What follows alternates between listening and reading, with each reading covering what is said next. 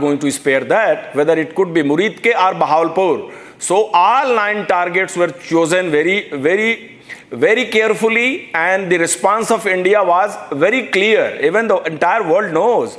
So the best thing Pakistan could have done, that they could have just reconciled on that point of time. But the way they countered and they tried to attack our Amritsar area also, they tried to attack right deep in south area, that is Jaisalmer area, and last night was the climax of their reaction. I mean, they had audacity to go to Jammu. I mean, they are thinking to go to Jalandhar, Amritsar, Chandigarh. So they are expanding the scope of offensive, which is provoking India to take every step to defend our territory. So we will respond 10 times more what Pakistan is doing, and Pakistan must take this message very clearly that their damage is going to be unsurmountable in the coming days if they will continue to launch such offensive. This is from my side. Yeah. I'll go back to Gursimran in just a bit. Gursimran, okay, we had some inputs of the different targets that we struck. At least 7 targets we were told that were struck in response to Pakistan attempting to strike in Jammu, in Jalandhar, in Jaisalmer. In fact, Pakistan has also increased its intensity overnight of unprovoked firing across the line of control using mortars, heavy caliber artillery in areas in Kupwara, Baramulla, Uri, Poonch, Mendar, Rajouri sectors in Jammu and Kashmir. Defense Minister Rajnath Singh will meet the 3 service chiefs in a short while from now. This morning, a key meeting is expected. We're also expecting the MEA news conference a little after 9 a.m. Between 9 to 10 a.m., we can expect the MEA/MOD joint briefing to give the full details of India's response in what has been the 3rd stage of the operation against Pakistan as we respond to Pakistan and Pakistan's escalation. We'll go across to Major Samarpal Tur. Good morning, Major Tur. What are you hearing? Overnight, it's been a long night. You were live in our studios till at least 3:34. Any update in the last 2 hours that you've been getting? The last 2 hours, probably things are quite silent. And I think the damage assessments are on. And I think in a matter of hours, we'll get to know what is the collateral and the casualties on our side. As far as the Pakistan side is concerned, there is a total blackout. They have stopped the internet services, and it is but obvious that damage there is multifold, much more than what we have taken the brunt. So I think the coming hours are going to be very decisive, and diplomatically there will be consequences. I do not think the West is going to keep quiet when the largest democracy in the world is under attack. This is one of the most heinous crimes. I would rather say it would amount to war crimes, going against a nation which is the largest democracy and supporting terrorism. The visuals were very evidently clear yesterday when the funeral was going on of the terrorists. They were draped in the Pakistani flags, and it was such a shame to see those visuals. And I think it's a slap on the face of democracy and the free world as to what Pakistan is now blatantly and openly doing. And this needs to be called out. This needs to be called out, Niranjan. It can't go on for long. Okay. I'll get one more question in from Air Marshal Sanjeev Kapoor, because some conservative estimates putting it at anywhere between, some early reports saying we downed about 5 Pakistani drones, but that number some suggest could be as much as 40 overnight. These are cheap tactics used, even by Hamas when they tried to strike Israel on the 7th of October in 2023. Air Marshal Kapoor. Yeah, the strikes will continue. I told you before also, they would be ready. But they would be weighing options considering our air defense systems. We have a very potent S-400. For benefit of your viewers, All this thwarting of attacks, which we did yesterday of our 15 bases, and whatever reports we are getting of bringing down their aeroplanes, is primarily because of the S-400 which we purchased. If you recall, when we were purchasing this, the agreement was in 2018. If I recall, it is about 35,000 crores worth of investment for 5 such systems. Now, for benefit of your viewers who are not aware, S-400 is an exceptionally good air defense system. It has a range of about 400 to 450 kilometers. It has 3 options, that is far, medium and short. The medium range is around 250 kilometers. It can take out targets as high as 30 kilometers. That's about 1 lakh feet above the surface of the earth. And it has a capability to engage 80 targets, track 80 targets. So it can pick up, it can track, detect and nullify all in one. And it is movable. So it is stationed. So the whole system is movable and it can be deployed. So these are presently deployed along our borders, and this is where they are very scared to cross this.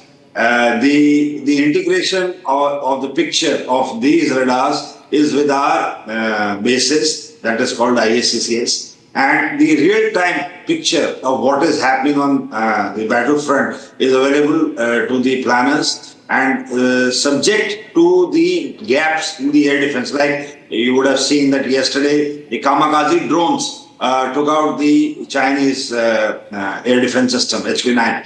So these air defense systems along the border have been taken out. So this will give us some windows and areas from where we find that their air defense is now weak. And as and when the leadership decides to begin air operations, these would be the areas from where the strikes would be going in. That's my position. Okay, sir, stay with me. Gursimran is live. I'll have to go back to him for a short answer. Gursimran, across Jammu there was a red alert through the night. There's been a red alert. Sirens sounded off several times. Any assessment done of key installations? And do you have any information on the kind of response we have given? Because you pick up a lot of chatter from the Pakistani side. What are you hearing about the kind of hits that Pakistan has taken overnight, just in the last 10 hours? See, Niranjan, what has happened that there have been 2 waves of this drone attack that has been launched by the Pakistani side. So for the first launches that the Pakistan has done, the assessment was done. Internal assessment says that there has been no loss. All the valuable assets are safe. The second assessment is yet to be conducted because it was the time from the 4:20 to roughly around 5:30 when this wave took place, and it's only been 90 minutes. It will be taking another 1.5 hours for the authorities to assess the damage, if any, and also to go through the detailed assessment of all the vital installations that have been hit or that were on the target. Because see, it's not possible that the kamikaze drone or any kind of explosive drone will only carry out the attack or damage to the target only when they are directly hit, but also if they are jammed and they hit, they will also cause the same damage. So that assessment will be done in next 60 to 90 minutes. But for now, the majority of the assets are safe. That is, we can confirm rather an off-record detail that we have got hints towards that all is well and there has not been any damage to our important assets of the Indian Armed Forces at these locations that were on the target of these Pakistanis. Stay with me, Gursimran. I just want to play out some of the reports that we have of what has unfolded in the last 12 hours in response to India's restrained and selective targets on Pakistan and Pakistan-occupied Kashmir's terror infrastructure. On the 7th of May, Pakistan resorted to full-fledged war-like response with India, and on Thursday it unveiled a series of airstrikes on Indian civilians as well as military targets overnight after its failed attempt of targeting 15 Indian cities on Wednesday. However, we have neutralized all Pakistani attempts on Jammu, Punjab, Rajasthan and Gujarat. Here's a complete report of how Pakistan tried to target us in the last 12 hours. तस्वीरों में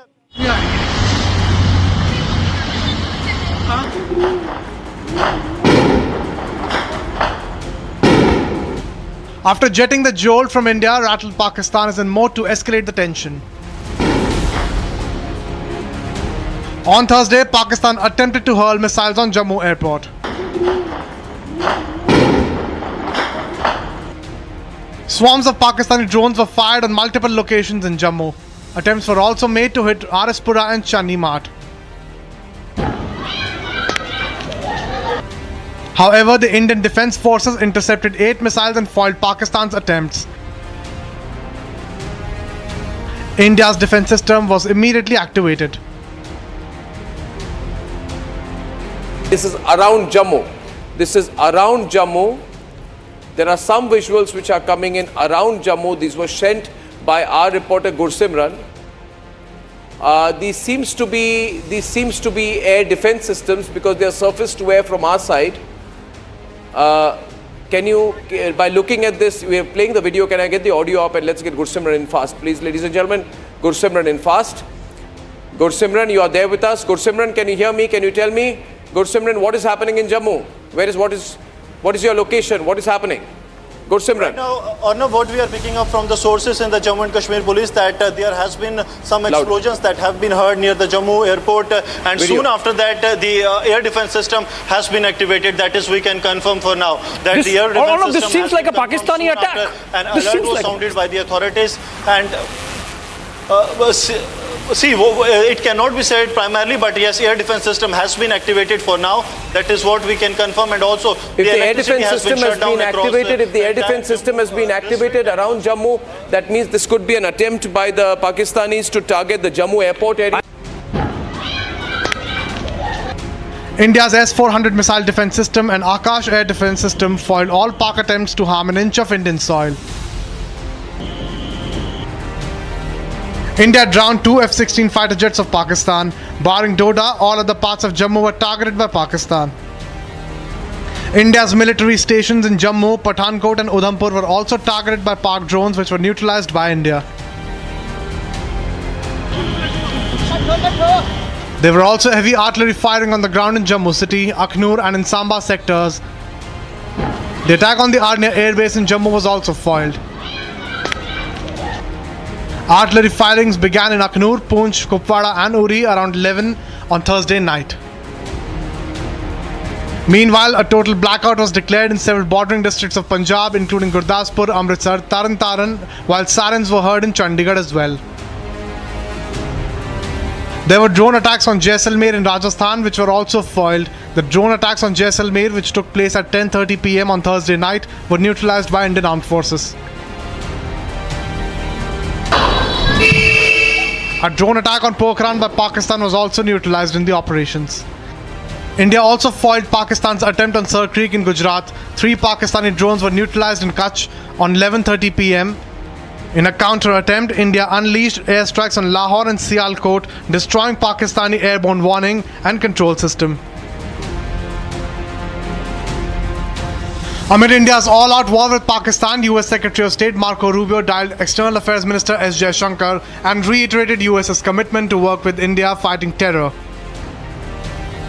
Dr. S. Jaishankar also conveyed to his US counterpart about India's determination to counter any escalation. Secretary Rubio also dialed Pakistani Prime Minister Shehbaz Sharif and asked him to end support to terrorism. The External Affairs Minister also spoke to the European Union President Kaja Kallas and reiterated to her India's firm stance on retaliating any attempt of escalation by Pakistan. Meanwhile, neighboring Nepal conveyed a strong message to Pakistan, saying that it will not allow its soil to be used against India.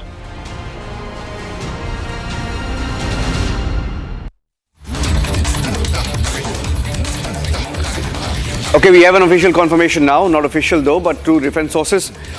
Last night when Pakistan made a failed attempt to send swarm drones all across various places along the line of control and international borders, over 50 drones were successfully neutralized during a large-scale counter-drone operation conducted by Indian Army air defense units in the areas of Udhampur, Samba, Jammu, Akhnur, Nagrota, Pathankot.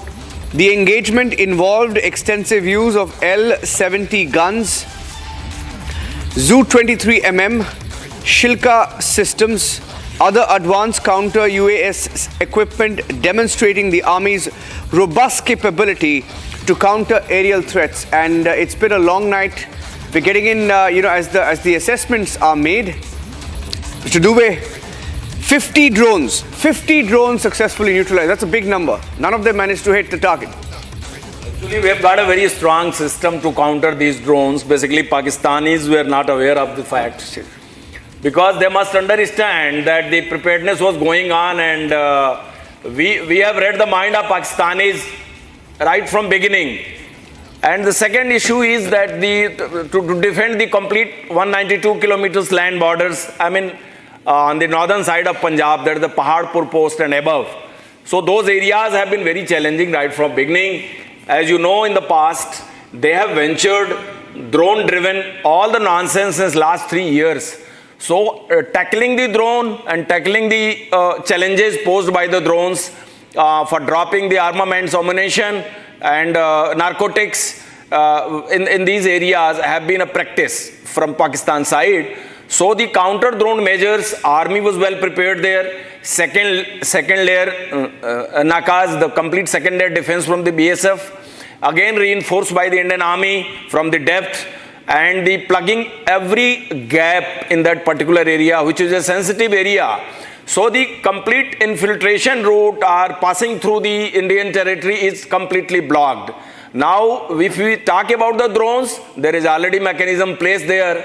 So, the equipment itself is so sophisticated and so effective that I don't think Pakistan will waste any further ammunition. To venture inside the Indian territory, it's approved since last 72 hours. So, to down these many numbers of drones before it can become effective in our territory is itself a lesson to Pakistan. So, our preparedness is complete, and this is a very good battle trial, very good ground trial of all these things.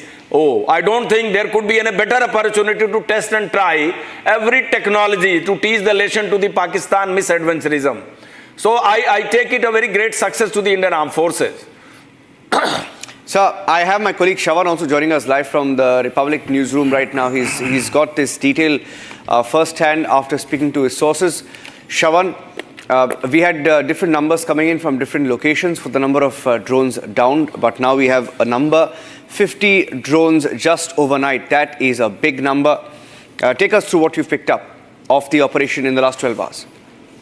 Well, in fact, now we have authentic information coming in, and we can confirm that late last night, roughly around 8 o'clock, a little after 8 o'clock in the evening, when we were told that a swarm of drones were moving towards the line of control and the international border, particularly hitting out at various cities in Jammu. Now we have a confirmation that about 50 drones carrying a payload were moving towards Jammu and a few other places. This is a confirmation now coming in from highly placed sources. They're saying 50 drones were successfully neutralized during a large-scale counter-drone. Now, as far as some of the affected areas are concerned, last night, Niranjan, if you remember, the information that we had was, apart from Doda, almost every other part of Jammu was targeted. We are being told that it was Udhampur, which happens to be the headquarters of the 16 Corps. And then you have Samba, Jammu, Akhnur, Nagrota and Pathankot areas. Nagrota too, remember, has a military base. Now, as far as the engagement from the Indian side, we were told that not just the S-400, but the L-70 guns, Zu-23mm Shilka systems and other counter-UAS equipment were basically used by the army to neutralize this threat that came in from the Pakistanis. This morning too, remember, this was an information that we've had late last night, that the agencies essentially were suspecting, the intelligence agencies were essentially suspecting that the Pakistanis would once again send out another, there could be a fresh wave wave of drone attacks from the Pakistani side. My colleague Gursimran did get us the confirmation earlier today that the Pakistanis did send out another wave of drones. We are just going to check with regards to what's the current situation like.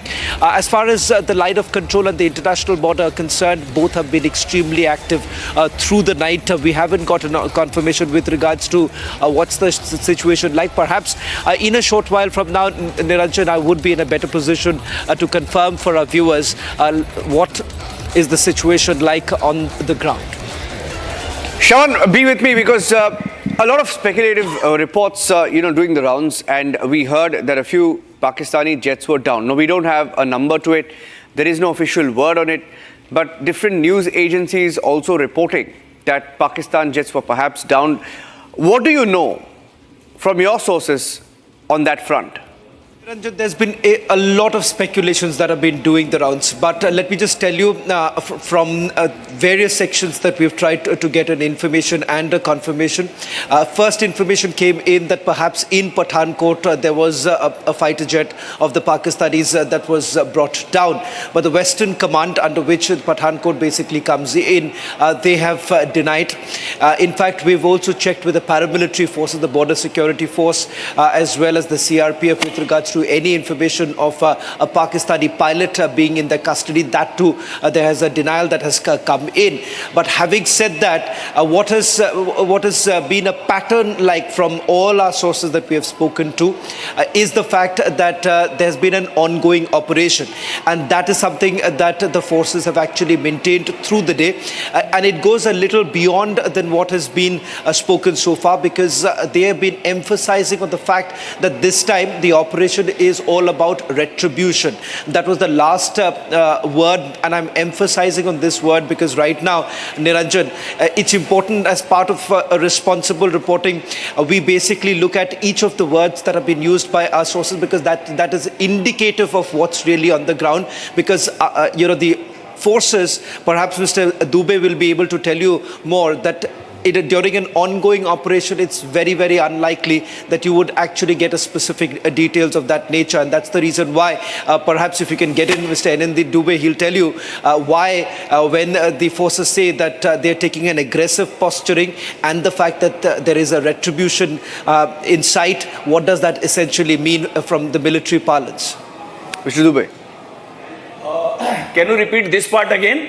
Last part? There's been a lot of speculation that have been doing the rounds, but here at Republic TV, we believe in responsible reporting. I was told by my sources within the defense establishment, as far as this operation is concerned, the Navy is at an aggressive posturing. And as far as this entire operation is concerned, sources within the IDS indicated that there is an ongoing operation, which is a clear indication of what's really happening on the ground. You are very right, because last night I heard this. I mean, aggressive posture of Navy from Arabian Sea. And I appreciate the word used for that, because until unless there is an official commitment or there is something very confirmed, a media channel has to carry a very huge responsibility on their shoulder. So the reporting has been very accurate, and anything which was not confirmed was not reported. And that is a very responsible reporting. I must agree to that. And because already there are machinery of propaganda already floating in the social media, particularly created and generated by the Pakistan handles, by the international community. There are few diaspora of Pakistan settled outside the country, and they are also generating lots of false propaganda. So we definitely carry a very great responsibility to reporting to the public. Millions and millions of people are viewing this, the development of the most serious conflict zone of the world. So once India and Pakistan are in conflict, the basic point is to respond to the terror attack of Pakistan-sponsored terrorists on the soil of Pahalgam. So our reporting has to be very responsible, and it's going on. So this is appreciable, and only the things which are confirmed on the ground are being reported. So we are taking time to take the details from the ground, and then only we are coming out to that. Whatever I spoke, I confirmed first from the ground forces, then only I am speaking to this channel. Otherwise, just communicating anything which is not confirmed will not be fair. Thank you. Thank you for that, sir. Yeah, Shawan, go ahead. Yes, Shawan. Just a quick point I wanted to make is because Pakistan currently is indulging in what we know as psyops, and that's extremely crucial to point it out for every viewer who's tuning in right now, because they would rather want this false narrative, and they have, right from the time the Pahalgam attack has taken place, false flag operation is the key buzzword within the DG ISPR, and that is the reason why we've been extremely cautious at this point in time, because as the operation is underway, we were given to understand there are layered responses that is coming in from the forces at this point in time. Yeah. And we don't have much information that's come in from Pakistan, because we're hearing that Pakistan has cut off internet. No press conference. No press conference. There's no internet in most parts of Pakistan. Last we heard that there was an explosion close to the residence of the Prime Minister Shehbaz Sharif, and he was taken to a safe house, safe location. Nobody knows his whereabouts. We also saw some pictures, can't confirm them yet, but pictures were reported of Imran Khan's party holding large rallies asking for him to be released, saying that this current establishment has failed to even strike a single target in India, and they know how embarrassing it's been for Pakistan globally. I'd like to get in a report now, and then I'll go across to Major Toor. Tensions continue to soar along the line of control as Pakistan intensifies its shelling. This morning the shelling has continued. This time they've targeted innocent civilians in Poonch. Many have been left injured, including children. Here's a report that we have of Pakistan shelling in the last 12 hours at least. At least 12 civilians were killed and 42 injured as the Pakistani army restored the intense artillery shelling along the line of control in Poonch district on Wednesday. The action came hours after India carried out precision strike on 9 terror targets in Pakistan and Pakistan-occupied Kashmir to avenge the Pahalgam terror attack. Officials confirmed multiple casualties, including the death of 4 children aged between 7 and 14 years. Almost 48 hours later, as India foiled and dismantled another one of terror state Pakistan's nefarious designs, Pakistan continued heavy shelling across the line of control in Jammu and Kashmir. Pakistan has been using mortars and heavy artillery to target areas like Uri, Kupwara, Poonch, Tangdhar, Karna and other such places. Mentioning heavy artillery has opened from both the side, but first it was opened from the side of Pakistan, the retaliation. As you can hear the sounds of the shelling, that side is the Degwar mountains, from where major heavy artillery in retaliation is opened from the side of Indian Army. Latest we have got to know from our sources is that almost 20 shells have fell in different parts of Poonch district, which includes Mender, Surankot, Mankot, and also at the border villages in the Poonch. The flashes are continuously being seen in the air from the side, which is because of the mortar shelling from the side of the Pakistan. Also heavy shelling continues right now. What we can hear the noises in the air for now. Earlier, Pakistani drones were intercepted by the air defense system of India across multiple locations.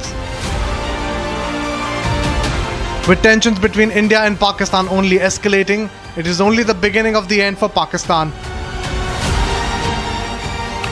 And as we get you the details of how many drones were intercepted by our forces in the last 12 hours alone, over 50 is the official number that we have, or the number that we have got from our defense sources after confirmation, verification. Major Toor, also hearing that at least 8 missiles were intercepted. I have that map. I'll just play that map. And if you want to talk us over what they've tried to do overnight. You were here in our studios when we saw that onslaught. They tried an onslaught on Jammu, right? And they failed. We are hearing that at least 8 missiles were fired. See, Niranjan, as per the 3 places that you mentioned, the terrain which is alongside Pakistan is quite flat. It is a flat ground and it has open nalas. If you do the terrain analysis, it doesn't have much of barriers other than minefields and other basic military obstacles. So this is the story on both the sides. And I strongly feel that yes, this is one of the most likely approaches, because this is the bulge that the Pakistanis have always taken advantage of since 1971. And whatever the pattern of attacks are, this is nothing new. This is very much acquainted with the Indian forces for n number of decades. And we are well prepared to counter these attacks from the locations that they're actually responding from. Yeah.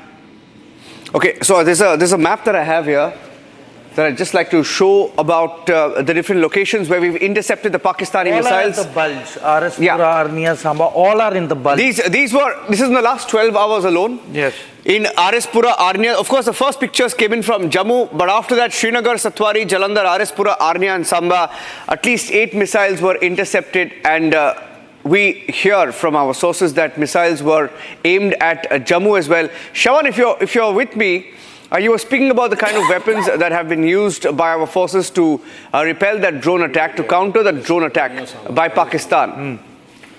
Well, in fact, you'll have Major Tur who will be able to tell you a little bit more, but I'll just quickly take our viewers through, because now we have got additional details as far as what exactly does the army essentially mean by the kinetic and non-kinetic forms. But let's take a look at the weaponry that has been used to carry out what many would say one of the most successful operations, and the threat that has been completely neutralized. Starting with the L-70 guns, these are basically high-velocity anti-aircraft, anti-cannon fire guns that was used. Again, these are used largely for any precision strike. In fact, Niranjan, I've just got a video that has been shared by a source of mine from the defense establishment that essentially will show you, if you take a closer look at the video, which perhaps in a short while from now we'll be able to put this out for our viewers. It exactly shows how the interception of the drones have actually taken place. And of course, it is fantastic in the manner that our systems have been able to see this barrage of drones that were basically sent across from the Pakistanis.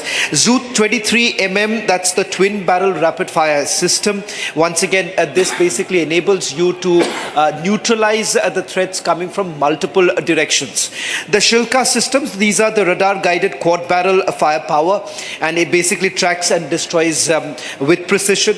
And also, okay, so we now have got that video also. Niranjan, I'll just try and explain this. If that's the video, if we can just get a confirmation if that's the video. Yeah, that's playing out right now. Yeah. That's playing out right now, Major yes. Tur, if you're watching this, you could just help us to, explain this to our viewers, how the tracer guns are basically trying to locate it, and thereafter the interception of these drones are taking place. But there is a challenge, because I was told late last night there was a bit of an issue that, the forces essentially were looking at, because the worry was, with multiple drones coming at the same point in time. So that's where the challenge basically increases. But take a look at this. You would perhaps have to, put up the NATs right now, Niranjan, on this. Yeah. Let's put up the audio. If you can put up the audio in that one.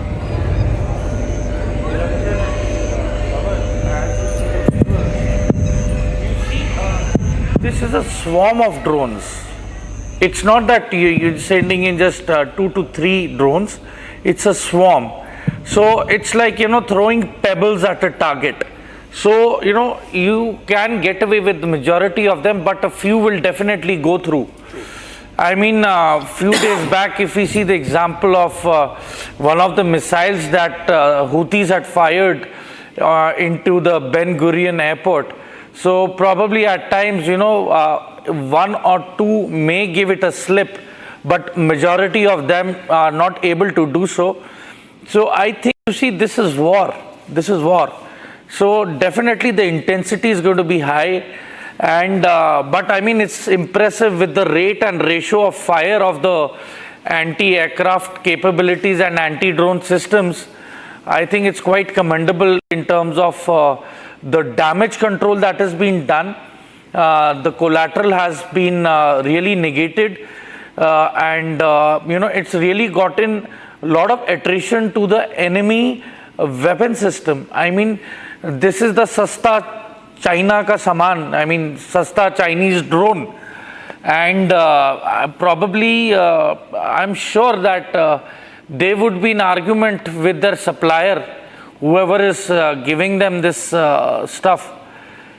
So, I mean, the enemy needs to introspect, think twice, and probably avoid this misadventure again, and especially during day, because everything's visible during day. They dare not take any chances, because you see, this is a clear and present sign of escalation. Nobody expected this.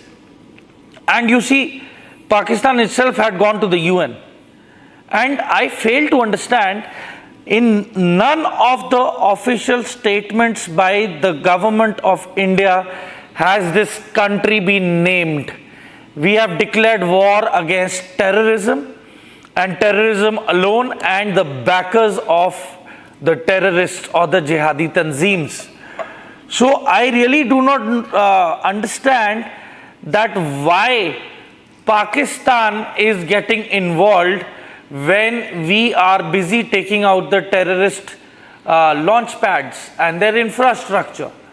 So I think there has been a communication misunderstanding from the Pakistan side. They have misunderstood the actions of what India has been doing, and I think probably United Nations, the Americans and the British would make it amply clear to the Pakistanis as to what the actual objective of Operation Sindoor is.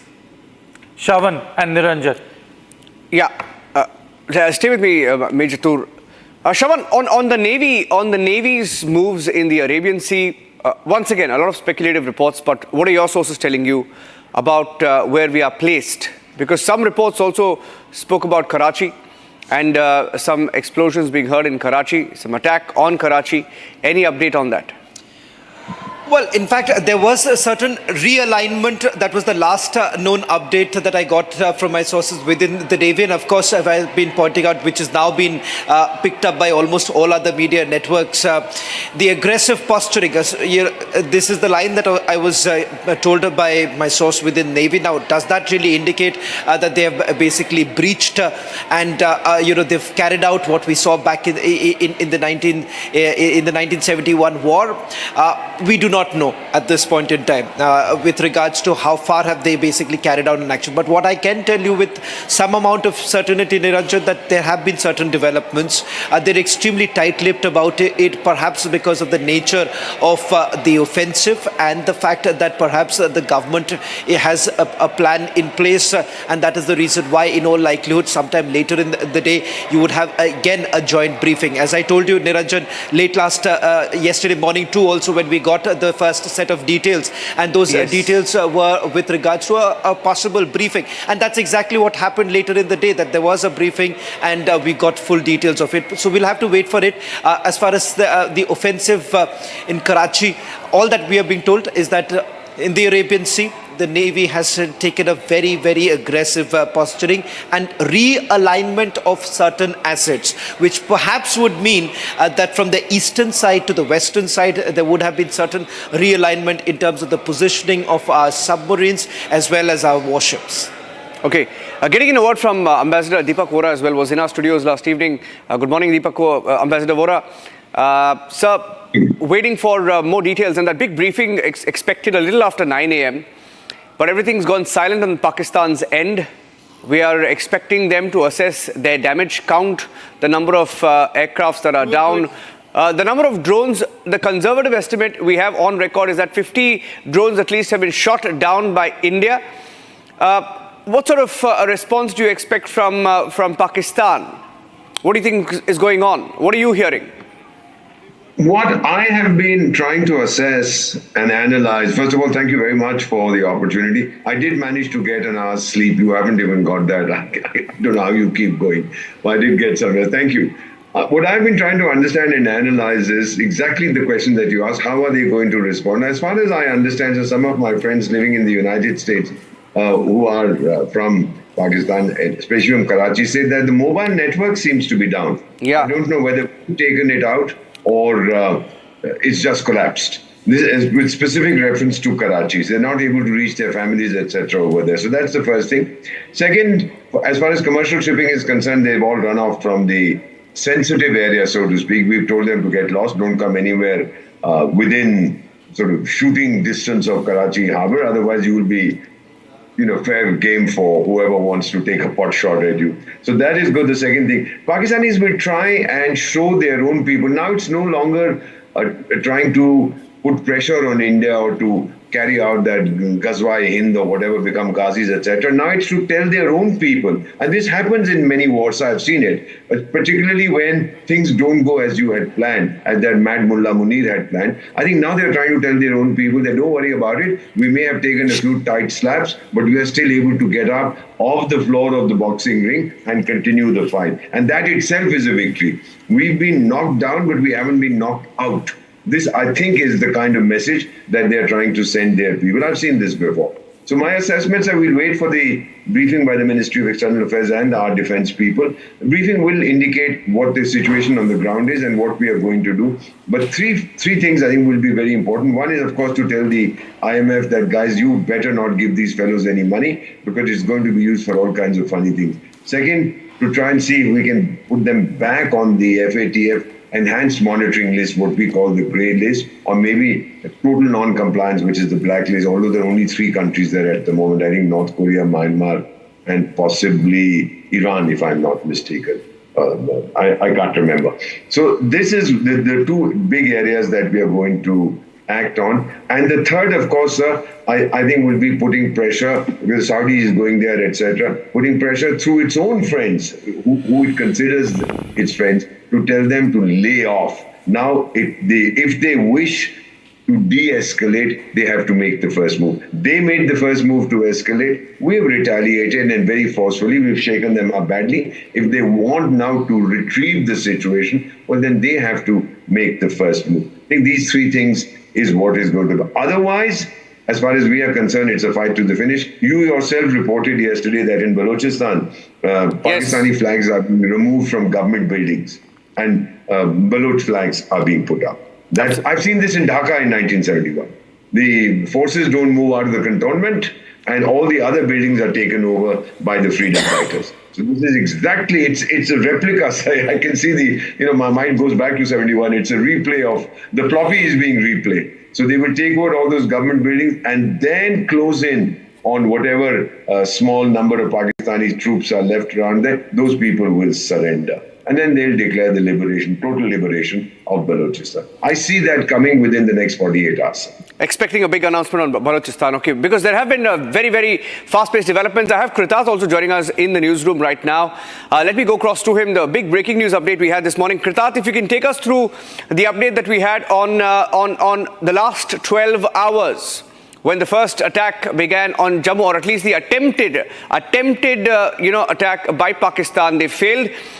If you can take us through the updates, the news updates, Kritat, in the last 12 hours. Indeed, Niranjan, and we have seen significant amount of news updates that have come in the last 12 hours, and Republic has been reporting live and breaking all throughout the night. It all started at around 8:30 p.m. last evening when the lights and sirens went off in Jammu.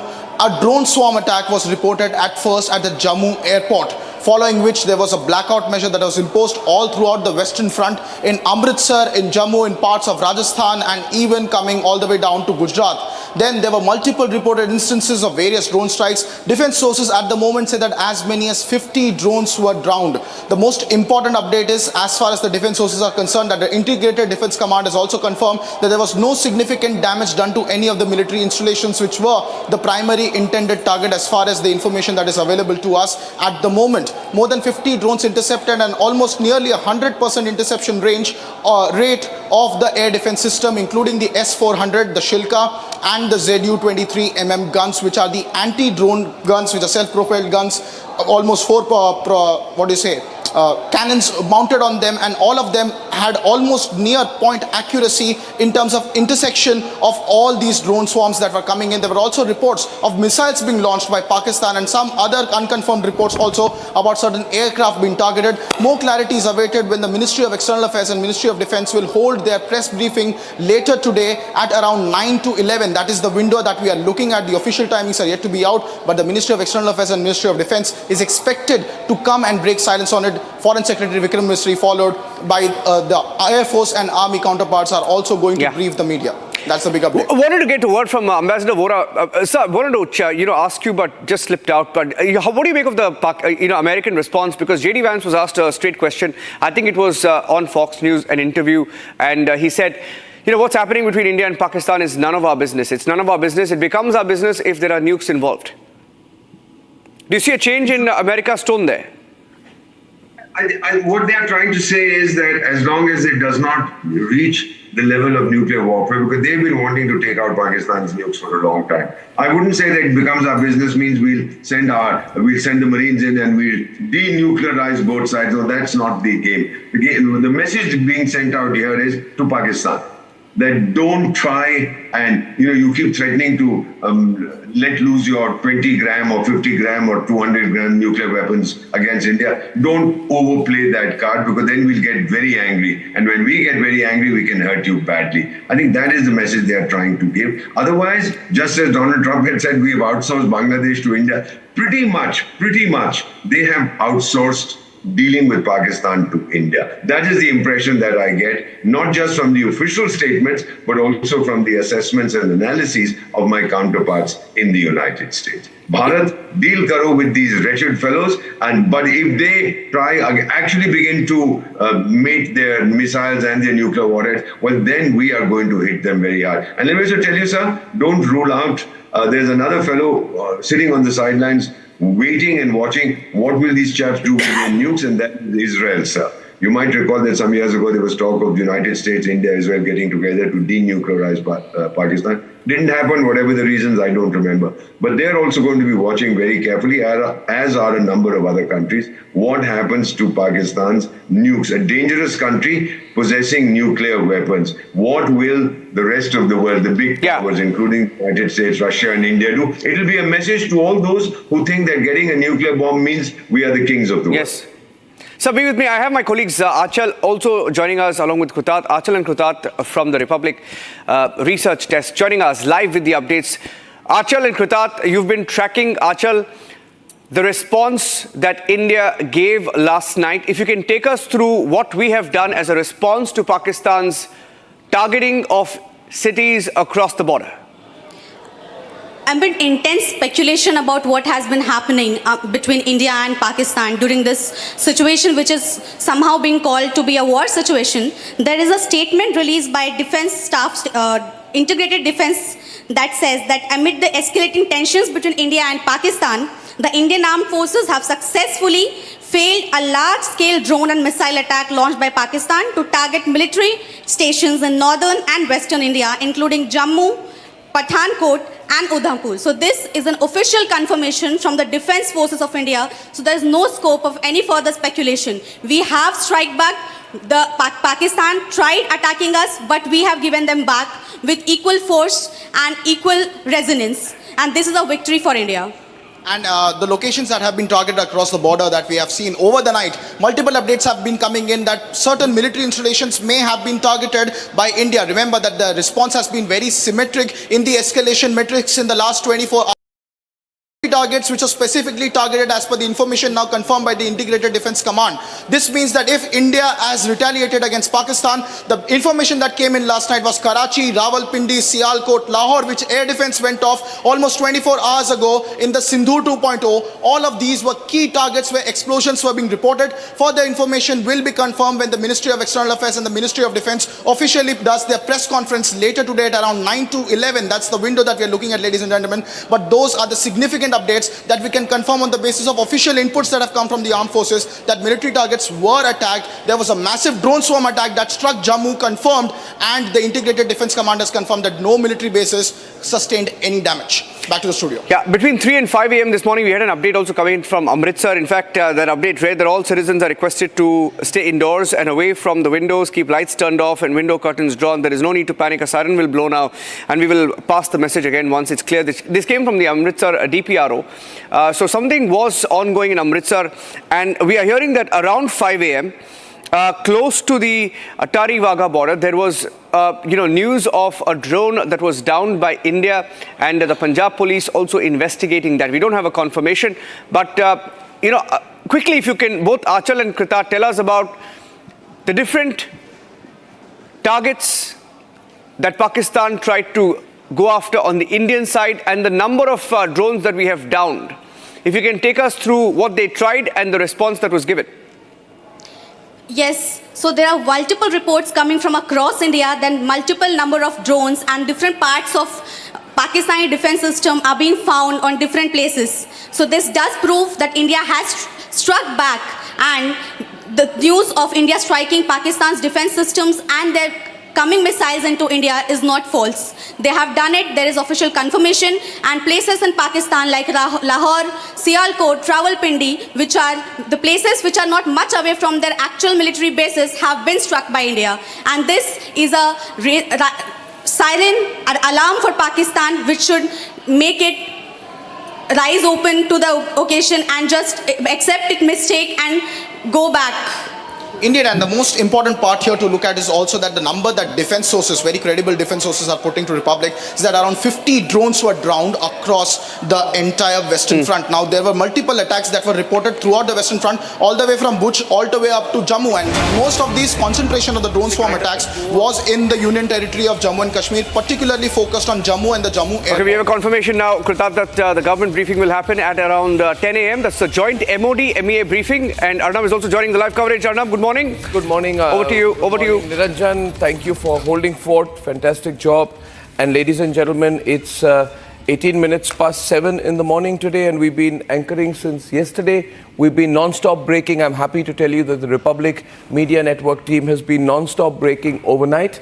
This is not a crisis. I look upon this as an opportunity for us to end the battle against terrorism.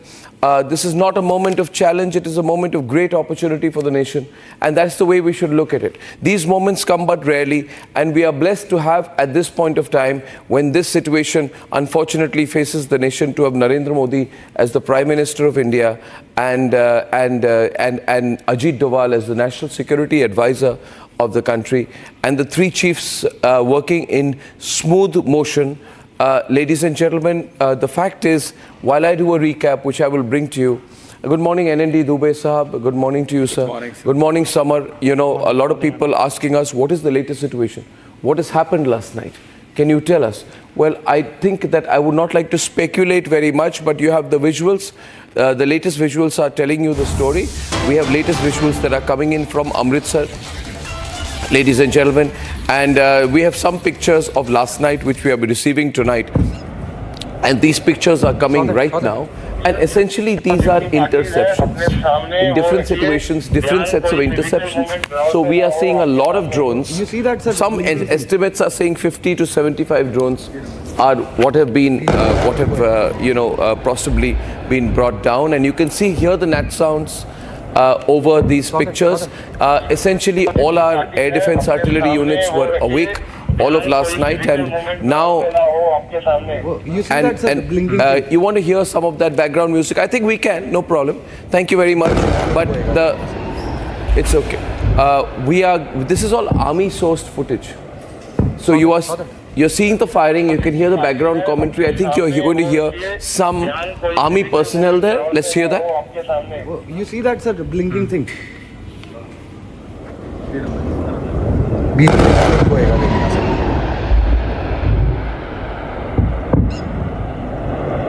Saw that. जितनी parties है अपने सामने वो रखिए, ध्यान कोई physical movement ground पे ना हो आपके सामने. You see that, sir, blinking thing? Okay.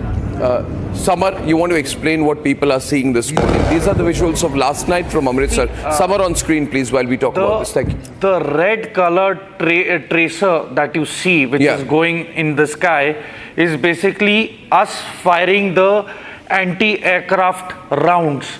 into the incoming swarm drones. So, it gives an advantage that, it's something like a tracer round, which gives a general direction as to where the incoming drones, swarm drones are, and hence all other guns open up in the general area. And these are upgraded anti-aircraft guns with thermal imaging and infrared imaging. So anything in the night cannot escape its camera, and the heat signatures are easily caught. And so the rate of fire and the success rate of this anti-aircraft gun is approximately 90 to 94% bang on target. So that is the reason why there were so many noises, because that is where it has actually gone and intercepted the suicide drones which were heading for the Indian civilian population and military targets from the enemy end. Okay, while this has been going on, we are also told that around the Kupwara area there have been a lot of attempts at ceasefire violations. What you've seen last night, in case you missed some of those events of last night, you would know that what has happened last night is that we've had swarm drone attacks. What are swarm drone attacks? And these swarm drone attacks were happening especially in Samba, in Akhnur, and I can share here that L-70 guns and other anti-defense artillery of ZU make,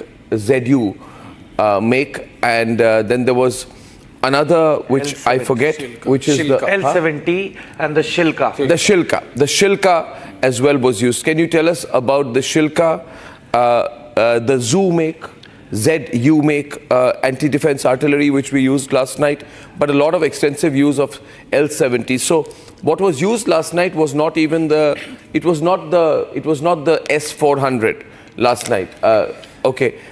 So it was not the it's an anti-aircraft missile. S-400 is basically the anti-aircraft missile. Now the radius that the S-400 covers is basically 400 kilometers in radius, and the altitude that it detects any movement is 30 kilometers, up to 30 kilometers in altitude. So anything within 400 by 30 kilometers is detected there and then by the S-400.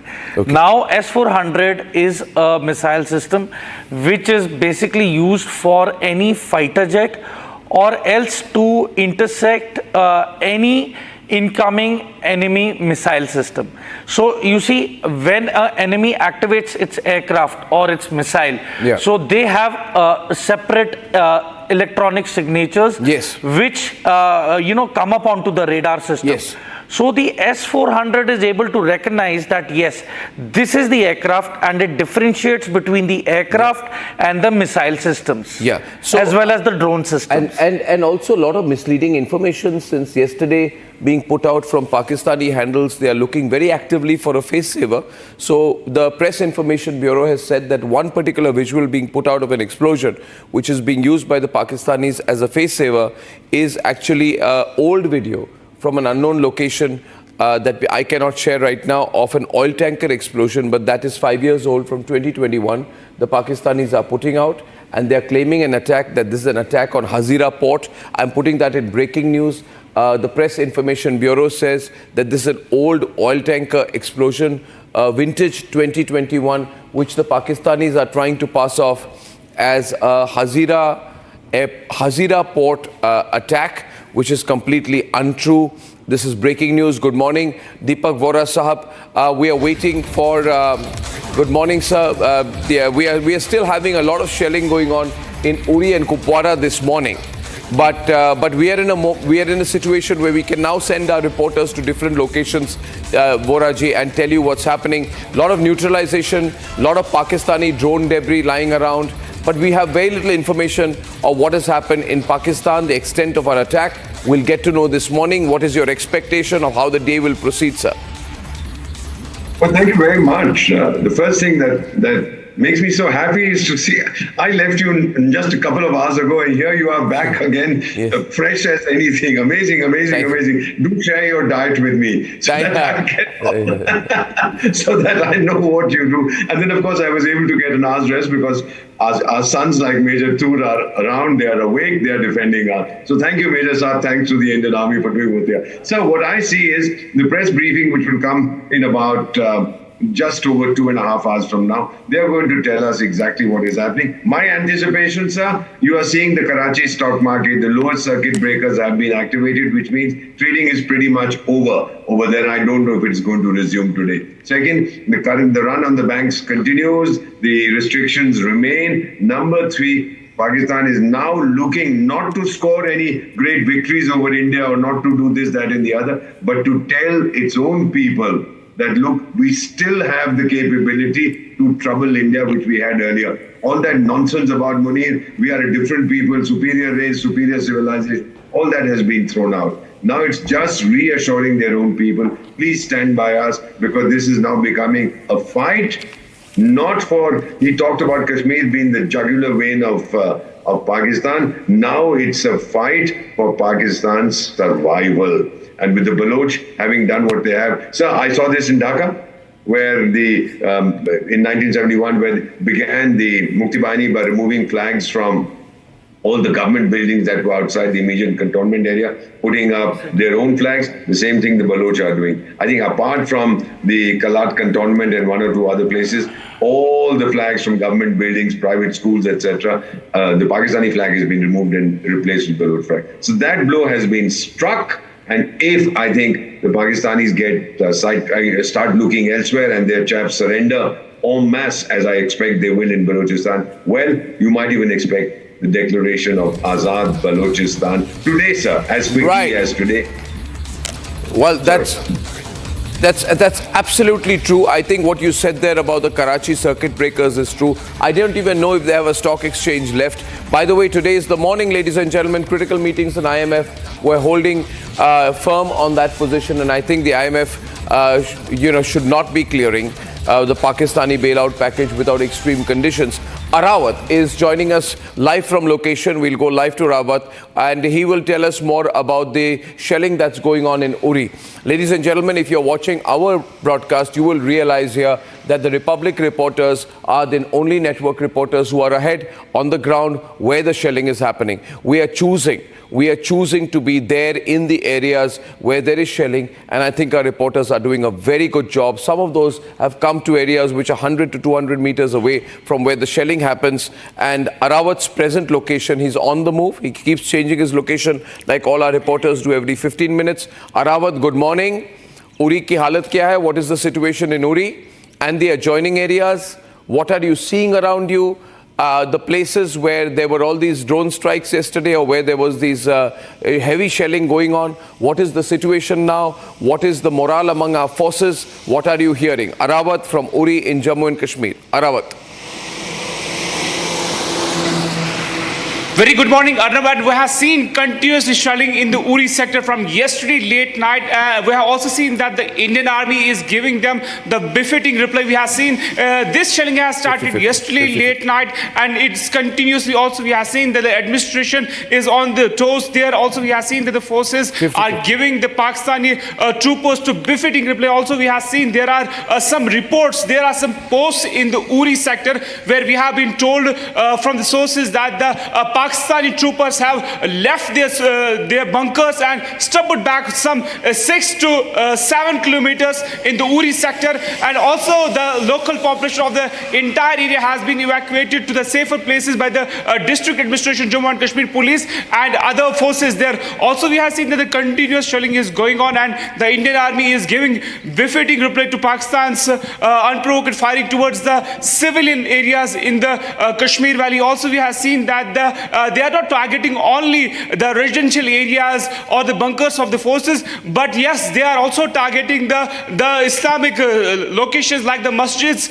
and also the Imam Baras of the Uri sector have also been targeted by the unprovoked firing by the Pakistan. As we have seen that there are some residential areas which has hit with the mortar shells, but yes, we have seen the evacuation process is on in the entire Uri or also in the North Kashmir's Karna sector. We have seen, we have seen that the back-to-back mortar shelling is going as of now.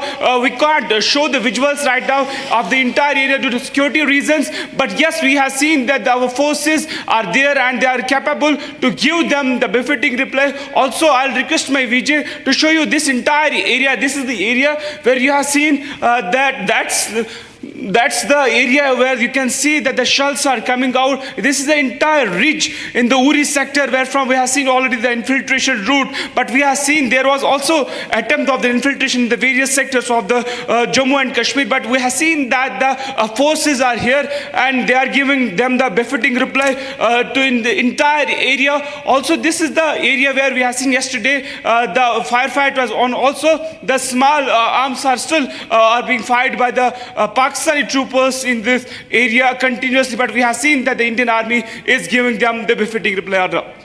Okay, we have a video which has been released by the ADGPI, which is the media corps of the army, and they've also issued a tweet. I want to read out the tweet. Great job there.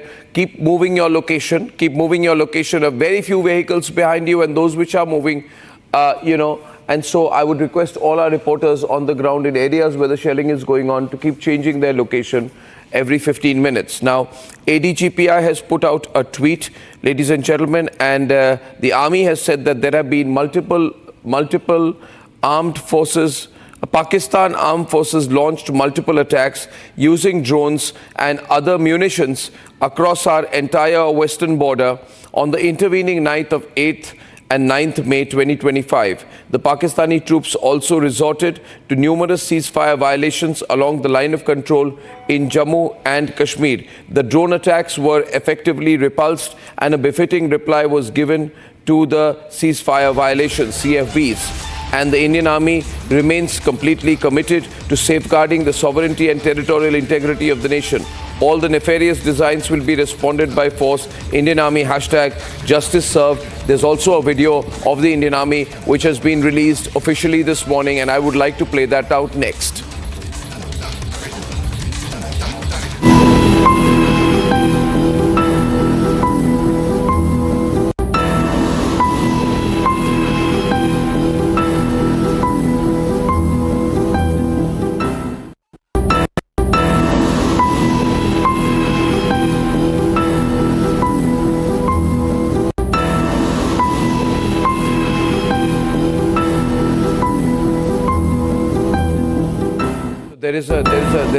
There's this video which has been put out, Operation Sindoor 2 video. Samar, you saw that video. What are they trying to convey there? They're trying to convey that, firstly from the lens, a bird, a flying object was, clearly visible. I think that's a bird, or or it might be an observation drone. I don't know. I mean, but it's clearly visible that they are being watched. Yeah. Their every move is under scanner, and one wrong move and they are going to meet their makers. Yeah. Ladies and gentlemen, we are also getting news of across the country, voluntary boycott of Turkish businesses and tourism and Turkish tourism and Turkish business. Ladies and gentlemen, Goa Villas, for example, on their hashtag says due to Turkey taking an due to Turkey's non-cooperative stance in the current global scenario involving India and Pakistan, we have decided not to offer any accommodation services to Turkish citizens in Goa. We stand firmly with our nation. While we believe that individual citizens are not responsible, it is time for collective action vis-a-vis businesses. We need to hit Turkey hard, ladies and gentlemen. And I have been told that there is a Turkish company which supports cargo services in our country. I won't take names right now. Complete cargo. Which has cargo handling services? And all major airports in India. And this is a Turkish company? Yes. And I believe that no Turkish company, the son or main person of the current regime, Erdogan. Yeah, then I am of a view that no Turkish company can be allowed, ladies and gentlemen, to be doing any kind of aviation holding or aviation, aviation support services in our country. The civil aviation must call it out. I also believe that this is not the time to be playing IPL. It is very unfortunate that IPL is still going on. It is very unfortunate that the players of IPL are not taking a stance. It is very unfortunate that the cricket board, it is very unfortunate that individual teams of the IPL still believe that this is a time to be doing this kind of entertainment cricket. At a time when the nation is facing a crisis, I call upon all the channels that are broadcasting the IPL to reconsider their position, given, what do you think, Samar? Given the gravity of the situation that we are facing and the battle on the border, this is not the time to be distracted with things like IPL.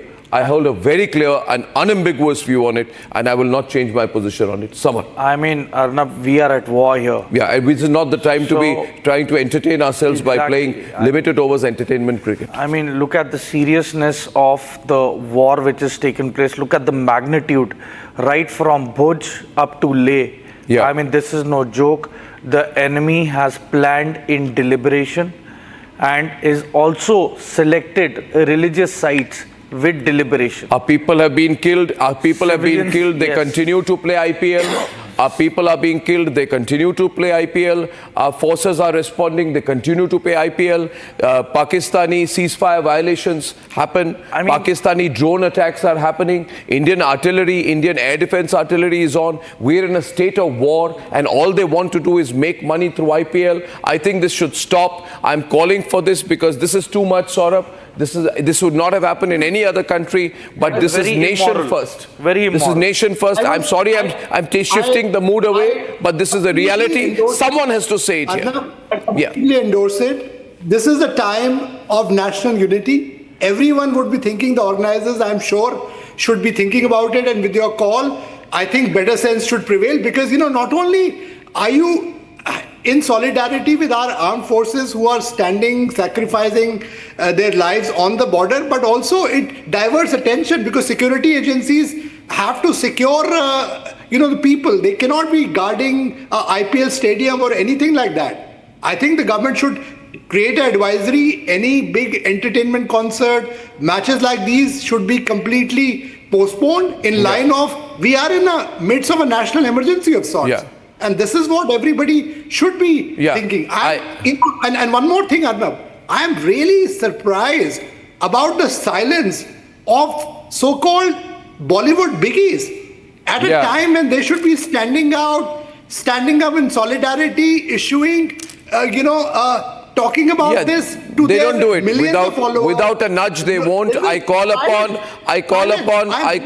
Jaya Bachchan and Amitabh Bachchan. I call upon all leading Bollywood personalities not to need to be nudged to speak about the situation. This is the time they need to use their social media handles to call for a complete boycott of Pakistan, Pakistani products, Pakistani actors, Pakistani support services, Turkish products, Turkish entertainment products. And I wish Bollywood and cricket were to show some spine and to understand here that when you keep saying the country is united by cricket, where is cricket when the country is united against Pakistan? They say Bollywood, the country is united by Bollywood. Where is Bollywood when the country is being targeted by Pakistan, when our forces are on the border? At a time like this, when they behave like this, they really let the nation down. Ladies and gentlemen, we have breaking news coming in, of news that is coming in from 15 core sources. Pakistan has targeted civilian areas. Pakistan has targeted civilian areas. This is a 15 core sources. Shawan has more news. Shawan, are you there live with us? We got news from... Okay, Shawan will just be coming back in a while. In the meantime, while Shawan comes back, ladies and gentlemen, good morning and welcome. Deepak Voraji will be joining us in the studios for in some time, I'm told. And viewers, if you are listening to my recap broadcast this morning, I expect Shawan is okay. Let's do that after Shawan tells us the latest information from 15 Corps and the implications of that, the geographical location of the 15 Corps, the significance of this attempt at targeting civilian areas. Well, two quick points here.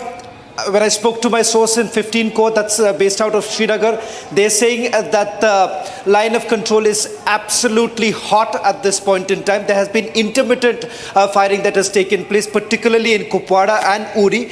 Once again, Pakistan has basically targeted certain civilian areas. There have been certain losses that we are being given to understand, civilians who have been injured in the indiscriminate firing that the Pakistanis have done over through the night. Important to point out here, Pakistani posts have also been decimated. Major Tur, perhaps Arnab will be able to tell us a little better, because surprisingly the Pakistanis switched over to small arms. Whether at all they've run out of ammunition or it is for some other reason, because there was heavy artillery firing that was going on through the night, but in some areas they switched over to small arms. Samar?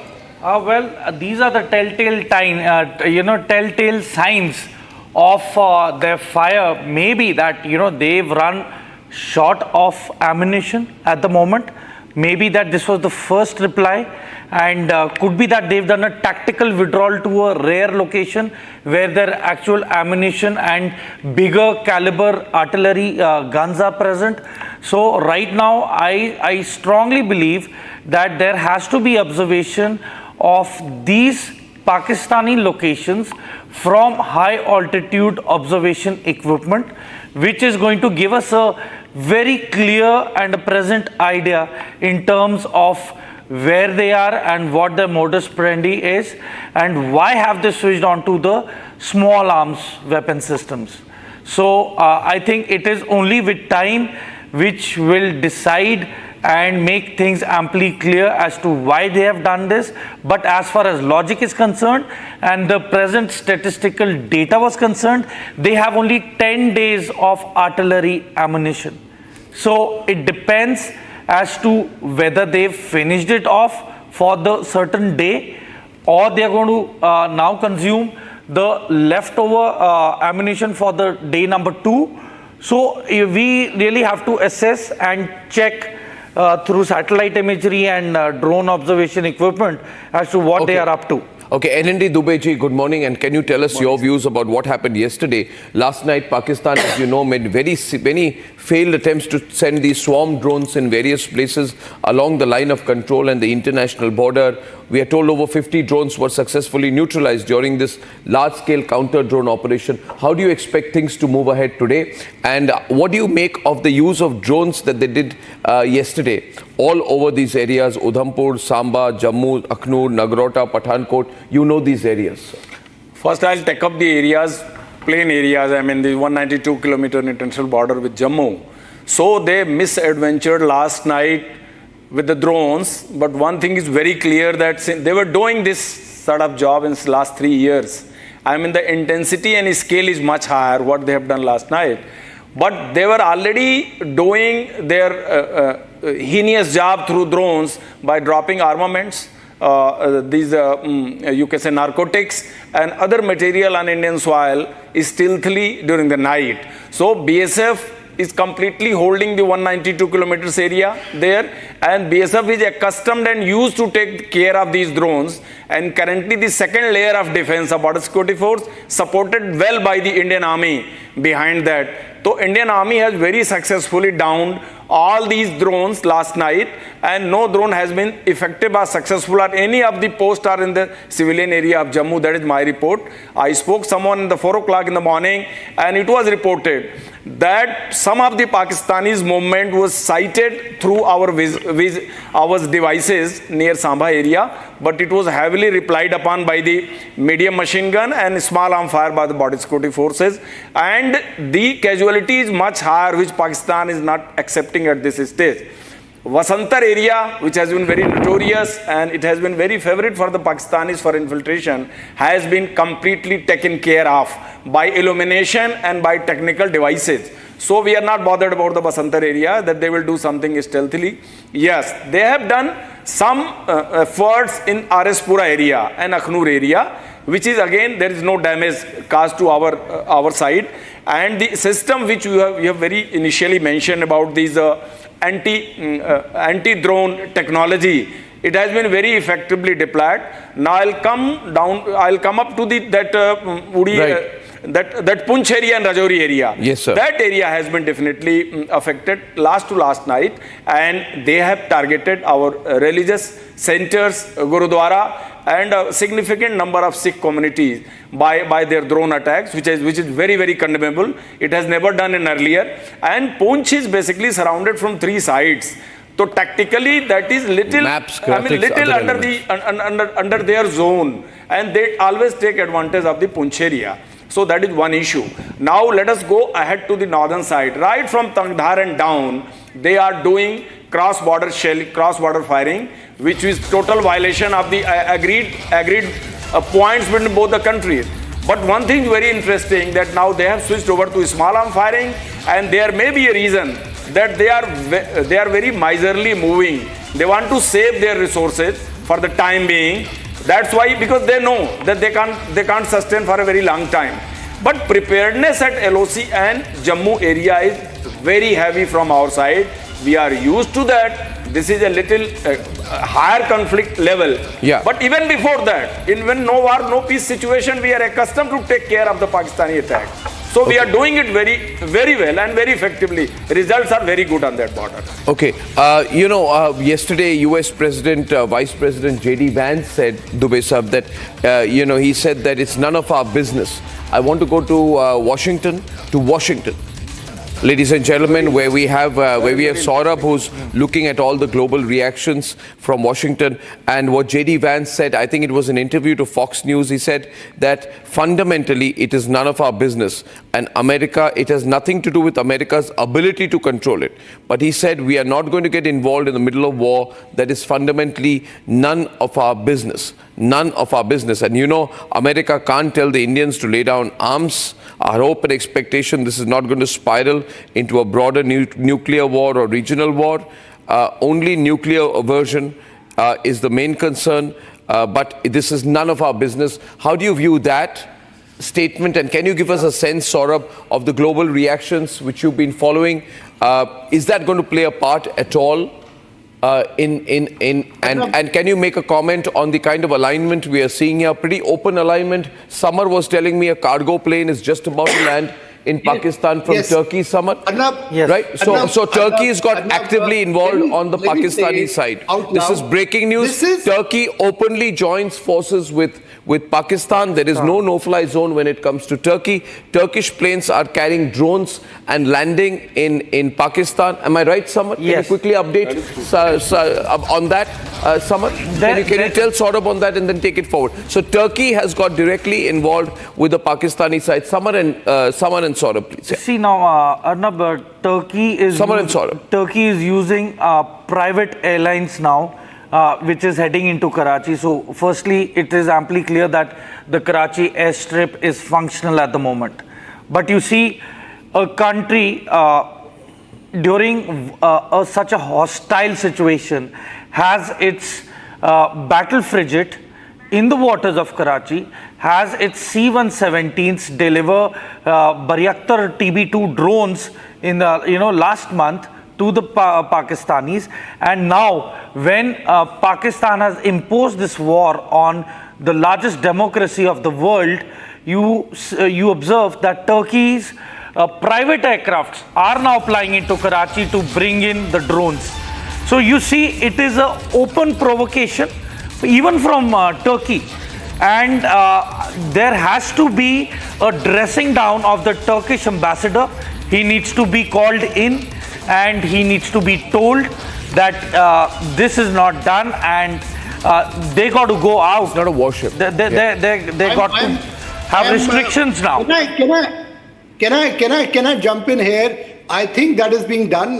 My source is telling me that India will certainly convey its displeasure through diplomatic channels, both in Ankara and in Delhi, because we know that this is a war against terrorism. Any country which is siding with Pakistan at this stage, and that too overt cooperation, military cooperation against India, this obviously tantamount to something that India will take very strongly. With Turkey, so many people, in fact the Turkish economy in many ways rely a great deal from tourism from India. Turkish Airlines profits out of India because it gets huge amount of passengers who travel on that airline onwards to many destinations. If tomorrow the government of India takes really stern measures, Turkey will be really facing the heat. So I think the government of India should be doing it because this is the time when you use all the leverages that you have. And I'm sure the decision makers are hearing us through this broadcast as well, and they will take recourse to some measures. Coming to what you were asking me, Arnab, it's very significant. J.D. Vance's statement, and J.D. Vance was in India when this horrific terror attack happened in Pahalgam. He spoke to the Prime Minister. He was given a briefing by the US side as well on what exactly happened. President Trump has been steadfast against Islamist terrorism. He's somebody who's taken a strong position, and I've been told by sources in White House as well that the US position is very clear that they stand with India when it comes to taking on Pakistan-sponsored terrorism, and India's voice is resonating here, both in Washington, in New York as well. Pakistan happens to be a UN Security Council non-permanent member. They have a term till 2026. They were trying very hard to get a resolution passed against India, trying to dub India as an aggressor. That did not happen. They tried to get an informal meeting. After that informal meeting also, there was no statement which was put out because the members of the UN Security Council, including the permanent members, barring China, they were in unanimity that Pakistan should be doing something on these terror groups, and they pinned the blame on Pakistan. In fact, Pakistan was asked question about the manner in which these innocent tourists, they were killed. They were asked about their religion, then killed. They were also asked about the alliance that Pakistan has with Lashkar-e-Toiba, which is a sanctioned group. So clearly the heat is on Pakistan, and this statement coming from the US Vice President is significant because you also know that he's one of the key aides of US President Donald Trump, and also widely regarded as somebody and in the present situation, if it is true that a Turkish company is doing cargo handling services, then I think it's also a national security threat. I mean, the visas have to be denied. We cannot trust the Turkish. Pakistan drones have also been intercepted near Khasa in Atari, Shawan. Yes, Khasa is in Amritsar. BSF headquarters. The main contour. Yeah, near the BSF headquarters. Khasa is the BSF. Can you give us the significance of that, Mr. Yeah. It's very close to international border. It's bang on the border. Close to Atari, just bang on, half an hour. Yeah. So this we've had Pakistani drones intercepted in that area as well. So this is some information, some news breaks that we are getting. Viewers, Amit Shah had a huge review yesterday with the Director Generals of all the border guarding forces to review the current security situation along the borders. This meeting was aimed at assessing preparedness and operational readiness in the light of all these latest developments. And in that context, this attempted attack in what appears to be the major BSF headquarters is a matter of great concern. Ladies and gentlemen, we are still awaiting an official release from the Indian Navy. As far as the Navy is concerned, we do know this. We do know this, that we were told they were in a very aggressive posture as of last night. We are also told that Arnala, which is the first in a series of 8 indigenously designed anti-submarine shallow warfare aircraft, which are called SWCs, was delivered to the Indian Navy on Thursday. That's great news. They are anti-submarine warfare shallow water craft, which are indigenously built and delivered to the Indian Navy on May 8th yesterday. So this is great news that while we are in a war situation, we are continuing here to build our maritime strength. And we have Harsha live with us. Harsha, what is your location, Harsha? My location is Pooch right now. I'm in the Pooch city. Can you tell us what's happening there? Because yesterday night there was intense mortar shelling in the entire Pooch city, where I reported also from KG Top and the other location. Right now the situation in the city is that there's no electricity. There's no electricity in the city, and that is the reason we are not even able to charge our batteries as well. And most of the peoples have vacated from Pooch city. There is no one. we see no one. There are checks, but we also don't see any police official or any SOG team right now. Most of the people, most of the civilians are inside their houses. They are in the safe house or either in the bunker. But yes, what we heard for half an hour back also was there was shelling. So the shelling still continues in the Poonch city. Yesterday we reported from the top where the heavy mortar and also LMG was used from all the side of Naushera, Mendar and the Rajouri and Sialkot region of the Poonch city. So right now this is the city visuals which I'm showing right now, and no electricity. Again and again I'm mentioning there's no electricity in any of the houses. The power cut is completely in the city. In fact, the signals of most of the networks are also not working in the Poonch city right now. So these are the visuals from where I'm reporting. There's a main city area of the Poonch, and also there was one house.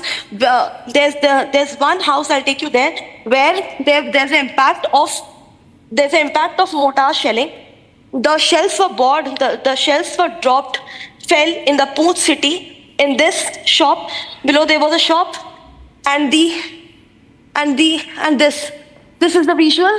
So I'll show how this entire house and shop completely destroyed and collapsed from the mortar shelling. These are the visuals.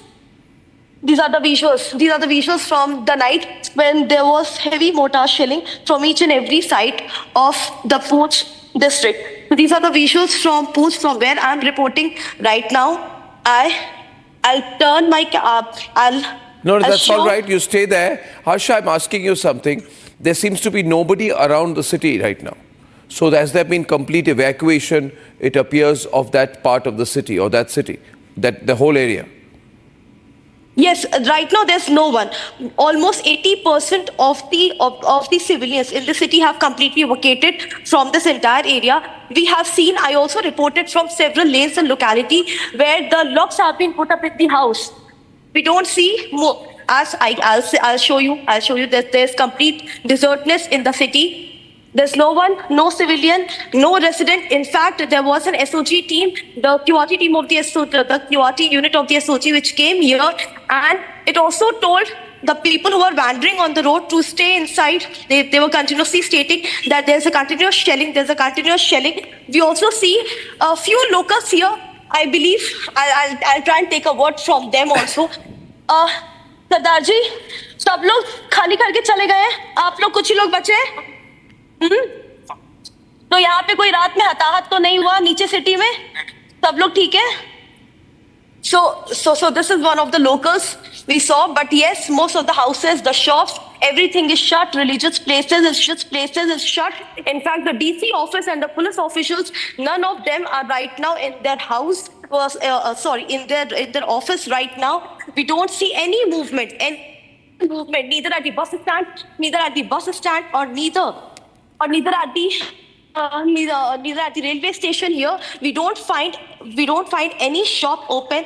In fact, we are not even able to find a small water bottle for ourselves also. We have not had any food or water from last 18 hours.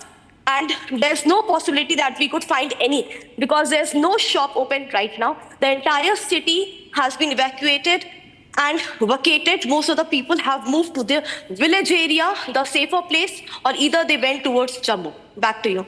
Okay, you're doing a great job. I'll take a short break there. Ladies and gentlemen, reporting from Poonch is Harsha. We're going live this morning. Poonch continues to have been under shelling.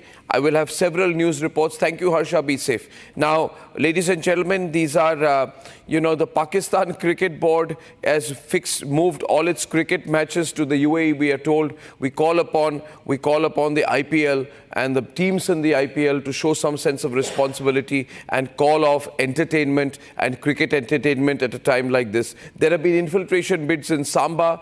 8,000 disinformation accounts have been blocked. And we had Elon Musk complaining about it. But Elon Musk, if you want to do business in India, just comply. Don't say we feel freedom of expression, etc. It's all rubbish, Elon Musk. Don't be a hypocrite. You would not do this if you're in America. But obviously your business interests will be impacted if you deal badly with India. So it's very good that you have complied, whether voluntarily or not. Ladies and gentlemen, short break. I'm coming back. We are live this morning. Remember, the big Indian government briefing is exactly 2 hours from now.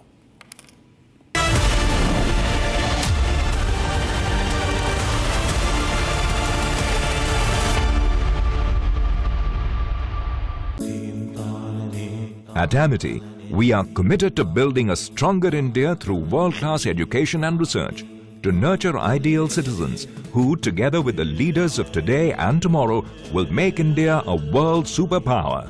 Amity University, India's leading not-for-profit private university. अब छोलिया हो या लोबिया, सफेद चने या काले चने, सब कुछ मजेदार बने।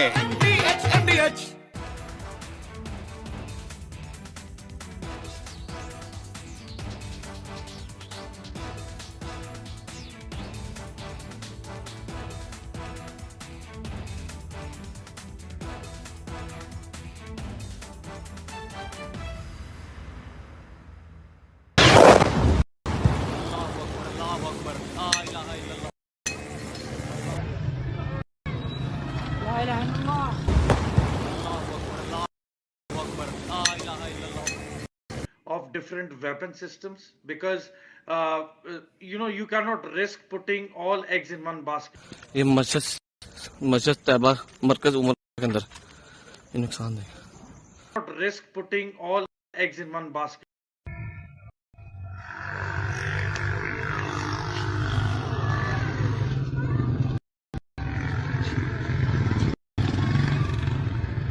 Not risk putting all eggs in one basket. Mender here, and most Some of the visuals I can see some. are near the LOC.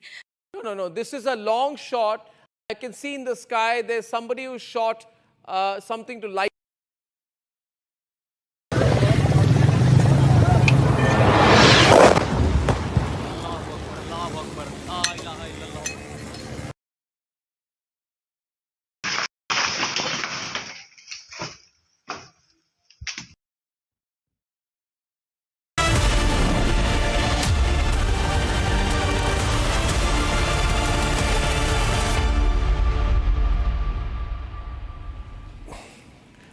Ladies and gentlemen, good morning. Indian government briefing is 1 hour 58 minutes from now.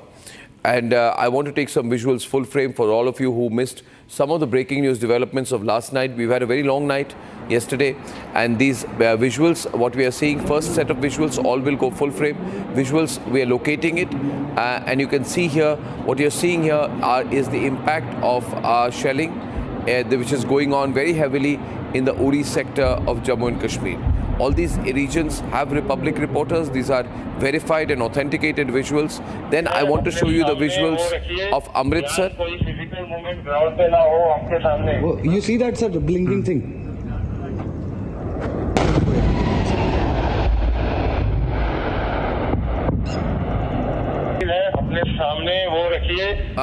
Visuals, ladies and gentlemen, that you're seeing from Amritsar. These are visuals of interceptions last night of Pakistani drone attacks. Now we are going to visuals from Jammu. These visuals came in from Jammu. You will see ADA, ladies and gentlemen, Air Defense Artillery of India, large and extensive use of L-70 guns. Then the ZU-23mm Air Defense Artillery, the ZU guns, and the Shilka systems. These are the visuals from Jammu, and you have flares put up in the night, which is also part of our overall counter UAS equipment. We have rich capability and robust capability of the Indian Army to counter aerial threats. And that is the reason why in several areas, including in Poonch, we were able to successfully neutralize the swarms of armed drones which were sent in by Pakistan. Now, all of this, please note, is with the full support of the Chinese and the active and open support of Turkey. Ladies and gentlemen, and as a result of that, Turkish businesses, business contacts, and etc. are being boycotted voluntarily across India. These are visuals from Jammu. This is Jalandhar, sorry, this is Jalandhar. Once again, part of the drone swarm attacks, all successfully neutralized. There were blackouts in various parts of Jammu. This is early morning, Chandigarh, ladies and gentlemen. Very, very early in the morning. This was around 2 o'clock yesterday. These visuals coming in from Chandigarh. This is surface to air systems which we activated while we told all the citizens to stay indoors, away from the windows, keep lights turned off, window curtains drawn. There was no panic. Our citizens were not panicked. and the message was very clear. This is the Indian Armed Forces which are on the job. All that the citizens have to do is stay indoors, no panic. And now the visuals I am showing are from Udhampur. Udhampur also, this is another area where there was a massive drone attack. These are all cantonment areas. Ladies and gentlemen, basically all of these were ADA units which were activated. Some areas like Akhnur were artillery shelling, and these areas were drone attacks. The drone attacks and the counter-drone attacks were very successful, and all of this continued for about 3 to 4 hours yesterday night. Pathankot visuals now on air, viewers. Pathankot visuals are now on air. And of course, we had a lot of visuals coming in from the Rajasthan side as well. Basically, we have a soundbite from, I think, Jaisalmer, from one of the eyewitnesses who saw the drone attack. I'd like to play out the eyewitness account. रात को जब एक बार 9 बजे blackout की घोषणा थी थी, जैसे ही 9 बजे ब्लैकआउट हुआ, घरों में बैठे थे, तभी आवाज़ आने लगी। तो पहले तो महसूस हुआ कि कोई मुनादी है या कोई पटाखे फूट रहे हैं, लेकिन जैसे घर से बाहर आए, छत की तरफ गए, ऊपर देखे तो रियल बम, जो अपनी लाइफ में हमने कभी सोचा भी नहीं था, वो कल हमने देख भी लिया। तो जिंदगी में ऐसा अनुभव हुआ कि ये युद्ध भी हो सकता था। लेकिन उसमें पहला तो डर लगा, लेकिन जैसा कि हमारे परिवारों ने हमें पूर्व में सुनाया था कि 65 और 71 में जो युद्ध हुए थे, उसमें उन्होंने उनको सीधा लाइव देखा था और उन्होंने उस परिस्थिति को अपने साथ गुजारा था। उन्होंने हमें जैसा हमें बताया था, उससे हमें थोड़ी बहुत तैयारी थी, और हम सरकार ने जो भी किया, जिस प्रकार से उसका रोका और उनको एक तरह से डिफ्यूज किया गया, जो भी पाकिस्तान ने जितने भी हथियार फेंके, सब के सब डिफ्यूज किए। ये सुनकर हमें बहुत ही खुशी है कि हम ऐसे भारतीय हैं कि जहाँ पे हम बिल्कुल सुरक्षित हैं। आज आप भी देख सकते हो पूरे शहर में कि जो भय का माहौल होना चाहिए, बिल्कुल भी भय नहीं है, लोगों में पूरा विश्वास है और किसी प्रकार का भी डर हमारे मन में नहीं है। हम बॉर्डर पे भले बैठे हैं। Yeah, absolutely. Samar was making a comment here about the confidence, with which all the citizens there are responding to the situation. Absolutely no fear. No fear. Completely collected. Samar? I mean, this is, a compliment to all the tri-forces that the civilians have come out onto the streets. I mean, there is no trauma, there is no fear. And people are equally more agitated and angry rather onto the enemy who's imposed this war on us. Yeah. So, hats off to the dedication and to what the Army Air Defense has achieved. And this is something spectacular. And I'm sure that, we are prepared for the worst. We're hoping for the best, but we are prepared for the worst. And at all costs, we are going to go all out to protect every and each living soul on our motherland. Absolutely. L-70s have been firing all night, ladies and gentlemen, and I think things are going very well right now. Very, very well. And I want to go across to Saurabh, but before that, good morning to General K.K. Sinha. Good morning to General Sinha, who has served in these areas. Kargil war hero. Kargil war hero, General K.K. Sinha. Jai Hind, sir. Jai Hind, sir. Good morning. Good morning to you, sir. Great job. Thank you. So how do you view this? How do you view the current situation? All the information that we have here. We had a massive drone attack from Pakistan. We had a missile blitz from Pakistan. And you know all the sectors, sir. And we've also countered them with a high-grade counter UAS systems with clinical precision. This was not defense. This was domination. How have we done? And we are still waiting the government briefing on what our counter action in Pakistan has been. If you got time, I will review from north to south, right up to Bhuj. In north, the best information which I got it in the Neelam Valley. We dominated the area. That is Bandipura, Kupwara, Handwara and Tangdhar. That has been totally decimated. Pakistan, down below has been totally decimated. In that area, this is Kishan Ganga area. That is the north. It is north of Muzaffarabad. We have, casualties in Poonch and Uri area. That is just in front because we are the Poonch town and Uri is slightly on the bowl and Pakistan dominate. We have got some civilian casualties. Now coming down further down below, this is also in front of Muzaffarabad area. And this is just behind is the Baramulla. Then we come down. When we come down, I think your all reporters are in this area. I heard someone was from Mendhar. Mendhar, it is in the just south of it is Bimbar Gali and further south is Rajouri. Poonch, Rajouri area, There have been exchange of artillery fire, and they have used the medium artillery on civilian area. This is absolutely a cowardice act when we have been firing into the military target in their military areas of POK. When we see this area, Muzaffarabad, Islampur, Kotli, Mirpur, that is the area. It has been a lot of artillery fires of our small arms fire, and in the most of the places we are dominating. When we come down to Nasara, Sundarbari, that has been dormant as on today. But just after that, when we come down to Palanwala, that is the area of Akhnur North, from where the actual LOC starts.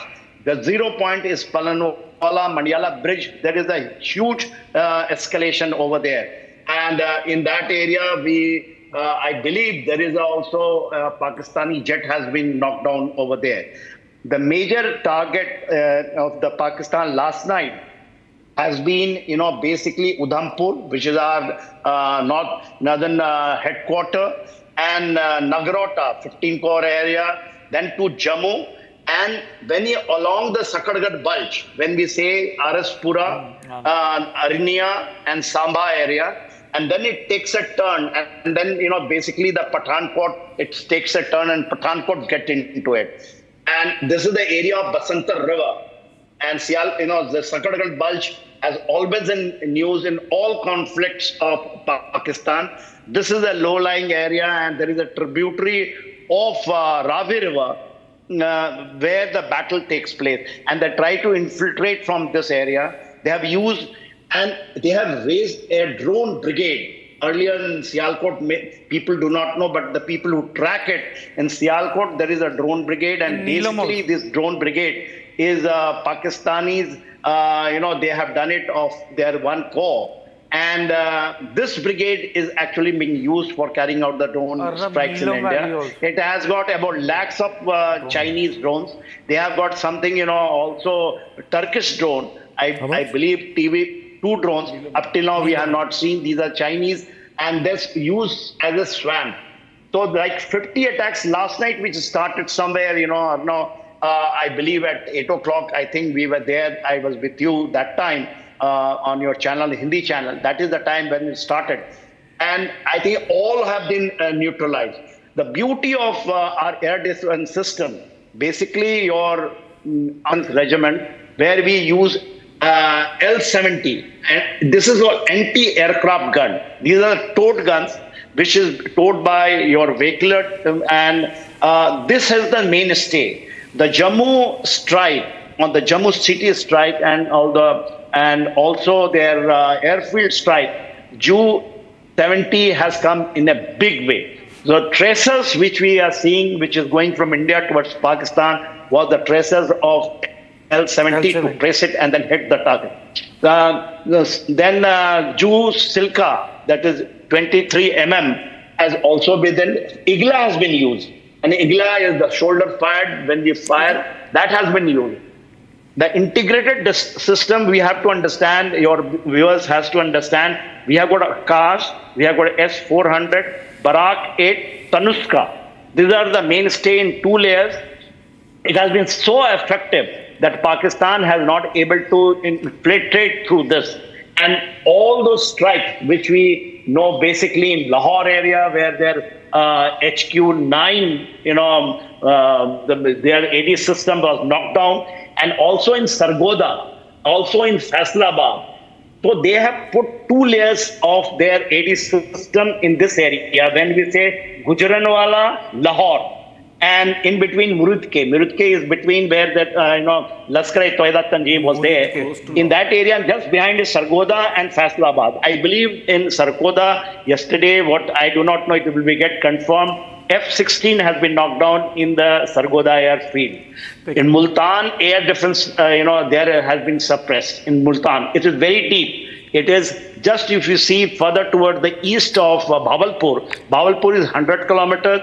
Further, that is about 88 kilometers is Multan. Multan is the major concentration of their military, which generally, in the plain sector also and into the desert sector, when they of Punjab, they operate in the area of Rahim Yar Khan. So that is a great, this thing. One very important thing came up when Bawal Nagar, Bawal Nagar is different. Bawal Nagar is a bang, few kilometers is the main target of, if something goes.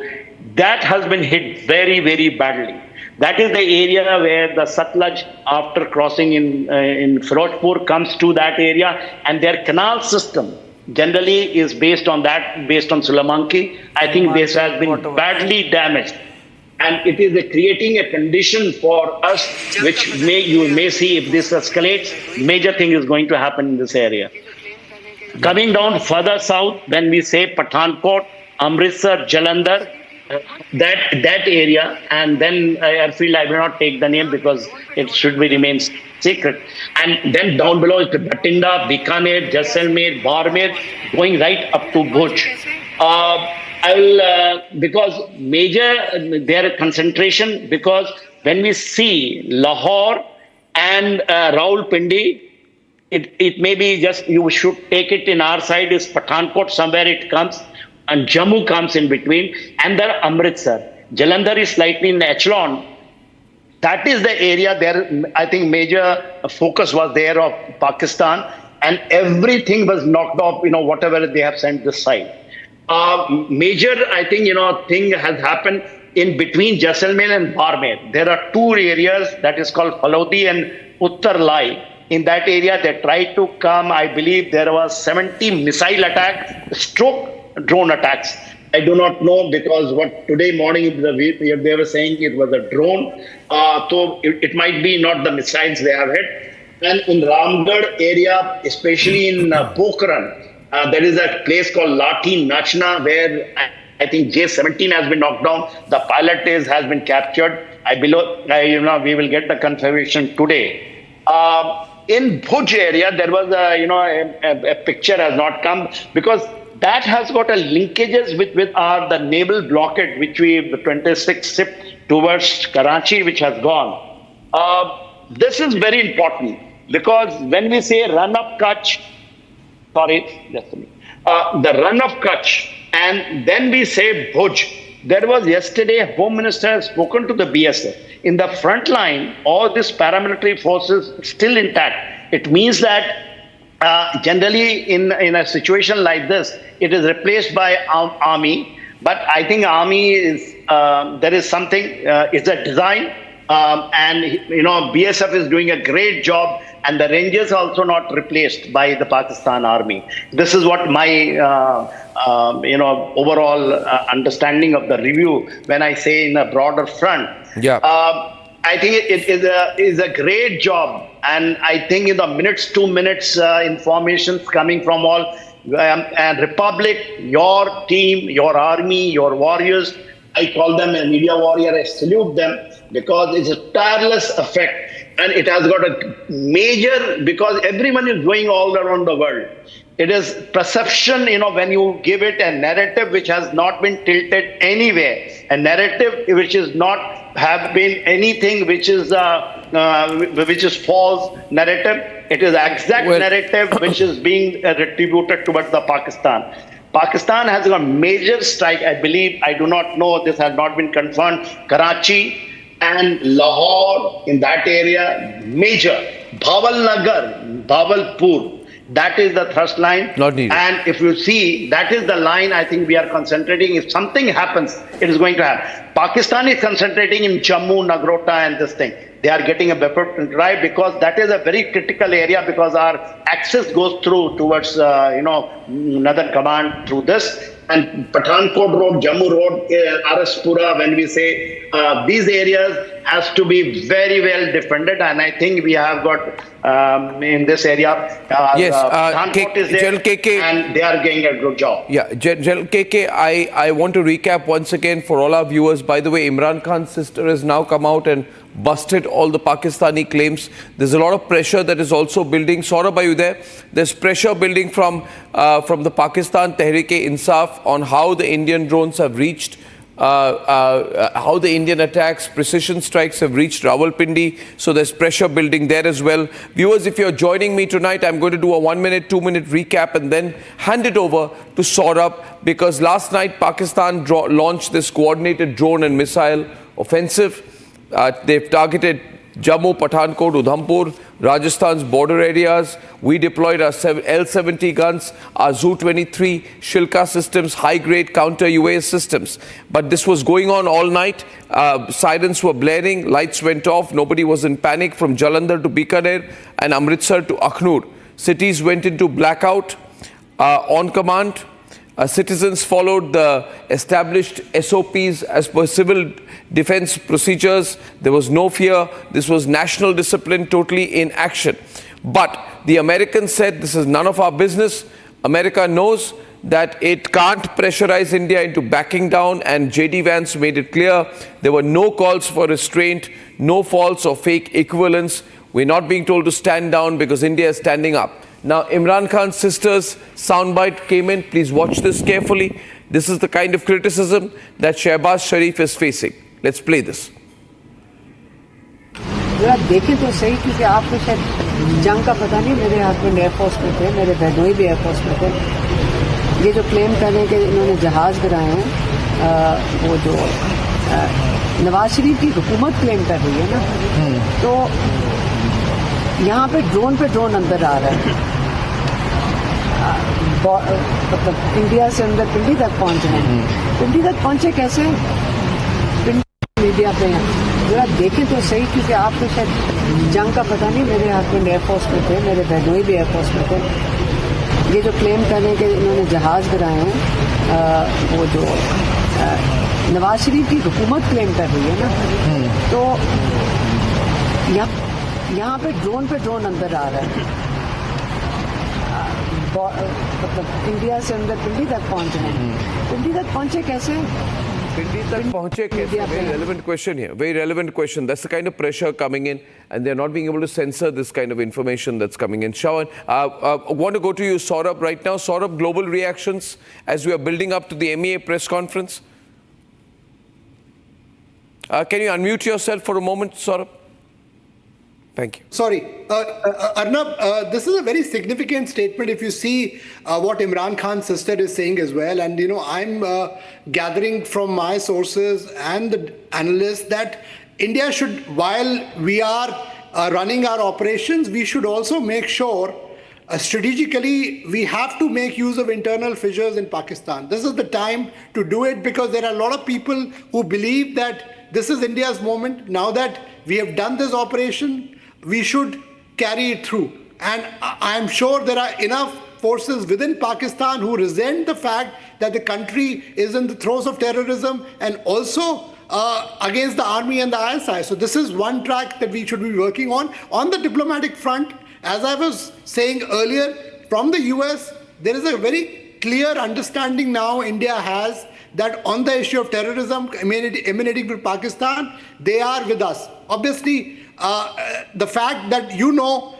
this is significant coming from J.D. Vance, that it's none of their business. Otherwise, in the past, they would be sending an envoy to New Delhi asking us to stand down. That's not happening, because they also realize that you have Narendra Modi as the Prime Minister who is firm-footed, and also conveyed to them that India had never wanted to strike Pakistan. It's only the terror infrastructure that they've struck. It's Pakistan which has provoked us, has attacked our civilian and military facilities, and India will give a fitting reply. This is the message that we have sent to all our global interlocutors, and we are getting massive backing from them. And you will hear when the MEA does a briefing, and they usually don't do a briefing early in the morning. This is early when it comes to diplomatic standards, right? But it's something important that's going to come out, and I can tell you it's a massive multi-pronged approach that India has embarked on. This is not only Operation Sindoor that you see on the ground, but beyond that, through diplomacy, through economic squeezing of Pakistan. IMF, when we wake up here, it's pretty late here in Washington, D.C. Tomorrow morning, IMF is going to have, a decision on the bailout for Pakistan. There again, India is again arguing along with some of its friends and allies there in Washington, D.C. with the IMF that this bailout should not be given because this fund can be diverted by the Pakistani government, and obviously they should not be getting anything because of the fact of their support to terrorism. Another issue, which in fact some of the observers from Washington told me, that open brazen display of these terrorists along with the Pakistani army has been noted by all the key governments. The fact that the terrorists who have been sanctioned by the US are openly there along with the Pakistani army at the funeral of the terrorists who were killed by India. In some ways, India is being praised for doing the job which US and some of its allies should have also done in making sure the killers of people like Daniel Pearl, masterminds of IC-814 hijack, they've been punished. So India has done something which is for the humanity, for the world, for all those who have suffered constantly from Pakistan-sponsored terrorism from across the globe. Arnab. Absolutely. Himanta Biswa Sarma, Assam Chief Minister, has cancelled all the remaining Bihu celebrations in Assam, saying that this we need to resolve and show our national unity. Absolutely. But unfortunately, there has been no announcement yet by any of the IPL teams, the cricketers, Virat Kohli, Dhoni and all these guys. They continue to happily participate in the IPL and they think that wearing black armbands is enough. We're sick of this symbolism. It's either money and cricket on the one side and national spirit on the other. We're sick of this symbolism. IPL should be called off immediately. BCCI should they should compensate to the victims. Yeah, the BCCI should use its money to compensate the victims and not spend money on this luxurious entertainment sport. Ladies and gentlemen, we have non-stop breaking now. No announcement yet on cancellation of IPL, but Himanta Biswa Sarma cancels all remaining Bihu celebrations. Himanta Biswa Sarma cancels all remaining Bihu celebrations across Assam. Big announcement by him there. And we are going back. We're going back. A lot of support for Himanta Biswa Sarma's decision out there. We're going back to Harsha. Harsha on her existing location. Please, Harsha. Back to you, Harsha. Give us a strong ground report from where you are now. Harsha. So right now, I have come to one of the locations, the locality, as we were speaking about, that there's a complete desertness. Most of the civilians have been evacuated by the police and the Jammu Kashmir police and the SOG Jawan. But on our visuals, we'd like to show the houses as well. Each and every house is completely vacated. These are the shops, houses. It's near to the bus stand and near to the main area. We'll show you the locks as well, how the locks have been put up in each and every house. This you can see, these are the locks which have been put up. The civilians are leaving. We'll show you more visuals of the civilians with their luggage, with whatever they have. They are leaving for a safer place, for a safer location, because they have been asked by Jammu Kashmir police to leave the area. भाई साहब sir, आप लोग निकल रहे हैं यहाँ से किसी सेफ जगह के लिए? तो क्या पुलिस द्वारा कहा गया है किसी सेफ जगह पहुंचने के लिए, बंकर पहुंचने के लिए, या फिर अपने आप ही जा रहे हैं?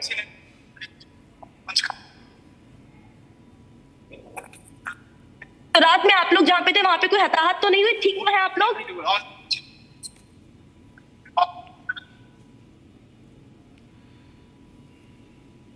तो क्या कितना 2-3 दिन के लिए निकल रहे हैं, या फिर अभी सामान है आपके, या फिर आ जाएंगे वापस?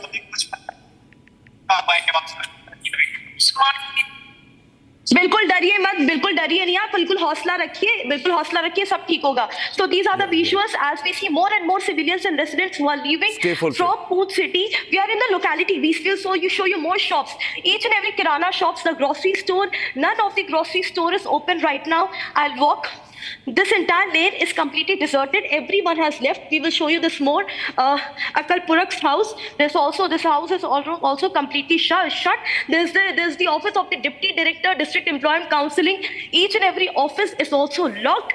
None of the place, no civilians and individuals or the residents have been asked to stay in the Poonch city. So right now, these are the visuals which we are showcasing, because yesterday there was a mortar shelling, heavy shelling, because we ourselves were reporting from the KG top, and we saw that how LMG explosions were coming from behind the mountains where we were reporting. We showcased to our viewers yesterday night as well, and now again we are walking, but we see few civilians as well.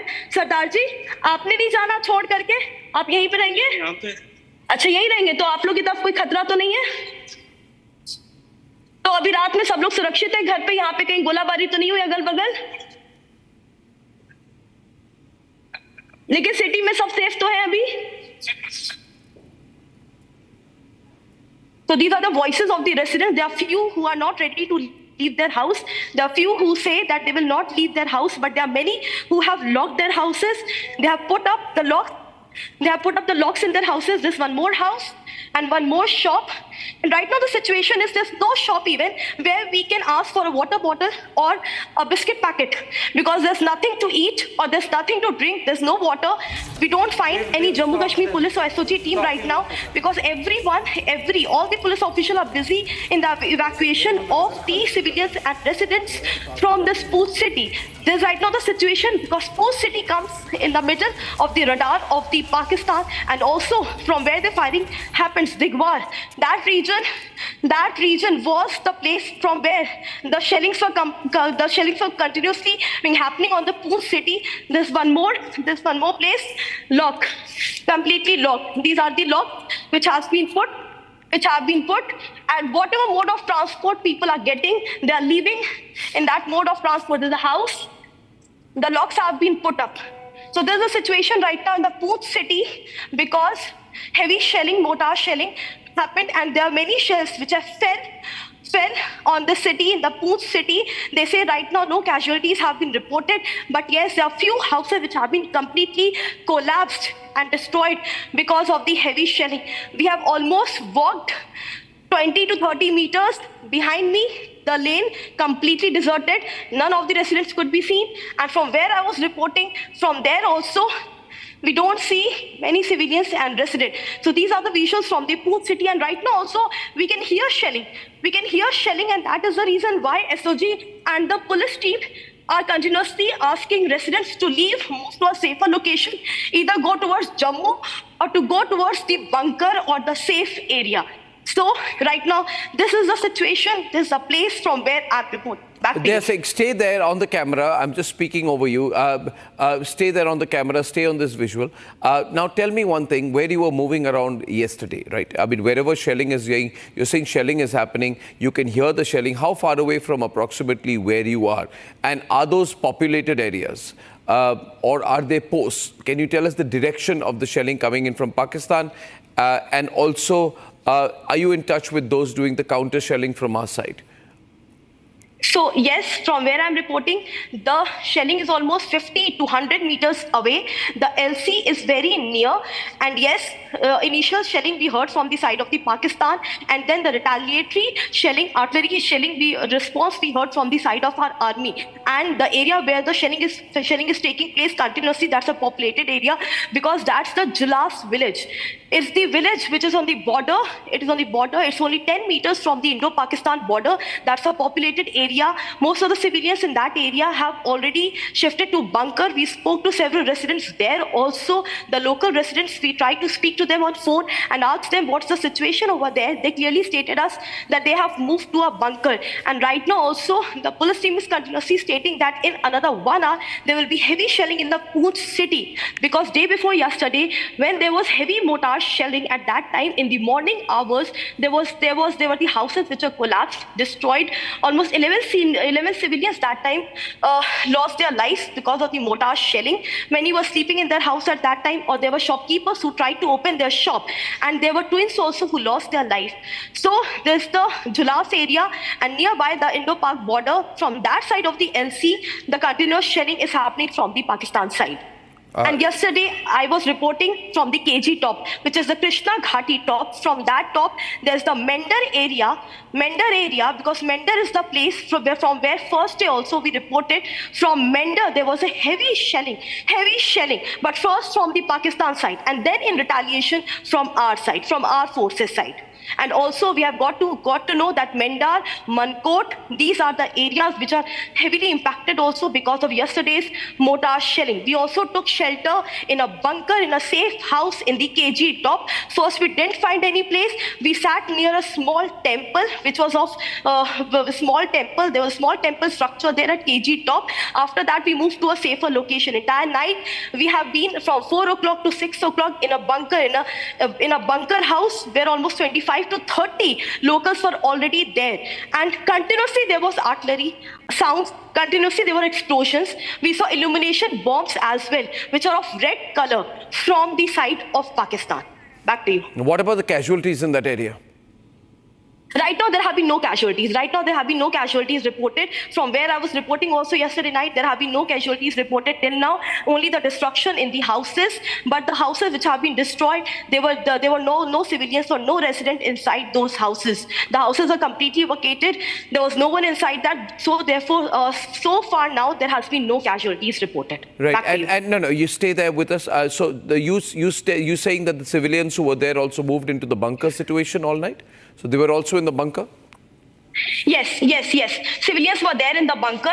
There were almost 25 to 30 civilians in the bunker. Me, my VJ, Gaurav, and our driver as well. We all three also were in the bunker along with our entire crew. There were 25 to 30 people in a bunker, and like that, there were almost 15 to 20 bunkers all together in the area from where I was reporting at night. Right now, the Poonch city, if I talk about, the Poonch city houses don't have a bunker. And therefore, the city people are especially being asked to evacuate to a better location. These houses don't have a bunker. These places, this entire locality, any house doesn't have a bunker. They don't have an underground bunker. Give me a screenshot. Only the villages have only the villages have underground bunker, and that is the reason city people are being evacuated continuously since morning 6 o'clock. This exercise is going on. People are coming, residents are coming out of their houses. They're rushing towards bus stand. They're rushing towards the police post to see if they can get any sort of shelter, if they can be moved from in the police van to a safer location to a bunker. Back to you. Well, this is very big out there. Okay, we're going to stay with these two locations on Poonch and Uri. And reporting from Uri, our reporters have spent the night on the move and in the bunkers, and reporting now from a different location, establishing his location. In Uri, we have Arawat. So Arawat, you're at a new location right now. What do you see around you? What is the present situation? Ladies and gentlemen, for the next 10 minutes, our reporters will bring us live updates from Poonch and Uri. Yes, Arawat. Yes, Adam, right now we are here in the Uri sector, and you can see here the visuals. I'll request Vijay Firdaus to show you the visuals. This is the house of the Hindu populated area. This is, and you can see that the entire area has been damaged by the Pakistan's unprovoked artillery firing towards the residential areas. Not only the Muslim area hit, but also this area is the Hindu majority area. We have seen in the 90s that the Muslims have left the Kashmir Valley, but this is that area which have not left the Kashmir Valley. They have remained here for the continuously after the abrogation of Article 3. We have seen that the new families have also visited here and they have settled down here. But you can see that they have also been targeted in this. I'll request my Vijay to show you. This is the entire area where you can see that there are the marks of the splinters are here, and you can see that the entire area. I'll request my Vijay to take you through these visuals. It indicates that this is the place where the Hindus were worshipping. It indicates through these pictures, the posters on the walls, as you can see here, the entire area. And we have also seen that the villagers have been evacuated by the administration here, and you can see that this is the loss here in the Uri sector, as we have seen that the forces are also giving the Pakistan's unprovoked firing to a befitting reply. But right now you can see this is the house of the Hindu here in the Uri sector. As you can see here in the visuals, that the entire area here has been damaged. Also you can see there are the splinters of the mortar that was fired by the Pakistani troopers to this side. Also you can see here in the visuals, we will also try to speak with some locals here who were the eyewitness. आप मुझे बताइए कब यहाँ पर ये ऐसा firing हुआ, कब से चालू होगा शुरू? ये कल लगभग 10 के 11 के दरमियान में हुआ जी। तो ये किन का घर था जो यहाँ पर ये घर? कृष्ण गोपाल है, ये हिंदू बरादरी का है जी। तो ये कब से यहाँ पर रह रहे थे? ये तो इनको सदी इनके बाप दादा परदादा इधर ही है। इनके साथ हमारा भाईचारा है। हाँ। और कितने घर हैं जो यहाँ पर इस एरिया में जो है डैमेज हो गए? घर तो बहुत इस नीचे वाले एरिया में बहुत सारे घरों को डैमेज हुआ, शीशे टूटे हैं किसी के, तो लोग भाग रहे हैं घर छोड़ के, माल मवेशी छोड़ के भाग रहे हैं। कोई इंजर्ड वगैरह हुआ यहाँ पर? अल्लाह का करम है, अल्लाह का फजल है, बस बच गई, यही बड़ी बात है। हाँ, ये देखो मकान और इसमें कितना अंतर है, मतलब थोड़ा सा अगर 2 फीट पीछे हो जाता तो बेचारे इनका घर जो है डैमेज हो जाता। Here are some more villagers also here. We'll also try to speak with them. आप मुझे बताइए क्या आप देख रहे हैं लगातार यहाँ पर ये घर जो है उधर चुके हैं? रात जनाब गोला चला, रात फायर हुआ है बहुत ज़्यादा। हाँ तो फिर उड़ा है। आप कहाँ थे तब फायर हुआ? हाँ नीचे से वो मकान में, उधर भी लगा हुआ है। तो कोई जख्मी हुआ, घायल हुआ वहाँ से आज यहाँ पर आप थे? नहीं घायल हुआ, कोई बात नहीं। आप मुझे बताइए, इंडियन आर्मी लगातार मुंह तोड़ जवाब दे रही है, जो भी पाकिस्तान की तरफ से ऐसे घरों को निशाना बना रहे हैं, लेकिन फोर्सेस जो हैं उससे दुगना जवाब दे रहे हैं। ठीक है, लेकिन हम चाहते हैं कि ये मुसीबत जल्द से जल्द जितनी जल्दी हो ये मुसीबत ख़त्म हो, क्योंकि हम बॉर्डर पर जो है ना, चाहे फायर उधर से आए या इधर से जाए तो मरते तो सिविलियन है ना, सिविलियन का नुकसान होता। हम चाहते हैं कि जल्दी से जल्दी इसका ये मुसीबत हमारे सर से टल जाए। लेकिन पाकिस्तान क्यों सिविलियन पॉपुलेशन को टारगेट कर रहा है? लगातार फोर्सेस के सामने वो टिक नहीं पाते हैं, लेकिन यहाँ पर जो है सिविलियंस है, हिंदू फैमिली है, मस्जिद है, मुस्लिम फैमिली है, उनको ही क्यों निशाना बनाते हैं? अब ये उनके दिमाग में, हमारे समझ में, हमारी समझ से बाहर है। आप मुझे बताइए, आप कहाँ रहते हैं? हम यहाँ ही रहते हैं, नीचे घर है हमारा। आप कब थे यहाँ पर थे घर में जब ये? नहीं, हम घर में ही थे। हम रात को करीबन 10 बजे थे, हमने खाना वाना खाया तो हमने देखा कि अटैक, हमने देखा कि बहुत सारे मतलब बॉर्डर सीज फायर जो थी वायलेट हो रही थी, बार बार वापस शेलिंग हो रही थी, तो हम डर गए सब। तो लेकिन हम नीचे वाले रूम हमारे थे, हम वहाँ चले गए, जो भी हमारे नेबर्स थे वो भी वहाँ सब आ गए थे। लेकिन 5 मिनट के बाद देखा कि इतने ज़ोर का क्या पता, फिर ड्रोन उन्होंने छोड़ दिए थे आपने, या फिर कुछ और था, रॉकेट्स उन्होंने लॉन्च किए थे, उसकी वजह से हमारे जैसे पूरे हमारे जितने भी शीशे थे, हमारे साथ वालों के जितने भी शीशे थे, हम बैठ गए थे एक लॉबी में जाकर, लेकिन जितने भी इतने ज़ोर की वो फायर हुई, पूरा हमारा घर हिला, पूरे शीशे टूट गए। और पता नहीं हम कैसे बचे, हमें भी नहीं पता, वो एक पता नहीं कैसे बच गए, पता खुद भी नहीं पता लगा कैसे बच गए, लेकिन किसी भी तरह। और पूरे शीशे वीशे टूट गए, पूरे जो भी उसके शेल्फ थे पूरी भी बॉम्ब्स के, वो हमारे टीन तोड़ के बिल्कुल अंदर आ गए थे छतों के अंदर से, लेकिन किसी तरह हम बच गए। और जिस तरह आप देख रहे हैं कि पूरे घर बार जितने भी टूट गए, दुकानें, हमने रात को हमें साथ वाले पड़ोसी में कि हमारे घर आ जाओ, हम निकलने की कोशिश की हमने, लेकिन जो पूरी दुकानें टूट गई, सब रास्ता बंद हो गया था। यहाँ जो लाइन्स थी पावर की वो गिर चुकी थी।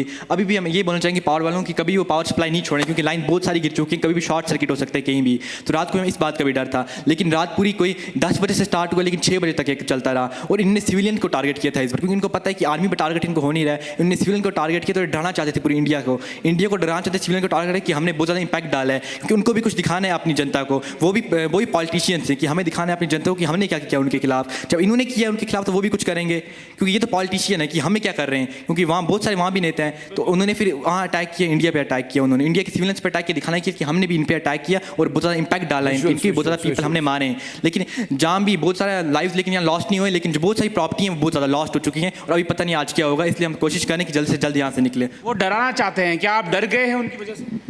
नहीं, इस बात से कोई नहीं डरा है कि आज जान को सबको प्यारी है, सब डरे हुए हैं, लेकिन सब बहुत सारी चीज़ें भाग गई हैं। हम ये सोच रहे थे कि एक दिन और बैठते हैं, आज रुक जाए फायरिंग, कल रुक जाए सीज फायरिंग वायलेशन होना, लेकिन ये रुकती नहीं है, दिन ब दिन बढ़ती जा रही है।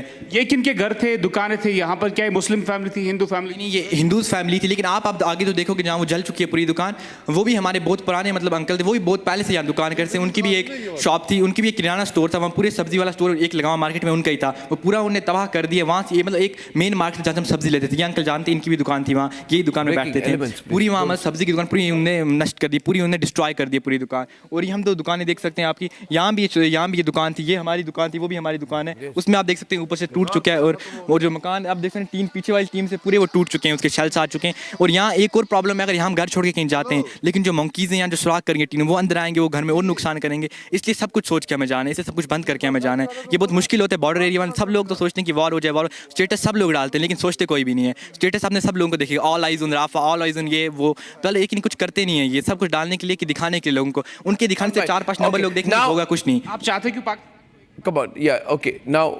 we're going to go back to Poonch for a minute for an update from Poonch. Ladies and gentlemen, what we need right now is to understand that when the drone attacks happened, we responded with resolve, coordination, technological superiority, and full spectrum battlefield awareness. Our reporters are on the ground. They're not pulling back out here. We're going to stay in Poonch for a while. And it appears there has been a period when the shelling is a little less right now. Do you still hear shelling around you? Can we stay with both Poonch and Uri, please, with our reporters on screen right now so that I can go to the reporters at any time. Now you can give us a little bit of a report because you've handed over your camera to your camera person. You've handed over your mobile unit to your camera person. Can we have Poonch and Uri both, and can that we can seize that interview because I want both the reporters to be there. Can you tell us what you're seeing around you now right now? Okay, Arawat is not being disconnected. His feed is live, in fact. Thank you very much. We'll get Arawat back. Yes. Now we're going to go to Poonch. Can we locate it? Can we locate it, Poonch? Ladies and gentlemen. Okay, you can hear me from Poonch? Yes. Okay. Yes. Okay. Now, has there been a little lull in the firing right now? It's about 8:30 in the morning right now. Sometime back you said the firing you could still hear. Can you still hear it? Yes, I still heard it. It was 10 minutes back only when I heard the shelling and the impact of the shelling. I would like to show here that how the huge crater has been formed on the road as well. This is the place. This is a place exactly where the shell fell in Poonch. Yesterday I was mentioning there are almost 15 to 20 shells which were dropped in the Poonch in the Poonch region. But how the house is? What is the impact? What is the impact from the shell? The mortar shelling. This is a gate. This is a door of the house. There's an entrance, and the small craters could be seen. The impact, the marks of the shelling could be seen. It clearly states that how many shelling, how many mortar shelling were guided at this particular place. So many marks here. This entire house is now destroyed from inside as well in the Poonch area, and there's a continuous shelling sound also, and the civilians have also been telling the same. Sir, आप लोग को लगातार shelling की आवाजें अभी भी आ रही हैं जैसे हमें सुनाई दे रही है? आप लोग अभी अंदर नहीं जा रहे हैं, सेफर लोकेशन पे नहीं जा रहे हैं, आप लोग को बाहर रहना आपको पता है ना सुरक्षित नहीं है, तो कल रात पूरा आप लोग का दहशत में डर में गुजरा क्या? ऐसा डर में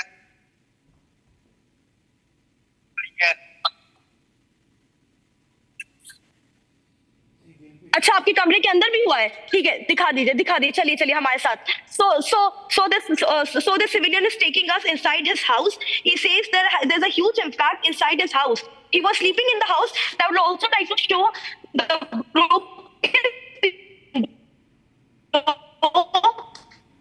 As you're moving, we are losing your network. Maybe I think you need to go back because you're losing your network. And from Uri also, we see that there are a lot of people who are not moving back. There are a lot of people who are staying, but I would say about 50% have moved out. But many are also staying back, right, Arawat? Yes, absolutely. And we have seen that the evacuation process has started yesterday evening, and then after we have seen that there were some people who were here in the various parts of the Uri sector, as you can see here in the visuals. Then after we have seen the entire area has been damaged, whether we'll talk about the Hindu majority area or the Muslim majority area, everything has been destroyed by the Pakistan's unprovoked firing. Also, while going inside the house where the Pakistani mortar has hit this area, and you can see here from this side, I'll request my Vijay to take you through this very side that what's the damage here. Also, you can see there are the splinters also here in the entire area in the Uri sector. But we have seen that the Indian Army is giving them the continuous and the befitting reply. And from this very side, you can see the entire area what has been hit. If we'll talk about the ongoing operations here, we have seen that the strike on the terror camps in the Pakistan-occupied Kashmir, we have seen that the launching parts of the Jaish and the Lashkar have been destroyed. That's the frustration among the Pakistani troopers now. That's why they are targeting the civilian population area in the parts of the Kashmir Valley. Not only here in the Uri sector, but we are getting the reports from the Karna as well as here in the Uri sector.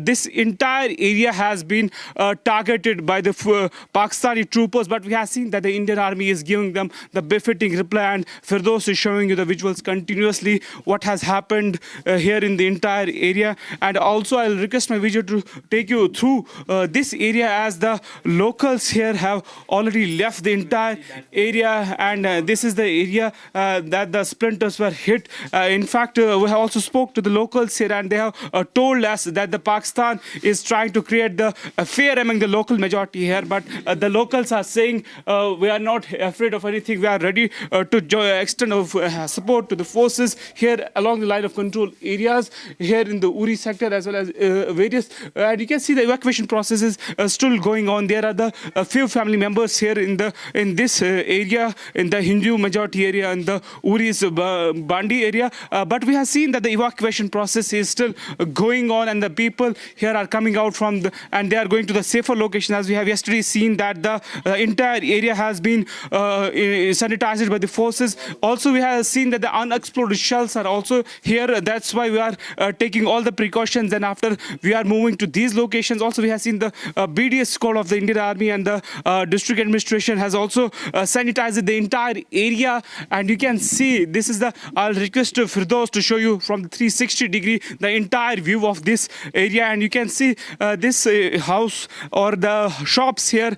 This is the residential area in the Uri sector where we have seen that the deadly fire. It also indicates that the frustration among the terror groups, also the frustration of the Pakistani troopers after the strike in their terror camps there, and you can see the entire area. And we have also seen that the locals here have also shifted to a safer location by the administration. Also, a few of them have received some injuries, but they have given the first aid also at the various locations. In fact, they have been shifted to medical colleges in the different districts of the Kashmir Valley for the advanced treatment. Also, I'll request my Vijay to follow me. Will come out from this very house where the incident happened during the night hours, and then after I'll show you from this side, as Firdaus is continuously following me. I'll show you the entire area, that how the damage they have targeted this area. But you have seen that the Indian Army is giving them the befitting reply. Also, I'll request my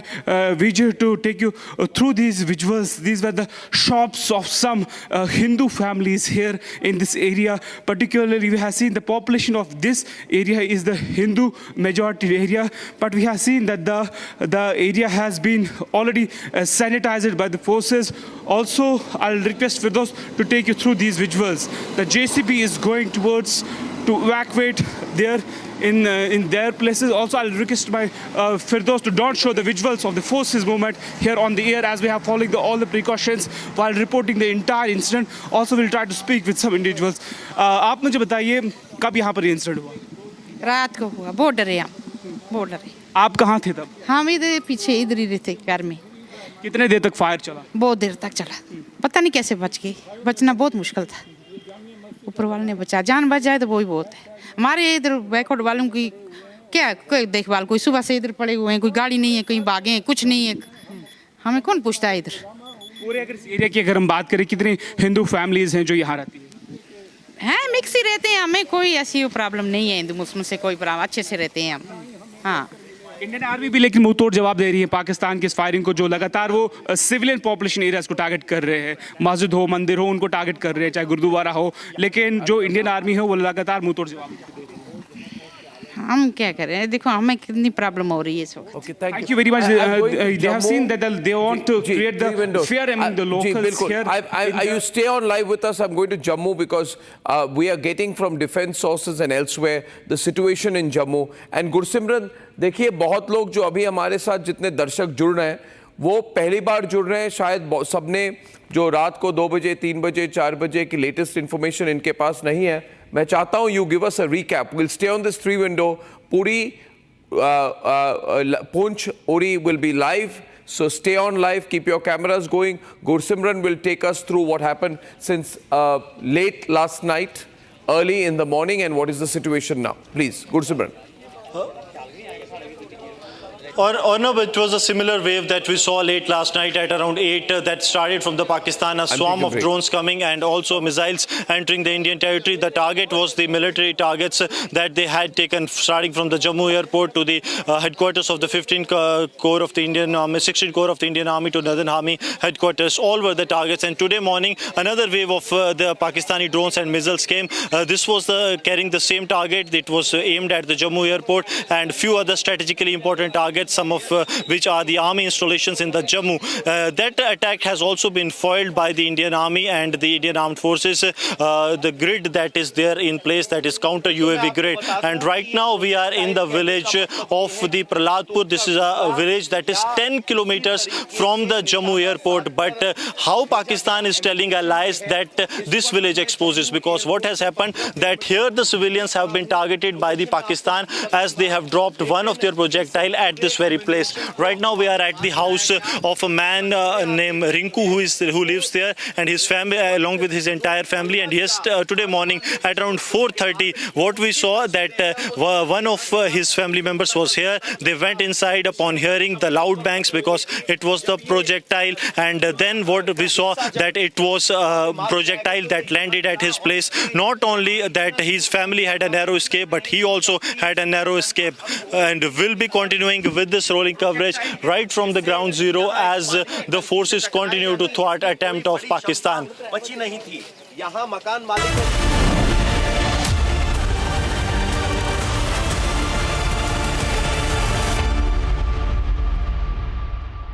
यार market कैसा ऊपर नीचे होता है। Sunset से पहले mutual fund के मैदान से निकलने का टाइम आ गया है। अच्छा एक बात बता, तू इंडियन टीम का फैन कब से? 96 से सेमीज तक पहुंचे थे यार, फिर हार गए। तो क्रिकेट देखना बंद कर दिया? अरे नहीं ऐसे कैसे, team India forever bro. Exactly, career, investment और लाइफ में ऊपर नीचे होता रहता है यार। वो तो है। बस भाई डटे रहे, तभी तो अपने सपने पूरे कर सकता है। लाइफ और म्यूचुअल फंड्स में लॉन्ग टर्म सोचना सही है। सही है। हाँ। म्यूचुअल फंड निवेश बाजार जोखिमों के अधीन है। योजना से जुड़े सभी दस्तावेजों को ध्यान से पढ़ें। आधे बाउल दही में 4 चम्मच MDH चटनी पुदीना मसाला डाला, स्टर करो, पुदीना चटनी तैयार। MDH चटनी पुदीना मसाला। पाकिस्तानी और इंडिया ने जंग शुरू कर दी है। अभी बहावलपुर सिटी के अंदर मौलाना मसूद अजहर साहब के जो है मदरसा है उसके ऊपर 4 मिसाइल दागे गए हैं। 4 मिसाइलों के साथ हमला किया गया है मौलाना मसूद अजहर साहब के मदरसे के ऊपर। हम फ़ौज पाकिस्तान के साथ खड़े हैं, लेकिन मेरा सवाल है कि हमारी एजेंसीज कहाँ सोई हुई थी, हमारी फ़ौज पाकिस्तान कहाँ सोई हुई थी जब ये हमला हुआ। मुजफ्फराबाद की भी खबर आ रही है कि मुजफ्फराबाद वाली साइड पे भी ये अटैक हुआ है, लेकिन सबसे पहले मेरे बहावलपुर सिटी के अंदर अटैक हुआ है ब्लास्टिक मिसाइल के साथ। उन्होंने हमला किया है मौलाना मसूद अजहर साहब के मदरसे के ऊपर। 4 मिसाइल मारे गए हैं। अभी ये कहना कबल वक्त है कि गोया कितनी सच्चाई है इस खबर के अंदर, किस साइड से ये मिसाइल आए हैं ये अभी कंफर्म होना बाकी है, लेकिन ये कंफर्म न्यूज़ है कि उनके मदरसे के ऊपर 4 मिसाइल मारे गए हैं।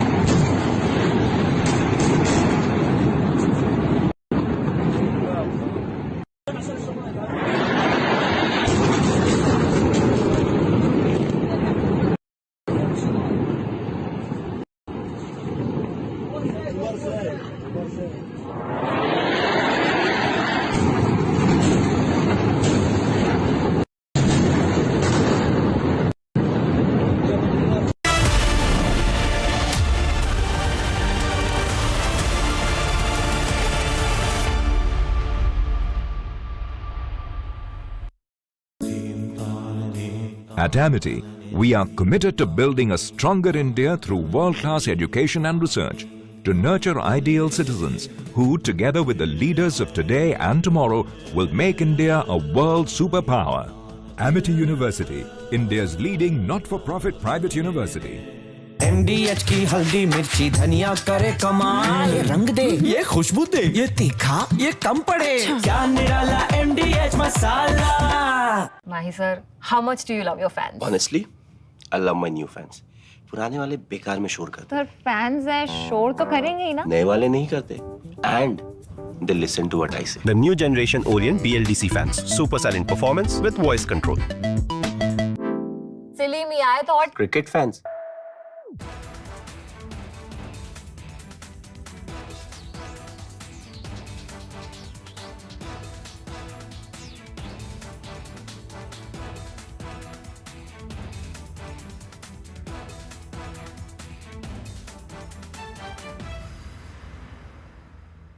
Unlike in 2019 when we had hit Balakot, which was in the wilderness, and Pakistan got an excuse to say that nothing had been damaged or killed, that we had only killed some crows and pigeons and sparrows. This time we chose high visibility terrorist targets which have been around for decades, right? And they are command and control targets, terror training camps of big, very great magnitude, so that they cannot be missed by the people of Pakistan or the whole world per se. Otherwise, we had that syndrome of jungle mein mor nacha, kisi ne na dekha, etc., which Pakistan took the fullest advantage of to deny that it had been hit, and that was taken advantage of by some unscrupulous people in India. This has been a very calibrated, very calculated, meticulously planned and executed strike, right? It is non-escalatory in nature because it is proportionate, because it targets precisely the terror training camps. We have not hit the Pakistan.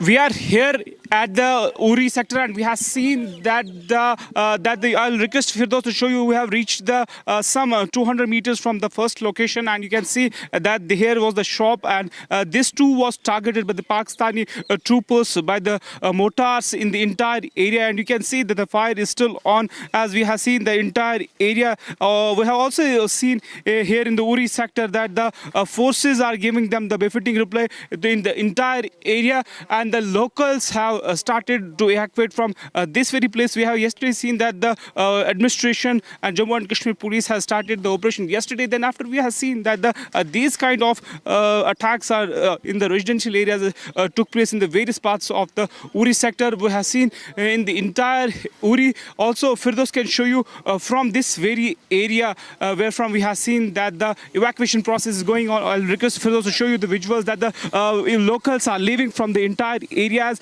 Firdaus is showing you the visuals continuously. We have seen that there were some peoples here in the forward locations along the line of control area in the Uri, but we have seen that the complete 100% evacuation process is going on. Also, the local resident is here. आप मुझे बताइए कब यहाँ पर ये शेलिंग्स हुई? 10 और 11 के दरमियान में. कब तक ये जो फायर चला? ये पूरी रात को पूरे 5 बजे तक अजान तक चलता रहा. उसके बाद भी 9 बजे तक तकरीबन सिंगल फायर होता रहा. यहाँ पर कुछ गाड़ियाँ भी है, वो उनको भी लगा है, हिट हुआ है शायद. ये किसका घर था? ये यहाँ पे शॉप था, क्या चीज़ था यहाँ? शॉप थी, 2 दुकानें थी शॉप की. सजाद अहमद मंगरयाल है उड़ी का, उसकी थी. इसके साथ में एक लवली कुमार की दुकान है, वो बेचारा मकान है, वो भी डैमेज हो गया है. उसकी दुकान भी डैमेज हो गई. उसके साथ कृष्ण गोपाल, उसका तो वो तो दुकान ही खत्म है बेचारा. उसके गुजर बसर उसी पे था उसका, वो भी खत्म हो गई. अभी लोग इन गाँव में हैं या उन्होंने शुरू किया है भागना? सुबह से तकरीबन 40-50 फैमिली यहाँ से निकल चुकी हैं. खाने पीने के लिए कुछ बचा है यहाँ पे? जो बच्चे हैं, बुजुर्ग है, लोग हैं या मेडिसिन है, वो यहाँ पे है या उनको इवैक्यूएट किया? नहीं, अब जिसको घर में है वो कैसे उठाएगा राशन, अपना आप भी, वो बच्चे भी. अब लोगों ने इतना समझा कि अच्छा कि अपनी जान ही बच जाए, आगे देखेंगे खाने पीने का क्या होगा.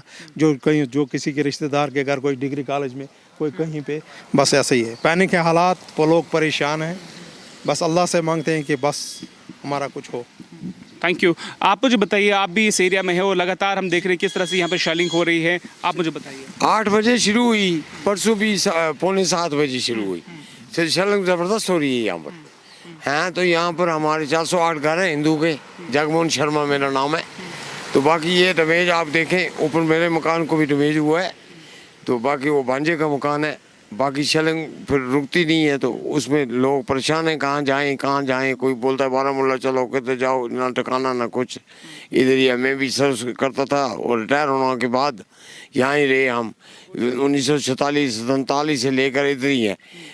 भाईचारा बहुत ज़बरदस्त है. 400-500 घर है हमारे हिंदू के. कोई पता नहीं चलता कौन हिंदू है कौन मुसलमान है कुछ है। आपको लगता है कहीं ना कहीं पाकिस्तान जो वहाँ पे इनके लॉन्चिंग पैड से जिनको उड़ाया गया, उन पर स्ट्राइक की गई, कहीं ना कहीं उनमें फ्रस्ट्रेशन है और वो अब सिविलियन पॉपुलेशन को टारगेट करना चाहते हैं? वो टारगेट करना चाहते हैं, वो चाहते हैं यहाँ से जो कुछ इधर उधर का हुआ तो वो उधर को मालूम होगा, बाकी वहाँ ये तो टारगेट करना चाहते हैं। अभी कितने लोग इन गांव में बचे हुए हैं? जो कल भी हमने देखा इवैक्यूएशन प्रोसेस किस तरह से पूरे फॉरवर्ड एरिया भाग रहे हैं, बारामूला लोग भाग रहे हैं, उड़ी इस कंट्री में लोग भागे, हो सकता है शलिंग और भी अवैध है अभी उनकी शलिंग की। लेकिन इंडियन आर्मी भी मुंह तोड़ जवाब उनको दे रही है, जैसे ही फायरिंग हो रही है, कैसे आप इस चीज़ को देख रही है? इंडिया आदमी जो फायरिंग कर रही है वो उधर जा रहा है, जो इधर आता है वो स्ट्रेट आता है, एकदम जबरदस्त फायर है उनका भी। आप चाहते हैं कि जल्द से जल्द उनको तबाह किया जाए ताकि वो सिविलियन पॉपुलेशन एरिया को टारगेट? का मसला सिविलियन पॉपुलेशन है, आर्मी को आर्मी जाने, वो आर्मी जाने। जो सिविल वाले इस वक्त गए, एक राजवानी की लड़की थी कल, वो राजवानी में जा रही थी अपने माँ बाप के पास, उसको ब्लास्टर हुआ तो वो डेथ हो गई उधर ही। Thank you very much for speaking to the Public TV and Shawan, as we have shown you the visuals of the entire area that the evacuation process is going on in the entire area. Also we have seen already here in the parts of the Uri sector, in the North Kashmir Kupwara sector, the entire area has been sanitized by the forces. As you can see that there's some machines of like the Falklands of the construction company was here also, that has also hit with the shell here, as Firdaus is showing you. Yes, back to you studios. Well, I'll just request you to stay on with us as you're getting us the live reports from Uri. We are given to understand that as far as the LC is concerned, that has witnessed intermittent firing through the night. Let me also go across to Gursimran, who's getting us the latest reports from the international border. In fact, what we have essentially seen over the last few hours, particularly in Akhnur as well as Samba district, there have been massive heavy artillery firing. What's the latest, Gursimran? Sishavan, there has been heavy artillery firing that has been done by the Indian Army to target the positions of the Pakistani side. Reason being that these positions are being used to push terrorists into the Indian territory and also to inflict damage to the Indian Army. But yes, the Pakistan also is targeting the civilians here at the hinterland area, because the attacks that the Pakistan has carried out, many of them were aimed at the civilian areas. Right now we are in the Falai Mandal area, which is roughly 10 kilometers from the Jammu airport, which was one of the target of the Pakistani army. That attack was repulsed, but in frustration today morning, the Pakistani army has targeted the areas of the civilians, and these civilians that you see here, they are the one who were actually the target of the Pakistani army. And now this is the rooftop that has been damaged. A part of the rooftop has been damaged due to a shell that came at their place. It was early morning at around 4:30. They were inside because it was the second wave of the drones that was launched and the missiles that was launched from across the border, targeting the locations but also the civilian areas. This projectile that hit the ground first, and then it has shattered the nearby areas, the bricks that are here, and also the water tank that was here, that has completely been shattered. Had someone been here, because they were here 10 minutes prior to this is a rural area, people used to come to see the water levels early morning. Sir, आपसे जानना चाहूँगा हुआ क्या था आज सुबह? Sir ये 4:30 बजे की बात है। पहले फ्लैश हुई, फ्लैश के बाद यहाँ पे कुछ इसका मटेरियल गिरा, हम लोग डर गए। फिर उसके बाद हमने बच्चों को बोला कि आप अंदर चले जाओ। जब बच्चों को हमने एक साइड पे किया, उसके बाद आधे घंटे बाद हमने देखा कि आगे पीछे कुछ पड़ा होगा। हमारी पानी निकल रहा था टैंकी का, तो हमने टैंकी का पानी देखा, उसके बाद हमें पता चला कि यहाँ ही कुछ गिरा है। तो आप कह रहे हैं कि आप लगातार यहाँ आते थे, अगर आप होते तो नुकसान ज़्यादा? हाँ, अगर बच्चे बाहर होते, सुबह बच्चे जल्दी जाग जाते हैं, स्कूल के लिए रेडी होते हैं, तो अगर बच्चे बाहर होते तो नुकसान हो सकता था। सिविलियंस को टारगेट कर रहा है पाकिस्तान? हाँ, पाकिस्तान सिविलियन को टारगेट कर रहा है, लेकिन डरने वाले हम भी नहीं हैं। हम डट के उनका मुकाबला करेंगे, मुंह तोड़ जवाब देंगे हम उनको। So see, Shawan, the spirits are high. The Pakistan is targeting the civilians, but they are saying that our spirits are high and we will fight with Pakistan. This is the spirit of the people living in the hinterland. But Pakistan continues to target the civilian. We have seen on the line of control how Pakistan, the coward Pakistan, has claimed the life of 12 civilians in the Poonch, and now in the Jammu as well, 10 kilometers away from the Jammu airport, which Pakistan claims to be one of their strategic target. They have targeted the civilian houses here. Well, Gursimran, as we speak right now, there's also information coming in that Raksha Mantri is going to be meeting the three services chiefs in a short while from now. Late last night, the Chief of Defence Staff had also briefed Raksha Mantri about the ongoing operation. Apart from that, we're also being told that the CDS has already briefed Raksha Mantri about the misadventure on the part of the Pakistanis with the number of drone attacks that have taken place. Let me also go across to Harsha, who's getting us the report from Punj. Now, just to give you a quick recap, since the time the drone attack has actually taken place, some of the areas in Punjab has actually seen intense shelling. Our reporter Harsha has basically documented every moment thereafter, looking at multiple sectors where this firing, the cross-border firing is taking place.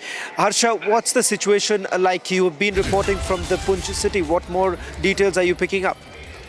So, Shavan, right now I'm in the Punj city, and I'm right now showing you the aftermath of the heavy mortar shelling which we saw yesterday and reported also from the different areas of the Punj. And there's a Punj city area, the city area being targeted by Pakistan. That means attack directly on the civilians. Day before yesterday also, when there was a heavy shelling from the side of Pakistan, we saw that 11 civilians lost their life. There were women, children and males as well. Right now, this is the splinter of the shell, Shavan, which I have found from this location, because this is a location where destruction could clearly be seen. The boundary completely destroyed and damaged. The huge crater formed on the ground could also be clearly seen. These are the visuals, which is because of the mortar shelling, heavy shelling from yesterday night from the Pakistan side. There was continuously the sounds of LMG, the sounds of artillery shelling from the side of Pakistan. There was also a heavy retaliation from our side as well.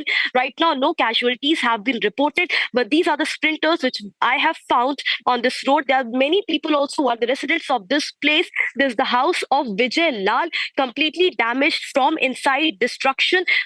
From inside, I can't go inside that area because the entire road is cluttered with rubble. But right now, most of the people have left their houses, while many have chosen to stay also in this area. Right now, we see the electric wires lying on the road. There's no electricity in this entire Pooch district. None of the border villages, none of the city area, nowhere there is electricity. Sir, आपका नाम? तो रविकांत जी, एक बात बताइए, कल जब heavy shelling हो रही थी, आप लोग को काफी आवाजें आ रही होंगी, तो आप लोग बेसमेंट में चले गए थे? कहाँ पे थे आप लोग? अच्छा, सेफ जगह चले गए थे.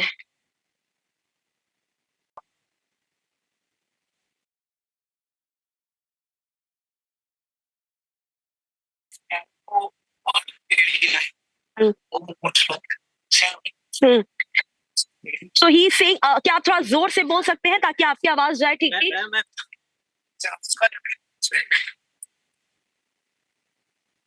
आप ये कह रहे हैं कि कल रात को हेवी शेलिंग हुई, लेकिन हमारी जो फोर्सेस है वो भी ताबड़तोड़ जवाब दे रही है.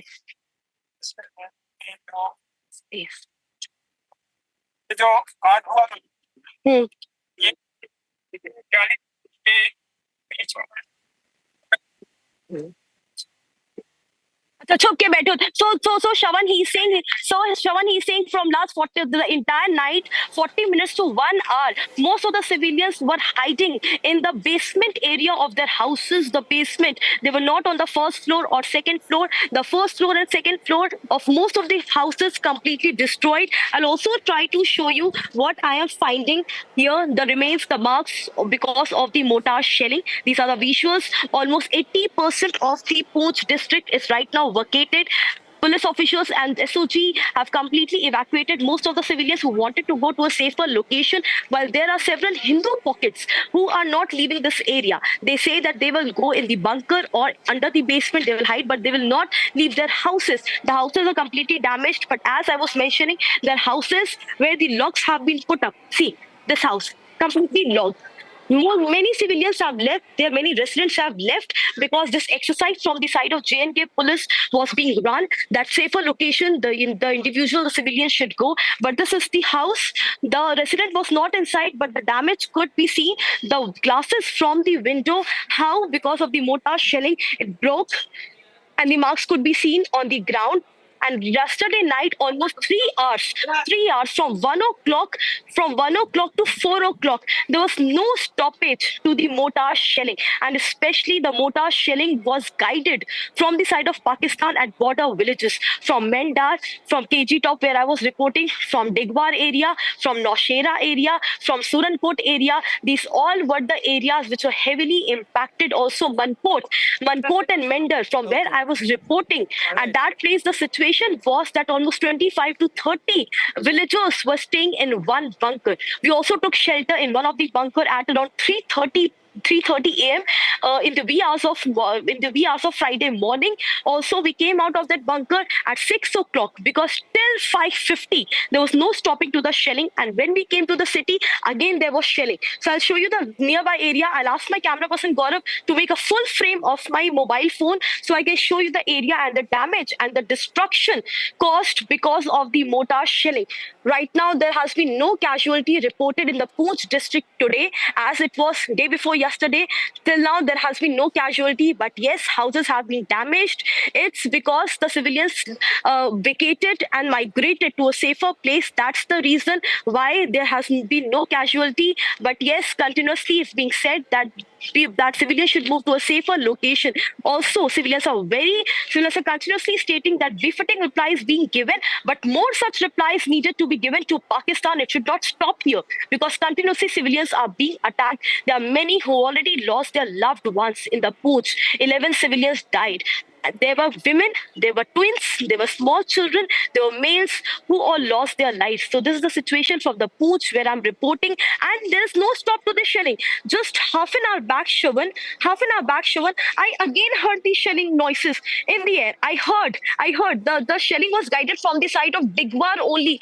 Entire night, major shelling was guided at the Digwar area, and today morning it was the Digwar area, and then it was routed towards Julas. Julas is the border which is just 10 meters from the Pakistan border. 50 residents of that entire region are now living in bunker. They have not came out of the bunker from last night. They went inside bunker at 11 o'clock. They are not out yet. They say that still there's a mortar shelling. Our forces are giving a retaliation response heavily to the Pakistan. There has been no shelling dropped on the bunkers, but yes, they believe that it's better to be at a safer place and stand with the armed forces because armed forces are fighting at the front line. But civilians are being said to be at the safe location so that there should be no casualty. So I'll widen the frame. There are several localities where the locks have been put up. There's no resident, no Kashmiris, no civilian.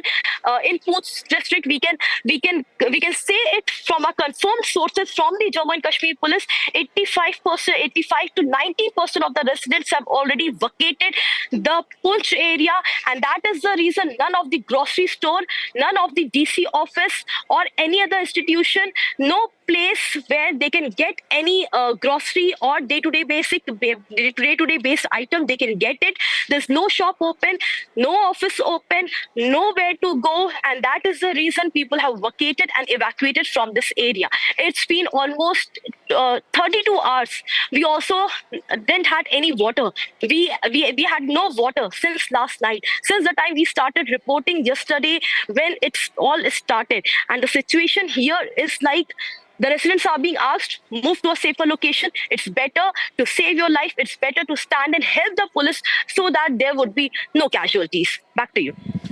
Well, thank you very much, Harsha, for getting us that report from Poonch, as we are getting you the reports from those very areas that were targeted by the Pakistani army. In fact, civilian areas have been targeted in Uri as well as in Poonch, and some reports also coming in from Samba. We're also going to go across to my colleague Riyanka, who's joining us from the national capital. In a short while from now, we give it to understand that the Tri-Services chiefs would be meeting Raksha Mantri and briefing him about all the latest developments. As far as the ongoing operation is concerned, there is no clarity whether at all the joint briefing is going to happen immediately, because there were some reports coming in that it was scheduled for around 10 o'clock this morning. Now some reports are suggesting that there could be a slight delay as far as the joint briefing is concerned. Riyanka, what's the sense that you're getting in right now as far as the joint briefing is concerned, which the MEA is likely to hold?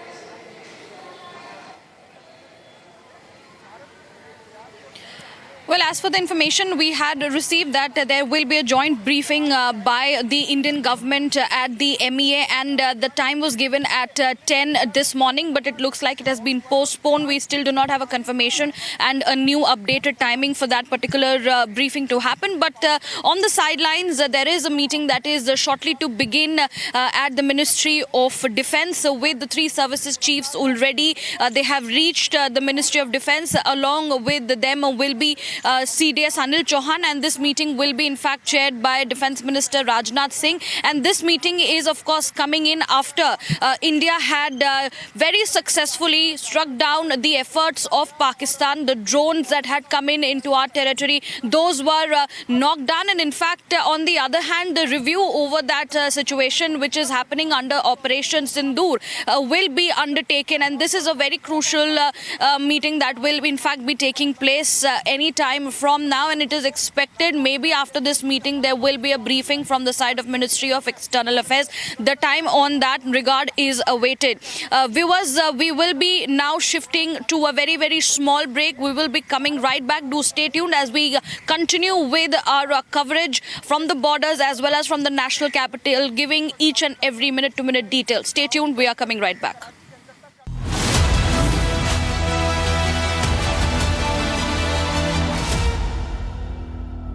दादी के हाथों का जादू और खुशबू से महकता घर, माँ की मुस्कुराहट और खाने की सुगंध। MDH गरम मसाला, क्योंकि हर रिश्ता है स्वाद से जुड़ा।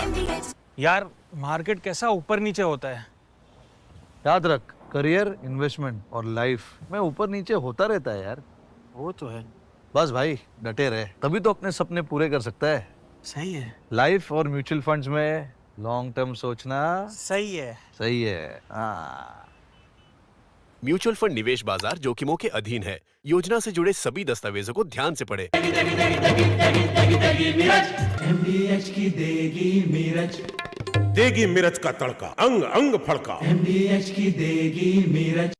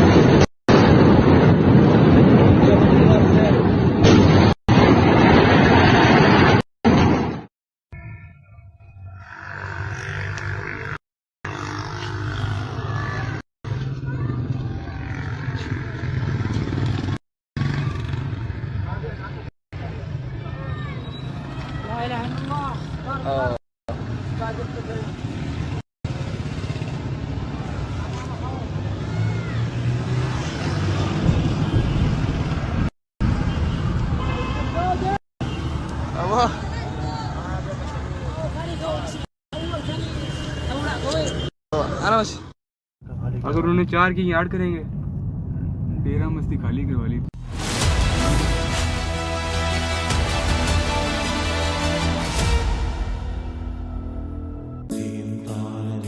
At Amity, we are committed to building a stronger India through world-class education and research, to nurture ideal citizens who, together with the leaders of today and tomorrow, will make India a world superpower. Amity University, India's leading not-for-profit private university. ये है secret recipe MDH का जीरा SIP जल जीरा मसाला। SIP SIP जीरा SIP जीरा SIP MDH का जल जीरा सिप जीरा सिप MDH का जल जीरा सिप।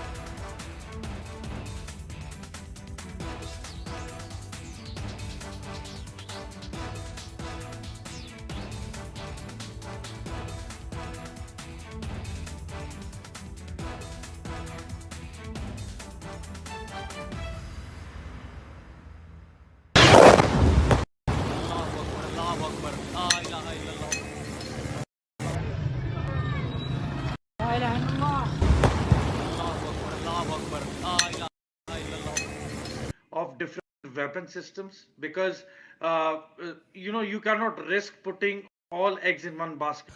ये मस्जिद तैयबा मरकज उमर करा के अंदर ये नुकसान है. Not risk putting all eggs in one basket.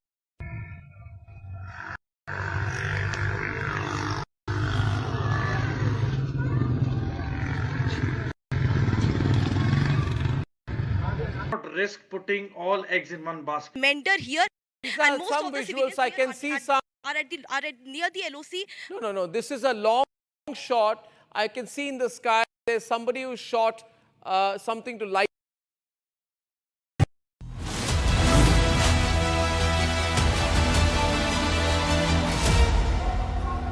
Well, getting in the breaking news right now, you have Rajnath Singh, Raksha Mantri, meeting the Tri-Services Chief. That perhaps is going to happen in a short while from now. That's the latest coming in. This after the developments that took place through the night as Pakistan continued with their misadventure, firing about 50 drones towards Jammu, Rajasthan, as well as Kashmir.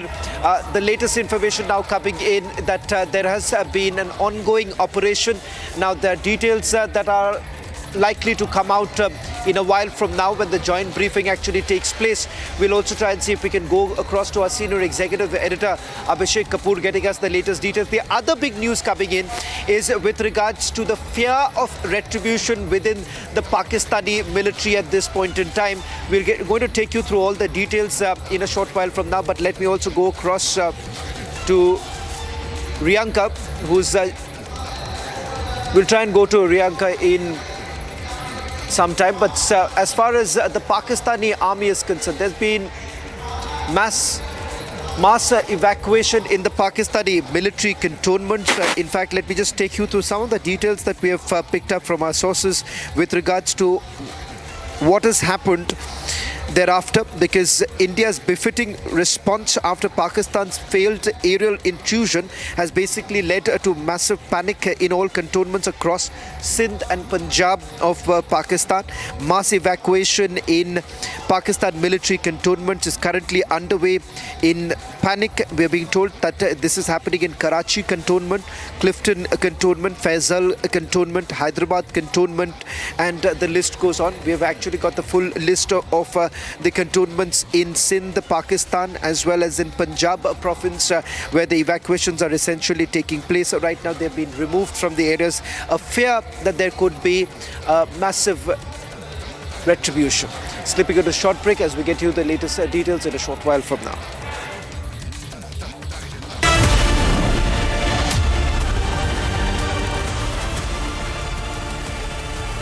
क्या हो गया भाई? भैया आपसे सीखकर mutual funds में SIP शुरू की थी, लेकिन कभी-कभी अपडेट्स देखकर मेरा मन भटकने लगता है। सुन, ये लिफ्ट जब ऊपर नीचे जाती है तो तू निकल जाता है। नहीं भैया, यही तो सही मंजिल तक ले जाती है। तो बस म्यूचुअल फंड्स का भी यही है, डटे रहेगा तो तू भी अपने सपनों के पास पहुंच सकता है। हाँ, बिल्कुल आपकी तरह। सही है। म्यूचुअल फंड निवेश बाजार जोखिमों के अधीन है। योजना से जुड़े सभी दस्तावेजों को ध्यान से पढ़ें। अब छोलिया हो या लोबिया, सफेद चने या काले चने, सब कुछ मजेदार बने। इसको घर पे लगाओगे तो शादी का तो पता नहीं, पर घर पक्का नहीं टूटेगा। रुंगटा नहीं तो घर स्ट्रॉन्ग नहीं। रुंगटा स्टील TMT बार एकदम सॉलिड। पहाड़ों में हाइकिंग शिप भी बन सकती है। आधे बाउल दही में 4 चम्मच MDH चटनी पुदीना मसाला डाला, स्टर करो, पुदीना चटनी तैयार। MDH चटनी पुदीना मसाला। पाकिस्तान इंडिया ने जंग शुरू कर दी है। अभी मेरे बहावलपुर सिटी के अंदर मौलाना मसूद अजहर साहब के जो है मदरसा है, उसके ऊपर 4 मिसाइल दागे गए हैं। 4 मिसाइलों के साथ हमला किया गया है मौलाना मसूद अजहर साहब के मदरसे के ऊपर। हम अपनी अफवाज पाकिस्तान के साथ खड़े हैं, लेकिन मेरा सवाल है कि हमारी ये कहाँ सोई हुई थी, हमारी अफवाज पाकिस्तान कहाँ सोई हुई थी जब ये हमला हुआ। मुजफ्फराबाद की भी खबर आ रही है कि मुजफ्फराबाद वाली साइड पर ये अटैक हुआ है, लेकिन सबसे पहले मेरे बहावलपुर सिटी के अंदर अटैक हुआ है प्लास्टिक मिसाइल के साथ। उन्होंने हमला किया है मौलाना मसूद अजहर साहब के मदरसे के ऊपर। 4 मिसाइल मारे गए हैं। अभी ये कहना कबल वक्त है कि गोया कितनी सच्चाई है इस खबर के अंदर, साइड से ये मिसाइल आए हैं, ये अभी कंफर्म होना बाकी है। लेकिन ये कंफर्म न्यूज़ है कि उनके मदरसे के ऊपर 4 मिसाइल मारे गए हैं।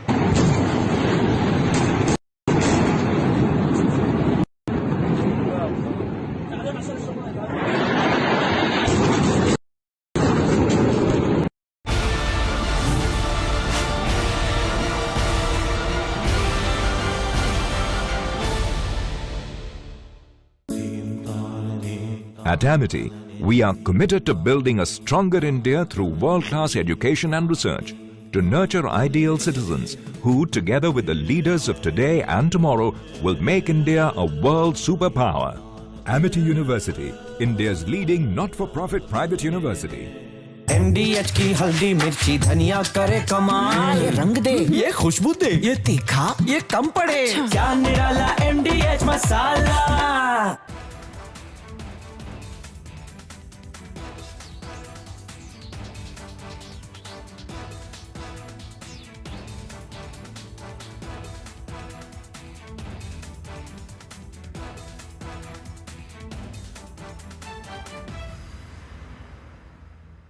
Unlike in 2019 when we had hit Balakot, which was in the wilderness, and Pakistan got an excuse to say that nothing had been damaged or killed, that we had only killed some crows and pigeons and sparrows. This time we chose high visibility terrorist targets which have been around for decades, right? And they are command and control targets, terror training camps of big, very great magnitude, so that they cannot be missed by the people of Pakistan or the whole world per se. Otherwise, we had that syndrome of jungle mein mor nacha, kisi ne na dekha, etc., which Pakistan took the fullest advantage of to deny that it had been hit, and that was taken advantage of by some unscrupulous people in India. This has been a very calibrated, very calculated, meticulously planned and executed strike, right? It is non-escalatory in nature because it is proportionate, because it targets precisely the terror training camps. We have not hit the Pakistan armed forces, the army or the ISI. We have focused only on the terror.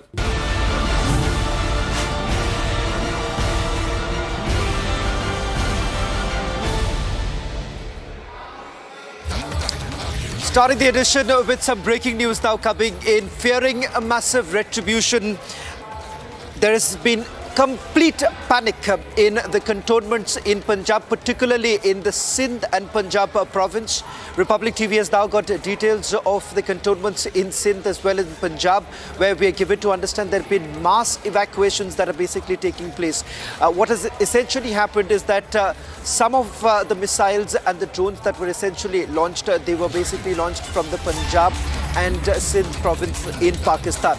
In fact, what has happened is thereafter there has been a response coming in from India, and because of which we are now being told that there has been there's been a mass evacuation that's taking place.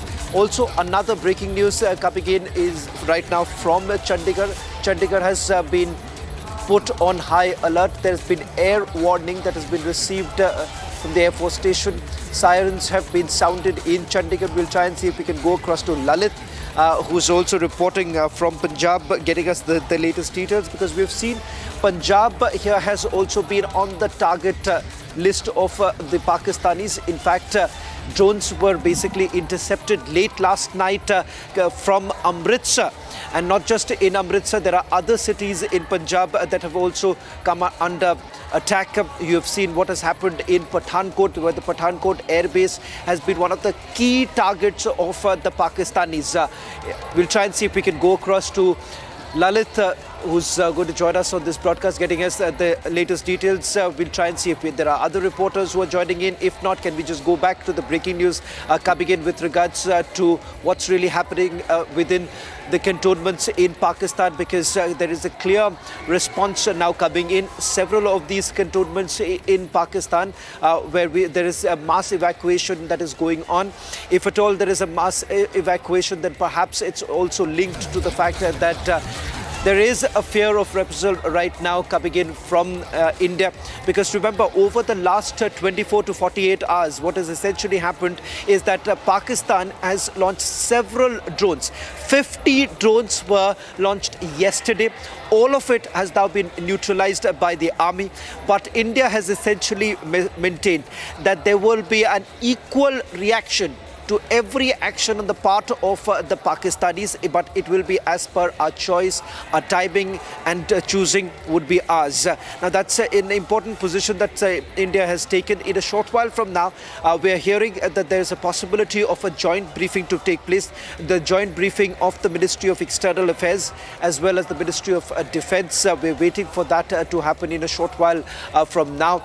But a clear indication of the fact that Pakistan, which appears to be on a slippery wicket right now, particularly what's really happening with the army there. There is a clear factionalism that has taken place within the Pakistani army. In fact, my colleague Zeenat is also joining us right now.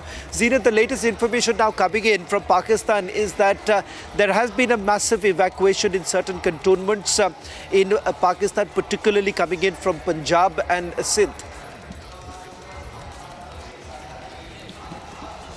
See, Shravan, they are trying to evacuate the people, knowing that the way they tried to launch yesterday evening and the late night, the missile and the drone attacks, which were intercepted and blocked by the air defense system, they definitely thought that India will retaliate, because India has been all open with its guns also, because it is the Pakistan who started it all on 22nd of April when the tourists were targeted in Pahalgam. Multiple warnings had been given to Pakistan not to carry or not to give boost to terrorism on their soil, but we have been seeing time and again they have been doing it, and in fact they also violated the ceasefire agreement which was in place since 2021 in February. It is all, we are in war situation in Jammu and Kashmir as far as the Poonch is concerned. We are seeing the highest number of shellings, and we have seen how the Pakistan has been targeting the men, women, even the children were not spared. The kind of videos that have surfaced on the social media, those are the horrible videos that tells you the human right violations being done by the Pakistan through the drones, missile that they try to hit, even the kind of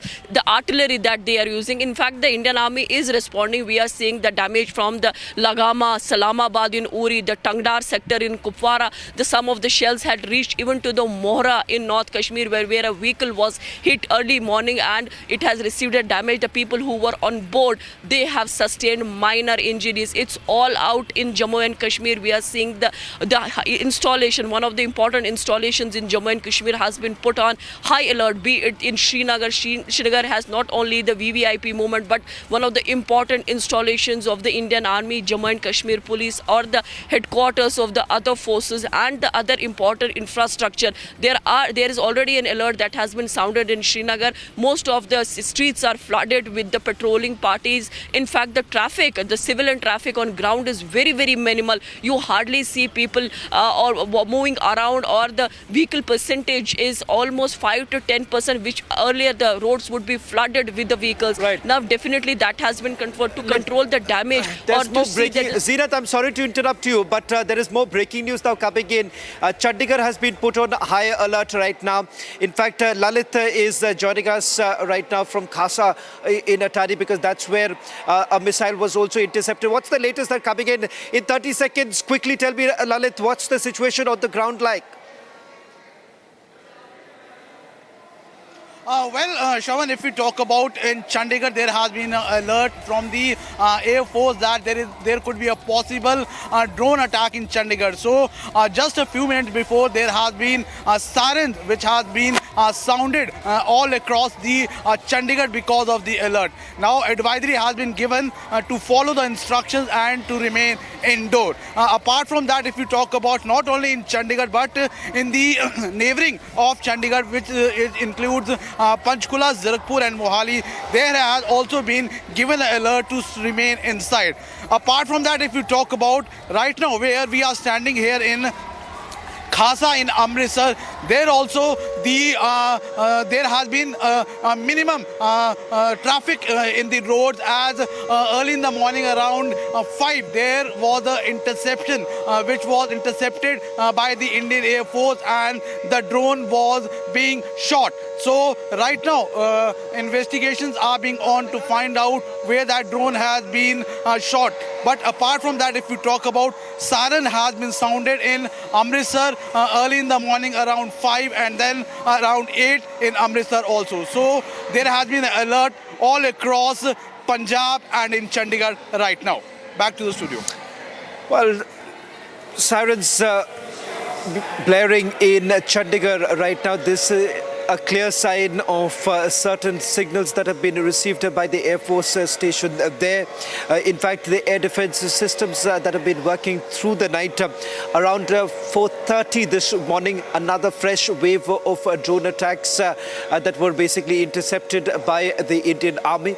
A consolidated list that has also now been put out with regards to the number of attacks that have actually taken place across the western border. We are being told that 50 such drone attacks that have taken place. Now, with these sirens that are being sounded in Chandigarh, remember a similar drill we are being told has been exercised in Srinagar too. This morning there were sirens that were blaring across various parts of Srinagar. These are precautionary measures that are essentially being taken if at all there are any missiles or, for that matter, drones that are being launched from the Pakistani side. So a close watch being kept right now.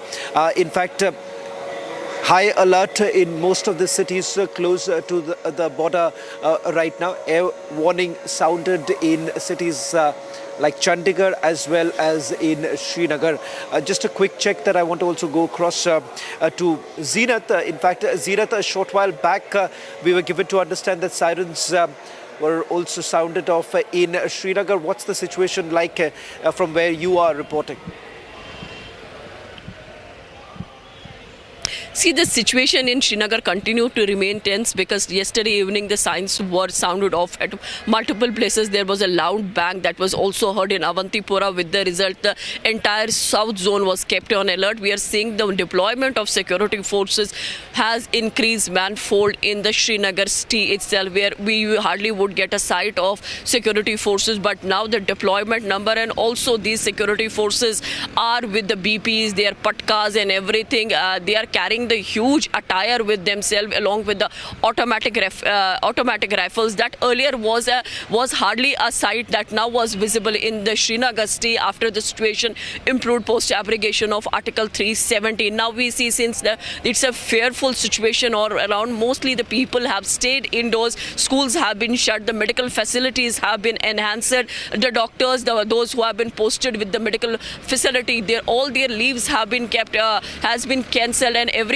even in the J&K police, the people were being called yesterday evening. They were being sent messages that come back and join the duty. So it's a war situation in Jammu and Kashmir, where we see in Jammu the maximum damage has taken place in the Poonch sector, and as far as the Kashmir is concerned, we are seeing the artillery and the mortar shells that have been used by the Pakistan Rangers along the Tangdar as well as the Uri sector, where the people, one woman have lost the life and few of them have also received injury. But there is a property damage that has come due to the shelling of the Pakistan army, and the Pakistan government tried to use the missiles and the drones to hit the Jammu, Udhampur, Pathankot, but they were intercepted, blocked, and with the result, they failed to carry any attack in Jammu and Kashmir. But yes, the artillery that they use has created a mayhem in Poonch. Well, thank you very much. Zira, for getting us the latest details. I'll quickly go back to my colleague Arawat now. Speaking about what's really happening in the border areas, what are the Pakistanis doing right now? They are essentially targeting civilian areas. Reports emerging from Poonch district where civilian areas have been targeted. Remember, we've lost over 16 people. 16 innocent lives were lost because of the shelling being done by the Pakistanis. As far as Uri is concerned, over the last several hours, we've seen the entire area be extremely active. There have been intense artillery firing that's actually taking place. There have been intermittent, is what we are being told this morning when we checked with our sources. There have been intermittent firing that's taking place there. Give us a sense of what's the current situation like, and also show us the extent of damage that you're witnessing right now in the civilian areas. Absolutely, Shaman. As we have seen that the entire area has been, evacuation process has been started in the entire Uri, as we have seen that the continuously shelling from the Pakistani troopers, and you can see here in the visuals that the evacuation process is going on. You can see that the administration is on toes. Also, some injuries were also shifted towards the medical college in the various districts of the Kashmir Valley. Not only here in the Uri sector, we have seen that the first aid have been given them and they are stable as of now. But we have seen that it's the frustration among the Pakistani troopers as well as the terrorists, as we have seen that the launching pads of the terrorists have been destroyed in the strike. Then after we have seen these kind of operations that the Pakistan is trying to hit the civilian populated areas in the Uri sector, and that Firdaus is showing you the visuals of the Lagama in the Uri's last village in the North Kashmir, and you can see there are the marks of the splinters, and here was the shop in the Uri sector, and here Firdaus is showing you the visuals that the evacuation process is going on. The administration has assured that the 100% evacuation process should be here, and then after we have seen already here in the Kashmir Valley from yesterday afternoon we have seen that the evacuation process was started. Coming to this side, this is the entire area that has hit with the mortar shell that was fired by the Pakistani troopers in the Uri sector, and we have seen that the entire area is getting in some more breaking news right now. China has now done the balancing act, a statement that has been put out by the Chinese Foreign Ministry. They say that they oppose all forms of terrorism, and the fact that since both are China's neighbors, they are hoping that this matter would be de-escalated. But China says that we urge both sides to act in larger interest of peace and stability, and they maintain that they are ready to play a constructive role in easing the tensions. Now, this comes at a time when Pakistanis are essentially using fighter jets that have been loaned by the Chinese. The Chinese Foreign Ministry is making a statement at a time when the Pakistanis are also using Chinese missiles. Remember, the drones that were basically fired late last evening were also Chinese make, and the missiles, PL-15s, that have been used by the Pakistanis are also been given by the Chinese. So a lofty statement now being made by the Chinese Foreign Ministry, where they're essentially indicating that they would like to carry out a constructive role, play a constructive role, perhaps mediating between both the countries. Slipping into a short break. On the other side, we get you more details coming in from the border areas.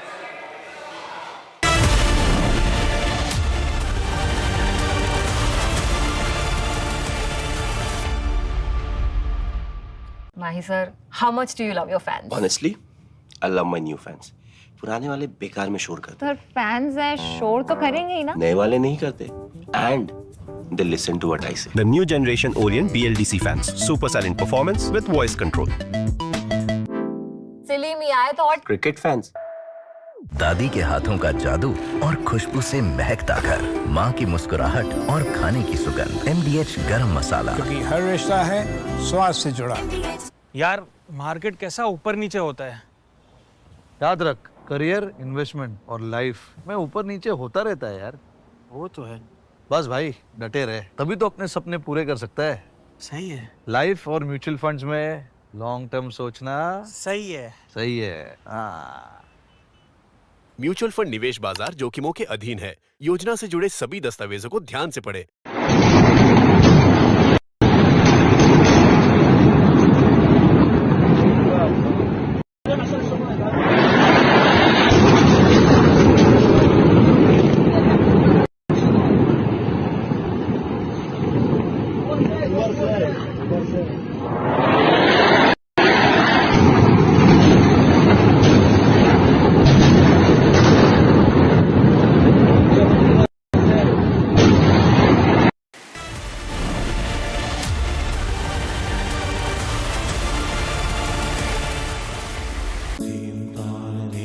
At Amity, we are committed to building a stronger India through world-class education and research, to nurture ideal citizens who, together with the leaders of today and tomorrow, will make India a world superpower. Amity University, India's leading not-for-profit private university. अब छोलिया हो या लोबिया, सफेद चने या काले चने, सब कुछ मजेदार बने। इसको घर पे लगाओगे तो शादी का तो पता नहीं, पर घर पक्का नहीं टूटेगा। रुंगटा नहीं तो घर स्ट्रॉन्ग नहीं। रुंगटा स्टील TMT बार एकदम सॉलिड। पहाड़ों में एक हाइकिंग स्टिक भी बन सकती है। ये है सीक्रेट रेसिपी MDH का जीरा सिप जल जीरा मसाला।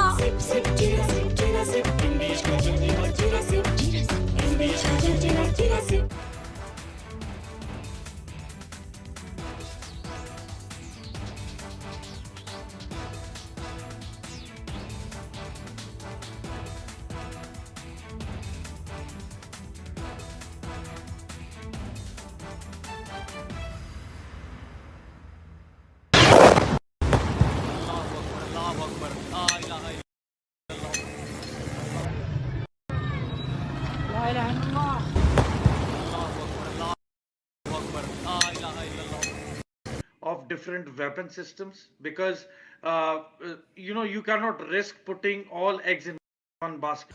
ये मस्जिद तैयबा मरकज उमरकरा के अंदर।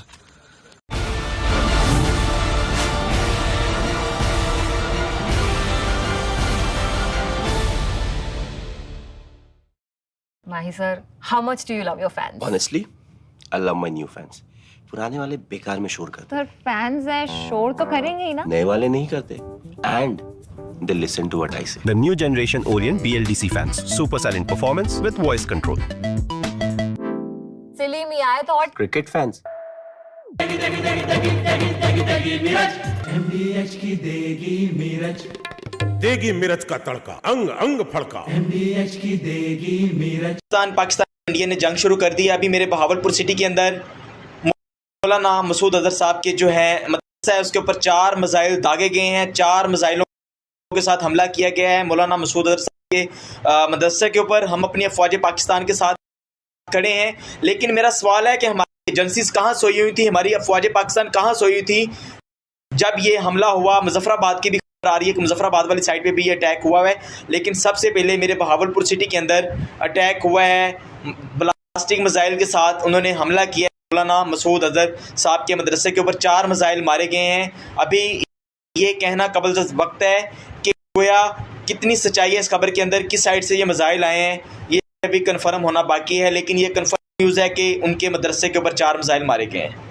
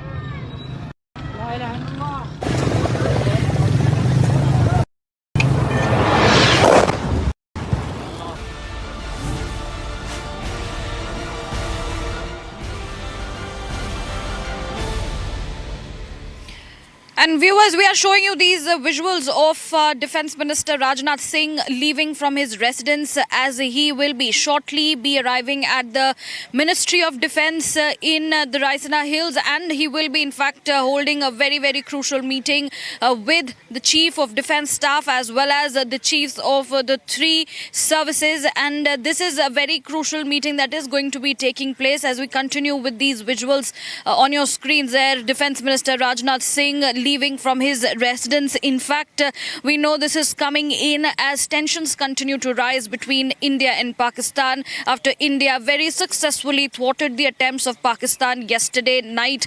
In fact, there were several other developments that had taken place in Jammu, in Punjab as well as in Jaisalmer, all the western borders connecting India and Pakistan. There were high tensions that had happened, and at this point in time we see Defence Minister Rajnath Singh all set to meet the CDS as well as the three services chiefs, and this meeting will be focusing on the review of the security situation, of the review of the successful mission that was undertaken under Operation Sindoor that happened yesterday, where there were successful strikes against the missiles and the drones that were launched by Pakistan, a series of missiles and drones that came in from the Pakistan to the Indian area in the border areas, and that mission was successfully foiled by the Indian forces, by the Indian air defense. And on that note, there will of course be a review, and the meeting is going to be taking place any time from now after the Defence Minister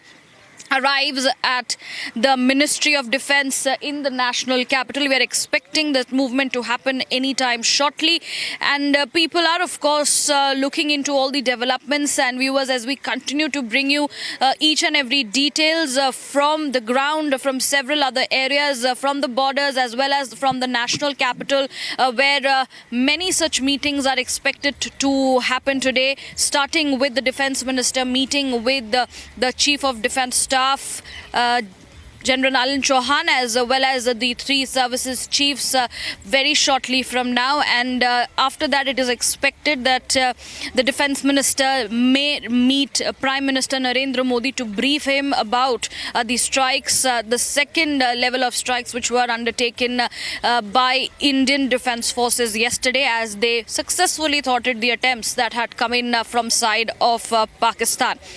And viewers, it's time for a very, very short break. Do stay tuned. We will be coming right back, hitting a short commercial break. We will be getting you all the details. On the other side, we will be, of course, seeing Defence Minister meeting with the Tri-Services Chiefs as well as the CDS, a high-level meeting going to be happening on the other side. Stay tuned.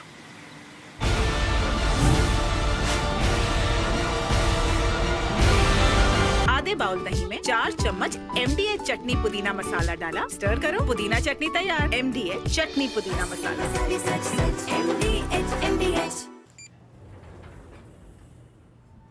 क्या हो गया भाई? वो भैया, आपसे सीखकर mutual funds में SIP शुरू की थी, लेकिन कभी-कभी अपडेट्स देखकर मेरा मन भटकने लगता है। अरे अपने मन को बोल, म्यूचुअल फंड्स टिके रहने का गेम है।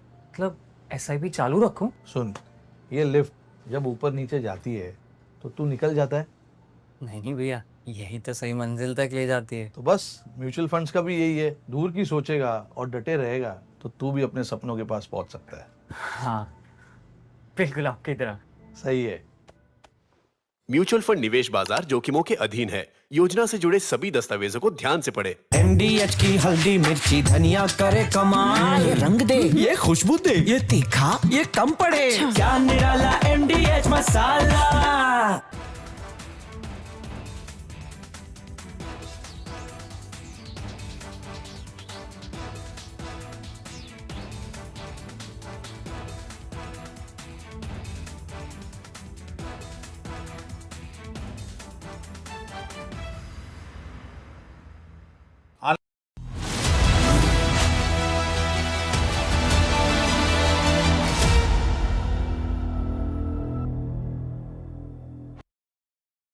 Mahi sir, how much do you love your fans? Honestly, I love my new fans.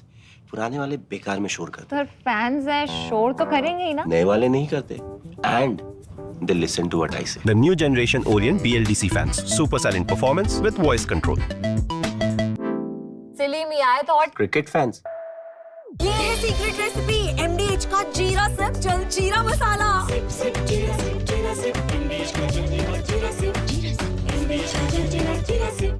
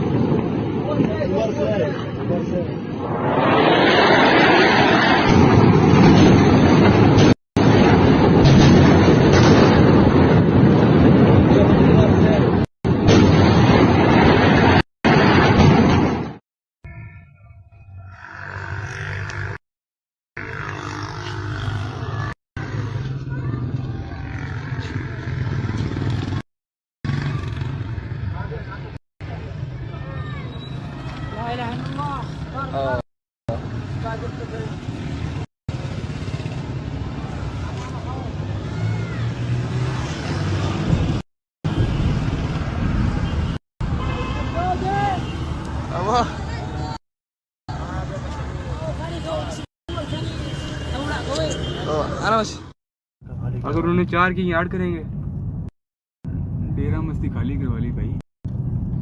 हाँ देखना वाम कैसी आ रही है वहां से। कैच होगी? नहीं होगी।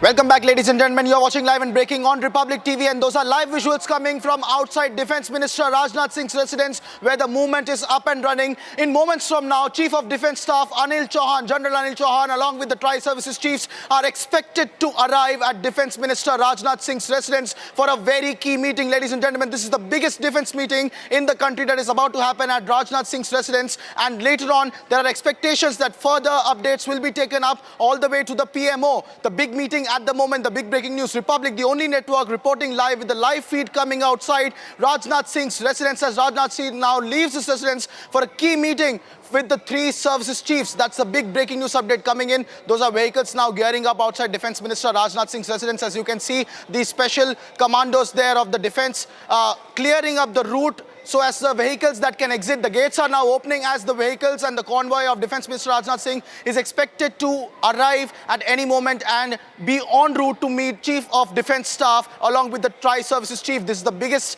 meeting of the defence establishment since last night's escalations. Those are the live visuals coming in. There is massive movement outside Defence Minister Rajnath Singh's residence as he's now officially en route to meet Chief of Defence Staff along with the Tri-Services Chief. That's the cavalcade of Rajnath Singh. There we have first visuals only on Republic. Defence Minister Rajnath Singh's first visuals on Republic as he is en route now to chair one of the biggest defence meeting of the day. Riyanka, my colleague, is reporting live from Rajnath Singh's residence. Riyanka, Rajnath Singh is en route now to meet the Tri-Services Chiefs along with the Chief of Defence Staff. Take it away.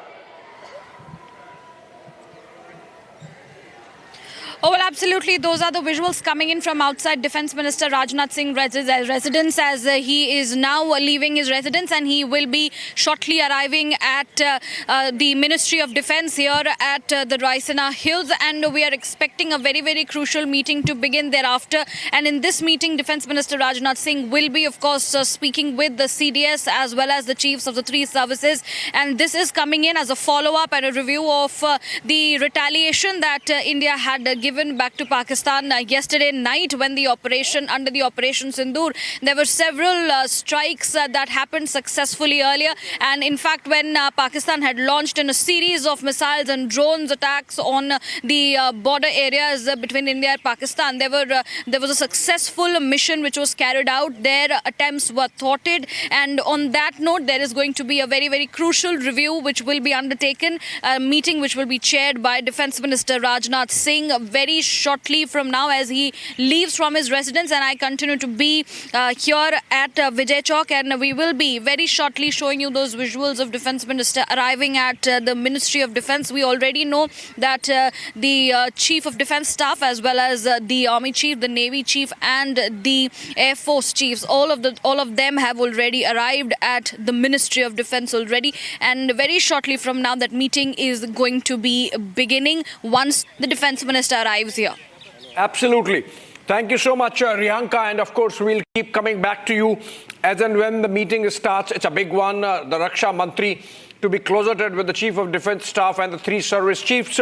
He has, of course, been in touch with them all through this exercise, which is an ongoing exercise, Operation Sindoor, and India really taking the battle right into the Pakistani camp with the kind of response we have been giving to every escalation being carried out by Pakistan. Yesterday, of course, Pakistan took it to the next level. 50 drones taken down by India's alert air defense systems.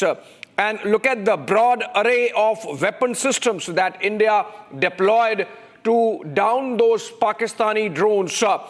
And missiles, of course. 8 missiles on Jammu alone, and that's a big one. I'm sure the Indian Armed Forces are going to give a befitting reply, and as Foreign Secretary Vikram Misri said in the presser yesterday, it's for Pakistan to choose. There would be consequences. So obviously, if there are 8 missiles being hurled on Jammu, there would be consequences for that, and for which, of course, this meeting gains even more importance. The Defence Minister to have confabulations with the entire armed force leadership, which includes, of course, the Chief of Defence Staff and the 3 service chiefs. This meeting is going to start in a while from now, and we'll keep bringing to you latest updates insofar as the weapon systems. Okay, before the weapon systems, the breaking news development, that Defence Minister has arrived at the Ministry of Defence in the South Block, and he's going to meet the service chiefs. Can we get the spelling right of the service chiefs? And service chiefs. And okay, these are the pictures coming in of Raksha Mantri Rajnath Singh arriving at the South Block, Ministry of Defence. And in a while from now, the meeting should be starting. All right, we get it right. And the weapon systems, the broad array of weapon systems that were deployed by India overnight to repel the Pakistani drone swarm attack. It included L-70 anti-aircraft guns. Okay, let's go to Rihanka again for a bit because Defence Minister Rajnath Singh has arrived. Rihanka, you think the meeting is going to start anytime soon? The service chiefs have already arrived and the meeting to begin?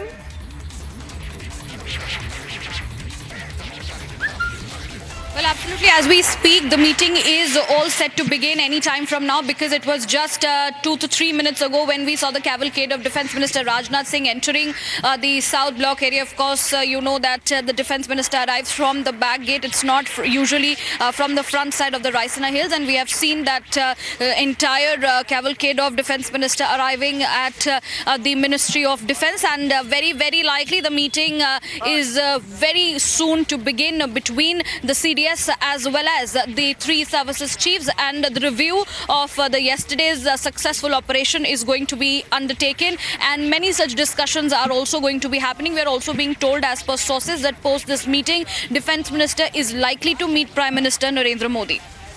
Well, absolutely, and this is even as Pakistan continues to play the game of fooling its own citizens, while on the one hand it is escalating, putting itself in a cul-de-sac where there are going to be costs and consequences. On the other, we are seeing Pakistan going begging, asking for loans because it does not have money. And let's look at the array of weapon systems that were used overnight to repel the Pakistani attack, and which included L-70 weapon system. Remember, that's something which is used to take down projectiles coming over on our side, and other weapon systems.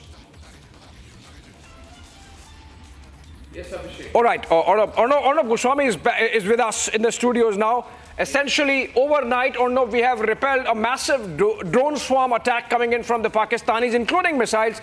8 of them on Jammu. There would be consequences, is what we are being told, and it's going to be absolutely massive and consequential insofar as taking down Pakistan's hubris are concerned. Yes, of course. India's military edge means nothing without the political courage to deploy it, and that's the key point tonight. We have a strong political courage. The meetings that we are reporting today are a reflection of that. Very steady situation. The government is very steady, very controlled. Absolutely. Well, no expression of excitement at the fact that we have been able to successfully,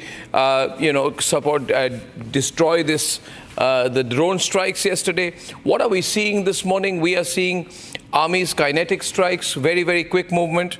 We're seeing expanded patrols of the Navy. Our warships are out there, our submarines are in action. We've surrounded the southern coast of Pakistan. We have border dominance by the BSF and very strong coordination of civil management by the Home Ministry. And ladies and gentlemen, we've been told that the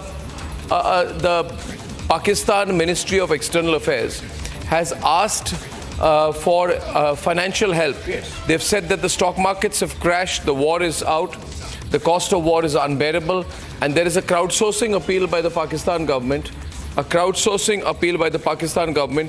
to help de-escalate the situation, and also to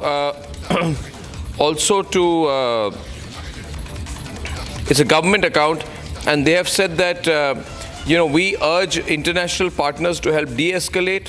We have suffered heavy losses inflicted by the enemy, and it's a really desperate situation, Abhishek. I mean, Pakistan makes formal appeal for loans, which means, and another breaking news I have here is that there is a 3,000 rupee curb which has been put on one-time ATM usage, which means individual personal cash currency. There's a currency problem, there's a cash flow problem that Pakistan is having, and therefore it is urging people not to withdraw more than 3,000 rupees a day for their personal use from each bank account. Yeah, absolutely. So bank account, personal bank withdrawals have been limited to 3,000 rupees a day across Pakistan by most of the government-supported and government banks. Yes. So this is a situation, but I find that this appeal for loans, and I'll put out the graphic there also on what they have said there. It's not going to be of any help. I mean, because they are also facing a tough situation in the IMF. We'll be going live to all our partners in different situations. The world is watching, but the world is not willing to help out here because, as US President J.D. Vance said it best, it is not our war. He said it's not our war. I mean, there is no question of America having the influence to de-escalate. And IMF is meeting in just about 10 hours from now in Washington, D.C. itself. And I am told, we should break this. There is an internal meeting in the Department of Revenue. And also the Finance Ministry is meeting so that we coordinate what we do at the IMF in about 10 hours from now. So there is a meeting taking place at the MOD in the South Block, and there is a meeting taking place in the Ministry of Finance in the North Block. And this is India's diplomatic offensive going on. In fact, the Finance Ministry to coordinate what we do at the IMF in about 10 hours from now, and a very crucial meeting taking place. I just confirmed. What happened to the government briefing, which was supposed to happen at That's going to take place around 4 p.m. is what I'm being told now, because obviously with a flurry of activity happening, what is more important is that the forces are very clear what next, and for that the leadership is meeting. The Defense Minister is having a meeting with the Chief of Defense Staff and the 3 service chiefs. As we speak, these are pictures of Defense Minister Rajnath Singh, who arrived at his South Block office just a while back, and the meeting has in fact begun, is what we are being told. Yeah, and we have with us internal security expert Gurinder Singh Dhillon. Good morning, Mr. Dhillon. How are you viewing the things? Especially in the wake of the drone strike, has the Indian response been on expected lines or differently? I mean, how do you feel the response has been to the swarm of drone attacks? Were we anticipating this? Good morning, Anmar. Very nice, thank you. And what I feel is that, yes, internal security and civil defense is very important organ which we have to make sure that it is in place. And it's very important that because modern day warfare, there is blur in the lines between the target, whether it is civilian target or military target. So I think we, coming from Punjab, I know we are at the forefront, and there were drone attacks, they were neutralized. I'm very happy that military is responding, giving a befitting reply. That's what is needed, because this is the time we shall all be together and fight these terrorist organization institutions in Pakistan. But of course, civil defense and security of vulnerable points and vulnerable vital installations is very important, more so in border states, because that deals with the civilian security and mobility of the armed forces and supply chains. Yeah. Okay, Mr. Dhillon, I'm going to come back to you. I also have our reporters in different locations. Thanks for sharing that information with us. Ladies and gentlemen, I want to take you through some of what has happened last night. And right now, I'm going to run a few of the reports that we had last evening. So in case you missed it, some of the action last evening. And it's been a really long night, hasn't it? I mean, it's been a long night. It's been a busy night. And it's going to be a very long day.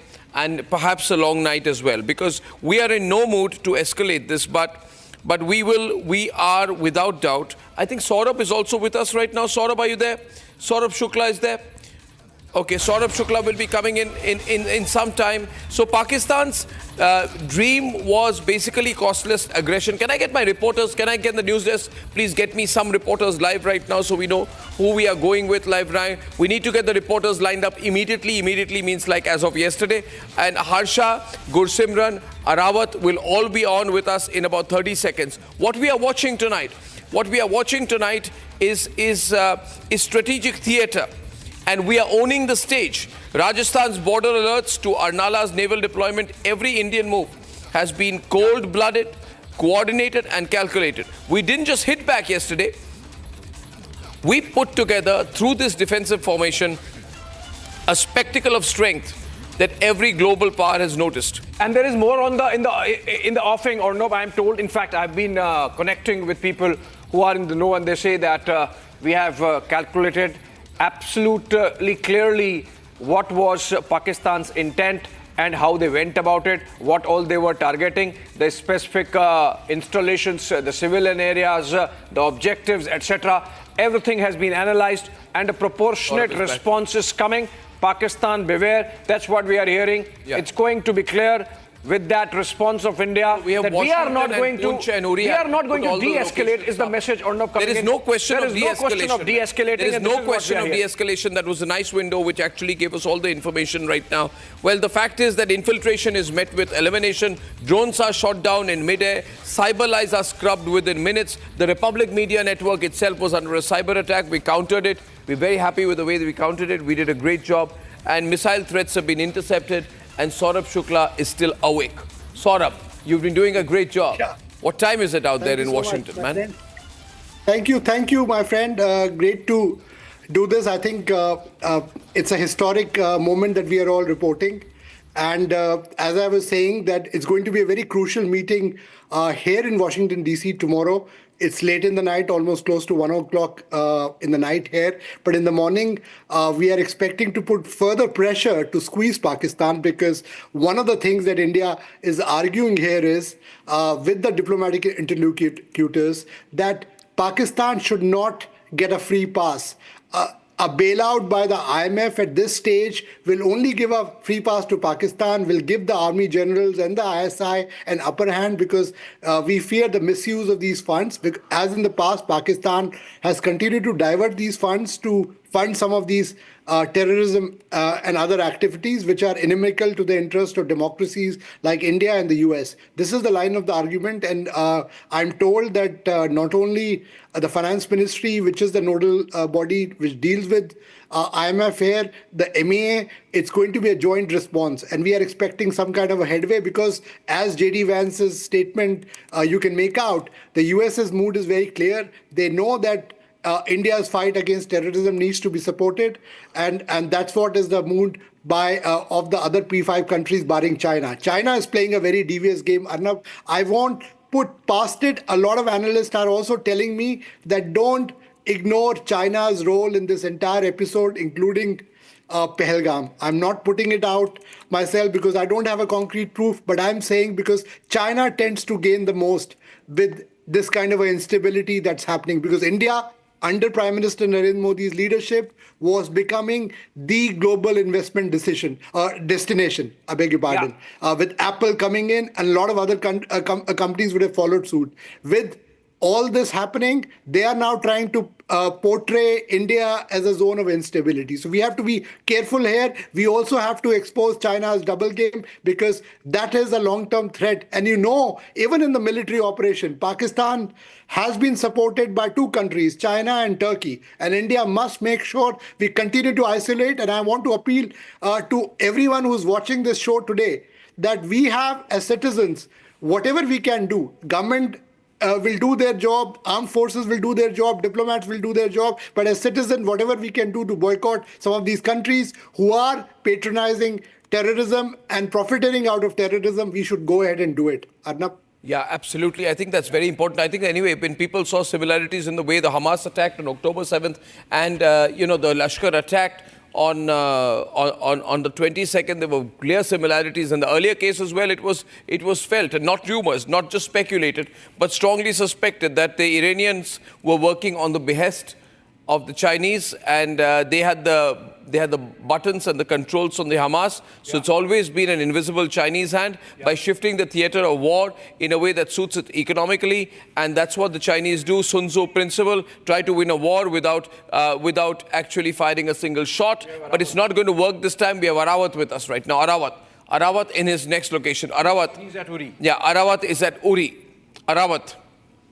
Yes, Arnav, we have reached another location here in the Uri sector, as we have seen that the continuous like the Hamas-type shelling has done in the Uri sector.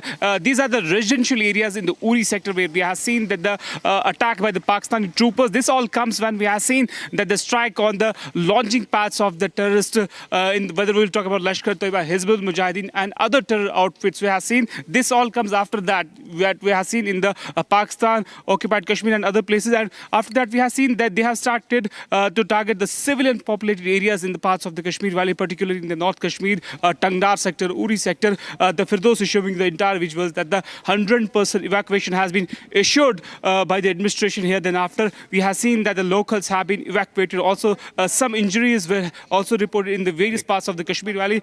Then after, we have seen also the locals here have been evacuated to the safer locations across the parts of the Kashmir. Also, I'll show you from this very side. Here was the shop, and entire area has been now sanitized. We have been told to report from here because we are following all the precautions here. And from this side, you can see here there are the marks of the splinters. Here was the shop of the Hindu I have family. some visuals which have just come in. I'm going to try and put it up. It's from Hoshiarpur. From Hoshiarpur area. The visuals are there. Please put the watermark on it. These are latest visuals that are coming in full frame right now. And what you're seeing on the right-hand side of the screen is the video of an unexploded or maybe a dud projectile that came in from the Pakistani side. And you can see it very closely out there. I'm going to get a military expert to analyze what this is. This appears to be about 2 meters, a little more over 2 meters long, right? And it is a projectile which is still intact. And the people who are speaking location there, who are examining it, are obviously not trained. These are the people who have just caught the projectile images and they are sharing it. And these are people who are talking around it. I don't think it's safe to touch a projectile like that, but it's obviously unexploded. And this is the proof that this has been a failed projectile assault. People are handling it. I think they should be careful about doing this. But this is from Hoshiarpur. और अगर हमारे reporter Lalit को हम live कर सके. Good morning, Deepak साहब. Good morning, sir. Good morning, sir. Bob, bright and early and looking fantastic as always. Inspired by you as always. Sir, you see these visuals out there. What do you make of it, sir? Lots of dud missiles have fallen all over. Deepak Vora. Yes, sir. Yeah, can we be on air? Good morning. Yeah. Good morning, sir. Thank you very much. Always a pleasure to be on your incredible channel. What I see here... What do you see, sir? It's a dud missile, sir. Yeah, it's made in China. Yeah. It doesn't work and it can't be fired. So therefore, they have thrown this little joke over here. Fellows who, of course, milling around it should be careful. Wait for the bomb disposal fellows to come. They'll do it. But this is not unusual in situations like this. When you start buying all this nonsense made in China, you will face many, many such things. I believe this is the global assessment. Out of every 10 weapons or projectiles like this made in China, 5 probably don't work. That's a very high failure rate. But then it's only to be expected. Let's see what happens, sir. You said this is in Hoshiarpur. मुझे कहा गया है, हिंदी की जो report है, I'm reading it out for you. Hoshiarpur से तलवाड़ा में गांव कमाही देवी के पास थोड़ी देर पहले एक मिसाइल गिरने की जानकारी आ रही है. Okay. So this is the first input. Hoshiarpur के पहाड़ी क्षेत्र कमाही देवी में मिसाइल मिलने से दहशत, मौके पर स्थानीय पुलिस पहुंचे और ऑफिशियल तौर पर अभी कोई जानकारी ऑफिशियल तौर पर कंफर्मेशन नहीं हुई है. ये रिपोर्टर के सूत्र, जो हमारे रिपोर्टर के सोर्स है, वो सब कह रहे हैं और विजुअल हम दिखा रहे हैं. And this is the latest visual which has come full frame. जरा इसको दिखाइए please. This is a missile which is obviously been caught, but what it is resembling, जो कहा जा रहा है, ये हम Niranjan is telling me it looks like the PL-15 of China. There you are. और इसको it was said that the PL-15 of China is the missile which will outflank the Rafale. Yeah, of ये course. positioning थी. The Chinese had thought and told and sold this to the stupid Pakistanis that this is their equivalent of the BrahMos. ये इनका ब्रह्मोस है. और हमारे साथ ललित आप live है. Lalit, okay. I want to say something. ये होशियारपुर है ना? Hello. ये कहाँ से फायर किया है? From Pakistan, from a place called बुद्धूपुर. You're having fun this morning. Lalit, ये जो विजुअल अभी आपने शेयर किए, लोकल स्थानीय police, what are they telling you, Lalit? Well, there has been no official confirmation, but yes, a missile has been found in the forest area near Kamahi Devi in Hoshiarpur. So visuals are coming right now, but there has been no official confirmation regarding this. But yes, a missile has been found in the forest area near Kamahi Chinese Devi in PL-15. Hoshiarpur. Right now, there has... बोलिए. Carry on. I'm giving instructions to the desk. Don't be disturbed. Yeah. Well, yeah. So right now there has been police teams which has been going there, and this matter has been reported to the police. So right now investigation is on, but there has been no any sort of injury or damage in the nearby areas. But yes, a missile has been found in Hoshiarpur near the Kamahi Devi. In the past 24 hours, if we talk about, and in the last 12 hours, basically nearly in the Punjab border areas, in the international LOC, whether it we call Pathankot or Firozpur or Amritsar, a number of drones have been intercepted. Early in the morning also in Amritsar area near Khasa, a drone has been intercepted, but still now no official confirmation has been given. So there has been a high alert all along the international borders, all across the Punjab, and from the past 3 to 4 hours, 2 times the sirens have been rang here in the Amritsar also. But yes, the missile has been found in the Hoshiarpur area near Kamahi. Okay, now, Back you know, to the studio. this is just showing the asymmetry between India and Pakistan. As you go full frame on that before I go to Poonch. If you see this PL-15, I was just told by a research team that the PL-15 was sold by the Chinese to the Pakistanis as China's gift to Pakistan to take on the BrahMos. It has utterly failed. The Chinese missile has failed. It has landed into a farm in Punjab, and it has not exploded. This is a big blow. This is a missile or not? This is clearly a case of missile, and which means the Pakistanis have been escalating, and that's why what we are being told is that by 4 p.m. we would be hearing what India's response has been and how India has made sure that Pakistan does not get away with this escalation and that there are consequences to what they are doing. So this PL-15 missile usage in a civilian area is also evidence, Deepak Bora, that we can take to the international community. This is landed on a farm. It's all. This is evidence of escalation. Oh, absolutely. Escalation. We've done the same when they fired that AMRAAM missile from their jet and hit the aircraft of Wing Commander Abhinandan. We had then shown it to the international community. Not that they are going to do anything about it. Most of them couldn't care less. But yes, we have now solid evidence that the Chinese are messing around. They are no friends of ours, nor are they any friends of Pakistan. They are messing around and they are trying to encourage these guys to keep the battle going. Whereas they talk of peace, but they try their best to make war. This is the hypocrisy of China. Sir, may I say something before I conclude? Please. You know, for me, I wear the Ashoka's thumb, which says, below that is written, Satyam eva jayate. In Mandarin, sir, there is no word for truth. There's a word for reality. I rest my case. Oh, that's fantastically argued out there. Incredible. We're also getting some new visuals that are coming in. And these new visuals are the missile remnants that are coming in from Kutch. So I want to run both these sets of visuals. The Hoshiarpur PL-15 missile dud from China.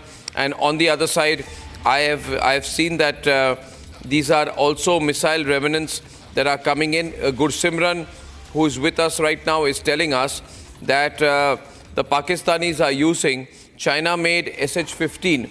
Gursimran, agar live hai, he can share that with us. But they are using the China-made SH-15 artillery guns to target Indian post. What is the SH-15? It is a 155 mm, 52 caliber self-propelled howitzer developed by China's Norinco. This is the fact. I also have the fatality list. Unfortunately, one person has died in Poonch, non-fatal injuries 1, Uri fatal 1, non-fatal 3. So 2 casualties overnight in Poonch and Uri. And I want to take Ravinder Sachdev is with us. Good morning very much, sir. Thank you very much. And the situation is close. You are watching this tonight. You are seeing these visuals. Can I run the other visuals also of the remnants, please? Can I run the other visuals, please? Can we just run the 2 sets of visuals full frame on the screen for a minute? Ravinder Sachdev, how do you view the situation? Kutch ke ye tasveerein abhi aa rahi hai hamare paas. These are, abhi Yogi Adityanath is speaking on Pakistan. I want to really hear what Yogi has to say. We all want to hear what Yogi has to say. आज आप देख रहे होंगे किस रूप में अलग थलग पड़ा पाकिस्तान आज दुनिया के सामने कराहता हुआ नजर आ रहा है। आपने पाकिस्तान को बेशर्मीपूर्ण चरित्र देखा है कि जब भारत की कार्रवाई से आतंकवादी मारे गए, उन आतंकवादियों के जनाजे में पाकिस्तान के शीर्ष सैन्य अधिकारियों की उपस्थिति, पाकिस्तान के राजनेताओं की उपस्थिति दुनिया की आंखों को खोलने वाला होना चाहिए कि पाकिस्तान आतंकवाद को प्रश्रय ही नहीं देता बल्कि आतंकी गतिविधियों में सीधे सीधे लिप्त है और उसकी संलिप्तता इस बात को दिखाती है कि पाकिस्तान अब अपने वजूद के लिए जूझता हुआ दिखाई देगा। हर भारतवासी का दायित्व बनता है इस समय हम भारत की सेनाओं के मनोबल को बनाए रखने के लिए देश की सुरक्षा के साथ कोई भी अगर शरारती तत्व किसी प्रकार की शरारत करता है तो पूरी सजगता और सतर्कता के साथ हम सबको भी अपनी सेनाओं के मनोबल को भी बढ़ाना है, सुरक्षा बलों के साथ भी खड़ा होना है, साथ साथ किसी भी उस शरारतपूर्ण कार्रवाई को जो सुरक्षा में सेंध लगाती हो उसको बेनकाब भी करना है। तमाम प्रकार की शरारतें होंगी, सोशल मीडिया के माध्यम से तमाम प्रकार के अफवाह भी फैलाने का प्रयास होगा, लेकिन इन सब की परवाह के बगैर हमें देश से केंद्रीय नेतृत्व से आदरणीय प्रधानमंत्री जी की ओर से जो भी जिस भी प्रकार का मार्गदर्शन प्राप्त हो, पूरे देश को एक स्वर में प्रधानमंत्री मोदी जी के नेतृत्व में उनके यशस्वी मार्गदर्शन में कार्य करना है। भारत हर हाल में विजयी है और विजयी रहेगा, इसमें कोई संदेह नहीं होना चाहिए।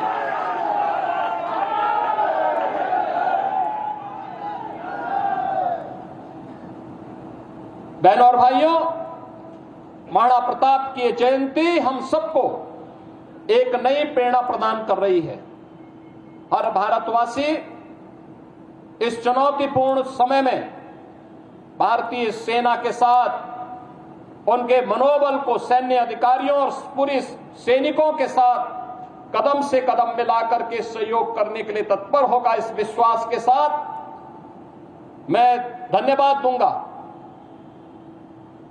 विधानसभा के माननीय सदस्य श्री राकेश प्रताप सिंह जी को, जिन्होंने संकल्प लिया कि चौराहे का सुंदरीकरण हो, मूर्ति को गरिमा और गौरव के साथ, यहां पर सम्मान के साथ इस मूर्ति के रखरखाव की व्यवस्था की जा सके। मैं धन्यवाद दूंगा विधान परिषद के माननीय सदस्य श्री मानवेंद्र सिंह जी को, जिन्होंने अपनी निधि से यहां पर इस चौराहे के इस द्वार का निर्माण करवाने में अपना योगदान दिया है। मित्रों, मुझे याद है 1998 में इस चौराहे पर मूर्ति की स्थापना का प्रस्ताव उस समय स्वर्गीय बाबूजी कल्याण सिंह जी मुख्यमंत्री थे और तब प्रस्ताव मैंने ही दिया था, मैं सांसद था। 3 मूर्तियां हम लोगों ने बनाई थी उस समय संस्कृति विभाग से महाराणा प्रताप की, एक मूर्ति लखनऊ के चौराहे के लिए, एक गोरखपुर के लिए और एक प्रयागराज के लिए, और तीनों स्थानों पर श्री नरेंद्र कुमार सिंह गौर उस समय संस्कृति मंत्री के रूप में कार्य कर रहे थे। उन्होंने, डॉक्टर गौर जी ने इन तीनों मूर्तियों के लिए possible drone attack from Chandigarh, and therefore Chandigarh is all alert. There's an alert in Chandigarh. Lalit?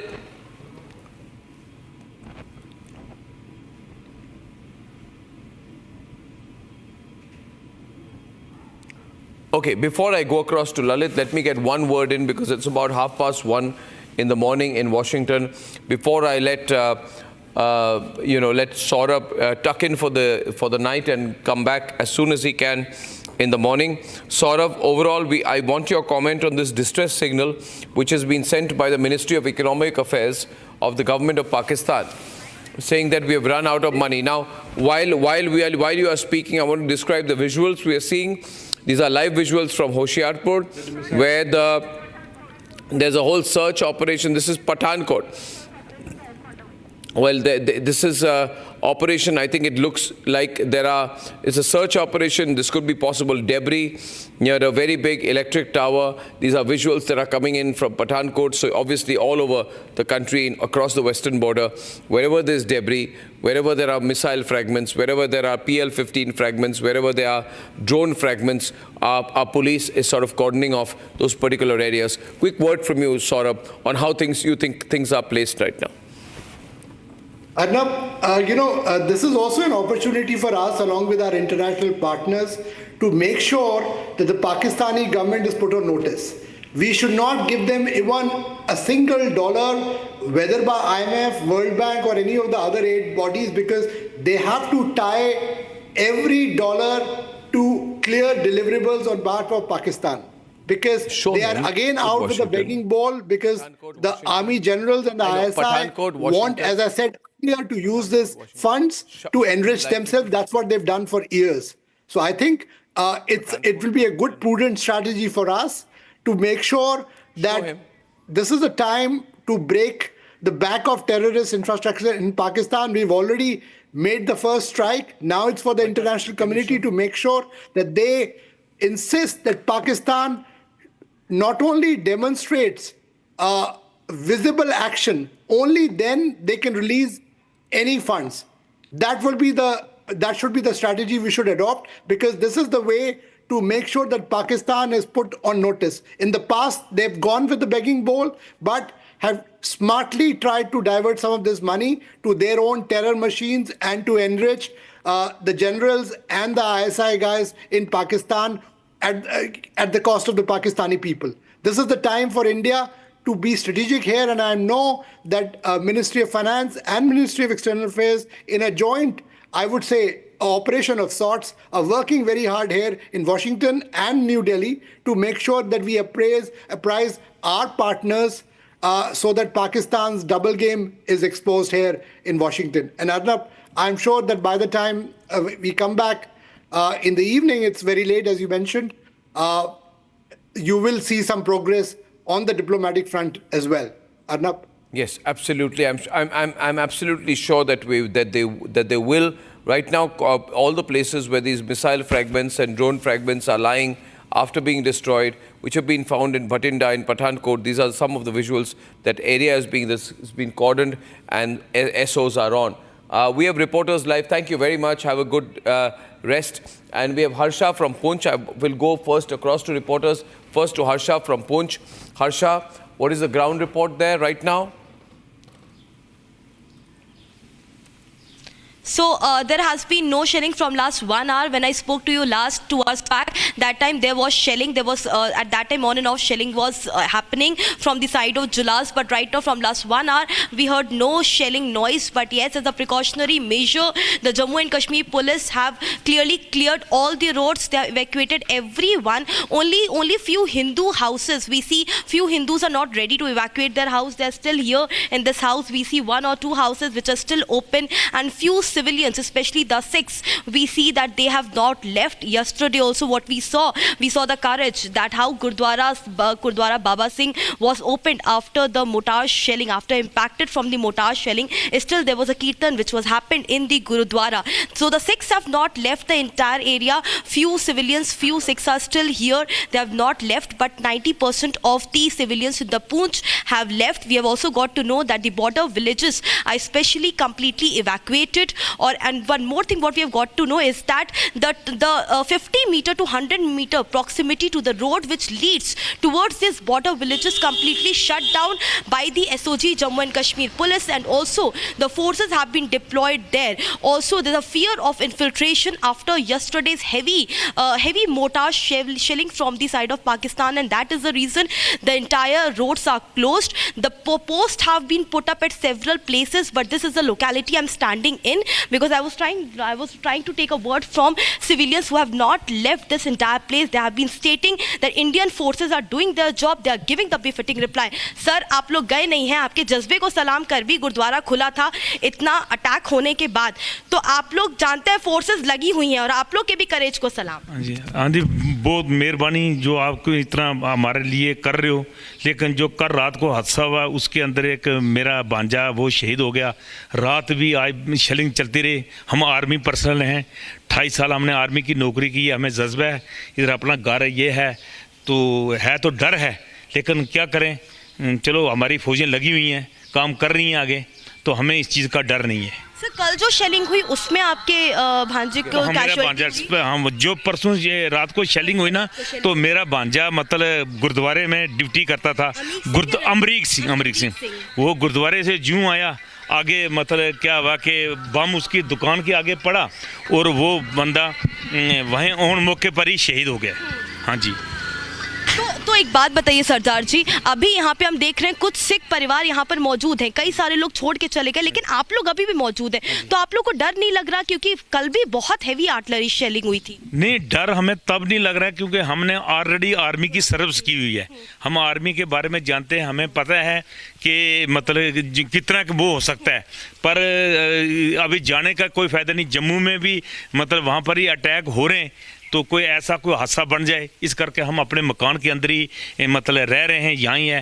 हाँ। बंकर तो है नहीं आप लोग? बंकर नहीं है, बंकर नहीं है आप बंकर हमारे को पहले गवर्नमेंट ने अलॉटमेंट नहीं किया ना कि लड़ाई लगने वाली है, नहीं तो हम पहले सन 65 में 71 में हम क्या करते थे कि अपना बंकर बना लेते थे। तो आपने 71 की लड़ाई देखी है? 71 की हमने पेंट की भी देखी हुई है। अच्छा, पेंट की भी देखी है, 71 की देखी है। मैंने 28 साल फौज के अंदर नौकरी करके आया हूँ। सर तो ऐसा आपने देखा, ऐसा जो सिविलियंस पर जो ये गोले फेंक रहे हैं, सिविलियंस को जो टारगेट कर रहे हैं, ऐसा कायराना हरकत आपने इससे पहले देखा? इससे पहले कभी नहीं देखा। ये जितना कराना हरकत हुई ना, अभी कल हमारे 2-3 जो बच्चे शहीद हो गए ना, हमें पता है उनके घर का परिवार जो वो अभी उसको मतलब वो करना बहुत मुश्किल हो गया है। वो अभी उनको मतलब अपना उनका घर का संभालना बहुत मुश्किल आ गया। अब बीवी क्या काम करेगी? उसके 8-8 साल के 10-10 साल के बच्चे वो क्या काम करेंगे? जो बच्चे मतलब एक लड़का फौज से रिटायर आया था, उसकी भी डेथ हो गई है। दूसरा अनमैरिड लड़का था, उसकी भी डेथ हो गई है। तकरीबन उस दिन काफ़ी एक बंदा यहाँ से भाग के जम्मू की तरफ जा रहा था, रास्ते में शेलिंग पड़ी, उसका बेटा डेथ कर गया। तो इस करके हम हमारे को अब गवर्नमेंट के साथ तो हैं हम, लेकिन ऐसे है कि जो मतलब ये अभी हरकत हो रही है, ये बहुत ही मतलब अनगैली मतलब हरकत हो रही है, जो हमें ये खामखा तंग करी जा रही है। लेकिन चलो हमारी फौज भी लगी हुई है, मतलब वो भी फौज के जज्बे को भी सलाम, जो रात भर से रिटेलिएट कर रही है। हमारी जो फौज का उसका जज्बा, हम खुद आर्मी से रिटायर हैं, 28 साल हमने फौज में नौकरी की है, सुबेदार मेजर की रिटायरमेंट से हम आए हैं। लेकिन जो है वधिया है, चल रहा है, लेकिन हमें इस परेशानी हो रही है क्योंकि सब दुकानें वगैरह बंद हैं, राशन नहीं है, कोई पूछ नहीं है। अभी हम किसी के घर में जाके ब्रेकफास्ट करके आ रहे हैं, हम अपना घर में नहीं, क्योंकि हमारा भांजा डेथ हो गया, हम उधर भी मतलब उनके घर से भी आए, ब्रेकफास्ट किसी के घर में कर गया है। So these are the visuals we see. Few families have not left, not evacuated this entire locality, but yes, almost 50%, almost 70% houses have evacuated. The civilians have left. As I was speaking to Sardar ji, clearly stated, because day before yesterday in the Poonch city, where the mortar shelling was directly guided at the Poonch city, where almost 10 to 11 houses were destructed. There was a high intensity impact on those houses, and mostly people who have been killed are in the Poonch city region only. Women, small children, and also few males. So right now there is a situation in the Poonch. We have got to know that the border villages are especially completely evacuated right now, but no shelling from last 1 hour from where I am reporting. Back to you. Okay, so we are getting visuals, I think, from different places. While we go to Uri, I also will run pictures of a Tiranga Yatra that is on in Karnataka. It's been organized by the state government. It's very good. We all should rise above all political differences right now and support the nation. And once again, I will, right now in Srinagar, in fact, we have a reporter who's from Republic Canada. And Abhishek has been following the situation there very closely. Abhishek, how has your experience been? What have you and the crews been doing overnight? Can you share that with us, Abhishek? Well, Arnab, it was a very different night for the people of Srinagar, because we could clearly hear the sirens running out. We could clearly hear the army announcing not to move out of the house. We could clearly make out that the entire Srinagar was blacked out after the incident which happened yesterday. Now I am with my team in front of the Srinagar airport. After the incident that happened in Jammu's airport, the security in Srinagar's airport has been at least increased by 2-fold. For security reasons, we will not be showing you the movement or the deployment of the army here. I'll ask my camera person to move a little bit aside, because there is a deployment of the army which cannot be shown as of now. We would not want to show the deployment of the army as well. And with respect to the developments in Srinagar, all the houses, all the shops, all the offices have been closed down. The places which are near the LOCs have been evacuated, and also we can clearly make sure that the roads are empty. The situation in Srinagar kind of looks like the COVID's lockdown. The visuals which you are going to see now is the entrance of the Srinagar's airport, which is at least 2 kilometers wide and in length. This has been closed down for the local public. All the houses are on high alert. The people around here are the only persons who are allowed to walk around or transported here. And also we are clearly seeing that all the shops have been closed, the schools have been closed, even the emergency medical shops have been closed. None of the persons are about this point aren't allowed to the airport. Only the personnel and the ESMA, at least Essential Services Management Act officials, are the only persons who are allowed into the Srinagar airport now. We are expecting that there might be some escalation celebrations because of the deployment of whatever we are seeing here, Arnab. Yeah. So there are visuals right now of the Tiranga. This is the Tiranga Yatra, which is being organized in Bengaluru, ladies and gentlemen. People are out on the streets in large numbers, and it's nationalism.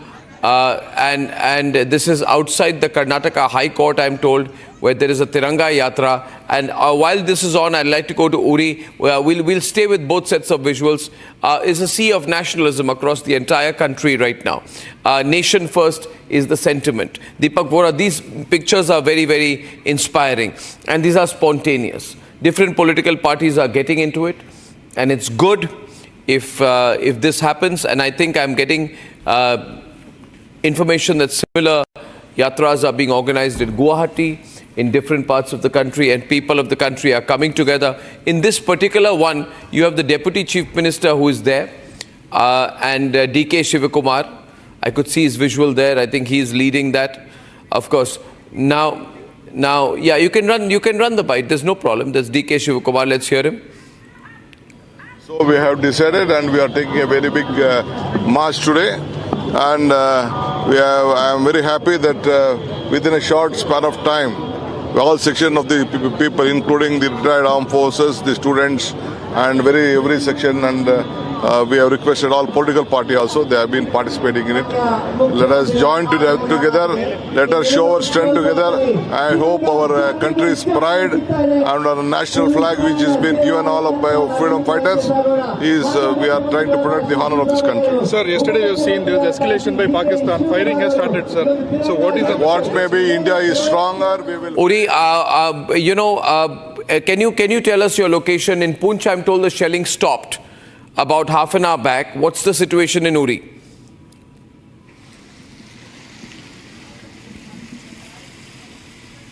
We have seen that the shelling has stopped in the Keep the Poonch, visuals but we have on. seen here in the Uri sector, it's raining here, and we have seen that the evacuation process has been started in all over in the Uri, and you can see there in the visuals that the evacuation process is also going on at the various locations in the Uri sector, and thereafter we have seen that this is the entire area that for those who are showing in the visuals this is the house of the Hindu which was hit with the mortar that was fired by the Pakistan troopers, and you can see this is the frustration of the troopers of the Pakistan army that has targeted the civilian population in the Uri sector. Also, we have been told that the LG Manoj Sinha will arrive here in some time. In some time, we have been told by the sources that he will leave from the Raj Bhavan and he will meet the troopers who are here in the forward locations along the line of control in the Uri sector. Also, we have seen that this is the entire area. Thank you. I think we've covered DK Shivakumar's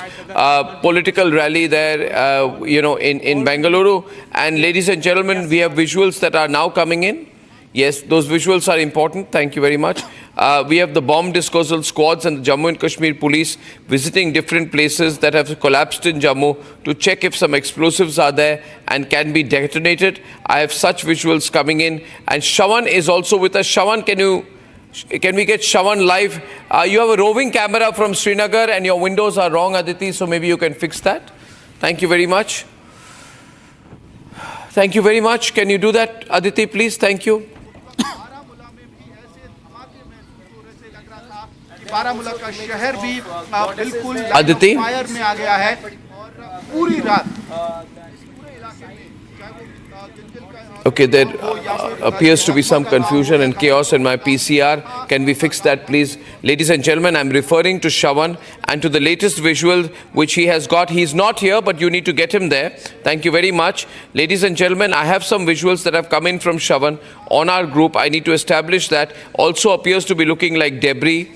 And some places, some homes here which have been broken, and there are people who are going in to see whether those structures are still standing or whether there are unexploded ammunition inside any of these structures. Abhishek, I'll take it to you, give it to you for here. Can you quickly... Yeah, please, go on.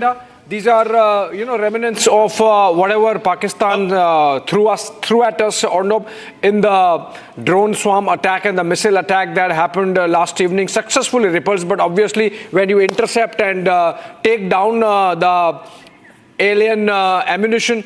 The debris fall, and this is a case of the same pictures coming in from Bathinda. These are on air, and this gives you an idea of the kind of temerity Pakistan showed, for which, of course, there would be consequences which are being planned as we speak on. And these pictures are of the destroyed remains of the Pakistani drones or a missile, because it's so fragmented, and obviously there would be some forensics that would be done by the agencies. Only then we would know what was the exact weapon or the projectile that came from the Pakistani side. But a lot of these appear to be unexploded. One thing is very clear, a lot of these appear to be unexploded. Yeah, they were taken down in the air itself. So they did not have an impact and really create any havoc on the ground. Yeah. So Mr. Sajdev, if you're seeing this here, what do we see? So many shells, a lot of them appear to be unexploded. And we also saw PL-17. Can we take the visuals 50-50 of Bathinda visuals on one side and the PL-17s on the other? Mr. Sajdeva, what are these? I'm showing 3 locations right now: Hoshiarpur, Bathinda, and Kutch. Left is Kutch. Left is Kutch. A lot of debris lying around right now. Mr. Sajdev, can you analyze this for us? 3 locations, please. Yeah. Perhaps, certainly I can take a shot at it. Pakistan, they have, Chinese supplied weapons, mostly about 60 to 70%. Then some Turkey and, legacy American. Now, these missiles or whichever air, attack, these things, if they're unexploded, well, it speaks to the performance of the Chinese weapons and munitions which Pakistan has. China has a reputation, though China is getting over that reputation of low quality, low cost kind of things. And maybe they've been parceling off to Pakistan, substandard ammunition or, older ammunition which Pakistan was sitting on and they're using. So that's one perspective I could look at if these, if these weapons have not been effective. Secondly, yes, of course, our air defense systems. And I would like to just point out, for the overall this thing, that, yeah, sure, we're talking about S-400, but India, as everyone knows, we have a multi-layered air defense systems. So S-400s are being used, Barracks would be being used, Akash would be being used. But yeah, definitely S-400 is more in the news because that's the more, the bigger and the well-known of the Sudarshan Chakra. So it speaks to the efficacy and efficiency. And I think in the morning somebody was, or you were saying that, high regards to our air defense personnel, of course to everyone in our services, but our air defense has performed spectacularly. Get Shavana. Yeah, okay, Now we have been told out here that by the way, there's no news on cancelling IPL. All over the country, all major entertainment programs are being cancelled. The government of Assam has cancelled Bihu celebrations, but unfortunately appears IPL teams are more interested in playing IPL than showing solidarity. And black bands are not going to do this time. This is terrible that they are. I think it's what would you say? I mean, there's a demand all around that this IPL tamasha has to stop at this time, given the gravity of the situation. Deepak Boraj. Thank you, sir. I just want to explain to the people, the millions of people who watch your show. Yeah. When I'm an ambassador of India and I'm presenting India's point of view somewhere, or I'm a soldier at the border, I want to have the reassurance that the nation has my back, that they are defending me, they're there to protect me, I'm not out on a limb. When I see this kind of thing and I go brief some foreign government, look at these terrible Pakistanis, what they're doing. They say, oh, but you're playing cricket with them. Aren't you great friends? Or you are making films over there. Aren't you great friends? Stop this. It has to stop because it has to be it's not an all of government approach. It has to be an all of people approach.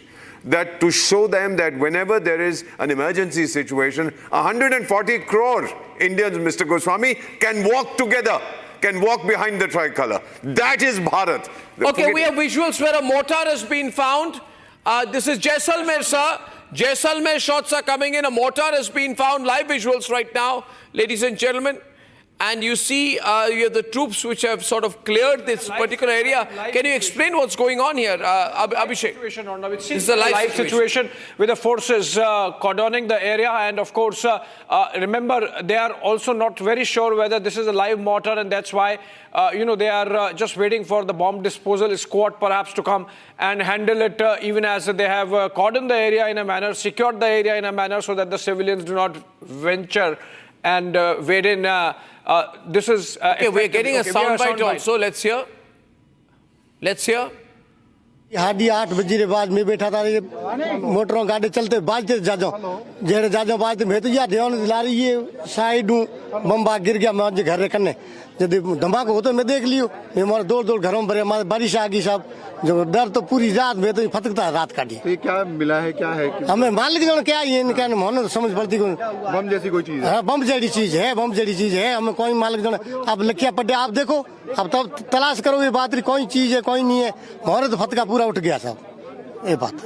तो ये कल रात को कितने बजे के करीब? 8 बजे के बाद जब एकदम से शेलिंग हुई तो? हाँ शेलिंग एकदम बोल। वो लाल हाँ नाम बता दो पहले। ड्रोन के वो गणपत नाथ वो जो लाल रात को निकल रहे थे तभी 8 के 8:30 9 के बीच में आके गिरा था, इसलिए बाहर ही बैठे थे यहाँ पे, वो गिरा तभी घुस गए अंदर जाके डर के मारे। तो फिर उसका मिट्टी से जो ढका हुआ है गड्ढा नहीं वो अपने आप ही जैसे गिरा जैसे ही पड़ा है। तो पुलिस को इन्फॉर्म किया, आर्मी को इन्फॉर्म? आर्मी को तो बताया था हमारे सरपंच साहब को बताया था, वो पता नहीं उसने बोला होगा। कौन सा गाँव है ये? किशनघाट। हाँ 8 बजे के करीब? हाँ 8 8:30 बजे के बाद ये पूरी शेलिंग वेलिंग हो रही थी? हाँ ऊपर पूरा सोलिंग हो रहा था, वो लाल दिख रहा था, पता नहीं इसलिए डर के मारे घर के अंदर घुस गए थे।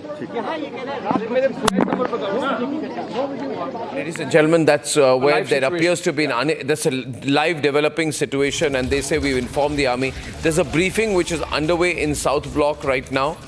Can you tell us more about it, Abhishek? We have Shawan with us on that. Shawan. Okay, Shawan is live with Shawan. Well, in fact, out of the meeting started roughly around 8:30 this morning. We had told that there was a conference that was going on. In fact, you've had the commanders of the 15 Corps as well as the 16 Corps part of the meeting that has actually taken place. Perhaps this is with regards to the assessment that has been made so far. In fact, late last night, an assessment with regards to whether at all there have been any damages following the attacks that were carried out, and also an assessment of whether at all they are basically looking at fresh drone attacks, because around 4:30 this morning there was intelligence inputs that came in that Pakistan was essentially preparing for another wave of drone attacks and particularly targeting the Jammu sector. That was the latest intelligence input that came in, which is also now being assessed. Remember, there's the Chief of Defence Staff will be briefing the Raksha Mantri later today. Yeah, Abhishek. Well, absolutely, Shawan. And are we hearing anything more on the briefing, which I am told now is expected to be around 4 p.m., Shawan? Is this going to be the similar joint MOD-MEA meeting, or is it just going to be the MEA? Well, we haven't heard anything from the Defence Ministry as yet, whether at all it's going to be a similar one like what we saw in the last 2 days. But having said that, there are certain arrangements that are essentially being done right now. In fact, you would have all the Tri-Services Chief also meeting Raksha Mantri later today. This, once again, they're reiterating that this is with regards to the ongoing operation. So, repeatedly, one line is being, that we're getting to here is an ongoing operation. Totally with you. So thank you, sir. We'll wait for you. Yes, Shawan, this briefing which is there in South Block means that today's announcement at 3 o'clock is perhaps going to be a fairly substantial one.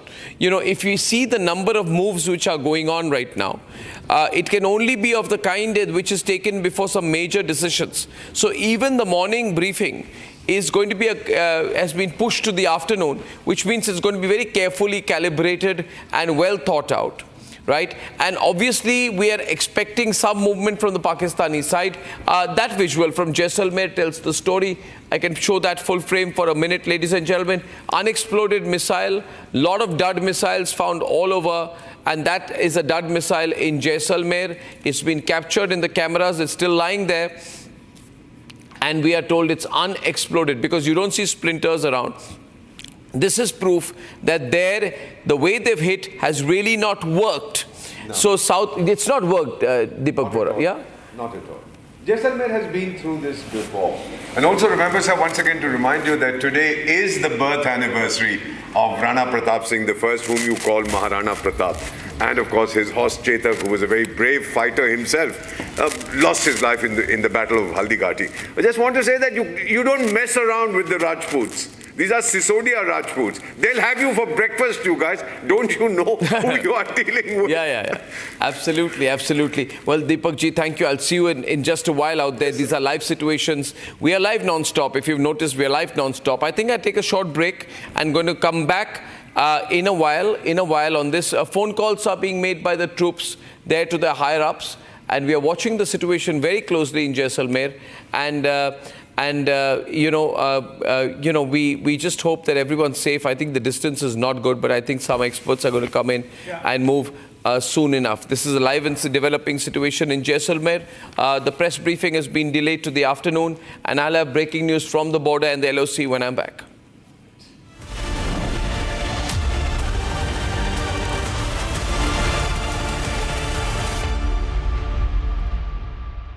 Mahi sir, how much do you love your fans? Honestly, I love my new fans. पुराने वाले बेकार में शोर करते Sir, fans हैं शोर तो करेंगे ही ना? नए वाले नहीं करते. And they listen to what I say. The new generation Orient BLDC fans. Super silent performance with voice control. Silly me आए तो और Cricket fans.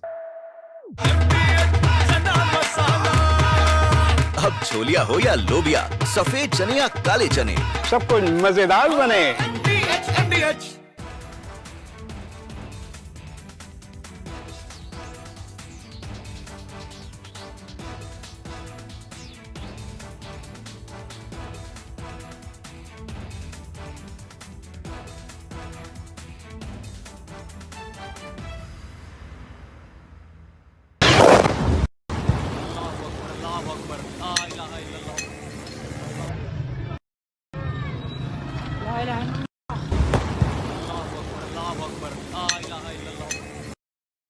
Of different weapon systems, because you cannot risk putting all eggs in one basket. ये मस्जिद तैयबा मरकज उमरकरा के अंदर.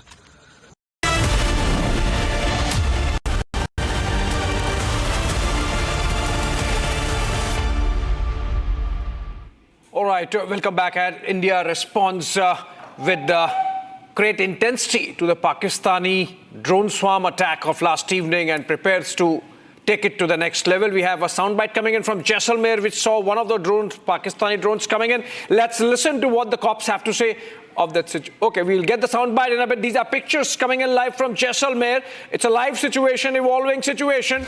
There is an ammunition. Okay, in the meanwhile, we get another information for you, friends. Akash missile air defense system, which was used by India, effectively foiled the Pakistan. तो अभी तक क्या army troop भी आया हुआ है तो क्या बता रहे हैं आप? वो जांच कर रहे हैं, ये कर रहे हैं. जिंदा राउंड है सर. जिंदा राउंड भी है. हाँ सर, पीछे हो जाइए.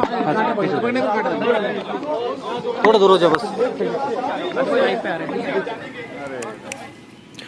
Okay, I am told Shawan is joining us with more details on how the Akash missile defense system, the indigenous Atmanirbhar Akash system, effectively repelled the Pakistani drone swarm attack. Shawan, what more can you share on this?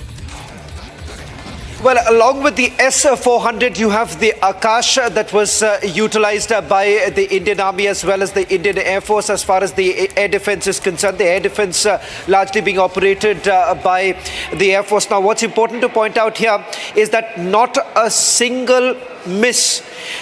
Importantly, 50 drones have been completely neutralized. Now, that's as per the assessment that has been made this morning. We are being told that, of course, it was aided with several other equipments that were used. But having said that, remember, this is the first big test for the Akash missile, the air defense system. And the fact that this is well coordinated with the S-400s that has been used. Some more details that are also coming in with the drone machineries that were basically anti-drone machineries that were also used by the Air Force. But remember, they've been very successful in ensuring that there has been not a single miss, resulting in a situation that in the assessment report that has been prepared, they've essentially indicated that there has been absolutely no damage to any of the military installations. Well, absolutely, Shawan. And taken together, as you rightly mentioned, with the S-400, and remember the kind of pressure India was in from the United States, even including CAATSA sanctions, for example, to not buy the Russian system. But ultimately, it has proven to be a boon. And the success of India's countermeasures in repelling the drone attack from Pakistan is a reflection of our resolve at that time to make sure that American pressure does not work. Okay, we are going live to pictures coming in from Jammu, is what I'm told. Jammu, we are getting live pictures from Jammu. Yes, these are pictures from Pathankot, I believe, of a search operation going on, not Jammu. This is, okay, Gursimran is live with us from there. Gursimran, over to you. What are these pictures? Is this assessment of the damage that has happened overnight? What can you tell us? These are pictures from Jammu, actually. Okay. Yes, Abhishek, this is the assessment of the damage that has happened last night. Yes, Abhishek, we are showing you the visuals. These are the police officials that have arrived at a structure that collapsed today morning after the second wave of strikes that the Pakistan undertook. Though all the strikes were failed, but one of the structure was hit here early this morning at around 4:30 was the time when this structure was hit. And now the police is doing assessment of the situation because the bomb disposal squads are sent to every such place where the structures have collapsed. We have the owner of this house also with us. We'll try to speak to him as well. आपका नाम? मनोज कुमार। मनोज जी, मुझे ये बताइए क्या हुआ? ये 4 बजे ये आया था, ब्लास्ट हुआ था ये। क्या मतलब आप लोग कहाँ थे, क्या पता चला? हम अंदर थे, तो ये 4 बजे जब पड़ा फिर धमाका हुआ, फिर ये लेंटर गिर गया, ये पूरा नीचे गिर गया? जी, पूरा गिर गया नीचे। तो जब ये यहाँ पे गिरा तब बाहर भी ब्लास्ट की आवाज आ रही थी? हाँ, आवाज बहुत आ रही थी। हम डर गए थे, हम अंदर थे, हमारे बच्चे भी छोटे छोटे, जो भी वाइफ थी मेरी, सभी अंदर थे हम। तो हम डर के मारे बाहर नहीं आए। फिर हम सुबह आए बाहर, जब सुबह देखा तो फिर हमने फ़ोन किया। ये पूरा स्ट्रक्चर गिर गया? जी जी जी। पुलिस क्या देख रही है कि एक्सप्लोजिव? अभी देख रहे हैं, तो अभी चल रहा है काम। So Abhishek, it is the cops that have arrived here at the spot, the structure that is being assessed by the police and the teams of the bomb disposal squad, so that they can have an idea that whether there is a live explosive there, so that it can be detonated. Because this is a drill that is being followed, and enemy strikes that have taken place, though all the locations that they intend to target, they have failed completely due to the Akash system that is in place, and also the air defense system that is there in place. But now those structures, the civilian areas that have been targeted by the Pakistan in their so-called strikes on the military targets, which is far from the reality. Now the police teams and the bomb disposal squad teams are moving in the every area where these kind of incidents and the structures have collapsed. And this from the Nagrota area of Jammu, where the teams are now having the assessment of the situation on ground. Right. Gursimran, one question, quick question. All these drone remnants, missile remnants that we are reporting, either from Pathankot or Bathinda or in this case Jammu, are they close to any military installations? Can we say that Pakistan targeted some of our military installations yet again? See, if 10 kilometers for Pakistan can be close to the military or any of the installation or their intended target, then it can only be said. Because it is far, 10 to 15 kilometers far from the installation that could be their intended target. Because they have gone deep inside the civilian areas where there is no military presence or no presence of any of the vital installations of the Indian security forces. So it seems like that the Pakistan's intended target was only the civilians' casualty, nothing else beyond that. Because they know that they can't hit the military installations, reason being that there is a strengthened system, the air defense system that is there in place, which will not allow Pakistan to breach itself. Well, absolutely. But then, even if civilian targets were there in Pakistan's mind, there are going to be consequences, because if there is no state of war declared by Pakistan, unless they have, and of course, if that be the case, then there would be a proportionate retaliation. But this targeting of civilians, this targeting of areas close to our air bases, this is obviously, including Jammu airport, Gursimran, this is aimed at escalating. And that's why we are building up to that major announcement that is going to take place later in the afternoon by the Ministry of External Affairs and the Ministry of Defense, like it has happened over the last 2 days. And we're going to hear about India's response to it. Okay, we are getting more pictures. We're getting more pictures from Bathinda now. And again, these are of shrapnels. These are of shells, remnants of the projectile that came from the Pakistani side. And this just gives us an idea of the scale of shelling that has been happening from the Pakistani side. Thank you so much. These videos have been shared by from Bathinda and Hoshiarpur by our stringers, our correspondents there. And these are debris of the missiles which were intercepted last evening by Indian air defense systems, including, of course, the L-70 and Akash and whatnot. And if it's a missile, then possibly, if it's a big missile, then possibly S-400. Mr. Sachdeva, what level of missile this would be, and what kind of interception we would have deployed to make sure that it does not cause any damage to life and property on the ground? Sure. I mean, in a big picture sense, I would think that the missile, our response would depend upon the kind of missile or the aerial weapon coming towards us, right? If it's a low-flying drone or a cruise missile, etc., then we are using a different, air defense system, maybe the Barak, or if it's nearer, then we are using Akash. Okay, in fact, we are getting a big breaking news development, Mr. Sachdeva. Just hold on to your thoughts. I am coming to it in a bit because this is a big one. This seems like an escalator. Last evening, we reported that there is an encounter going on in Samba, even as Pakistan launched that drone strike. And now it seems that this was a major infiltration bid. And now, Shawan, over to you.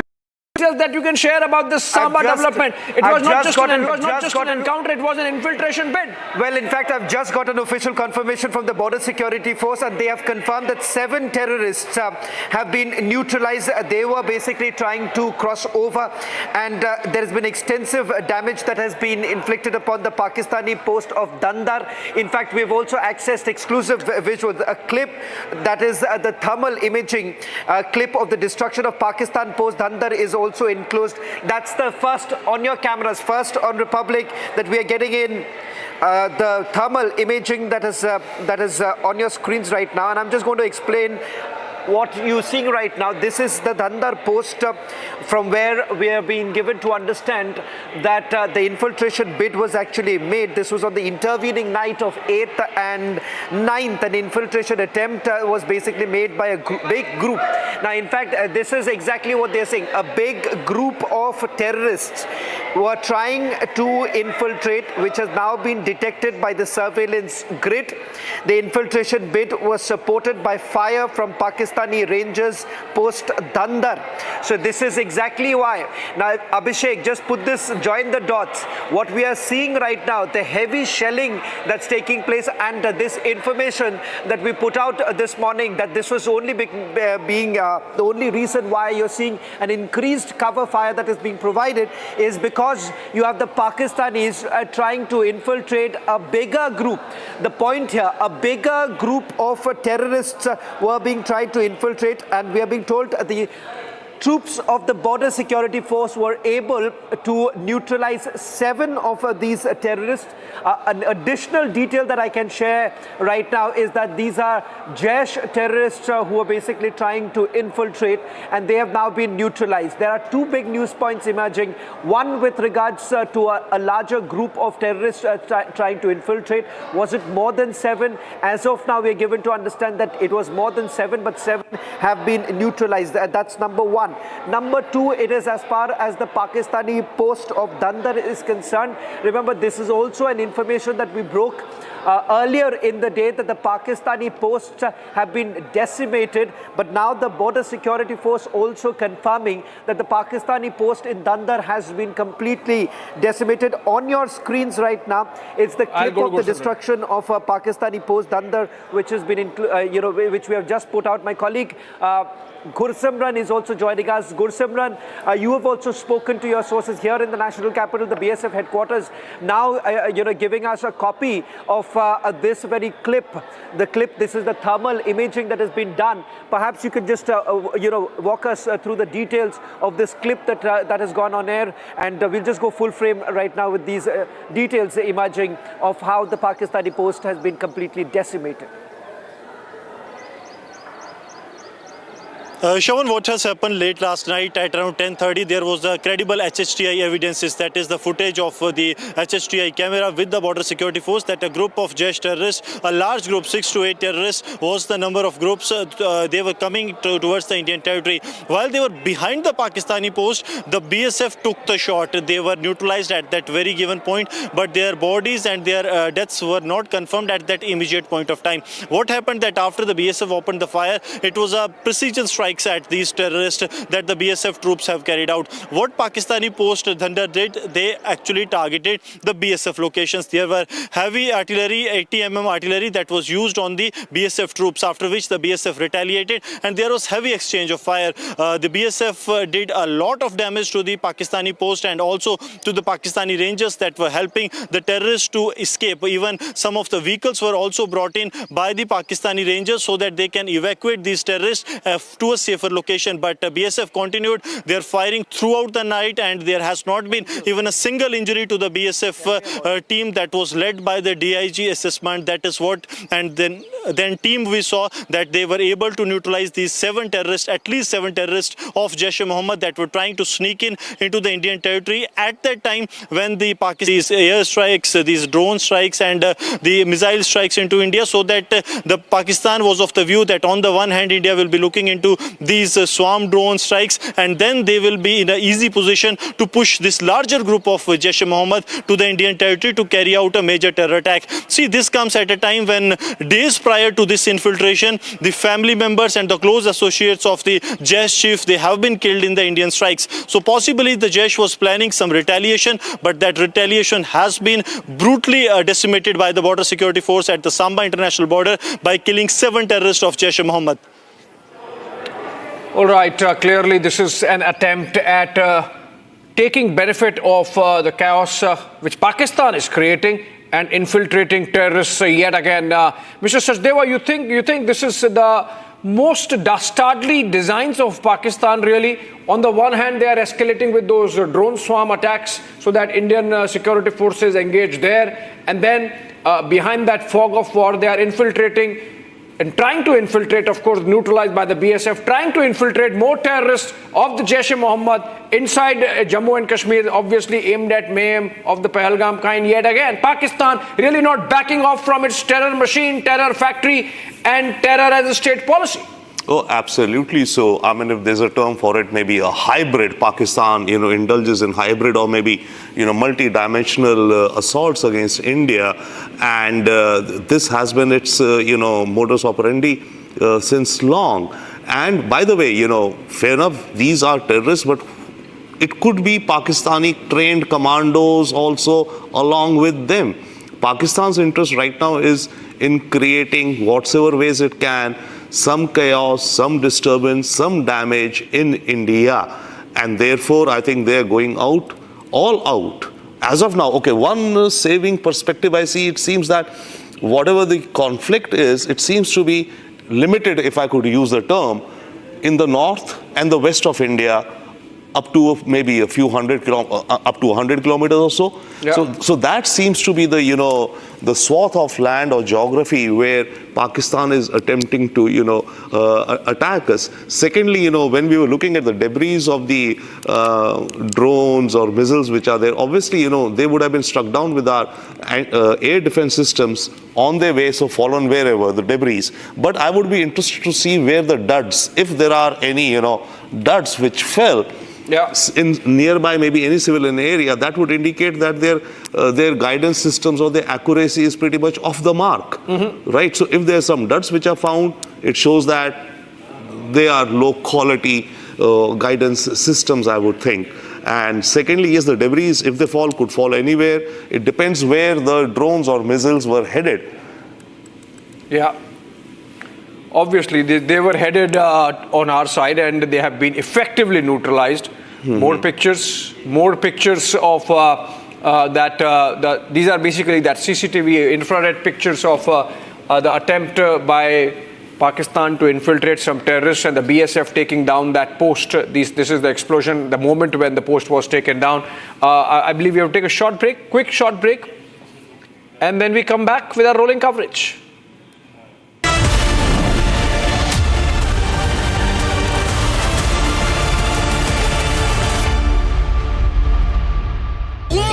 Recipe MDH का जीरा सिर्फ जल जीरा मसाला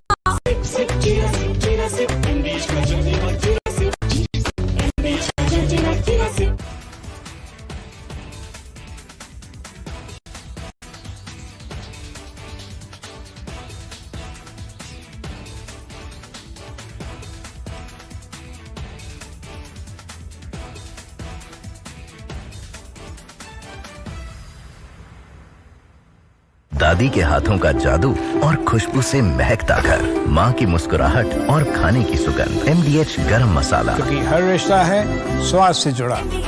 पाकिस्तानी और India ने जंग शुरू कर दिया। अभी मेरे बहावलपुर सिटी के अंदर मौलाना मसूद अजहर साहब के जो है मदरसा है उसके ऊपर 4 मिसाइल दागे गए हैं। 4 मिसाइलों के साथ हमला किया गया है मौलाना मसूद अजहर साहब के मदरसे के ऊपर। हम अपनी अफवाज पाकिस्तान के साथ खड़े हैं, लेकिन मेरा सवाल है कि हमारी एजेंसीज कहाँ सोई हुई थी, हमारी अफवाज पाकिस्तान कहाँ सोई हुई थी जब ये हमला हुआ। मुजफ्फराबाद की भी खबर आ रही है कि मुजफ्फराबाद वाली साइड पे भी अटैक हुआ है, लेकिन सबसे पहले मेरे बहावलपुर सिटी के अंदर अटैक हुआ है।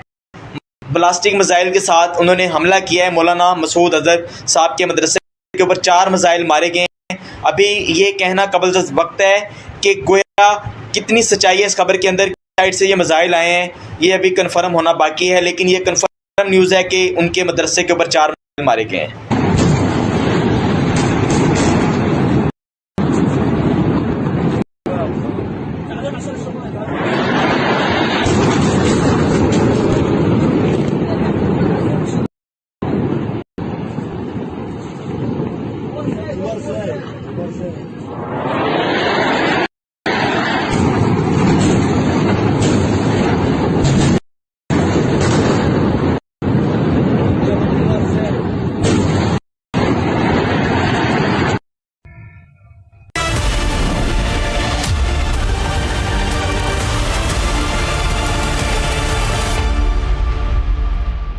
Mahi sir, how much do you love your fans? Honestly, I love my new fans. पुराने वाले बेकार में शोर करते Sir, fans है शोर तो करेंगे ही ना? नए वाले नहीं करते and they listen to what I say. The new generation Orient BLDC fans. Super silent performance with voice control. Silly me आए तो और Cricket fans. MDH की हल्दी मिर्ची धनिया करे कमाल, ये रंग दे, ये खुशबू दे, ये तीखा, ये कम पड़े, क्या निराला MDH masala.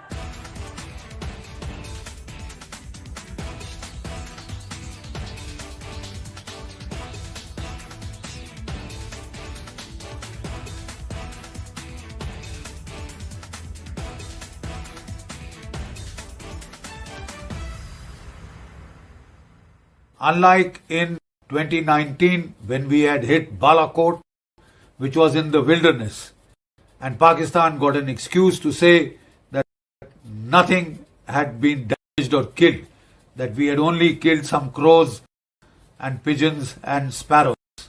This time we chose high visibility terrorist targets which have been around for decades, right? And they are command and control targets, terror training camps of big, very great magnitude, so that they cannot be missed by the people of Pakistan or the whole world per se. Otherwise we had that syndrome of jungle mein mor nacha, kisi ne na dekha, etc., which Pakistan took the fullest advantage of to deny that it had been hit, and that was taken advantage of.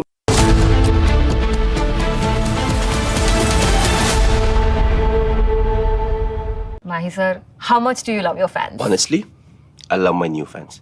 पुराने वाले बेकार में शोर करते Sir, fans है शोर तो करेंगे ही ना? नए वाले नहीं करते and they listen to what I say. The new generation Orient BLDC fans. Super silent performance with voice control. Silly me आए तो और Cricket fans. आधे बाउल दही में 4 चम्मच MDH चटनी पुदीना मसाला डाला, स्टर करो, पुदीना चटनी तैयार। MDH चटनी पुदीना मसाला।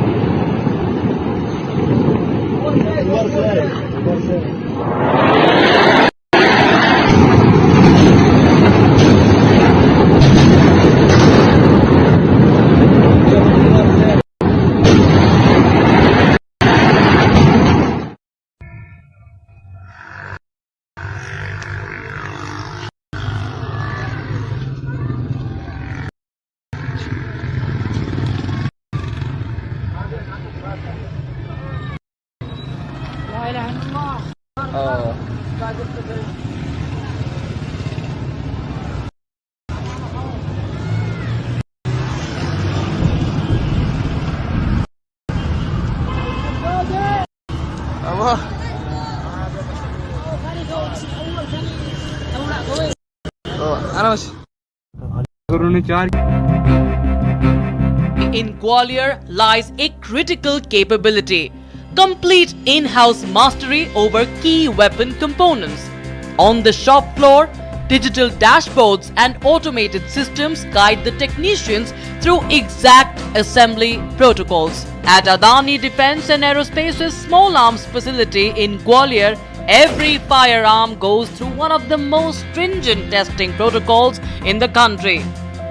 A 65-acre state-of-the-art facility that has transitioned from importing to innovating, developing and delivering. Mahi sir, how much do you love your fans? Honestly, I love my new fans. पुराने वाले बेकार में शोर करते Sir, fans हैं, शोर तो करेंगे ही ना? नए वाले नहीं करते. And they listen to what I say. The new generation Orient BLDC fans. Super silent performance with voice control. Silly me, I thought Cricket fans. MDH की देगी मीरज, देगी मिर्च का तड़का, अंग अंग फड़का. MDH की देगी Miraj.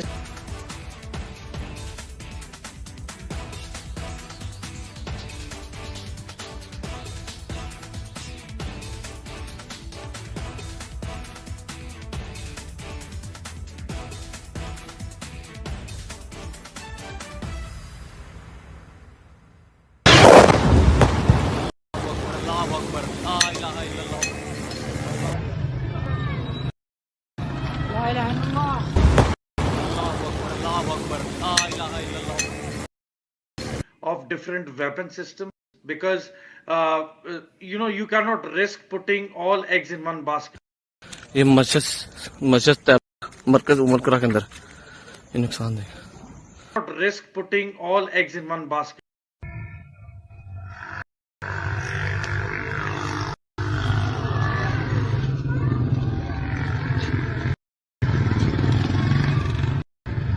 Not risk putting all eggs in one basket. Mender here, and most some of the visuals.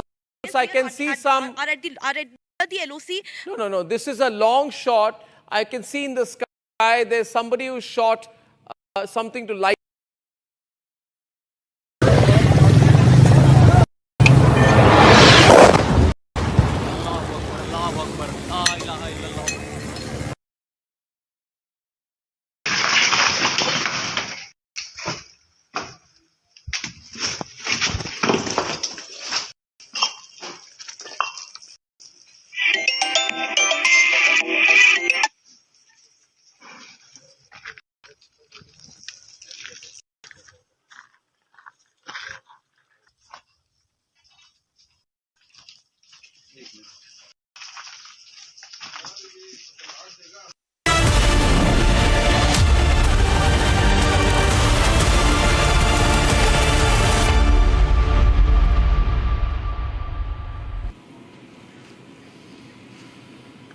All right, welcome back, friends. As we continue our rolling coverage of the developments around India's counter-response, or India's response to Pakistan's drone strike that happened last night, with, according to defense sources, targeted Indian installations, military and civil areas, with about 50 drones in a broad swathe of extending from Jammu and Kashmir to Kutch, all of them effectively neutralized by our air defenses, and that's something which gives us confidence that our counter-response, in fact, to that drone strike would be even more effective. I'm told Airawat Mirage is joining us live from Uri, and there seems to be some development there. Remember, this comes in the backdrop of a news break a while back in which we saw how BSF successfully foiled yet another attempt at infiltrating terrorists into Indian side by Pakistan, even as its armed forces carried those drone strikes last evening. Airawat, over to you. You are reporting from Uri. Is there some development behind you? Yes, absolutely, Abhishek. We are right now in the Uri sector as we have seen the attack from the Pakistani troopers to the civilian populated areas in the Uri sector. I'll request Firdaus to show you the visuals of the entire area, and you can see here in the visuals that earlier the BDO squad was also here. This area has been sanitized. Then after we are reporting from this very location, and we have seen the strike on the Pakistan occupied Kashmir at the various locations and the launching pads of the terror outfits like Jaish-e-Mohammed and the Lashkar-e-Taiba. Then after we have seen the frustration of the terror outfits and the Pakistani troopers. They have started to target the civilian population of the Kashmir Valley right now. You can see earlier, this is the shop of a Kashmiri Hindu who earlier used to sit here, and then after we have seen the targeted this shop, and then after we have seen there are numerous of the other houses here in this area. I'm sure that my VJ will not show the forces movement here as of now. That the forces movement is also going from this side where this incident has happened. Also, you can see it indicates that the frustration of the terrorist groups and as well as the Pakistani troopers. As you can see, the entire area has been damaged by the heavy shelling by the Pakistani troopers, and also we have seen that the 100% evacuation has been assured from the local administration in the Baramulla district in the border town Uri. Also, we have seen that the people, people have started to come out from their homes yesterday afternoon, but we have seen that the 100% evacuation process has been initiated by the Jammu and Kashmir Police local administration here. Also, we have been told from the sources that the LG Manoj Sinha will arrive here at this location where from the Republic is reporting will arrive here, and he will access the ongoing operations here in the various parts of the Uri sector, and then after he is also going to meet some families here, and then after he will also interact with the troopers who are fighting with the Pakistani troopers at the zero line. We have seen that the Indian Army is giving them the continuously befitting reply to unprovoked firing. Yes, Abhishek. Back to right, Rawat, you know, the fact that Pakistan continues to target even Kashmiri areas with its shelling clearly shows that Kashmir's interests are not Pakistan's interests. The manner in which Pakistan has killed all tourism in Kashmir, and hence the economic lifeline of Kashmir by the Pahalgam terror attack. Mr. Sachdeva, your quick comment. You think Pakistan has really effectively killed its all its whatever facade it used to create about thoughts for Kashmiris, about concerns for Kashmiri. It's all come undone. The facade has come undone with this targeting of Kashmiri tourism, and now, in fact, physical shelling, targeting of Kashmiris by Pakistani forces. Absolutely. It's like the bearing of its fangs, on the one hand it stands for the cause of Kashmiris and Kashmir, and on the other hand what it's doing is hurting, killing Kashmir and Kashmiris, as well as the economy, right? And civilians being killed. So this is complete hypocrisy. Okay, fine. Complete hypocrisy. In fact, Erawat, you were saying that Lieutenant Governor Manoj Sinha is going to be visiting those affected areas, going to meet those victim families of Pakistani shelling. When is it likely to happen, Erawat? Yes, Abhishek, we are expecting the LG Manoj Sinha's visit within the next 20 to 25 minutes here in the Uri sector, as we have seen that here in the Uri sector all the security arrangements have been already finalized for the LG's visit, and then after we have seen that all the security establishment here already we have seen that the alert has been also sounded that the LG Manoj Sinha's cavalcade will come anytime from now. Also, if we talk from this side, it's heavily raining right now here in the Uri sector. Also, the process of the evacuation is also underway, but LG Manoj Sinha will arrive here within the next 20 to 25 minutes here in the Uri sector, where we have seen that the property damage have been reported from the various locations, Abhishek. Yes.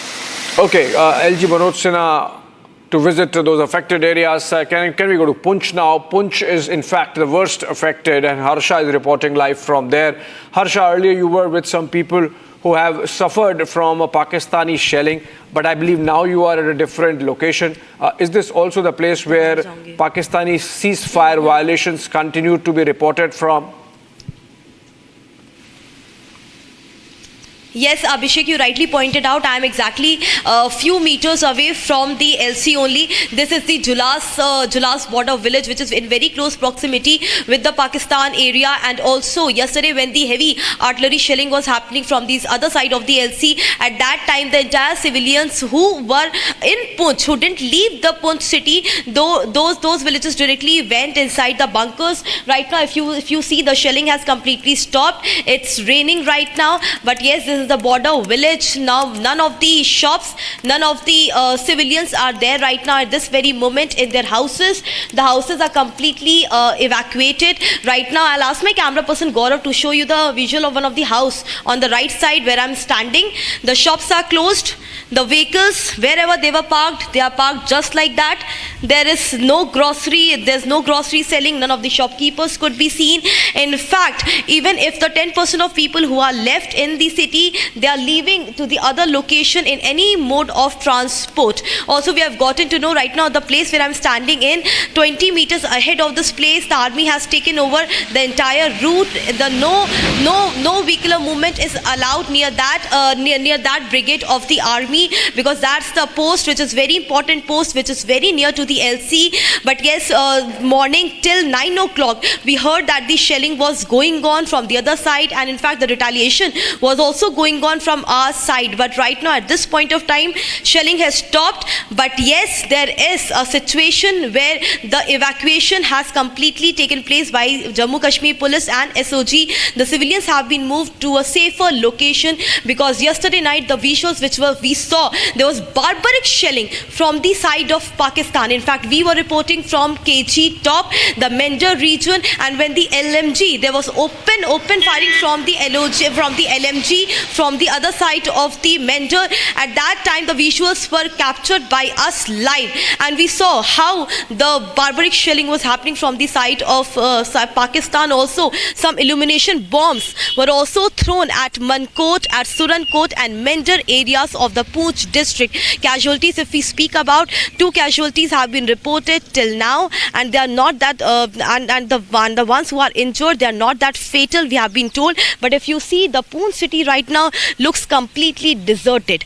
Because the civilians have left because they fear of life, and they have clearly stated that the Jammu Kashmir Police is continuously providing all the assistance, whether it is to evacuate or to go to a safer location or to provide with some medical assistance. So these are the visuals right now which we are capturing from Poonch, because evening after 11 o'clock, yesterday it started at around 9ish, but after 11 o'clock we see continue mortar shelling, especially when the Poonch district, which is along the disputed INDO-PAK border. It is surrounded from all 4 sides, from the POK and the LC area, and how Pakistan has been targeting civilians, especially in the border areas of the Poonch, and they have not left the city people. In fact, the mortar shelling yesterday happened in the Poonch city area as well. So right now we can only pray that all the civilians are at better place. All the Kashmiris are standing with the forces. They're standing tall. They have clearly stated that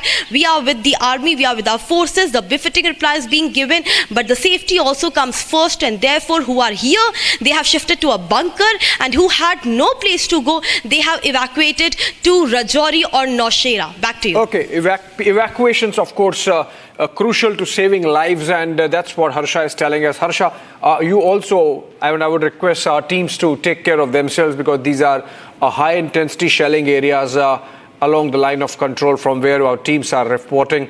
And in fact, Republic has the biggest contingent on the ground, and we are not just letting you know of information coming through sources, but actual effective reporting on the ground. As you saw, Arawat reporting from Uri, and Harsha from Poonch. I am joined in from our newsroom by Niranjan. Niranjan has more information. I believe there is a video that's come out of the kind of targeting of our specific military installations that was done by Pakistan and effectively neutralized by our defense forces, our air defense forces. Niranjan.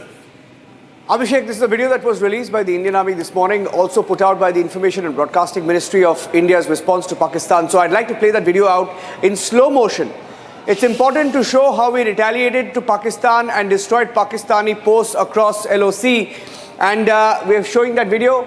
That's a slow-mo video. We'll circle that missile. That's an Indian Army video that was put out. This is part of Operation Sindoor. Pakistan Armed Forces tried launching multiple attacks last night using drones, other munitions along the entire western border on the intervening night of 8th and 9th of May 2025. That's last night.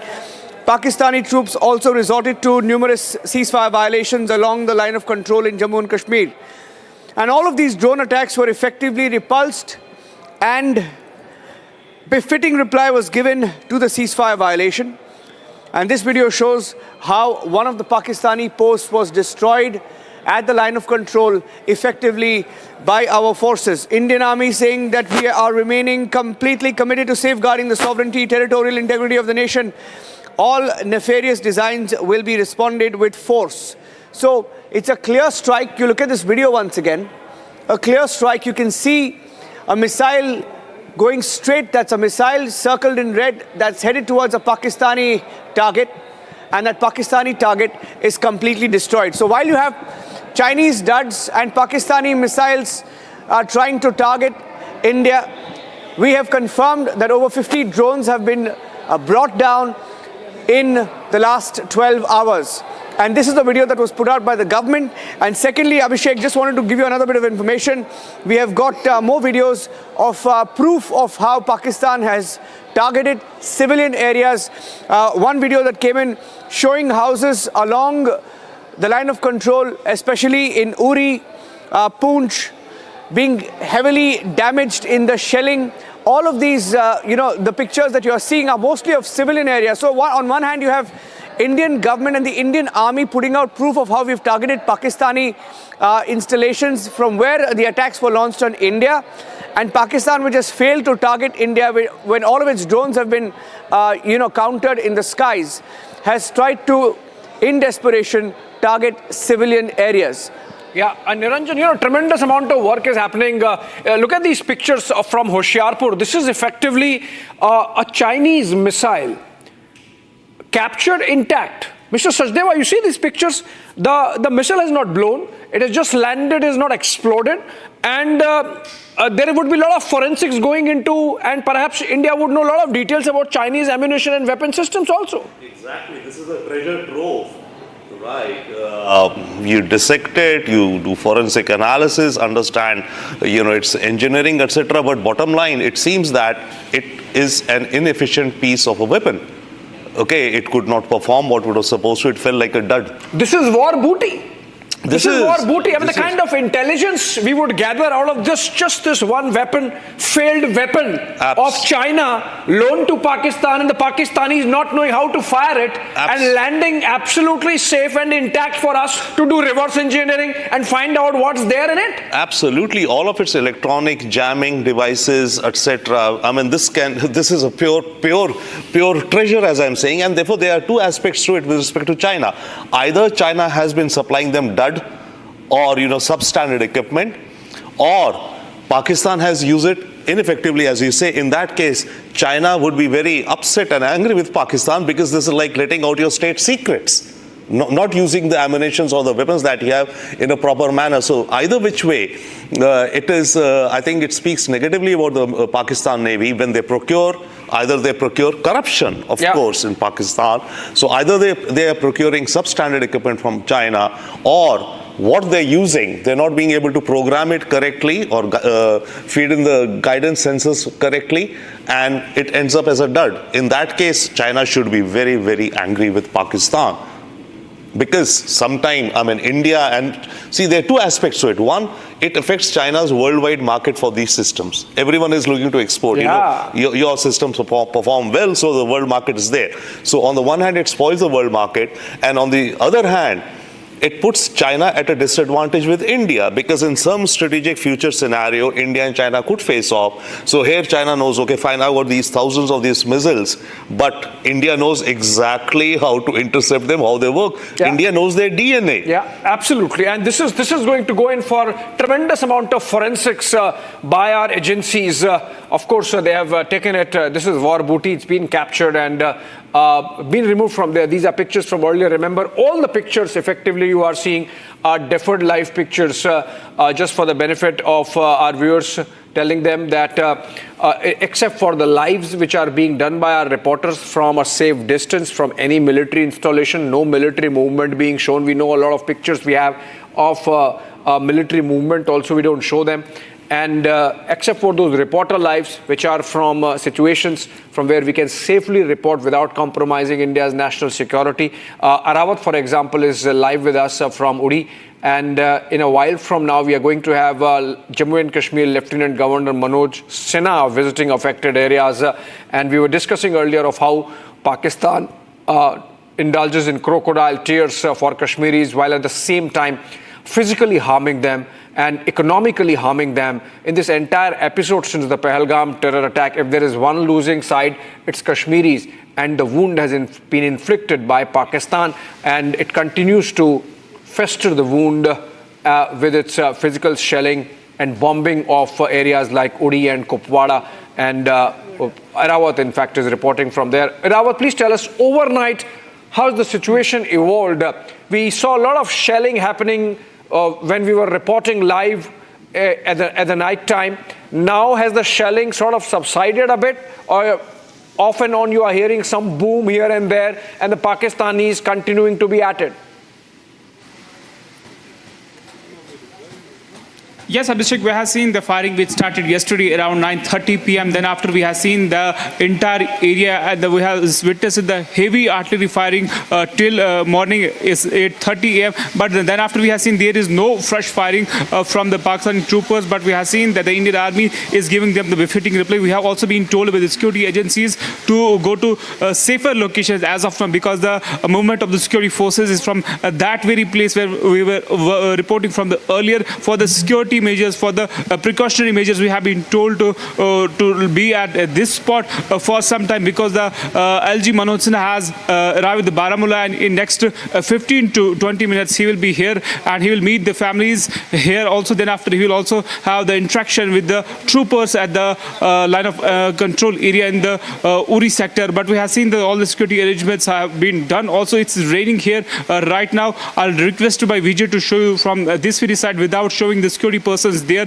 which are guarding here as of now. And you can see it's heavily raining here, and the area that Firdaus is showing you is next to Pakistan occupied Kashmir here in the Uri sector. And you can see we have witnessed it from the yesterday late night. The firing was done from the Pakistani troopers from that very area only, but the evacuation process is still on here in the Uri. As you can see that the mini buses are still coming towards the Uri town, and they are continuously, as the administration has assured that the 100% evacuation process is going on. Also, we have been told that the LG Manoj Sinha has met the injured persons in the medical college in the Baramulla. We have been told from the sources in the Baramulla. And also, this is the entire area that you can see that civilians and other persons are on the roads as the heavy rains is here going on in the Uri sector. Also, we have seen that we have been told for the security measures to left from that very side. That's why we are reporting from inside the sort of the bunker here in the Uri sector as the precautionary measures that the LG Manoj Sinha will arrive here in some time. Yes, Abhishek.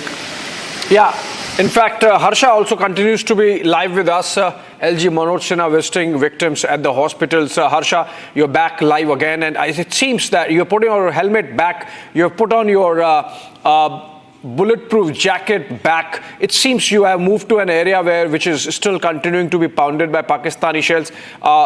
Keep a safe distance and be aware what is happening around you, and please tell us what's the situation like.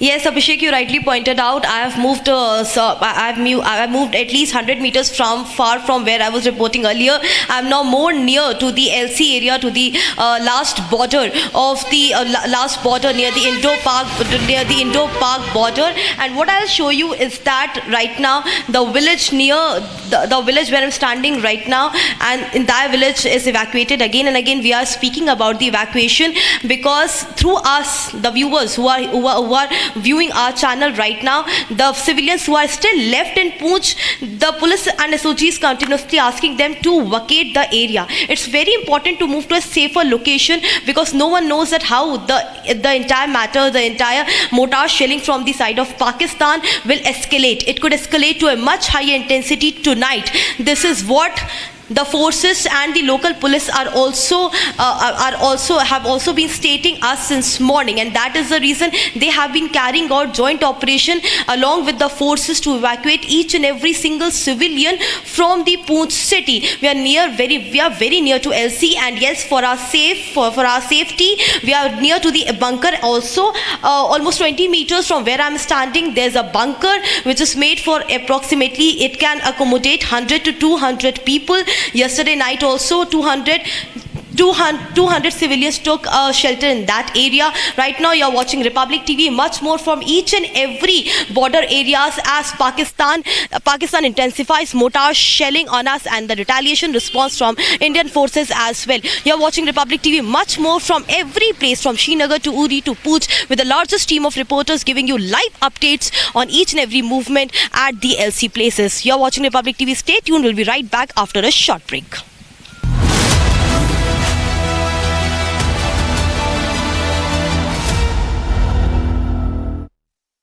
यार market कैसा ऊपर नीचे होता है। Sunset से पहले mutual fund के मैदान से निकलने का टाइम आ गया है। अच्छा एक बात बता, तू इंडियन टीम का फैन कब से? 96 से सेमीज तक पहुंचे थे यार, फिर हार गए। तो क्रिकेट देखना बंद कर दिया? अरे नहीं ऐसे कैसे, team India forever bro. Exactly, career, investment और लाइफ में ऊपर नीचे होता रहता है यार। वो तो है, बस भाई डटे रहे, तभी तो अपने सपने पूरे कर सकता है। लाइफ और म्यूचुअल फंड्स में लॉन्ग टर्म सोचना सही है। सही है, हाँ। म्यूचुअल फंड निवेश बाजार जोखिमों के अधीन है। योजना से जुड़े सभी दस्तावेजों को ध्यान से पढ़ें। दादी के हाथों का जादू और खुशबू से महकता घर, माँ की मुस्कुराहट और खाने की सुगंध, MDH गरम मसाला, क्योंकि हर रिश्ता है स्वाद से जुड़ा। पाकिस्तानी शुरू कर दिया। अभी मेरे बहावलपुर सिटी के अंदर मौलाना मसूद अजहर साहब के जो है मदरसा है, उसके ऊपर 4 मिसाइल दागे गए हैं। 4 मिसाइलों के साथ हमला किया गया है मौलाना मसूद अजहर के मदरसे के ऊपर। हम अपनी अफवाज पाकिस्तान के साथ खड़े हैं, लेकिन मेरा सवाल है कि हमारी एजेंसीज कहाँ सोई हुई थी, हमारी अफवाज पाकिस्तान कहाँ सोई हुई थी जब ये हमला हुआ। मुजफ्फराबाद की भी खबर आ रही है कि मुजफ्फराबाद वाली साइड पे भी ये अटैक हुआ है, लेकिन सबसे पहले मेरे बहावलपुर सिटी के अंदर अटैक हुआ है ब्लास्टिक मिसाइल के साथ। उन्होंने हमला किया है मौलाना मसूद अजहर साहब के मदरसे के ऊपर। 4 मिसाइल मारे गए हैं। अभी ये कहना कबल वक्त है कि गोया सच्चाई है इस खबर के अंदर, किस साइड से ये मिसाइल आए हैं ये अभी कंफर्म होना बाकी है, लेकिन ये कंफर्म है कि उनके मदरसे के ऊपर 4 मिसाइल मारे गए हैं।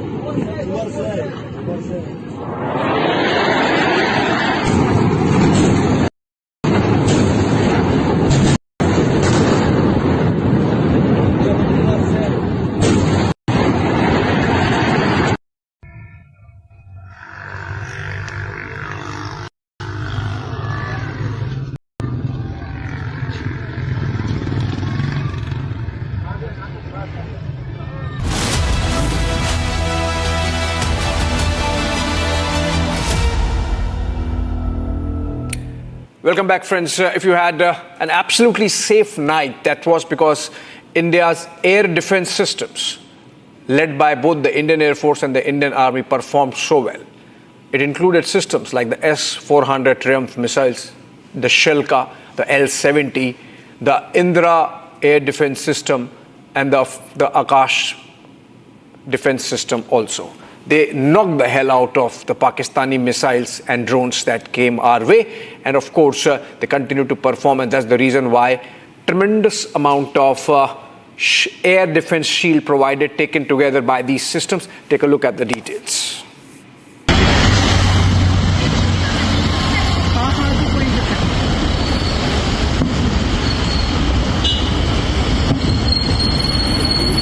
वीडियो बना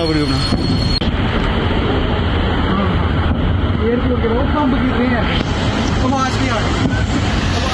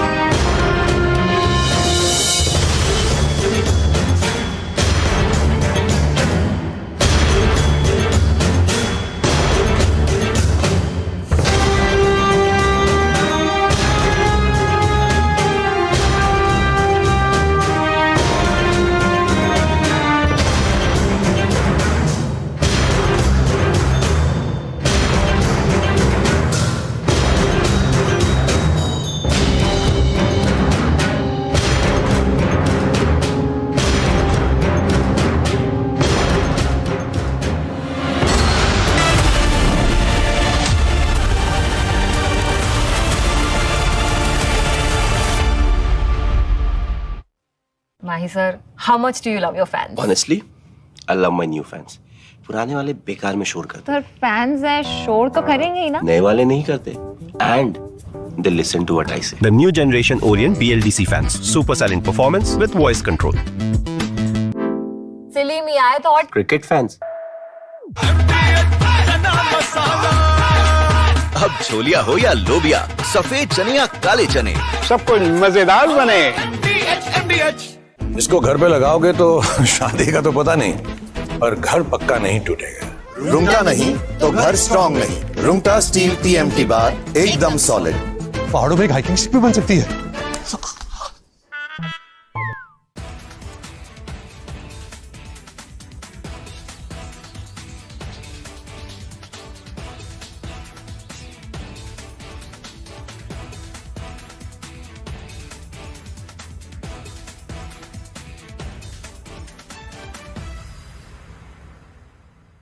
Unlike in 2019 when we had hit Balakot, which was in the wilderness, and Pakistan got an excuse to say that nothing had been damaged or killed, that we had only killed some crows and pigeons and sparrows. This time we chose high visibility terrorist targets which have been around for decades.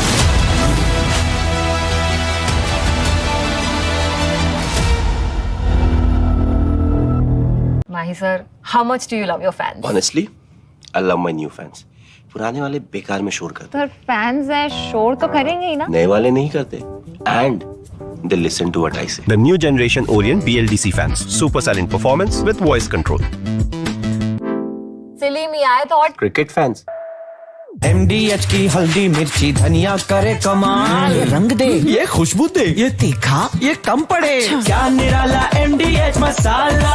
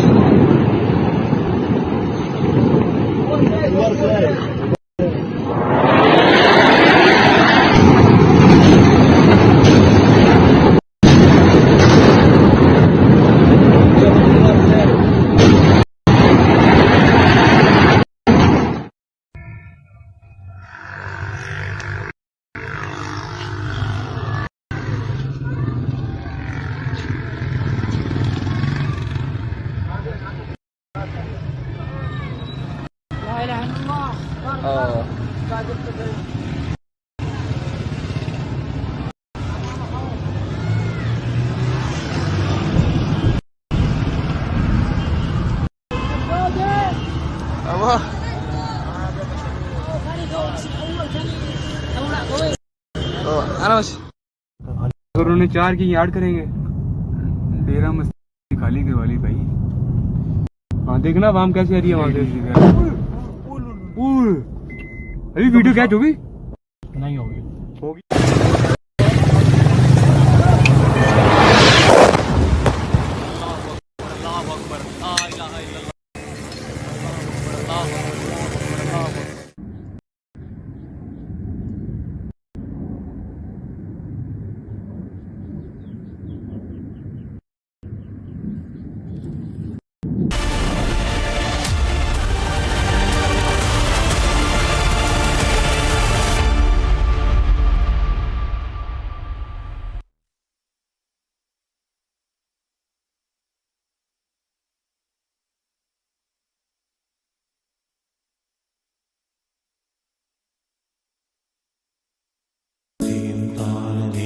At Amity, we are committed to building a stronger India through world-class education and research, to nurture ideal citizens who, together with the leaders of today and tomorrow, will make India a world superpower.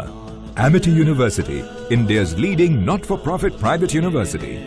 MDH की हल्दी मिर्ची धनिया करे कमाल, ये रंग दे, ये खुशबू दे, ये तीखा, ये कम पड़े, क्या निराला MDH masala.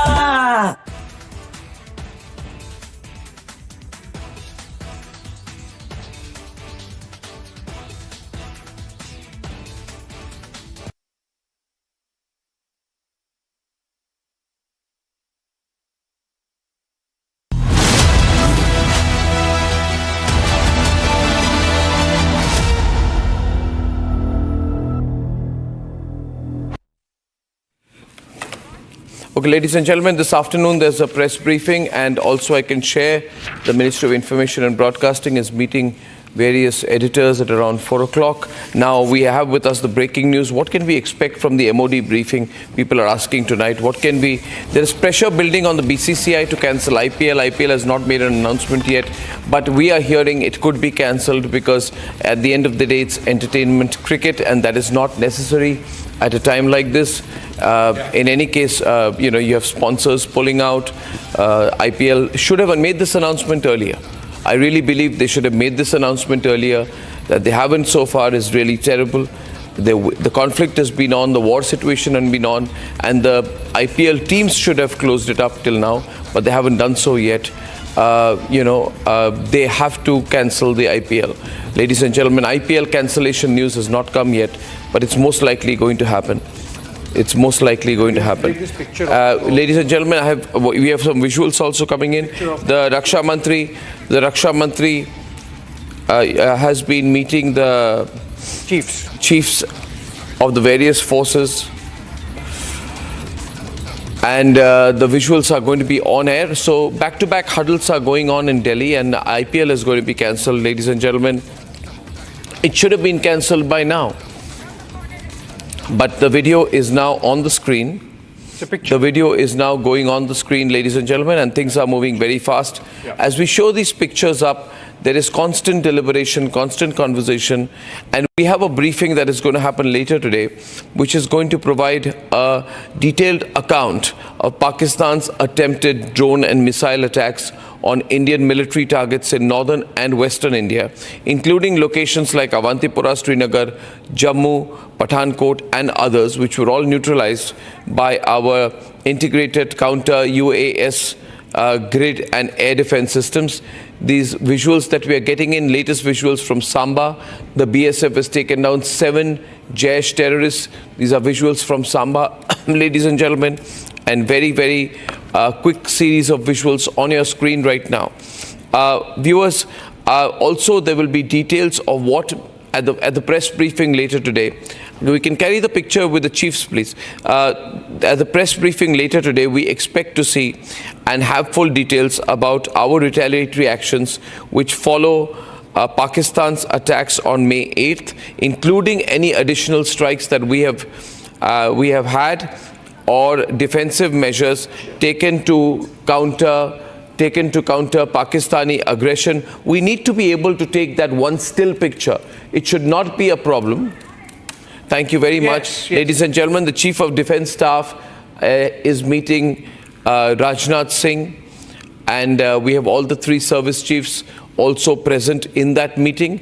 If you see, can I just zoom down on that? Pan down on that visual, please. Yeah. Can I pan down on that visual? I think big smiles there. Can we pan down and zoom in and pan down and zoom in? It's very easy to do. It's not really a very difficult operation to do, but we are seeing smiles all around, which means that they seem very satisfied. They're in control. They're in control of the situation. Big smiles out there. We obviously, if I were to look at the body language in this visual, this has been a good night for us. That means we have something very positive to share in today's press conference. Yeah. And we're all looking forward to the press conference later today. In that press conference, which should happen soon, we should be getting updates on casualties and damage from Pakistan's cross-border shelling, particularly in civilian areas like and if we have responded, Poonch and in Kupwara, where 15 civilians were reported killed and 43 injured. And whether any Indian military personnel were affected, we should get all details of that. We should also get confirmation of whether this briefing will probably designate recent actions as Operation Sindoor 3.0 as mentioned in the posts on X, and elaboration on the scopes and objectives of this phase. So this visual, what is it telling you? We're going to go to different locations. We'll go to Uri in a bit. No, we are going to stay with this visual right now. Thank you very much. We go to Arawat in a bit. Abhishek, now, the way the operation is placed, this visual is telling a big story as far as I'm concerned. And it shows that we are in control and we are on top of the game.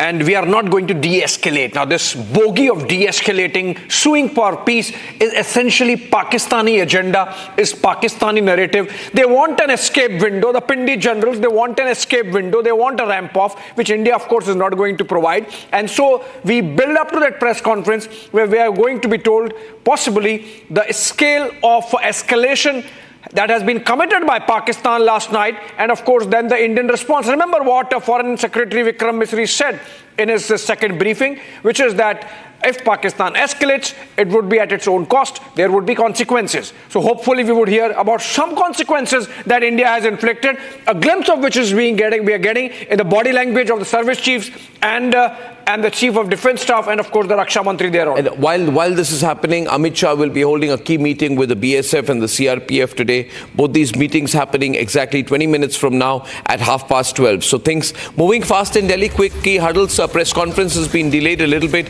Media interaction. Ministry will be speaking to various channels around 4 o'clock today. That's also good. And so that there is no disinformation campaign. I mean, everybody is on board pretty much except a few, but there should be no disinformation campaign. We can take no chances. From Uri, we're going to go back for a while. From Uri, we're going to go back to Arabat. Arabat? Yes, Arnav, we are here right now in the Uri sector, as we have seen that continuously the deployment of the forces here from the line of control areas to other plains of the Kashmir Valley, as we have seen that the frustration of the Pakistani troopers, they have targeted the civilian populated area, and I'll request Vijay to show you from this very side. As you can see that this is the entire area where we have seen that the damage by the Pakistani troopers toward the civilian populations area. I'm also sure that Vijay Firdaus will not show you the movement of the forces here. As we have seen, this is the sensitive area along the line of control in the Uri sector. This is the area where we have seen that the Pakistani artillery has hit the house here. Also, from this very side, it's heavily raining, and we have been told that in the next 5 to 6 minutes that the LG Manoj Sinha will arrive here at this location. He has already met the few persons, the few injured persons already while coming from the Srinagar towards the Uri. But right now we have been told that the LG Manoj Sinha will arrive here anytime from the now. Also, we have seen that everything has been sanitized here. In fact, this is the area where you have seen that the incident happened late night, when we have seen that the some injuries was also happened here, but also we have been told that the injuries were also shifted to there at the various hospitals across the Kashmir Valley. But right now you can see okay, BCCI has cancelled IPL. That's good. IPL is cancelled. IPL has been cancelled, ladies and gentlemen, and that's big news right now. Good, IPL is off. They should have done this much before. They haven't done it yet. And under public pressure, they have not put out an official announcement yet. They're trying to put information out through sources. I mean, this is not the way to go. They should have cancelled it automatically. This makes it look like a very defensive move. You know, they haven't announced it formally yet. Yeah. So, ladies and gentlemen, we were the ones who were asking for the cancellation of IPL. Formal announcement has not happened yet, but suspension has happened. So that's good. For the moment, it appears BCCI is suspended. Thank you for that. Can we have more reporter inputs right now? Viewers, while we are bringing you this broadcast, I want to play some of what has been happening since last night. So maybe we can pull out the important news packages in case you joined us a little late. Now, viewers, it's 10 minutes past 12, but it's been a very, very busy night for us. We've been reporting through the night, and we managed to capture quite a significant amount of military action through the night. There were air raid sirens in various, at various times overnight. And if my news desk is there, then I can quickly be told about the news packages that we can run as of this minute. Thank you very much. We seem to be stuck with the 3 windows for any particular reason. Aditi? Yeah, thank you very much. Can we stay with a more informative screen?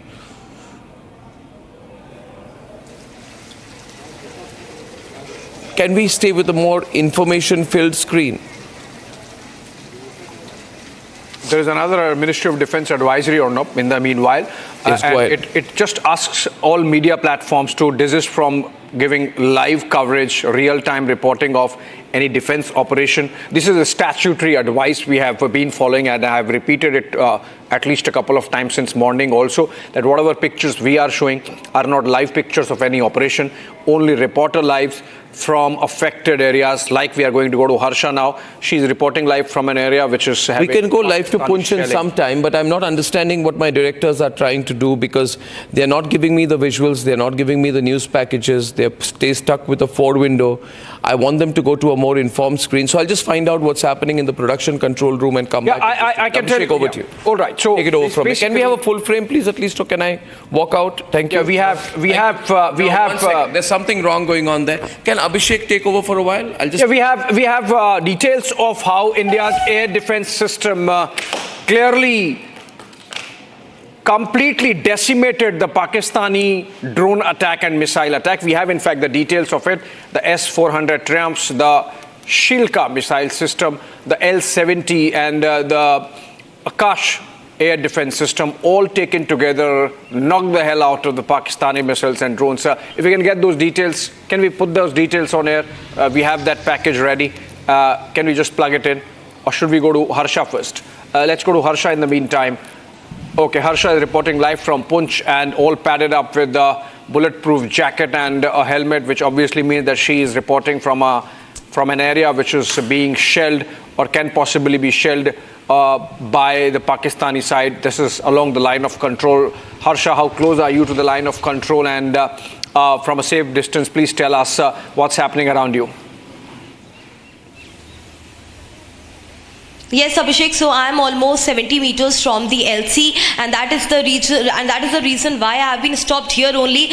Because the more I move forward, the more I get instruction from above. There is a signaling which from above, from the brigade, is signaled to me that I can't move forward. That's a clear-cut sign that ahead of this entire place where I'm standing, I can't move ahead. Only the villagers who live there, they are there, and also they are also evacuating, because the evacuation process is underway in several places. As I've been mentioning again and again, that 80% of the Poonch city and the nearby villages have already been evacuated. The rest almost a few civilians, locals who are left, evacuation process for them is underway.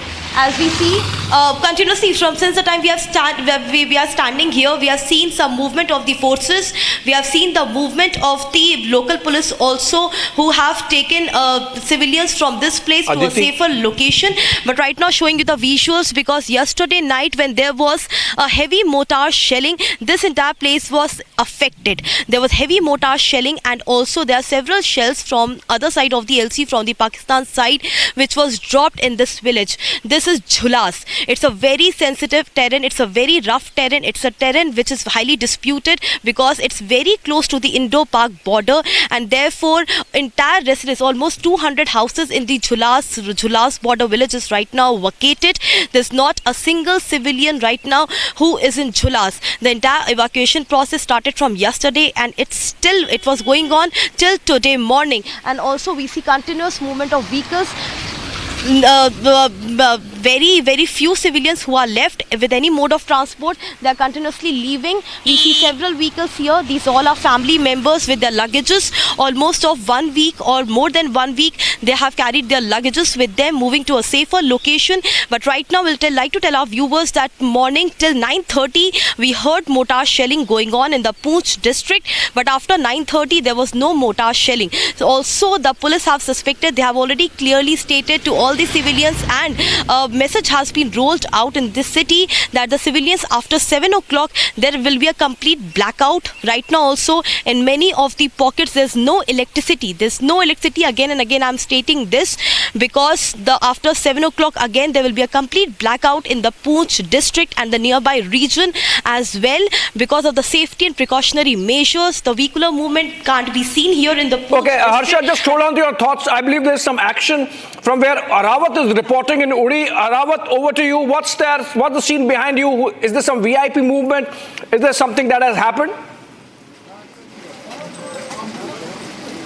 Yes, Abhishek, it's VIP moment here, and you can see here the visuals as the Firdaus is showing the visuals from this very side. You can see here in the visuals in front of me is the Divisional Commissioner Kashmir, and also we have seen that the MLA Uri is also reached here. Also, you can see the movement of the board. We have been told that the cavalcade of the LG Manoj Sinha is just coming to this very place. We have seen that all the officials from the district administration is here, and I'm sure that they will not show the forces here in the ongoing operation. And you can see here that the movement of the administration is there. Also, we have been told by the forces that in next 2 to 3 minutes that the LG Manoj Sinha will arrive here, and we have been told that he will also meet the people here who have received the multiple injuries here. And then after we have been said that the minister from the health department is also here. Also, we have seen that the entire area is here also, and you can see here. Also, we will try to speak with the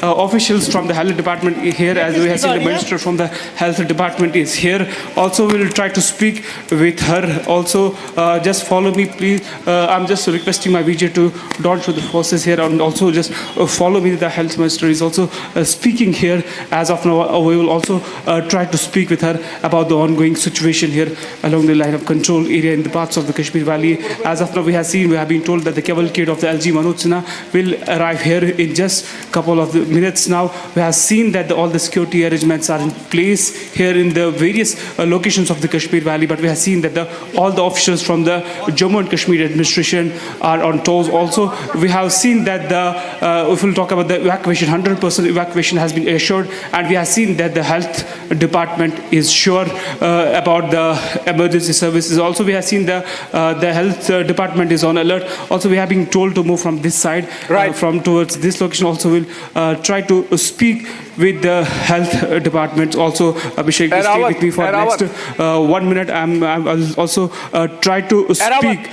Take your time and take your position by the time the Lieutenant Governor arrives. And in the meantime, we will show our viewers a glimpse of the cowardice with which Pakistan has been shelling those forward areas, essentially because it still wants to infiltrate terrorists. Pakistan not backing off from its terror operations as a state policy. Look at these details of a mortar, live mortar that was seen in Punch, and then I come back. बेटे ने क्या बिगाड़ा था? मेरा बेटा 13 साल का था, वो शहीद हो गया मेरा बेटा। मैं अपना बेटा कहाँ से लाऊंगी? बस ये है कि उन्होंने कुछ नहीं किया, इस वक्त तक किसी ने कुछ नहीं किया, इस वक्त किसी ने कुछ नहीं बोला हम के लिए जो मेरा बेटा मर गया। 13 years old Aditya is no more. The entire family was rushing to reach Jammu when Pakistan guided mortar shelling towards the Poonch district and especially towards the city area. There are several civilians who lost their loved ones in the mortar shelling from the side of Pakistan. Exact time मुझे याद नहीं है, 11 बजे का time होगा। तो हम जा रहे थे, पुल से बाहर ही थे, थोड़ा आगे थे, तो पेट्रोल पंप से आ गए थे, तो कुछ पता नहीं है कहाँ से ब्लास्ट हुआ। तो हमारे अंदर मतलब कि पहले मुझे लगी, फिर मेरे बेटे को लगी, तो मेरे जीजा थे, उनके बेटे थे, उनको लगी, मेरे जीजू को लगी, बस मेरे बेटे की ऑन स्पॉट डेथ होगी।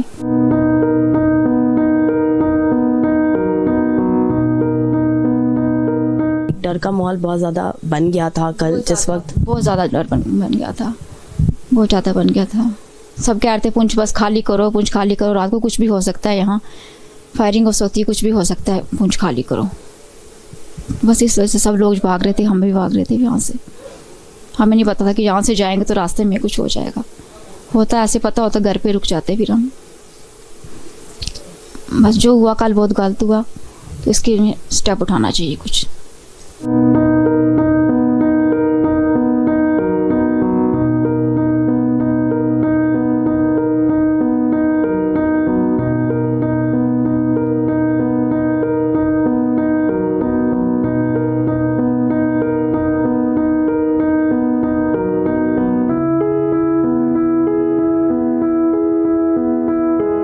When they were in their vehicle, 4 vehicle, it was mother, father, Aditya, along with his uncle, auntie, and his cousin traveling in the 4 vehicle, and they were on their way to Jammu, and they didn't even cross Poonch district, and on their way when they crossed the main bridge, and that time there was a mortar shell which was dropped heavily on the bridge, and that mortar shell came on the top of their vehicle, and the mortar shell passed through Adit's head. He was hospitalized, but because of brain hemorrhage, as when Adit reached hospital, he was declared broad dead. इस वक्त तक किसी ने कुछ नहीं किया, इस वक्त किसी ने कुछ नहीं बोला हम के लिए जो मेरा बेटा मर गया। लोकल लोग कितने मरे, कितने बच्चे मरे, किसी ने कुछ नहीं बोला इस वक्त तक।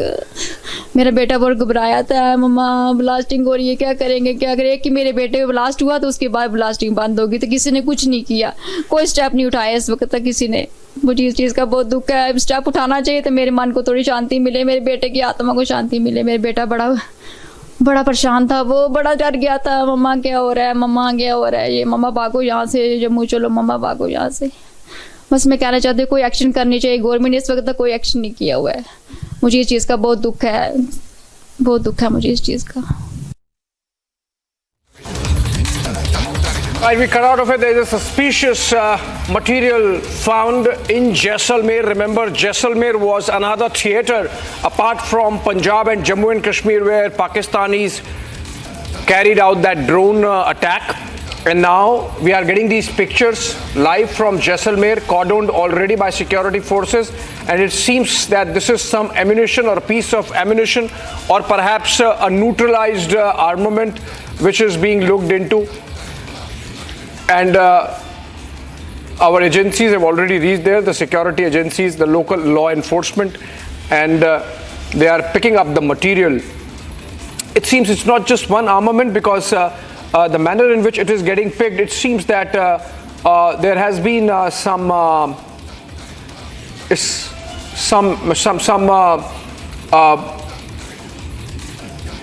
splurge from some shrapnel, perhaps some material that has fallen out. Shawan continues to be with us live from the newsroom. Shawan, over to you. These are pictures from Jaisalmer. What more can we have what more information can we share with our viewers on this?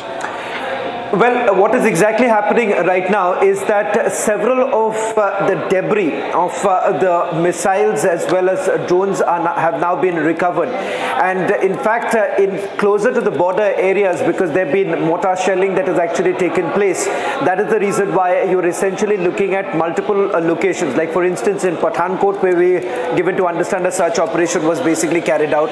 Then this is largely a clearance, a way to basically clear if that area is safe or not. As far as apart from Pathankot, Jaisalmer, as these images that are beaming live right now is an indication of what's really happening on the ground. In fact, Abhishek, I've just got a little bit more information. After Hoshiarpur in Channi, which happens to be in the Sundarbani sector, there too another PL-15 missile has been found.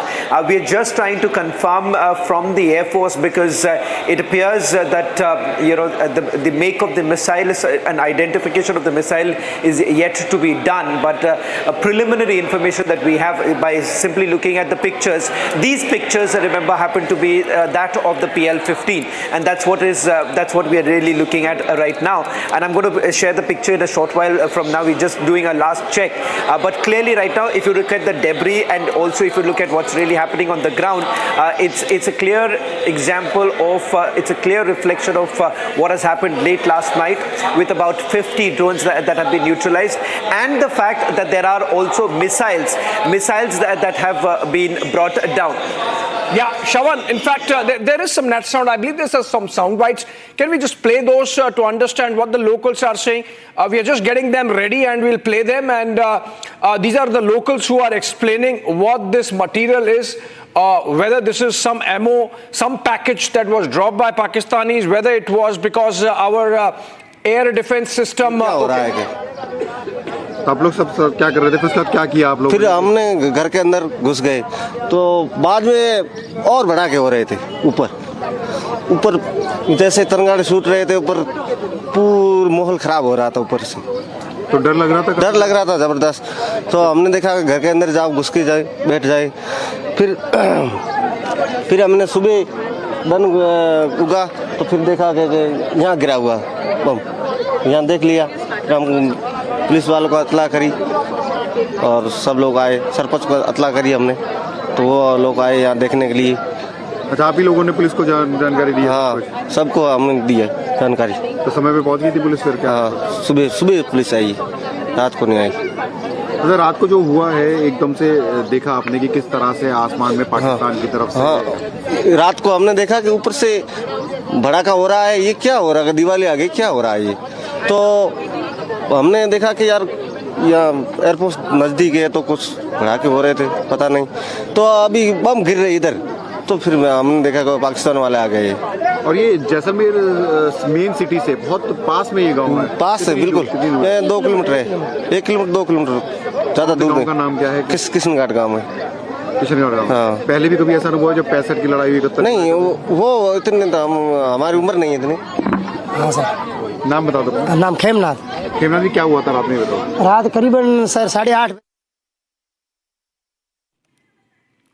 All right, tensions have boiled over as India responds forcefully to a wave of provocative attacks from Pakistan. Explosions have been reported across major Pakistani cities, including Islamabad, Lahore and Karachi. In a swift and strategic counter-offensive, Indian forces struck back, dismantling air defenses, downing fighter jets and neutralizing incoming threats. Take a look at those details. India has launched targeted counter-strikes deep into Pakistan's territory, hitting key cities like Islamabad, Lahore and Karachi just after Pakistani drones and missiles threatened Indian military. Karachi, Pakistan's vital port city, has been shaken by loud explosions. According to sources, India's Navy struck naval facilities near the port in a bold move not seen since 1971. In a dramatic turn, Pakistan Prime Minister Shehbaz Sharif was relocated after an explosion occurred just 20 kilometers from his official residence in Islamabad. Lahore has reportedly been left exposed. Indian missiles neutralized the city's air defense systems, leaving it vulnerable to further aerial attacks. 3 Pakistani fighter jets, including AN-F-16 and 2 JF-17S, were shot down by India's air defense network. India has also brought down a Pakistani AWACS, delivering a costly blow to Pakistan's air capabilities. India reiterated its position, targeted, measured and unwavering. Every hostile act will be met with force.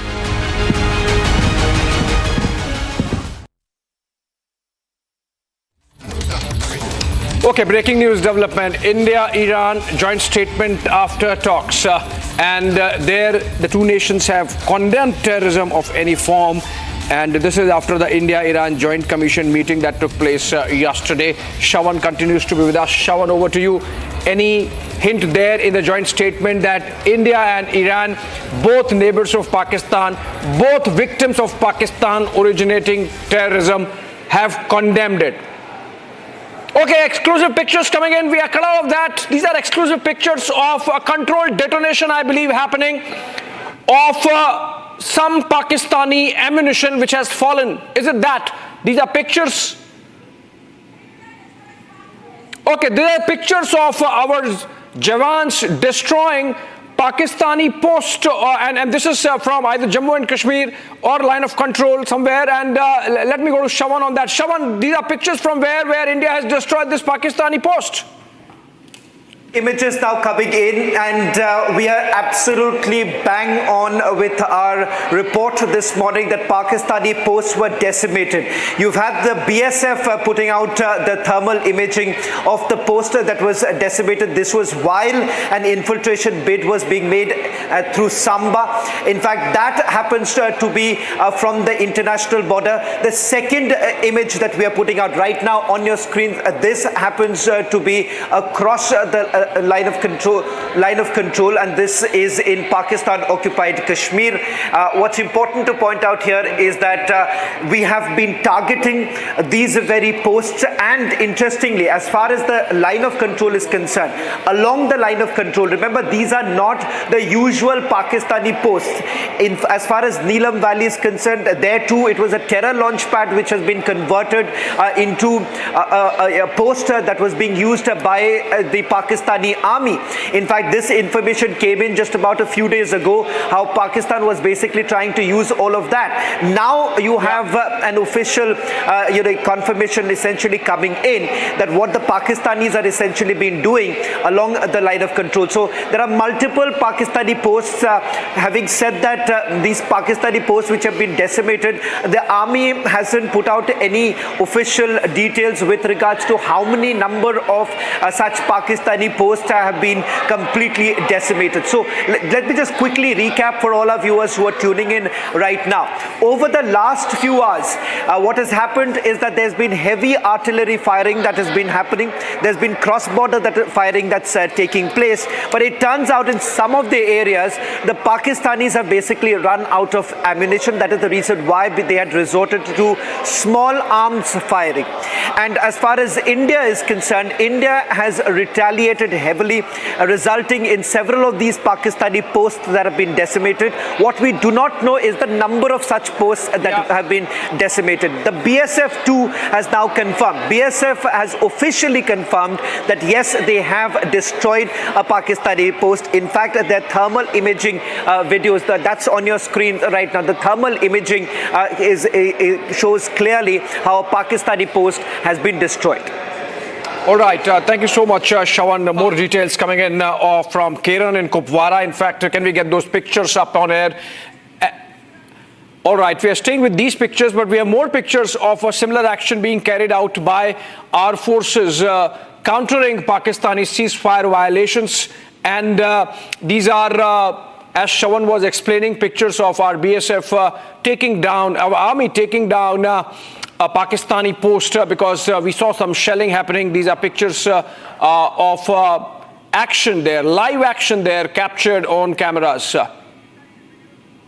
3 decisive pictures of Indian army taking down Pakistani posts from where shelling was being reported. These are places from where cover fire is provided whenever infiltration happens, and we have seen one encounter in which BSF neutralized 7 of Jaish-e-Mohammed terrorists last night, and there also Pakistan was providing cover fire from similar posts. India upping the game and making sure that no more infiltration happens under the cover of fire coming in from these Pakistani posts. Okay, these are pictures coming in from New Delhi. These are pictures of Ajit Doval, who's just reaching there. I think he's reaching the Minister residence. This is a big meeting at the Amit Shah's residence. The DG of the CISF, BSF are all meeting Amit Shah for internal security preparations. The National Security Advisor is also reaching. So they are keeping a very close watch. This is a day of huddles really that we've had since the morning. And on the one side, we really do not know where we stand as far as India's sophisticated approach to the escalation ladder is concerned. But while that is happening, or what the sense I get from the nature of the meetings, the nature of the information flow, is that things are being very well handled. Abhishek. Absolutely, Arnav. In fact, if you look at the matrix of meetings that are taking place, it is clear that we are not calling off Operation Sindoor yet. It's on, it's going on, it's going up the escalation ladder, and we are going to make sure that Pakistan pays the price. Now, look at these pictures. For example, the kind of pounding our forces are doing of these posts, effectively eliminating all possible launch pads for Pakistan to send in their terrorists from places from where they can provide cover fire. All these removed. So these are pictures coming in from Rajouri sector on the Jammu side of the Jammu and Kashmir Union territory, and look at the manner in which the Pakistani post has been reduced to rubble.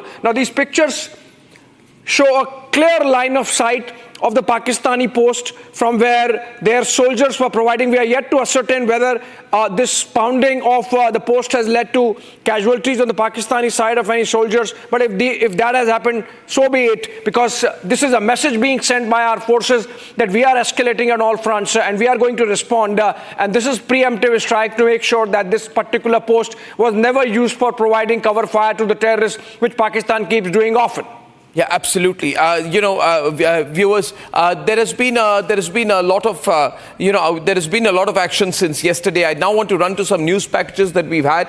The Rajnath Singh has concluded his tri-services meeting, chief, and the army chief has briefed the Raksha Mantri on Operation Sindoor 2. We do not know the next phase. The National Security Advisor is at Amit Shah's residence. So two big meetings have been going on. Air raid sirens went off sometime back in Chandigarh, but that could be just to keep the fast sense of preparedness going, which is fantastic. And ladies and gentlemen, the United States position as far as the escalation is concerned is completely hands-off, which works for us at this point of time. It is integral to India's success that the US just keeps off and lets us deal with Pakistan the way they need to be dealt with.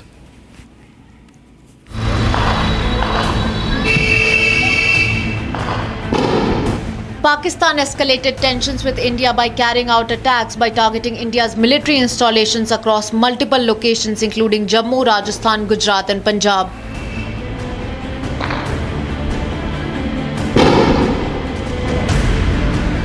India successfully foiled these attacks, shooting down Pakistani jets along with intercepting other projectiles. As the tensions escalated after Pakistan carried out simultaneous attacks across various cities.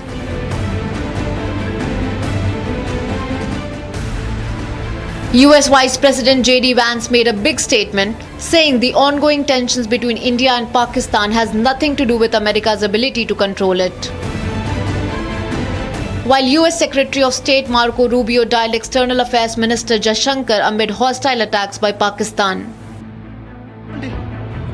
Rubio reiterated his condolences for the horrific terrorist attack in Pahalgam and reaffirmed US commitment to work with India in the fight against terrorism.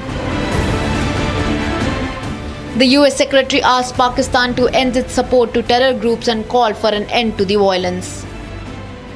And clearly, what happened in Kashmir is awful, and we send our condolences. The world has rejected the nature of that kind of violence overall, of course, and certainly the President has and continues to. But at this moment in time, there's like one thing that has to stop, which is a back and forth and a continuation of this, and that is what we're focused on right now.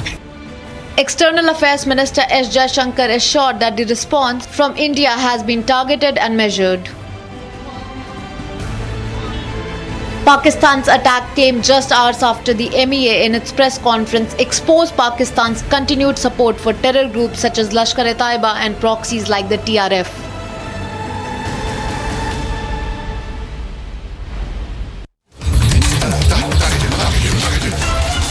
An infiltration bid from Rajouri which has been foiled by the BSF. My production team says we should be breaking that. But what is the bigger breaking news story is that the IB chief is attending the key meeting with Amit Shah, and the finance minister will be chairing a review meeting on cybersecurity preparedness of banks and financial institutions later this evening. So these are three big stories that are broken right now, viewers. The finance minister will be chairing a review meeting on cybersecurity preparedness of all the banks of the country and financial institutions later this evening. I think this is a simple review meeting that Nirmala Sitharaman will be doing in order to make sure that things are absolutely, as they say, perfect, and there is no untoward incident, and there are strong defenses, because war is not just about hitting on the other side of the enemy.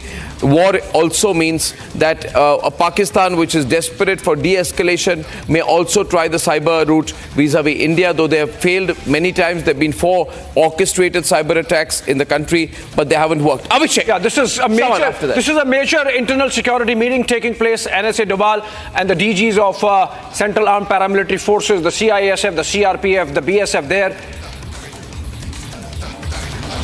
Okay, big one coming in there. Big one coming in there. TTP, the Tehreek-e-Taliban Pakistan, has killed 20 Pakistan army soldiers. We are moving fast. These are pictures from the outside the residence of Union Home Minister Amit Shah, but we're moving to a breaking news development. Shawan, over to you.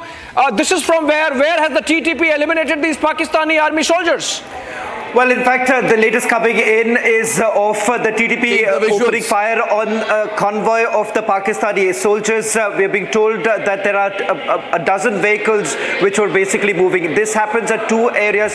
One, late last evening, we saw the information coming in from Dera Bukti in Balochistan. Now, as far as the TTP is concerned, some reports are basically suggesting that this is coming in from Khyber Pakhtunkhwa, where 20 of the Pakistani soldiers have been killed. It's a big blow because all of this is essentially happening because what you're seeing on the ground is complete redeployment of the Pakistani forces. In fact, you have had the frontier corps of the Pakistanis from Balochistan being moved towards the eastern border, and as far as Khyber Pakhtunkhwa is concerned, there too the redeployment is essentially happening, and that's where they have been targeted. The TTP on the one hand and the BLA on the other hand. The meeting that has been held earlier of the Tri-Services Chiefs included Air Chief Marshal AP Singh, Navy Chief Dinesh Tripathi, Air Chief Marshal Upendra Dwivedi, and of course the Chief of Defence Staff Anil Chauhan was there in the meeting with the Raksha Mantri Rajnath Singh, and of course they would be going through the likely talking points of the meeting, and after that they will be giving a full presentation to the Prime Minister. So right now on the Internal Security Fund there are meetings. The Information and Broadcasting Ministry is having its own meetings on information flow, and ladies and gentlemen, right now also we are being told that there is going to be a detailed debrief of Pakistan's attempted drone and missile strikes and the impact on, rather I would say non-impact that they have had.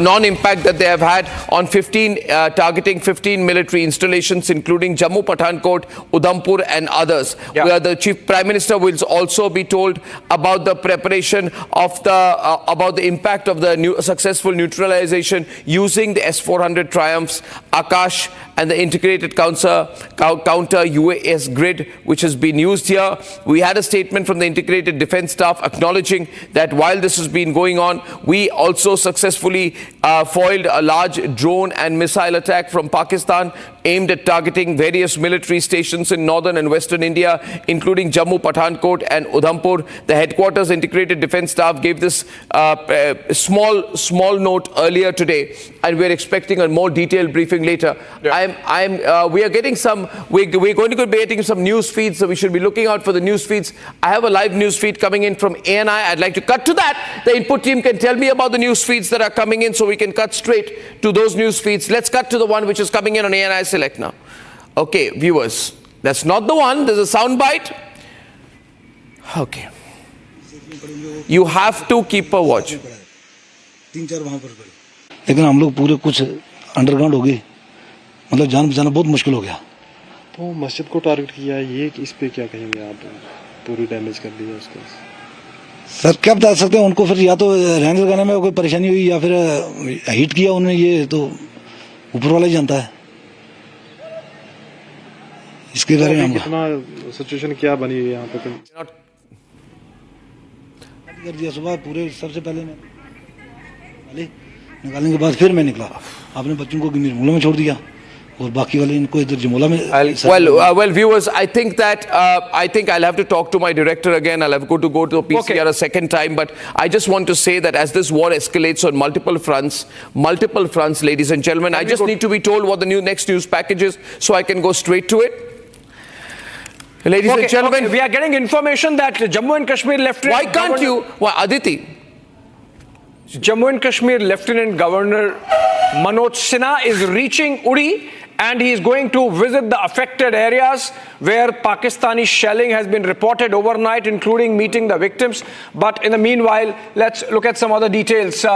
With border areas under fire as war escalates across multiple fronts, the Indian Air Force jets are conducting continuous precision strikes on terror camps and radar sites across Pakistan-occupied Jammu and Kashmir. Artillery and missile exchanges reported across Poonch, Rajouri, Kupwara and of course the Jammu side. Let's look at details of whatever has happened overnight in terms of India's response to Pakistani escalation.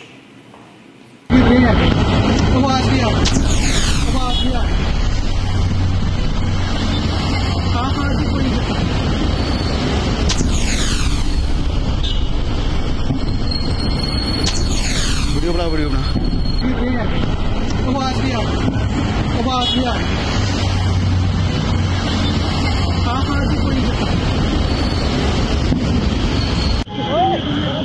Ground पे बैठ जाओ, ground पे।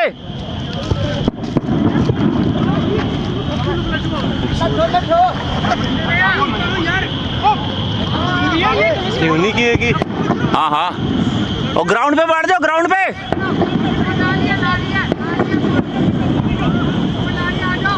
Late जाओ ground में। ये कहाँ से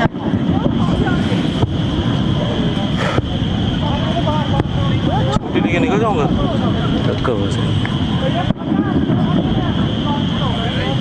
किस साइड मार रहे हैं?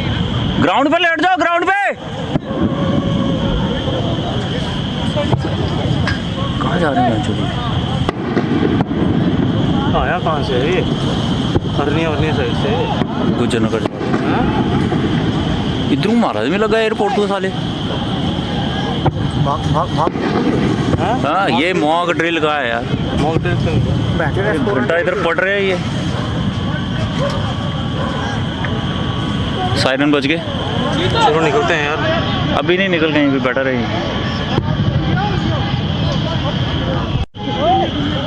ग्राउंड पे बैठ जाओ, ग्राउंड पे।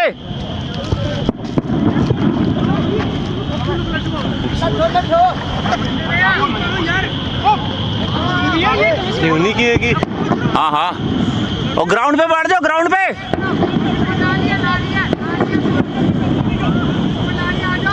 लेट जाओ ग्राउंड में।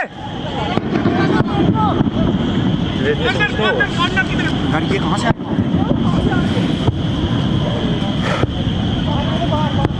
छुट्टी लेके निकल जाऊंगा।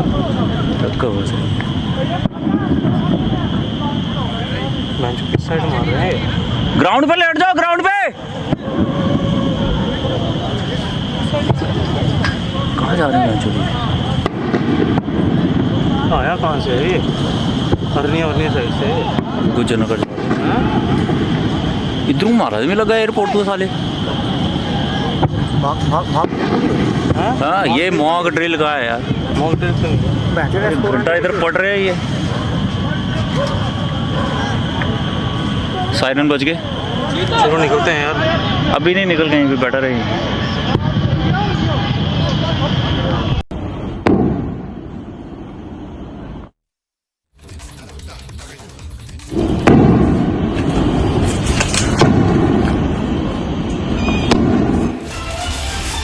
All right, those were night skies along Jammu and other areas targeted by Pakistan, or the cities targeted by Pakistan. Now we are getting information that a jittery Pakistan, its leadership is showing frayed nerves. Open criticism of Pakistan Prime Minister right inside Pakistan National Assembly. This is a Pakistani member of National Assembly or Pakistani MP making a direct charge of cowardice against Shehbaz Sharif and saying that the Pakistani army is demoralized. Let's listen to the video if we can play it right away. This is a Pakistan MP, and this is a video coming in from the session of Pakistan's National Assembly. We had earlier a video of a Pakistani MP crying right inside the house, and now this is another MP making a direct charge of cowardice against their own Prime Minister Shehbaz Sharif, saying that Pakistan's Prime Minister has no courage to name Narendra Modi, and so the Pakistani forces are demoralized. Let's listen to what the Pakistani MP said in the House.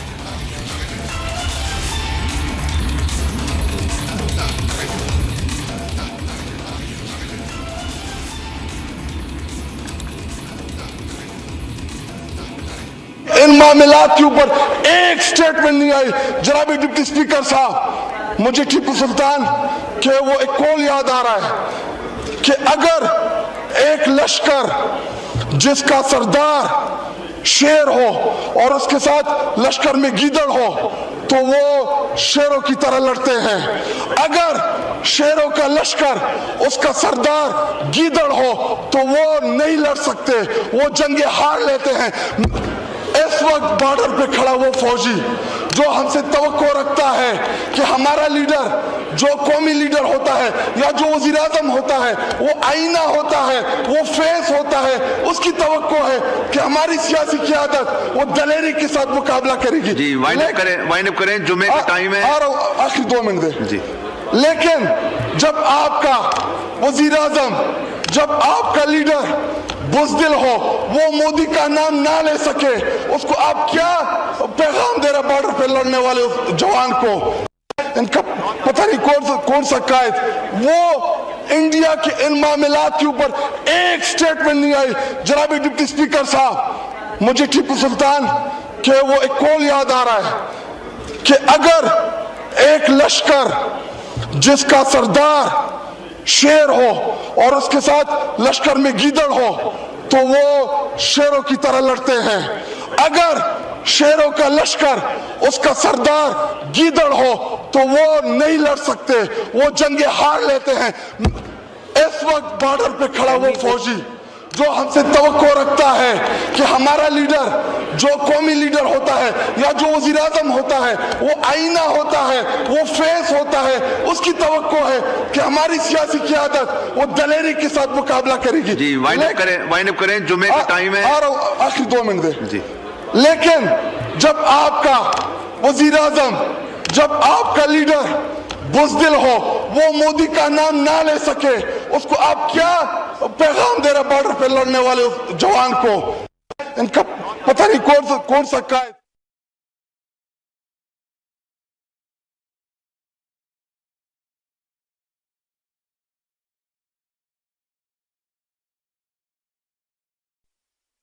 Right, a Pakistan MP frothing at his mouth, not able to speak coherently, and accusing his Prime Minister Shehbaz Sharif of cowardice and the Pakistan Army of being in a state of demoralization. That's really a state of affairs in Pakistan, even as its army carried out a failed bid to target Indian cities across a broad sweep from Jammu and Kashmir to Kutch in Gujarat and failed miserably with India's air defense systems really repelling the attack 100% completely. Shawan continues to be live with us from the newsroom. Shawan, this Pakistani MP today and the one yesterday who was crying clearly reflects on the state of mind of Pakistanis as their army escalates in an unwinnable war, puts Pakistan in a tight spot. Well, I'll quickly put this across as to what's really happening within Pakistan right now. The first development comes in from the defense minister himself, who is absolutely clueless. In fact, he spoke to the Pakistani media stating that the reason why drones are being flown by the Indian armed forces is because perhaps our pilots do not want to fly the fighter jets. That's the bizarre comment that was made. And he's once again relying on social media as to whether at all these attacks have at all taken place in Pakistan. Second, as far as the information and broadcasting minister, who's actually busy right now carrying out with the false flag operation, because that's the narrative that they essentially want to set. Inside the Pakistan National Assembly, as we're given to understand, this is a special session that has been called because of the current situation. The direct target now happens to be the Pakistani army, because they essentially believe that the Pakistani army chief has taken them on the garden path, because what we are being told is that the reason why there is a clear factionalism is within the army itself. This morning, Abhishek, the details that you and I actually got was how things were changing in Punjab and in Sindh when the cantonments were being evacuated. Yeah, absolutely, Shawan. In fact, we get more details of the operation. The Indian Army confirmed launching Operation Sindoor, hitting terrorist infrastructure in Pakistan and Pakistan-occupied Jammu and Kashmir. In fact, the Army released a video and confirmed striking 9 targets. Apart from that, of course, reflected on its operational readiness as the Operation Sindoor continues unabated and, in fact, escalates in response to Pakistani misadventure. Take a look. लेकिन ऐसा बदला मिलेगा और हमारी family से press conference होगी। इसकी उम्मीद नहीं थी। जब हुई तो वी वर शॉक्ड कि भाई इतना बड़ा मौका हमें। सुप्रभात देवियों और सज्जनों, मैं कर्नल सोफिया कुरैशी और मेरे साथ मैं कर्नल सोफिया कुरैशी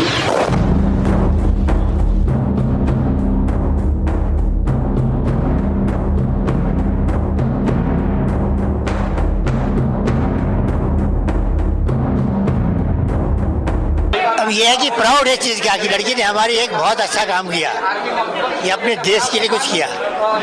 सर आपके बारे में बताइए, आपके बारे में थोड़ा बताइए। हमारे बारे में अब हम तो उम्र हो गई, अभी क्या है, बांग्लादेश की लड़ाई लड़े, अब एज हो गई। अब दिमाग में ये आता है अगर हमको अभी मौका दिया जाए तो हम उनको खत्म करें सालों को जाकर के भी, पाकिस्तानियों को। क्या कहना चाहोगे पाकिस्तान के बारे में जो यही है कि इसको खत्म करना चाहिए। वो ये दुनिया के अंदर रहने ये कंट्री नहीं है। नहीं भाई प्राउड है ना कि वो गई, हमारी पैतृकता में है ये। मेरे फादर भी आर्मी में थे, ग्रैंड फादर आर्मी में थे, मैं आर्मी में था, अब वो आर्मी में गई है, वो पैतृकता में है। Okay, coming out of it, because there's a breaking news development. Defense Minister Rajnath Singh, after completing a meeting with the service chiefs, is all set to meet the Prime Minister.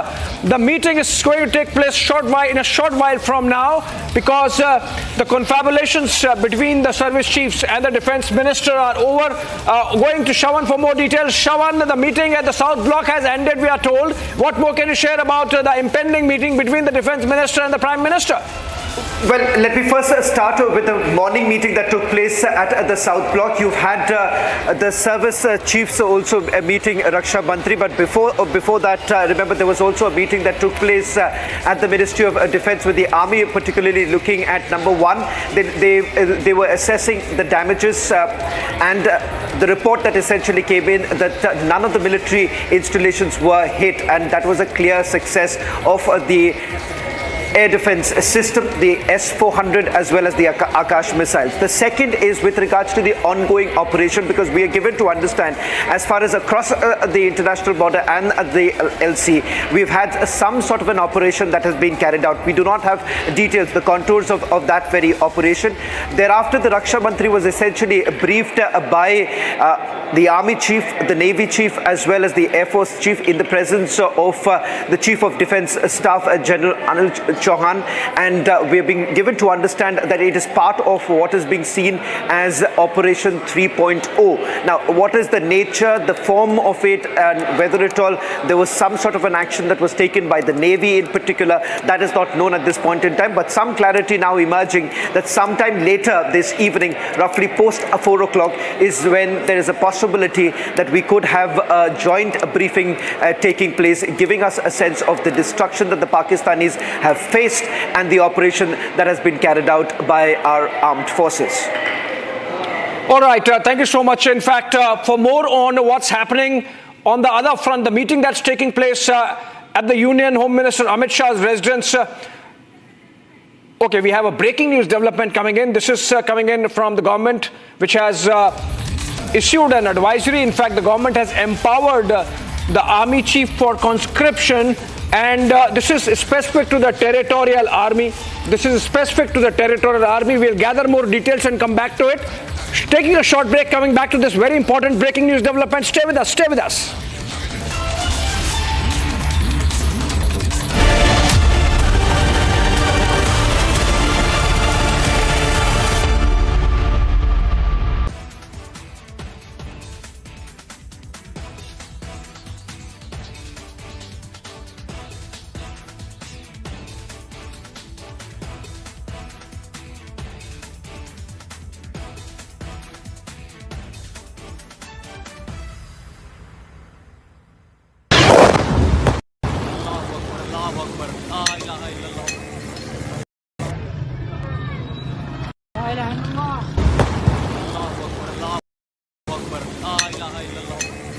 Of different weapon systems, because you cannot risk putting all eggs in one basket.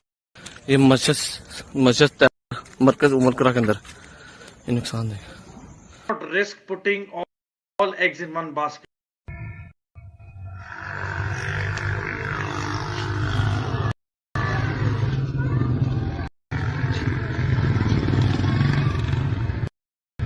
Not risk putting all eggs in one basket. Mender here, These and are most some of the visuals. civilians I here can see some. are at near the LOC.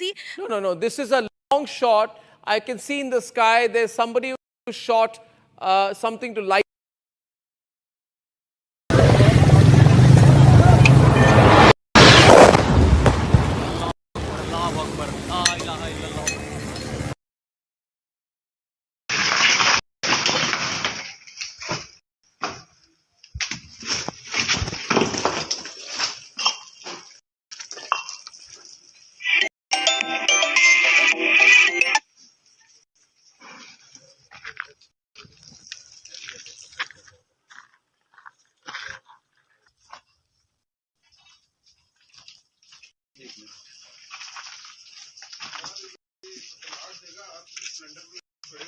Cylinder leakage है, leakage भी है, हाँ leakage है, ऊपर है।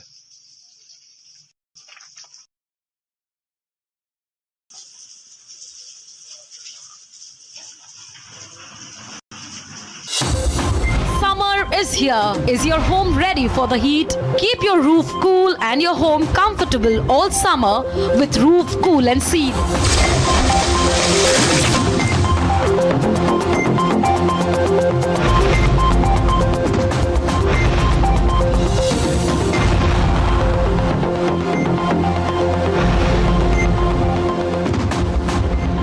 पसीना मत बहाओ, Berger roof cool and seal लगाओ।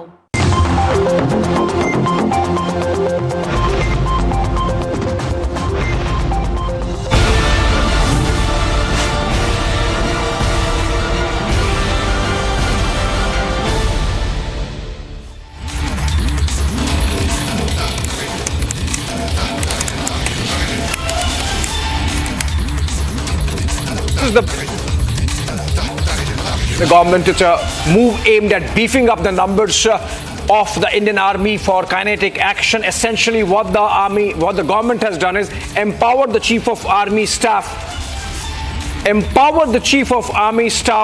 to get territorial army battalions to come to the aid of regular Indian Army soldiers.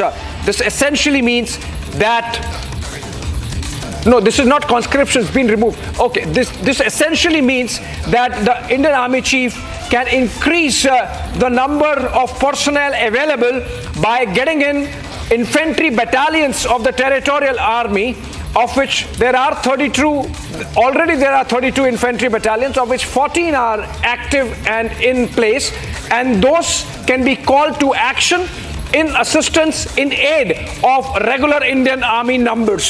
That's what we are getting to understand from this breaking news development coming in. Shawan, over to you. In fact, the notification which has basically been issued by the Ministry of Defence, they're basically looking at a redeployment. In fact, this is what they're saying. It is basically empowering the Chief of the Army Staff to redeploy as far as the territorial army is concerned. Now, if you look at the number of the battalions that are available with the territorial army, it can be assigned with any of the commands. It could be the Western Command, the Eastern Command, the Central Command. So it's largely to provide more assistance to these very commands.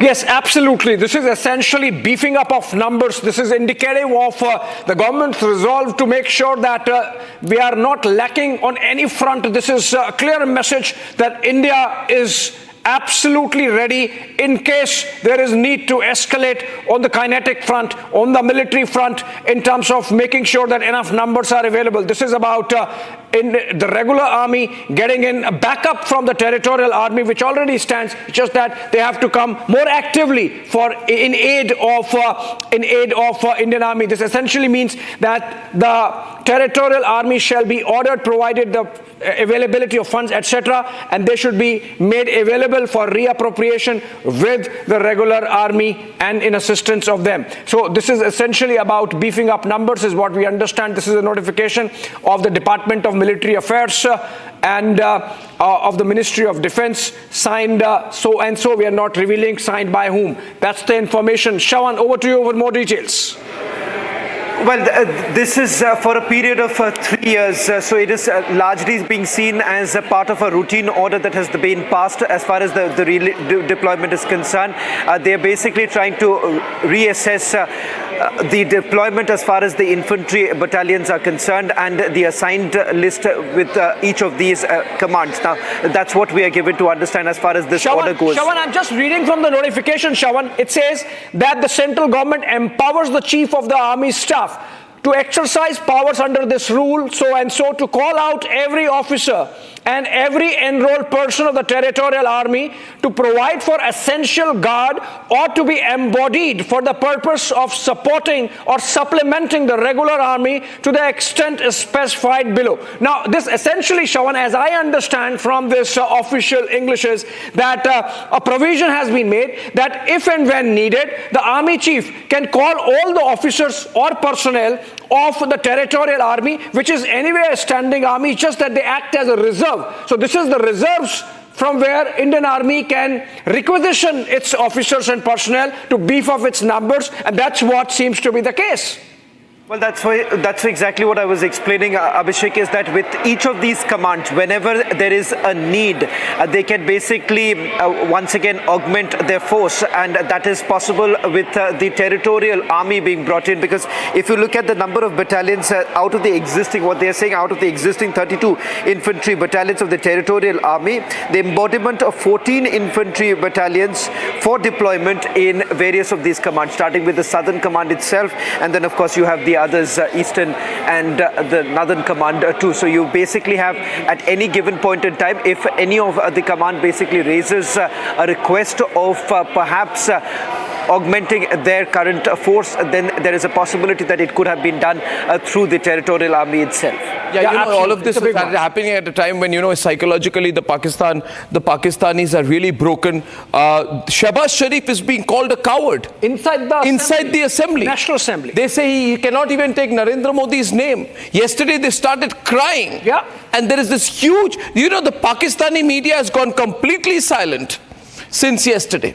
They're completely silent because they don't know, Shawan, how to respond to the ongoing situation. There is information flow. We're told they're surrounded. There are strict controls. Also, yesterday, Hamid Mir, I'm told, has removed 3 people from his organization who had information contrary to him, who refused to comply with the information that he has put out. So there is a little bit of trouble in GOTV or whatever that TV station is, and an open criticism. I mean, Shehbaz Sharif has been called a coward in the Pakistan National Assembly. I don't know if I have a soundbite of that. Shehbaz Sharif, Prime Minister of Pakistan, has been called a coward in the National Assembly, and I'd like to play that soundbite, please. Again. Let's play it again.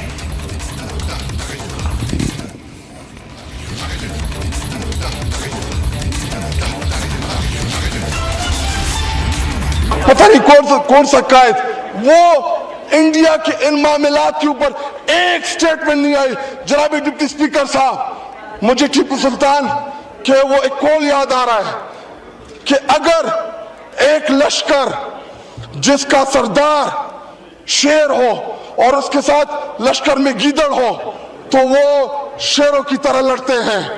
अगर शेरों का लश्कर उसका सरदार गीदड़ हो तो वो नहीं लड़ सकते, वो जंगे हार लेते हैं। इस वक्त बॉर्डर पे खड़ा वो फौजी जो हमसे तवक्को रखता है कि हमारा लीडर, जो कौमी लीडर होता है या जो वजीर आज़म होता है, वो आईना होता है, वो फेस होता है, उसकी तवक्को है कि हमारी सियासी क़यादत वो दलेरी के साथ मुकाबला करेगी। लेकिन जब आपका वजीर आज़म, जब आपका लीडर बुज़दिल हो, वो मोदी का नाम ना ले सके, उसको आप क्या पैगाम दे रहे बॉर्डर पे लड़ने वाले जवान को?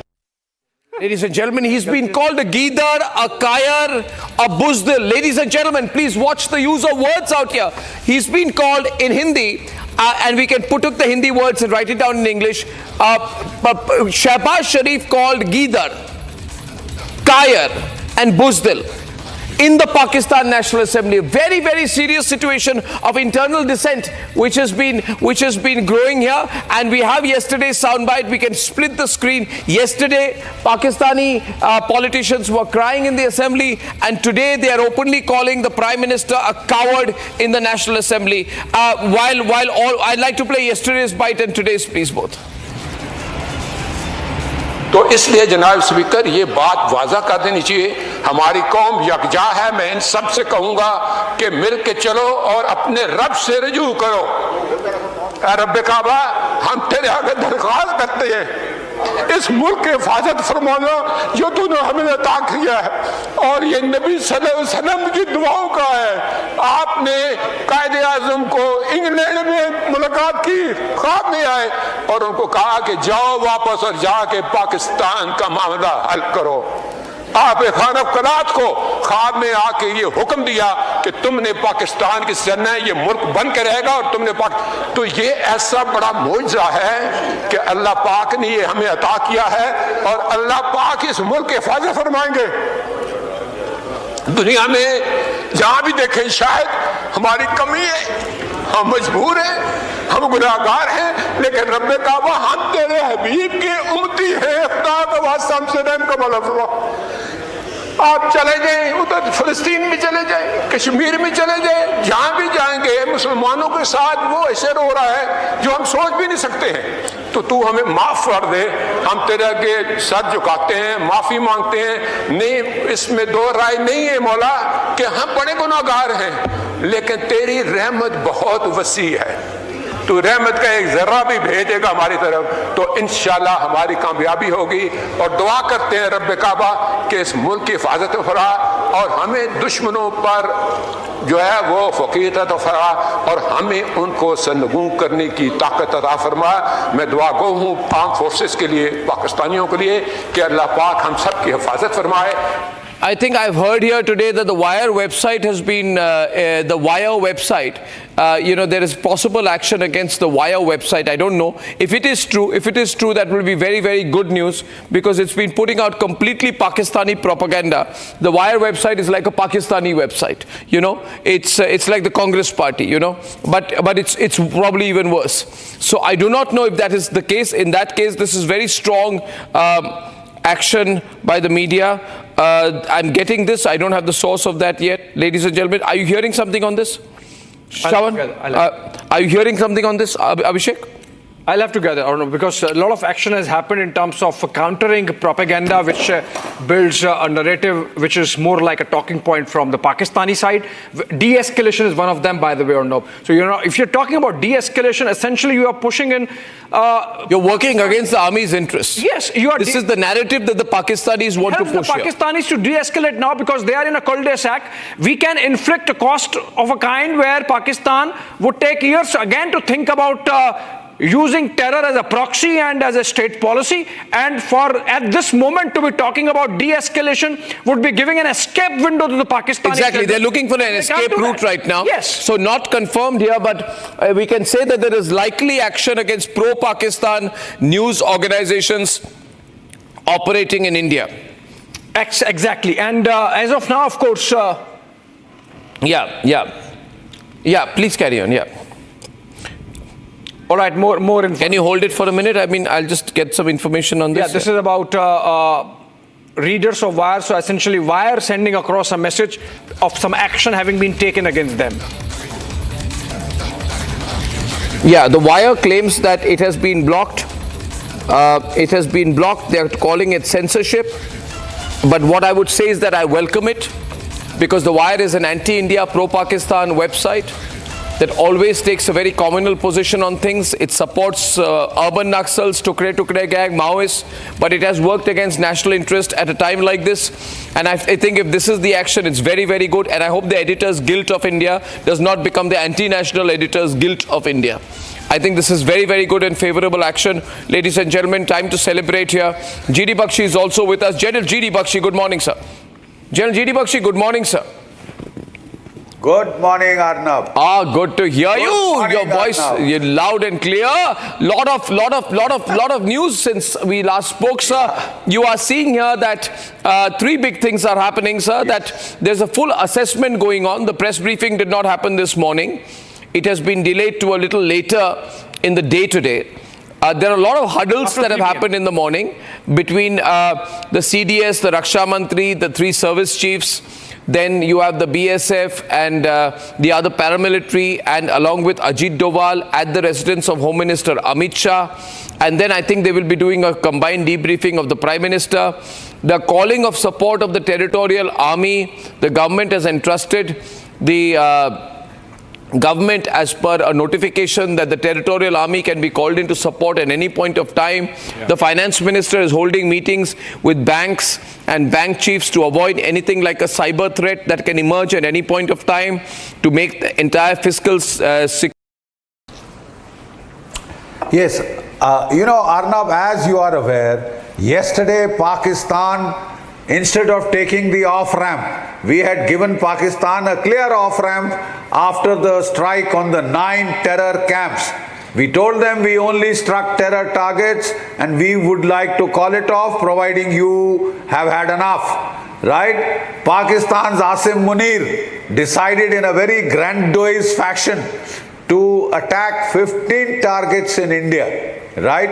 And these were basically the airfields or our headquarters like Bhatinda 10 Corps, etc. Right? This is where our air defense network has proved to be spectacular performance, Arnab. Not a single Pakistani missile or rocket got through the shield.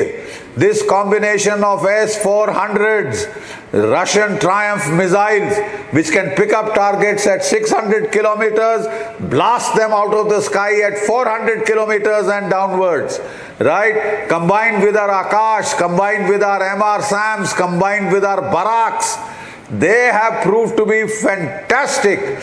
Not a single missile got through. Arnab, for comparison, air defenses are becoming very lethal. In Ukraine, they managed to shoot down 70% incoming targets. Russia, 85%. Israel, 97 to 98% they did with the Israeli missiles and drones. India has achieved a full-on 100%. This is an achievement to be proud of, Arnab. I think our air defenses have done us proud. Not a single Pakistani missile, drone, rocket got through yesterday. And then we hit back with our Harop Israeli drones, which are actually 1990s technology, suicide drones, but very effective. They blasted in Lahore. They hit Lahore and blasted their air defense radar cover. Lahore is today defenseless. Right? They hit Rawalpindi, the home of the Pakistan army, blasted that entire stadium there. And then they also had hit Sialkot. We hit major targets in Pakistan without a scratch. The Chinese radars, which had failed Pakistan against Iran's missiles a few months back, have failed dismally against the Indian Air Force. Yesterday, our Triumph missiles, S-400s, shot down 1 AVAC, 1 F-16, 2 JF-17s over Pakistan, inside Pakistan's territory. That is a feat, man. Our air defense missiles going and hitting Pakistani aircraft, shooting them down in their own airspace when they haven't even crossed over to our side, right? And the simple fact is Pakistan is shaken. I'm not sure what has happened about the naval strike. From the YouTube channels, I'm picking up that we did do a naval strike, but we are awaiting confirmation from the Ministry of Defense. Arnab, I would like to make one appeal. Now this is war. It is at least a limited war, full scale going on. In my time, when I was there in the Military Operations Directorate during the Kargil War, we used to have the MOD leading these briefings, representatives from the Directorate General of Military Operation, Air Force Operations and Naval Ops. They used to be there along with the MEA rep and all. Now that we are tending to full war, this gaps in information can be eliminated if we get back to wartime mode. It's no longer just hitting terror camps. We've gone beyond that stage. Gone much beyond that stage. It could escalate further. So I would request that our standard war book procedures are now put into effect, because we are not in that halfway stage. No war, no peace. That's over. We are at war with Pakistan. Simple, plain and simple. Yeah. And I think just last, please. Sorry, one last. Arnab, what I would state is, we hit the terror targets first. Then Pakistan hit our military target. In terms of justice, we are fully justified in hitting Pakistani military targets, the ISI targets, in a massive way to raise costs and consequences for Pakistan and impose punishment by deterrence, by punishment. So that next time Pakistan wants to do a Pahalgam, it will have to think 10 times. Yeah. If not 100 times. Yeah. In which direction is this moving, sir? We also, while this is going on, the world is looking at us, and I'm seeing on the feed out here today in Russia, for example, there is the May 9th parade. I run some visuals of that, and Putin's there, and Xi Jinping is there, and I can carry those visuals on our screen out here. Rajnath Singh is meeting Prime Minister Modi. Globally also, there is a long meeting between Putin and Xi Jinping in Moscow. So is this going to escalate to a point where global powers now begin to get involved? How are you viewing it? The Prime Minister was himself scheduled to be at that big event in Moscow. He's not there because he's monitoring the situation in India. This should be full frame, not mixed up with the breaking news plates which we are running right now. So my question is to you, sir, as you see these visuals of the May 9th parade in Moscow, right? We are working very closely with the Russians. How is the world viewing it? Just using these pictures as a backdrop, how is the world viewing it in your view? Except Turkey, any other country that's inimical to our interest?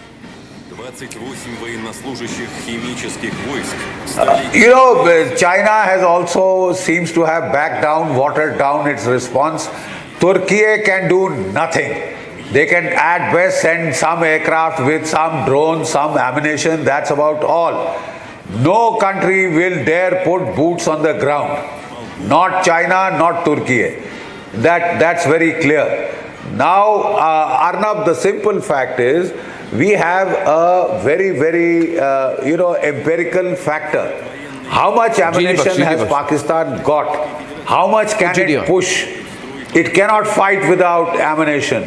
It cannot fight without aviation turbine fuel, right? So there is a practical limitation to how far Pakistan can continue this, right? And if the people in Pakistan are sensible, if the Pakistan army sense prevails even now, there could be a coup against General Mullah Munir, right? There could be a coup, because he is the man who's brought Pakistan into this soup and hot water shamelessly just for his extension. He's already been given one extension earlier, right? Otherwise he would have retired in October this year. He wants, like Ziaul Haq and like General Pervez Musharraf, to hang on for 11 years till he's either assassinated by bursting mangoes, or driven out of the country. So therefore, there is an upper limit to how far this can go on. The countries all over the world are now getting concerned, but they are actually, I think, secretly quite enjoying the kind of soup that Pakistan is in. Here's an arrogant country which, because of its 160 odd nuclear weapons, was feeling that it has got India exactly where it wants.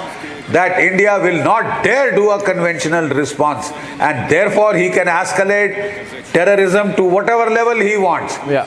He's got his reality check and some reality check, Arnab. This conventional, no conventional response. Just wait and watch. Just wait and watch how conventional responses are going. You know, Arnab, I think the world will now start putting pressure, especially America, perhaps even the Chinese, because our NSA spoke to China also, right? Yeah. You better tell your protege to back off or else. Otherwise, he'll get wiped off the face of the earth. Yeah. So I would reckon that I wouldn't be too surprised if there is a coup against Asif Munir. His corps commanders are het up. As far as Arnab, you heard that senator, former army man. As an army man, I could sympathize for him because his country is getting it in the neck. He was almost weeping, crying. He was saying, हमने क्या गुनाह किए हैं मौला कि हमारी ये हालत हुई है. अरे बड़े भारी गुनाह किए हैं तुमने. अरे तुमने औरतें बच्चे मारे हैं, तुमने लोगों को मजा पूछ के मारा है. जो अनार्म्ड बगैर हथियारों के लोगों को मारने में तो बड़ा मजा आ रहा था. अब करो ना. You know what the Afghans are saying, Arnab? They are challenging the Pakistani Air Force कि हमारी एयर फोर्स नहीं थी तो तुमने बड़े धड़ल्ले से हम पे F-16 भेजे थे. हमारे 52 औरतें बच्चे मारे हैं तुमने. अब लड़ो ना हिंदुस्तान की एयर फोर्स से. अब लड़के दिखाओ. Exactly. This cowardly air force, कायर है पाकिस्तान की air force, Arnab. They are bloody cowards. They are daring not to rise. They haven't dared to rise. उनके देश में जाके हमने वहां पे ठोक दिए हैं पाकिस्तान के अंदर इनके F-16, इनके JF-17. I would request that the Ministry of Defence now give more frequent press conferences so that rumors don't swill around. Information, we must not lose the information war. We are winning on the ground. We won't. So we therefore, we will never lose the information war, sir. But I think the traitors in the Indian media should be taught a lesson. As long as you are there, Arnab. No, but sir, we are all there. We are working in national interest. But traitors like The Wire, I call them traitors in the Indian media. Yesterday, you know, this Pakistan propagandist linked to the ISI, Najam Sethi, this man was given a full platform by another person. I consider him also pro-Pakistan. I don't want to go into his family history, Karan Thapar. I don't want to go into the family history of Karan Thapar. I don't want to reveal a lot of things about that. It's not my concern, not my matter, and not something to be discussed. But we all know, but what Karan Thapar has done over the years is, unforgivable. But what he has done by giving this platform to Najam Sethi, and Najam Sethi has been putting out the complete ISI argument, and therefore it's an indirect way, General Bakshi, in which people like Karan Thapar are offering this platform and saying to Indians, under the camouflage of being an Indian news organization, they are not an Indian news organization. Siddharth Varadarajan has to declare his citizenship. Is Siddharth Varadarajan an Indian citizen? And if he's the editor and he's not an Indian citizen, then how is he an editor without being an Indian citizen? There have to be some limits. And then you are saying that I'm going to provide a cover. Pakistani media may get banned in India, but we will say we are Indian media and tell Najam Sethi and all the Pakistani generals and all the others, come do your propaganda through us. And Karan Thapar provided a platform where Karan Thapar's history is known. I don't want to talk about his family history. He comes out as deliberately I will show the screen. No, I will not. I'll show the screenshot for a while. This man has been giving a platform to the Pakistanis. And this is what he's done. If I have freedom of expression, then I call him a journalistic good for nothing and a superannuated pro-Pakistani man called Karan Thapar, who's trying to get relevance by becoming a platform for the Pakistanis. How long are we going to take this, General Bakshi? How long are we going to demoralize our own people, General Bakshi? Sir, take it. Exactly, Arnab. In wartime, people gear up, the media gears up, the government gears up to see that we prevail in the information war. You cannot win on the ground and lose the battle of narratives. In World War I, in World War II, could you think of any British channel daring to give the German the Nazi viewpoint? I mean, this is amazing. Chalo, theek hai, if you want to do it in normal times, you want to permit such people to flourish, and carry out the biddings of the Pakistani state. The Pakistani state is failing in its information war. But you are letting them get in by the back door? And it is dangerous narratives like 5 Rafale shot down, like hell. You see, this kind of a narrative puts question marks on our own. And that is why our information feed-in has to be very, very timely. I'm still not clear as a military analyst whether the Indian Navy has struck Karachi or not. That is a major development, the exploitation of the sea flank. True. But this has to come from our Ministry of Defence, please. I would remind them that I am not saying that the army takes charge of the state. For God's sake, the Ministry of Defence is a civilian organization. General Bakshi sir, we have been banning Pakistani websites. We have banned one more. But there, General Bakshi, what is probably going on? I'm as hungry as you for information about Karachi, because as you know, we were reporting this last night, and the government told us that aggressive postures are being taken, and that's where it stopped. We'll have the breaking news plates continue to go on. Yeah. Now, they were told aggressive postures are being taken, and we were told aircraft carrier involved, which was obviously a euphemism for INS Vikrant, we were told 26 warships were in the sea, but we can't speculate beyond that. Like it happens every day, Pakistan DG ISPR is to do a press conference at 3:30 p.m. Now remember the sequence. Every day the DG ISPR does a press conference, and we do it to debunk the Pakistani propaganda and the false claims that they make. So expect India's press conference to happen after that. I was told after 3 p.m., after 4 p.m. and now when you're getting to hear that the DG ISPR is going to do a press conference at 3:30 p.m., you can expect India coming out full force, calling the bluff. That could be the reason for the timing, in which case it's good. Yes. But then, I want to go back to the point that General Bakshi has raised here. And General Bakshi, if you don't mind, can I make a request to you and to our news and production teams that there are a lot of people calling saying they want to speak to you. I want to use the next 15 to 20 minutes to get the information narrative right. And who better than you? We'll get a couple of others along with you, if we can, please, so that we get the information right. And a lot of people hungry. Right now, we have lakhs of people on streaming, lakhs of people watching on streaming and YouTube right now. They would love to connect on streaming devices as well as elsewhere.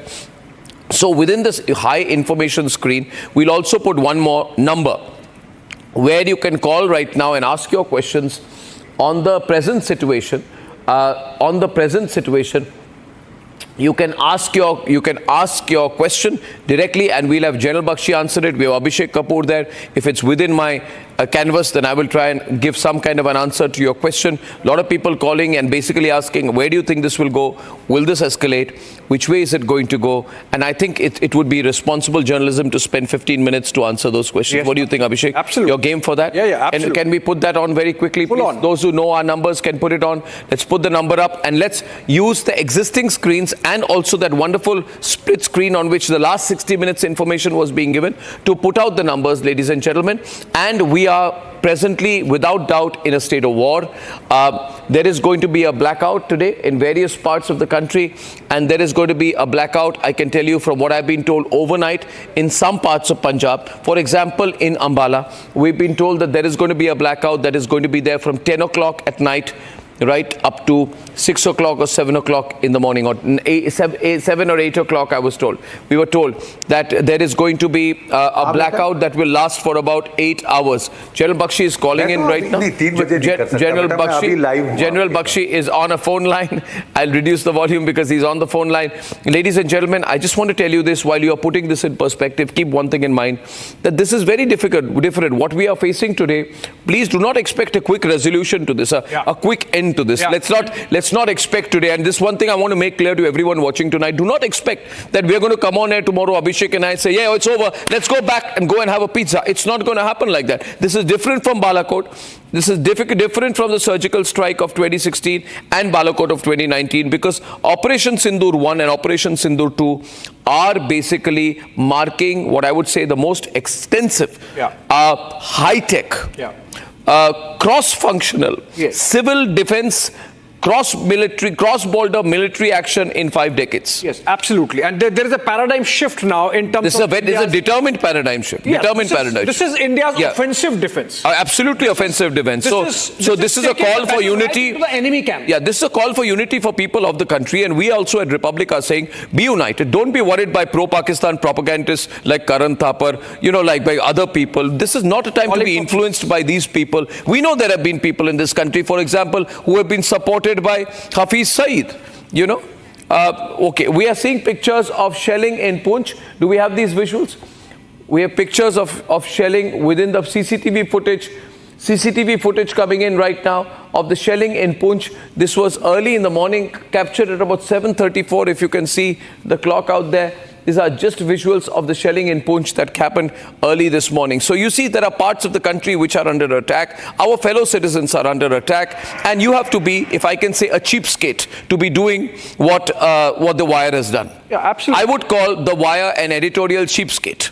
To be giving the Pakistanis a platform in the way that they have done. It's unforgivable and it can never be condemned enough. Abhishek. And they were just pushing in the Pakistani talking points on the... We have to decide as a nation and society, can we afford, should we even allow a repeat of Pahalgam terror attack to happen? Should we not make sure that we completely and permanently defang this snake across our border of terror? And if that be the case, and if this is the opportunity, if the Pakistani generals are in our pincer, if we have prepared in advance, if we have been proactive, if our forces are at the cutting edge, if we are showing every day that we are ahead of Pakistan, ahead of the curve in terms of inflicting costs, then why back off? And why provide Pakistan an escape window so that it can regroup? Remember, getting those 100 terrorists we killed is an easy job for Pakistan. It's about sustained inflicting of costs on Pakistan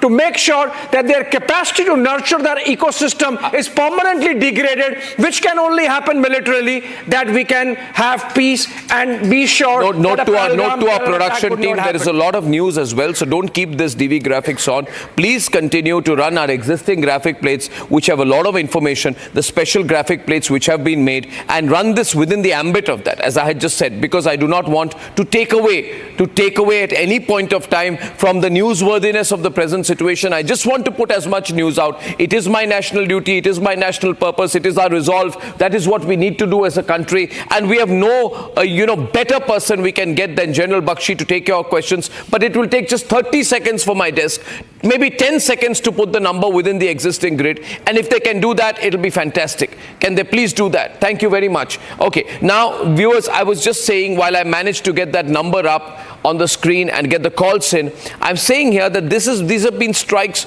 on multiple high-value targets across a wide area. In 2019, General Bakshi, we attacked a single site.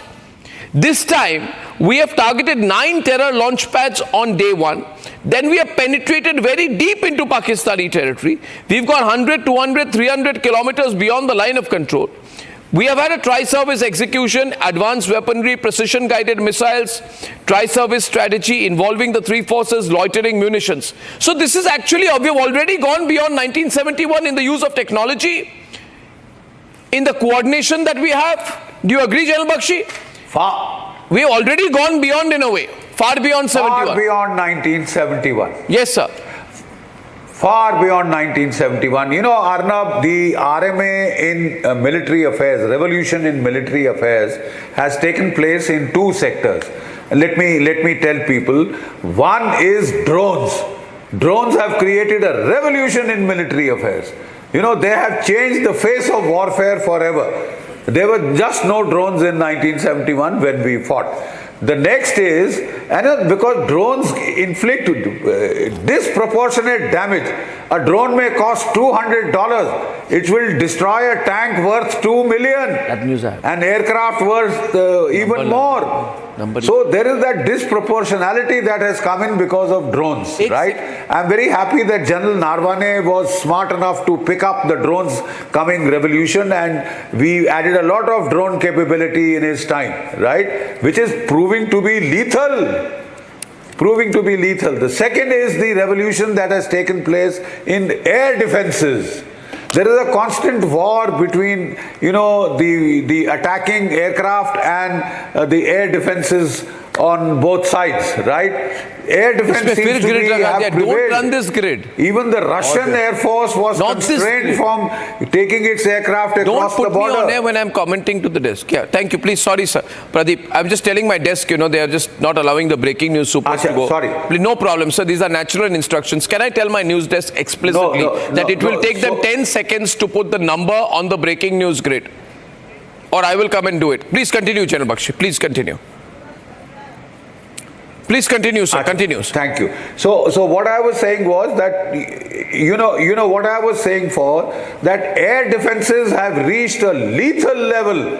But Arnab, our countrymen must know the kind of levels that we have reached. The best air defenses are supposed to be with the United States, then with Russia, then with Israel. Israel, in fact, is just 28,000 square kilometers, a very small country. Therefore, it can protect every inch. That's what I was trying to point out, that in Ukraine, American supplied air defenses, NATO supplied air defenses have achieved 70% interception rate. The Russians have achieved a rate of 80 to 85%, going on to 90%. The Israelis, when they were fighting against the Israelis, the Iranians, the Houthis, they achieved interception rates of 97, 98, 99%. But some still got through. Yesterday we have achieved, our air defense grid has achieved interception rates of unprecedented 100%. The country has much to celebrate about. Absolutely, sir. This is unprecedented, not even Israel. I have our first caller, sir. I have our first caller, and he is calling from Ooty. Ooty, sir. Yeah. And that's Prabhuraj, right? Prabhuraj? Yeah. Okay, thank you first for watching Republic. And you can ask your question. General Bakshi is here to answer it to the best that he can, sir. Yes. First, I thank you for your great job, as well as our brave hearts, Arnab. Thank you, sir. Thank you. And after crushing this Pakistan to dust, what we have to do is, General Bakshi ji, what we have to do after crushing this Pakistan to dust, we have to fight the local bakers of the Pakistanis. Without their inputs and support, Pakistan could not have targeted our installation correctly. So our next step is to crush the local Pakistan bakers. That is what we people want to do. I think Prabhuraj ji, that's a good point. We have to crush, he says, the local backers of Pakistan in India. General Bakshi. Prabhuraj from Ooty, your comment, sir. I agree with him 100%. I agree with you 100%. My brother, the simple fact is, in 2611, there were local people who supplied the Maulis to David Coleman Headley to give to the Pakistani attackers, so that when their dead bodies were found, it would be claimed they are radical Hindus, right? Some of our own people were releasing books on how 2611 was a Hindu radical conspiracy. There were people who helped them carry out reconnaissance who gave them shelter in their house, feted them, dined them, wined David Coleman Headley. There are people like that in Pahalgam. There were people who were posing as muleteers, as people ponywalas, and they were openly talking of this forthcoming strike. The tourists who were there, they recorded these, right? The simple fact is that there is an ecosystem here working. India has a set of genes which we could call the Jai Chand gene. And every time there is a conflict, that gene comes up, manifests itself. So now first we are dealing with the external enemy. We'll focus hard on that. But once that is over, and it may not take very long, the way this, how well this war is progressing, then we will have to focus very hard on these moles, on these rats inside our system who try and nibble away at the foundation of our country. The Jai Chands, the Mir Jafars of the world, of India, we have to take care of them, because otherwise they ghar ka bhedi lanka dhaye. Absolutely. We have a lot of callers for you, sir. In fact, we have Akhil from Hyderabad. I'll take 5 quick callers. Akhil, hi, from Hyderabad. Yeah, hi. Yeah, just trying to understand. This could be a generic question, which are the perspective of experts, which could have been addressed earlier, but just trying to understand. Always that Pakistanis get the first hand in terms of explaining, and then Indians go ahead and try to support it in the international forum. Is there any workaround for this? Why is it always that it happens in this way? I didn't get that first part. Akhil, what did you say? What was your first part? The audio line was not very clear.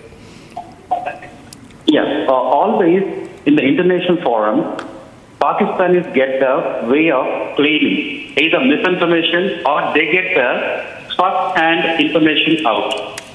Hello. Whether it is falsified or it is correct information, they have a way out of passing the information to the international forum. Why is that Indians do not have a way? Do they have an edge? Abhishek is a good person to answer that, Akhil. Abhishek and General Bakshi, do the Pakistanis have an edge in terms of in international forums? No, they have no edge. They stand absolutely discredited. The only problem is because of their geography. Traditionally, for the last about 4 decades, they have taken advantage of being where world powers have wanted to be at the cusp of Central Asia. And that is the reason from the time of Soviets coming into Afghanistan, Pakistan became geostrategically relevant, which they have milked to their advantage, unfortunately for India. But that's really run the course. Taliban is back in Afghanistan. They hate Pakistan. The Americans know they have been double-crossed. Chinese know that Pakistans are good for nothing. Chinese citizens are getting killed. Russians never played ball with them. And of course, now we have them in our pencil. So absolutely no advantage to Pakistan whatsoever.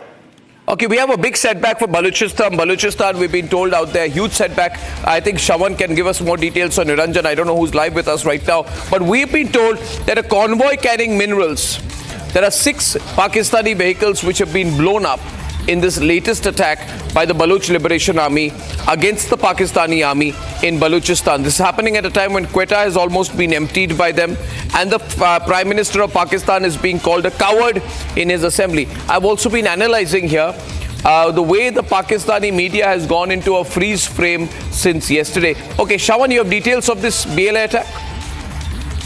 This attack that has taken place, and we are being told that this is again in Quetta where the fresh attack has taken place. Since yesterday, this is the 10th such attack that has taken place in various parts of Balochistan.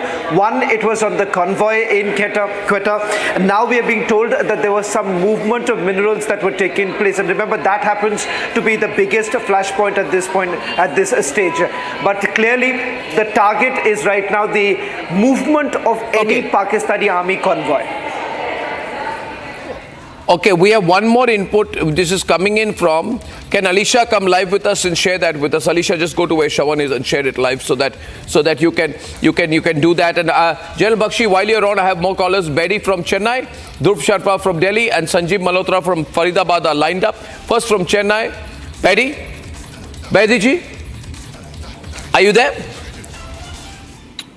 Okay, we don't have Bedi ji out there with us yet. Jay. Bedi ji, you're there. Akhil, is that? I am there, Arnab. Bharat Mata ki Jai. Bharat Mata ki Jai. Vande Mataram. Vande Mataram. Vande Mataram. Thank you, sir. Please go ahead and ask your question, sir. What a way of reporting from your war front, Arnab. What a kind of job you people are doing. Sir, thank you, and sir. I really love the way one of your reporters, Rakshata, called, Pakistan attack, made in China toy. That was a good one by Rakshita, I must admit. That was a wonderful job that she used. And General Bakshi Saab, you have been, virtually leading, the Indian war front, sitting in the studios of, Republic TV. No, he is a Bharat. He is a Bharat Ratna for all of us. General Bakshi, we are so proud of him. He deserves it. His knowledge also. Even the people in Pakistan, Beti, they love him and they hate him.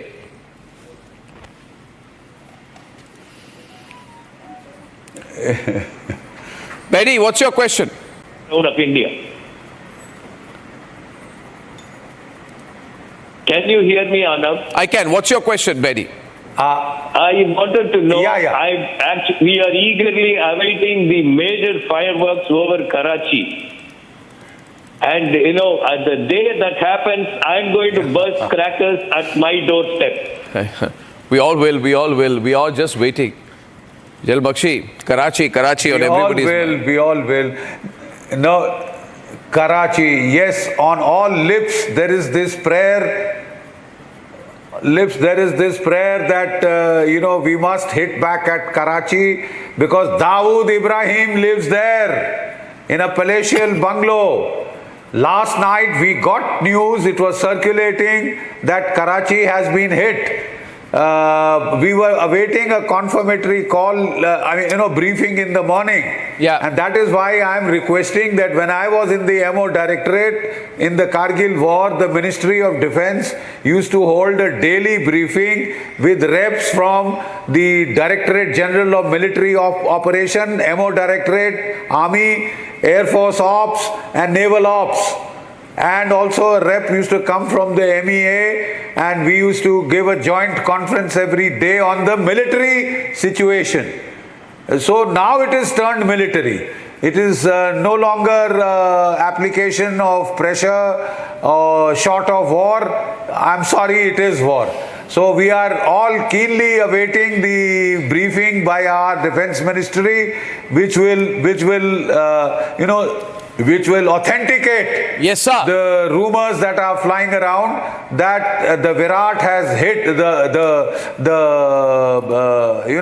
that aircraft carrier has hit Karachi and hit it hard. And I hope that blown up that bloody bungalow where Dawood Ibrahim has been hanging around for years.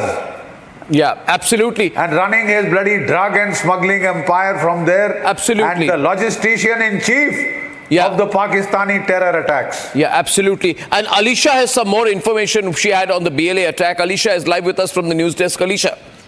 Well, yes, Arnav, it's a massive setback for Pakistan because it's not only India but also there is Balochistan whose armed forces. They have targeted vehicles carrying minerals in Kodkacha area of Mustang in Balochistan, where 6 Pakistan vehicles were damaged in the attack. This is one incident, and there is another attack which has happened in Balochistan in Kohar area in Trump, which is the district Kech in Balochistan, where armed personnel has ambushed Pakistani forces in this, where the forces were attacked when they were busy in military operations. So back-to-back visuals we are also been getting from Balochistan, where there are armed persons who have been targeting Pakistani vehicles. And in the incident where we talk about Kodkocha area in Balochistan, where 6 Pakistani vehicles has been damaged. Yeah, so this is very important information, Shravan, that Alisha has shared, because this is also indicative that Balochistan is pretty much an open field right now. We heard about 2 corps moving away from Balochistan and being moved towards the eastern border of Pakistan, and they are still in transit. And Balochistan is a very large area. very large area. You don't move from Balochistan to Punjab to Bahawalpur overnight. First of all, it's a different terrain, there's a different language, and it's a different geographical setting. So to acclimatize troops, to move them, is a huge operation. I mean, we say troop movement is not an overnight thing. That itself is treacherous. The terrain is treacherous, and the troops will get demotivated in this process because the conditions of movement are not very good, not very easy, and they also become more vulnerable, Abhishek, right? Shawan, in that period. So the whole Balochistan area is very volatile now. Well, if you look at the troop deployment, that's the frontier corps of the Pakistanis that was basically being redeployed. And the fact is that they've been completely vulnerable because they've also been transporting certain Chinese weapons from there, which has also come under attack of the Balochistan Liberation Army. So they've been completely thinned out, and the period that they're essentially taking to redeploy is the reason why they find themselves at a disadvantageous position. So that is one of the reasons why at several of the posts at the eastern border, they are now vacating. One of the primary reasons why they've converted certain launch pads and they've carried out the attacks too. So clearly for the Pakistanis right now, with the kind of movement that's actually happening, the TTP on the one hand, then you have the Baloch Liberation Army, and of course the current situation in the eastern border, making it extremely difficult for the Pakistani We should take force. that. Yeah, absolutely. All right. We have a report. Yeah, sorry, we have a report from Hoshiarpur where our reporter sent where the remnant of that Chinese, what we recognize to be a PL-50 missile or no, it was completely intact. It was fantastic forensic evidence for India to really reverse engineer and find out what snake oil the Chinese sold Pakistanis because it did not Obviously, fire. it was cheap snake oil. It was cheapskate snake oil because it did not work. Yeah, let's hear the report. Like many Chinese stuff, it did not work. It didn't work. Let's hear the report from the start. उसकी तस्वीरें आप देख सकते हो। ये गांव कमाई देवी है यहाँ होशियारपुर में भी एक मिसाइल आकर गिरी है जो कमाई देवी पिंड में बाहत्ता पिंड बोला जा रहे हैं। यहाँ मैं अपने कैमरामैन को कहूँगा कि वो तस्वीरें दिखाएं कि यहाँ पर जो मिसाइल गिरी है उसकी तस्वीरें आप देख सकते हो। ये गांव कमाई देवी है, होशियारपुर डिस्ट्रिक्ट में पड़ता है। कमाई देवी बाहत्ता पिंड का नाम, गांव का नाम है। पुलिस प्रशासन यहाँ पर अपने मोर्चा संभाले हुए हैं, कह रहे हैं कि आर्मी अभी आ रही है, थोड़ी टाइम पर इसको साथ में मिसाइल को लेके जाएगी। हमारे साथ गांव के वासी भी, उनसे बात करते हैं। सर, ये मिसाइल है कौन से गांव में गिरी आकर? गांव है जी बेहता जी, बेहता गांव। एक कब की घटना है ये? कल शाम की है जी, तो 8 बजे ही। कल शाम 8 बजे की है? हाँ जी, हाँ जी। तो अभी किस तरह का माहौल है देखने को मिल रहा है? इस तरह का माहौल तो अभी ऐसे ही है। तो प्रशासन की ओर से क्या किया जा रहा है? प्रशासन तो पुलिस के बंदे आए हैं, तो शाम को आएंगे तो फौज वाले वो इसे देखेंगे तो डिब्यूज करेंगे, इसको डिब्यूज करेंगे। तो गांव में कैसा माहौल चल रहा है अभी? गांव का माहौल तो ऐसे है, नाराजगी भरा है। हाँ जी, नाराज है गांव वाले? हाँ, दुख भरा है। Narazgi wala mahol hai. You know, this is a very strong response. Narazgi, we are angry at the Pakistanis. And that's the sentiment. General Bakshi are still there with us, I hope. I can't see you on air. Do we have Dhruv Sharma calling in from Delhi? Yes. Dhruv, are you there? Dhruv? Yeah, am I audible? You are, yes. Go ahead. Yeah, hi. Jain to the entire Republic team and Jain to General Bakshi. Yes, sir. And this is my 3-year-old son. Oh, wonderful. Give him our love and hugs. So, I wanted to know from your team and General Bakshi that are we going towards the eminent 4 parts of Pakistan which is going to happen and we taking over POK pretty soon, probably within this week? Or there might be some other strategy the army is thinking of? Sir, what the army is thinking of, they will say at the appropriate time. But what I can tell you as a military veteran is the way to splinter a nuclear armed state is the way the Americans did to the Soviet Union. They destroyed the economy. right? And the Soviet Union splintered into 15 states.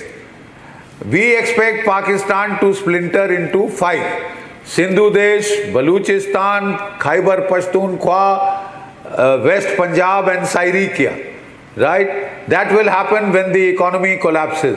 How will the economy collapse? Please listen to what Moody's rating agency in the United States is telling Pakistan. You can't afford to fight a war, but they have started a war.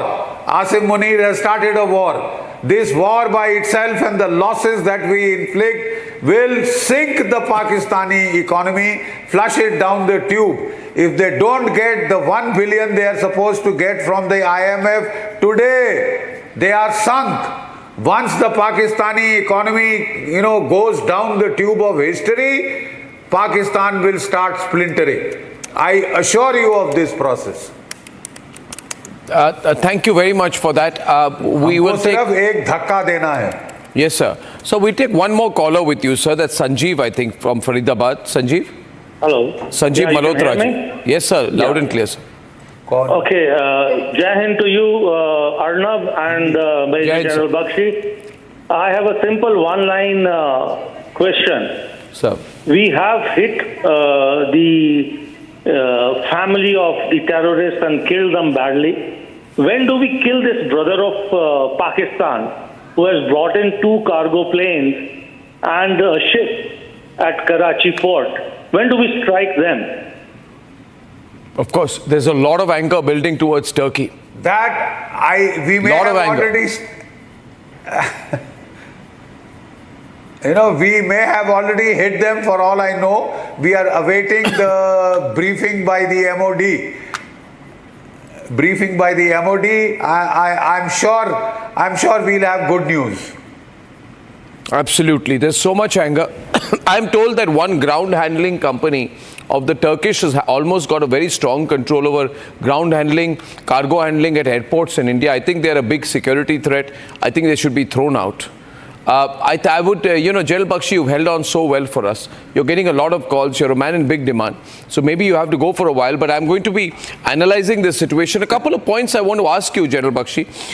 This has also fortified our air defense and offensive capabilities. Because each one of our missiles of theirs was intercepted or neutralized. Not one reached its intended target, or we would have known by now. Yeah. And our response... This is also proves that for all things that we criticize our defense ecosystem, and you've also been critical of, for example, a couple of recruitment exercises. But overall, General Bakshi, you will agree with me that our air defense ecosystem was not there when Narendra Modi took over as Prime Minister.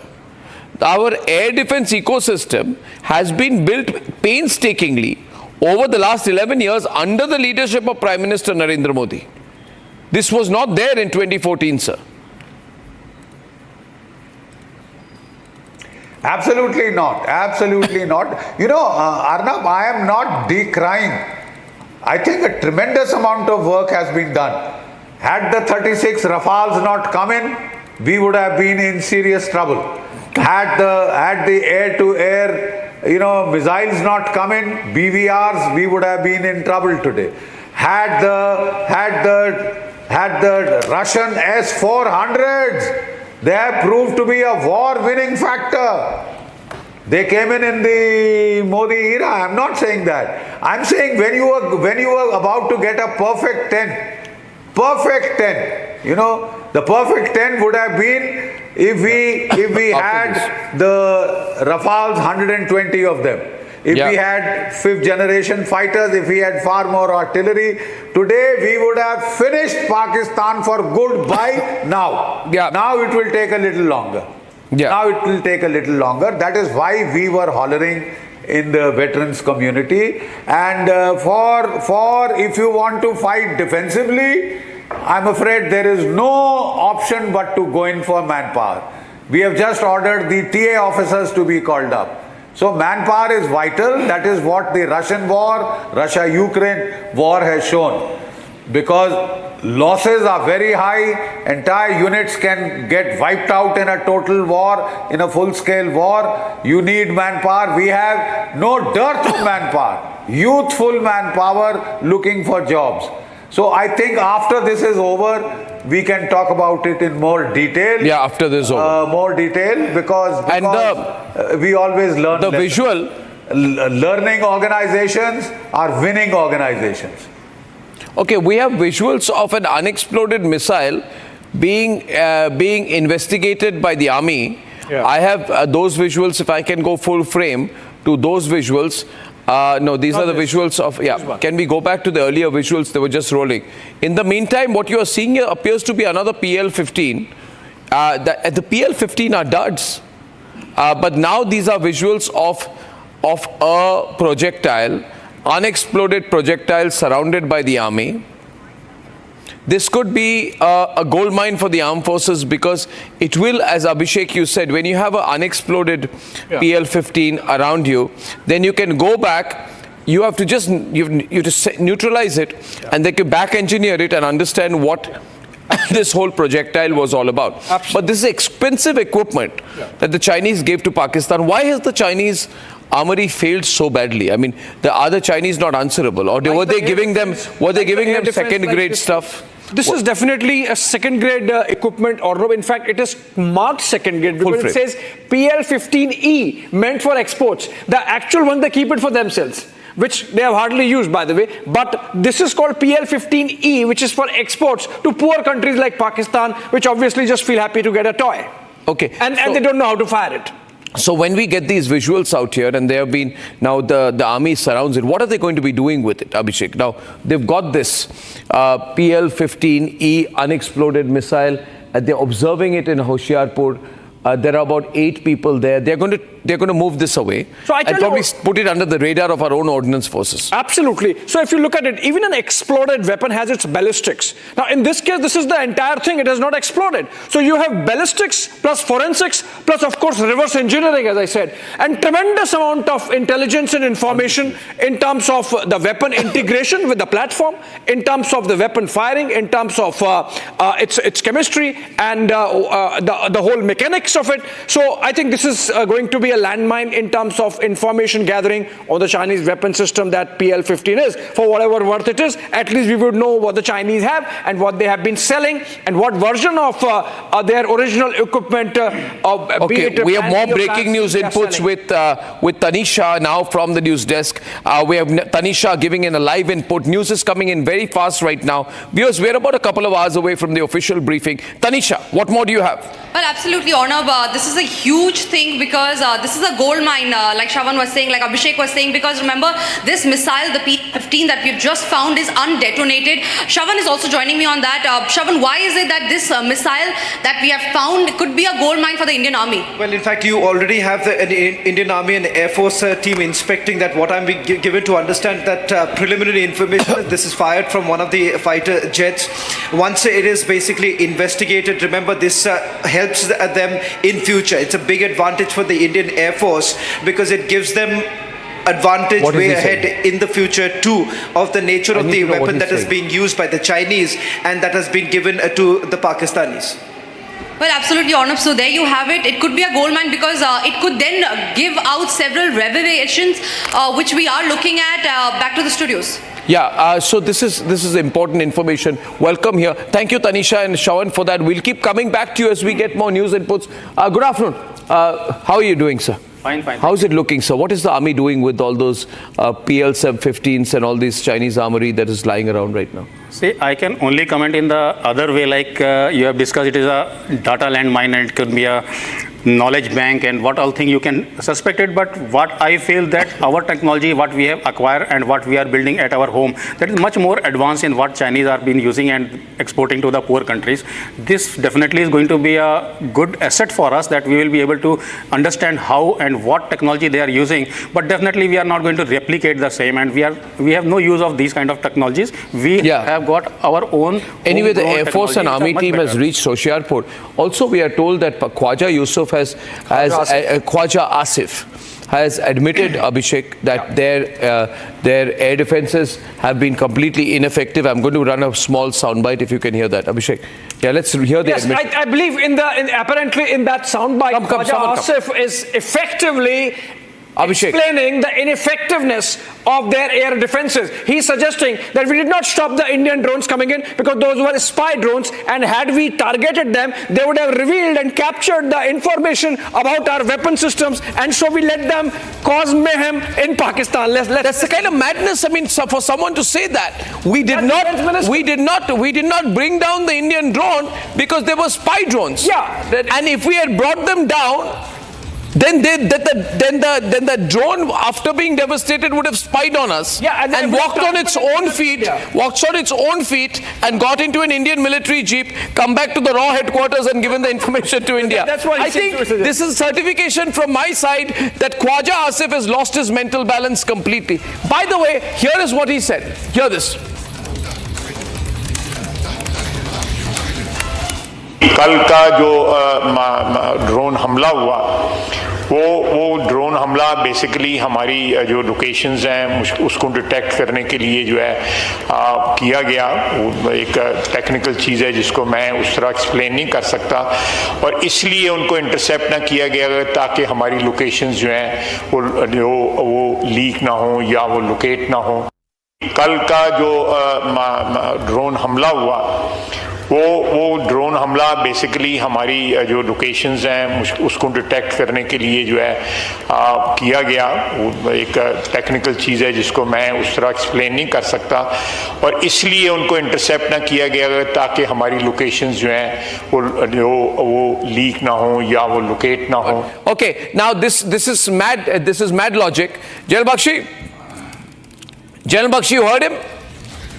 Yeah, Arnab, they are getting hilarious, but very curiously, partially he is right. When we hit back at Lahore, we had used the Israeli Horop, which homes in onto whenever any air defense radar opens up, when it lights up, that homes in onto that radar, and that is how we blasted that Lahore radar facility. Air defense radar was blasted to smithereens, और ये इतने डर गए कि हमारे attack drones दूसरे सबको intercept करना बंद कर दिया. So he is unable to distinguish between, you see, there are different levels of interceptive drones. There are semi-interceptive drones, there are surveillance drones, there are precision strike drones, there are collateral simultaneous drones which also carry out both the functions together. Then there are drones simply to watch over the particular area. And then there are the drones which project power with a surgical precision. Yeah. The fact of the matter is that we have got a range of drones. Yeah. Now these idiots have got confused Samar with what drone it is in the sky. Tomorrow if you have a drone in the sky over Pakistan which would shoot a big fat Indian wedding, then the Pakistanis would not touch that too, because they would think that they will give away their information. Basically, I think this soundbite proves that we've got the Pakistanis in a chakkar, Samar. I have Abhishek. Can you put that pathetic Khwaja Asif's picture up there? Look at his defeated body language. Look at his posture. Kuch pata nahi. He looks like an illiterate fool out there, and he's making an ass of himself. I have the Pakistani National Assembly. Put his picture. I have this information. In fact, when the Pakistanis saw those Indian drones coming, put the idiot's picture. They shut their weapons off. They physically removed those weapons. They thought that their locations would be revealed. I mean, imagine the comic situation where Indian drones are coming and the Pakistanis get spoofed and they think, okay, fine, we fire them, but if we fire at them, our locations would be revealed. So they switch off their weapons, they remove them physically, and the drones reach Rawalpindi. I mean, the comic nation and this funny nation, and they think they can escalate a war with India. No position, and the man doesn't know what he's saying. He's saying, कुछ technical बात है, मैं बता नहीं पा रहा हूँ क्या है. कुछ technical बात है. Technical knowledge. I mean, at least get a proper briefing.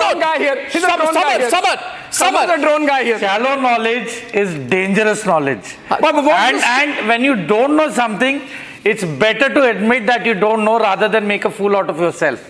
So basically, drones are so small in size that they are eventually not detectable on radar. They are not detectable on radar. And as per the latest that is there in technology, only the fiber optic drones are detectable from the place of the origin of the controller. Why? Because the fiber optic has a heat signature and frequency band which can only be detected with a certain set of sensors which is basically going to recce and survey that area. So these are highly technical things, and I am very sure that Pakistan is now washing its hands off out of embarrassment. They don't have any technology to detect anything whatsoever related to drones, and I'm sure that the party the breaking news grid is Pak Defense Minister didn't counter drones because we would have our location would be revealed. We didn't want to reveal location, so we didn't take on the drones. We didn't bring down the drones. They allow the collateral to take place. So then how did we bring down their drones?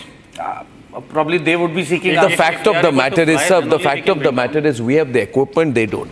They don't. We have the money, they don't. It's quite evident. We have what is called, ladies and gentlemen, L-70. Okay, there's been Jai Shankar as breaking news. The British Foreign Secretary has just spoken to S. Jai Shankar, and S. Jai Shankar has just told us that there's been a meeting right now. There has been I mean, this is important because we have just signed a trade deal with them. He said that we've spoken together on how to counter terrorism. So a multi-nation effort that's going on right now, and it's only the the bankrupt Turkey which is going out to help Pakistan. So I call this, as it's said in English, this is called blind leading the blind. Yeah, absolutely. Turkey and China and Pakistan, two blind nations, in an attempt to become the Islamic superpowers of the world. Ladies and gentlemen, we need to take a quick break. I'll come back in a while. No break should be dropped. Okay.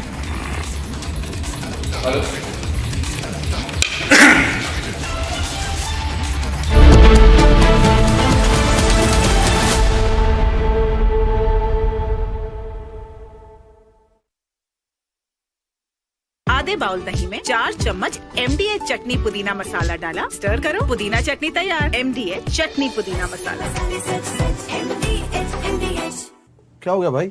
भैया आपसे सीखकर mutual funds में SIP शुरू की थी, लेकिन कभी कभी अपडेट्स देखकर मेरा मन भटकने लगता है। सुन, ये लिफ्ट जब ऊपर नीचे जाती है तो तू निकल जाता है। नहीं भैया, यही तो सही मंजिल तक ले जाती है। तो बस म्यूचुअल फंड्स का भी यही है, डटे रहेगा तो तू भी अपने सपनों के पास पहुंच सकता है। हाँ, बिल्कुल आपकी तरह। सही है। म्यूचुअल फंड निवेश बाजार जोखिमों के अधीन है। योजना से जुड़े सभी दस्तावेजों को ध्यान से पढ़ें। अब छोलिया हो या लोबिया, सफेद चने या काले चने, सब कुछ मजेदार बने। पाकिस्तानियों ने जंग शुरू कर दी है। अभी मेरे बहावलपुर सिटी के अंदर मौलाना मसूद अजहर साहब के जो है है उसके ऊपर 4 मिसाइल दागे गए हैं। 4 मिसाइलों के साथ हमला किया गया है मौलाना मसूद अजहर साहब के मदरसे के ऊपर। हम अपनी अफवाज पाकिस्तान के साथ खड़े हैं, लेकिन मेरा सवाल है कि हमारी एजेंसीज कहाँ सोई हुई थी, हमारी अफवाज पाकिस्तान कहाँ सोई हुई थी जब ये हमला हुआ। मुजफ्फराबाद की भी खबर है कि मुजफ्फराबाद वाली साइड पे भी ये अटैक हुआ है, लेकिन सबसे पहले मेरे बहावलपुर सिटी के अंदर अटैक हुआ है। ब्लास्टिंग मिसाइल के साथ उन्होंने हमला किया है। मौलाना मसूद अजहर साहब के मदरसे के ऊपर 4 मिसाइल मारे गए हैं। अभी ये कहना कबल वक्त है कि गोया कितनी सच्चाई है इस खबर के अंदर, साइड से ये मिसाइल आए हैं, ये अभी कंफर्म होना बाकी है। लेकिन ये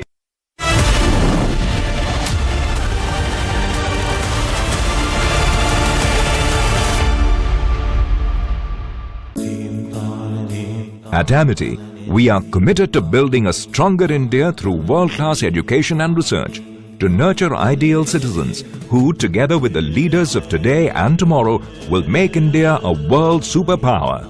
Amity University, India's leading not-for-profit private university. दादी के हाथों का जादू और खुशबू से महकता घर, माँ की मुस्कुराहट और खाने की सुगंध। MDH गरम मसाला, क्योंकि हर रिश्ता है स्वाद से जुड़ा।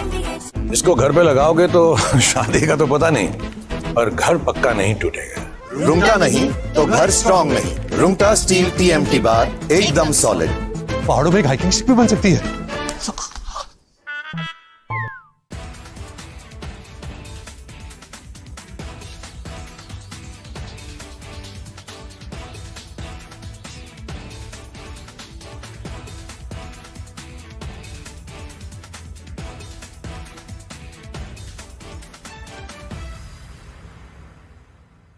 Unlike in 2019 when we had hit Balakot, which was in the wilderness, and Pakistan got an excuse to say that none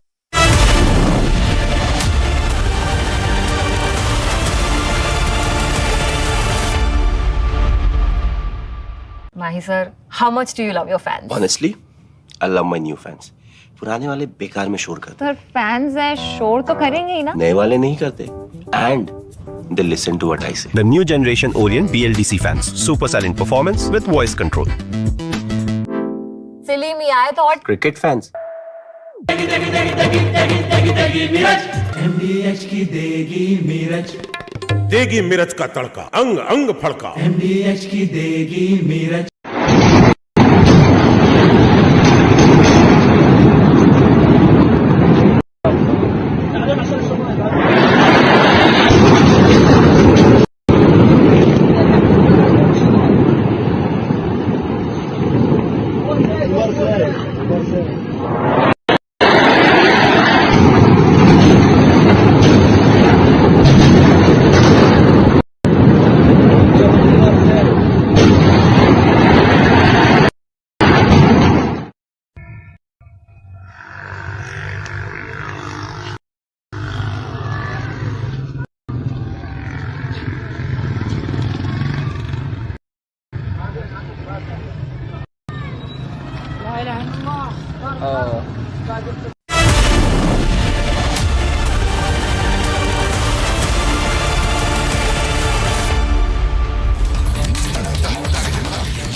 Alright, breaking news now coming in. Omar Abdullah has completely changed his narrative, his tone, and now he's credited the Indian Army, saying that it is the Indian Army and the defense systems that saved us. This is the same Omar Abdullah who had once upon a time doubted the Indian Army, and today he says that it is the Indian Army and the air defense system that saved us. Shravan is joining me more on that. Shravan, a completely changed narrative of Omar Abdullah. Well, in fact, there have been several civilian deaths that have taken place. According to the Ministry of External Affairs, about 16 civilian deaths have been reported so far. And what the Pakistanis have essentially done is they've targeted civilian areas, particularly in Poonch, Rajouri, in Samba, and also as far as Kashmir sector is concerned, you have it in two areas in Kupwara and Uri. And that is one of the reasons why. Remember the Lieutenant Governor, Manoj Sira, who was there a short while back in Uri speaking to the family members. The Chief Minister of Jammu and Kashmir also now essentially crediting the Indian Armed Forces for being able to save the lives of many. Right, absolutely. In fact, we'll just listen into that bite of the Jammu and Kashmir Chief Minister Omar Abdullah. सबसे बड़ी बात तो यही कि उनके तरफ से जो सिविलियंस को निशाना बनाने की कोशिश की गई, जिस तरह जम्मू शहर पे उन्होंने ड्रोन का हमला किया, मुझे नहीं लगता है कि 71 वॉर के बाद कभी इस तरह जम्मू शहर को निशाना बनाया गया हो। लेकिन हमारे डिफेंस फोर्सेस उनको ये क्रेडिट जाता है कि उन्होंने ये सारे ड्रोन जो हैं उनको नाकामयाब किए और उनमें से एक भी ड्रोन जो है निशाने पे नहीं पहुंच पाई। हालांकि उन्होंने जम्मू में कई सारे इलाके, यहाँ तक कि खबर ये आई है कि कश्मीर में भी अनंतनाग में जो एम्यूनिशन डिपो है उसको भी टारगेट करने की कोशिश की, लेकिन उसमें भी वो नाकामयाब रहे। मैंने पहले दिन बात करते हुए ये कहा था कि लेकिन अब ये हालात हमने नहीं बनाए। पहलगाम में हमारे लोगों के ऊपर हमला हुआ, बेगुनाह लोगों की कत्ल की गई, उसका हमें जवाब देना पड़ा। लेकिन ये जो अब लगातार इसको बढ़ाने का सिलसिला जो पाकिस्तान के तरफ से हो रहा है, इसमें ना पाकिस्तान को कोई फ़ायदा है ना उनकी कोई कामयाबी होगी।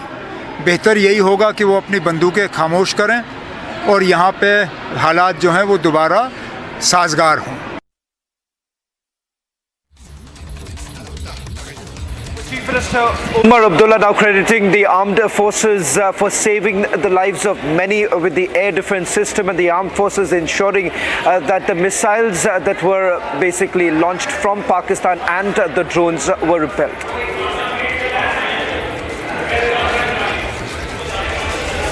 I think that's fantastic reporting by you and Tanisha. But the soundbite which has been doing the rounds, which I think is the viral soundbite of the day, is where the Pakistani defense minister comes and says that, you see, I did not target the drones that India sent. And he was said, why didn't you target the drones? So he says, you see, there is some technology I don't understand. Then he said, what is the technology you don't understand? Then he says, according to my information, if I targeted the drones, that drone would have captured my location. And then it would be easier for them to blow me up. This is a defeated defense minister talking this language, an admission that the entire air defense capability imported to them by China has failed. I must hear this again. This is an admission. This is the first admission of defeat by the Pakistani military. And it's come from the defense minister. Please hear this again, please. Please. जो drone हमला हुआ वो drone हमला basically हमारी जो locations हैं उसको detect करने के लिए जो है किया गया। एक टेक्निकल चीज़ है जिसको मैं उस तरह एक्सप्लेन नहीं कर सकता, और इसलिए उनको इंटरसेप्ट ना किया गया ताकि हमारी लोकेशंस जो हैं वो लीक ना हो या वो लोकेट ना हो, और जब वो एक सेफ लिमिट पे आए तो हमने उनको मार कराया। Absolutely. जब safe limit में आए तब हमने किया. The Indian government is briefing at 5:30. Deepak Bora is all laughs. Deepak, you see this, Mr. Bora? This is what they are saying right now. He's lost his power. He is. Deepak Bora, let's get him. I'm the of the Iraqi information minister. I knew him. Tariq Ali was it. Till the end. He kept lying till the tanks were barely 200 meters from him. We are winning the war. That we are digging the grave for the Americans. Yeah. So he's adamant like that. I think his name was Tariq Ali. Yeah. Or something Tariq. I remember the character. He was quite a buffoon. Yes. Absolutely. I want to make yeah, please. No, I just wanted to say that this guy has lost his marbles. He's completely gone out of his mind. If we had wanted to hit him, the speed at which the wretched missile travels, what is he talking about? So in a few nanoseconds, he would have been with his 72 chudels. But he just has to say something. He has no... Sir, may I say something? Please. He knows nothing about tactics. He knows nothing about strategy. He knows nothing about weapons. He knows nothing about fighting. Other than that, he's a great defense minister. Yeah. Some people are saying, was it AI? Was it an AI generated video? I said, no, it's not. It's not an AI generated video, but the man is an idiot. I mean, he's intellectually challenged in a compromised nation. But we are being unraveled like the peels of an onion, and we are loving it. So he has actually acquired artificial intelligence. It is a substitute for his natural stupidity. So this is so bad. And in any case, he's going to an assembly. He's going to an assembly where his boss is being called a kair, is being called a gidar, which is, I think, jackal. But even that is an overstatement for him, because I think it's closer to a hyena. He's called a gidar, he's called a kair, he's called a buzdil. Openly, Shehbaz Sharif is being called a buzdil. And this is the first admission of defeat by the Pakistanis. Ladies and gentlemen, I have a few comments to make right now. And I will, with your permission, take 1 minute, because I put together my thoughts on how we are winning this. And one thing I want to make tonight, one point I want to make tonight is, we must not assume that we have won this overnight and we have done this without planning. Even the critics, worst critics of the Modi government, will have to accept that it is the Modi government which has fortified India's air defense and offensive capabilities. Now, Operation Sindoor has shown the hard work that the Modi government has done to put this through, because 9 terrorist camps were destroyed initially. Pakistan then tried to escalate the tension by launching missile strikes. They thought they will have an edge. They will launch missile strikes and military installations in Jammu and Kashmir, Punjab, Rajasthan and Gujarat. Not one of those reached its target.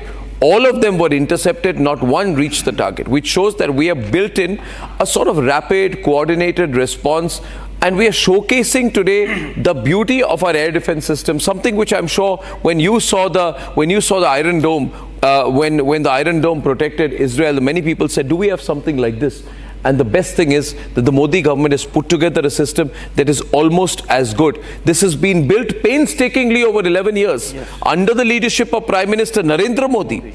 It has exposed the hollowness of the Pakistan air defense system. When the military history is written, gentlemen, when military history will be written, it will be written that the Integrated Counter Unmanned Aerial System, UAS, grid, S-400 Triumph systems, Barak 8 missiles, Akash surface-to-air missiles, and then the DRDO's anti-drone technologies came together to seamlessly create an aerial shield for the country which held firm.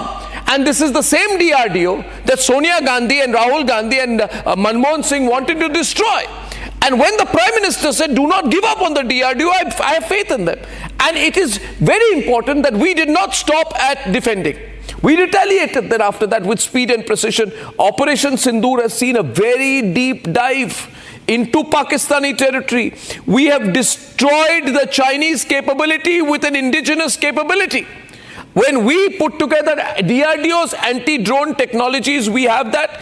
It was a direct fight between them and the HQ-9 Air Defense Unit, which is in Lahore. HQ-9 Air Defense Unit in Lahore has been destroyed. Radar infrastructure has been destroyed, which proves that our defense capability, our manufacturing ability is superior to the Chinese. This is showing the strengths of our indigenous hard work, and this is not overnight. This is a decade and more. This has not materialized overnight. If you think this has happened overnight, oh, you know, some people will say, oh, we've done it over 75 years. We have not, sir. No. We have done it since 2014. Yes. We have systematically spent money upgrading our air defense architecture. We have made key acquisitions. We have put together key developments. When Pradhan Mantri Narendra Modi says, Viksit Bharat, you know, it means a lot. It means that you invest money in a 35,000 crore deal for 5 S-400 Triumph squadrons, which are being blessed in every house of this country today. 3 squadrons are operational on the borders of China and Pakistan. 3 and a 4th is about to come. This is hard work. When you say, why do I pay my taxes? You pay your taxes because this government is transparently giving the poor sustenance and giving the army what it needs. It has a Barak 8 medium-range surface-to-air missile, MR SAMs. Then there is a $2.5 billion deal with Israel. All of this is today guarding our border baselines at Bhatinda. When you are seeing this PL-15 fall, for example, when you are seeing them fall from the sky, please remember, they have not fallen from the sky. They have been intercepted. Indigenous Akash missile batteries. Atmanirbhar Bharat is being seen today. This is Atmanirbhar Bharat. This is DRDO developed counter drone systems. Be proud today. Be proud. If a young Indian is watching this, what do you want to be? If you say, I want to be a drone scientist, this is reason. If you want to be a space scientist, this is reason. If you want to be a defense technologist, this is reason, because you will make the man-portable counter drone systems, the MPCDS, which is being used today, which is totally disabling the hostile UAVs. This has been installed last year in 2024. So when we speak about the leadership of Prime Minister Narendra Modi, what has Narendra Modi done for the nation? Of course, it is the effort of the forces. Salute the forces completely. But the forces are ineffective without proper political leadership. You need a leader in this country who says there has to be technology in warfare. Yeah. There has to be Indian technology in warfare. And we have seen the combat debut of loitering munitions this time. What are loitering munitions? Loitering munitions. Loitering munitions are very dangerous, suicidal kamikaze drones ordered in 2021, and I'm not taking names of the company, but these are manufactured in India, somewhere in India. Somewhere in India, you don't know where, but somewhere in India, I know we are manufacturing these kamikaze drones, and these are the ones which are executing these precision strikes across sectors. The Pakistanis don't know what they are dealing with. This is a country for sale. Whatever left they had, they gave it to the Ukrainians. They have no artillery left right now. And now, additionally, on top of that, here's where diplomacy comes in. Here's where diplomacy comes in. We've seen Prime Minister Narendra Modi built a relationship with several world leaders, and he has this habit. Prime Minister Modi, he's together with people through thick and thin. Look at the number of ups and downs that Netanyahu has been in his political career. But the incredible thing about Narendra Modi is that friendship holds. It is on that basis of that friendship, that strategic understanding with our brother nation, with our friends, with our fraternity, with a country we love and stand with, which is Israel, that we have got the Harab drones. These people don't know what has hit them. These Israel origin Harab drones are now locally built as well. These are Israeli drones, but put together in India. These have been deployed. This has destroyed the air defense systems of Karachi. This has destroyed the air defense systems of Lahore. These are very important platforms. These are combined. Now you combine that with the Rafale fighter jets. You combine it with scalp missiles, hammer missiles. This shows our ability to project power with surgical precision. It's not only power. How will we become a great power? We become a great power when we use what we have, and when we are proud of what we have. And if you can secure your airspace, then you are fine. In today's day of non-combat warfare, you have to secure your airspace. This is a resilient, multi-layered Bharatiya Atmanirbhar ecosystem. So all I wanted to make is one point tonight. I know I'm making a long speech, that we tend to assume that we are a great nation. We've always been a great nation. Civilizationally, we are a great nation. But when we have a tech-driven airspace defense network that can detect, jam, finish, eliminate before they breach, and we've not even brought in our mobilized ground armies. Yes. So we are controlling the airspace. And that is a very big achievement for any country. And for that, we have to be grateful and thankful, and also realize the efforts that Narendra Modi's government has done so far. Yes. This is all that I wanted to say. Now you wanted to add something to everything. I think I've taken a long time here, but I wanted to just bring you in on that. Do you agree with this? That this has not happened overnight. I mean, this has taken time. The Prime Minister is a visionary. Yeah. And it purely shows that how tough the army he has made now by providing them whatever has been demanded. Yeah. And there has been no imposition by the government that no, you have to take this. It is the forces entirely as per their requirement and satisfaction that they have put it onto the table, that this is what we need, and they have been given. For example, in 2014, I remember we were restricted only to the Insaz rifle, but after 2014, the SMG came in. MP9. Yeah. And after that, we have the 6-bore, which is 7.62 mm. Then we have the AK-203. So you see, it's a whole vast, wide range of weapon systems. Now you have the Negev, now you have the X-95, you have the Tavor, you have the Masada, you have the Jericho, you have the Dan. I mean, it's a vast variety of weapon systems that we have, including the drone industry. I too have connection with the drone industry, but I don't want to name anything. No. But you see, it is the future. The future wars are going to be decided by this. And there's a living example of Azerbaijan and Armenia.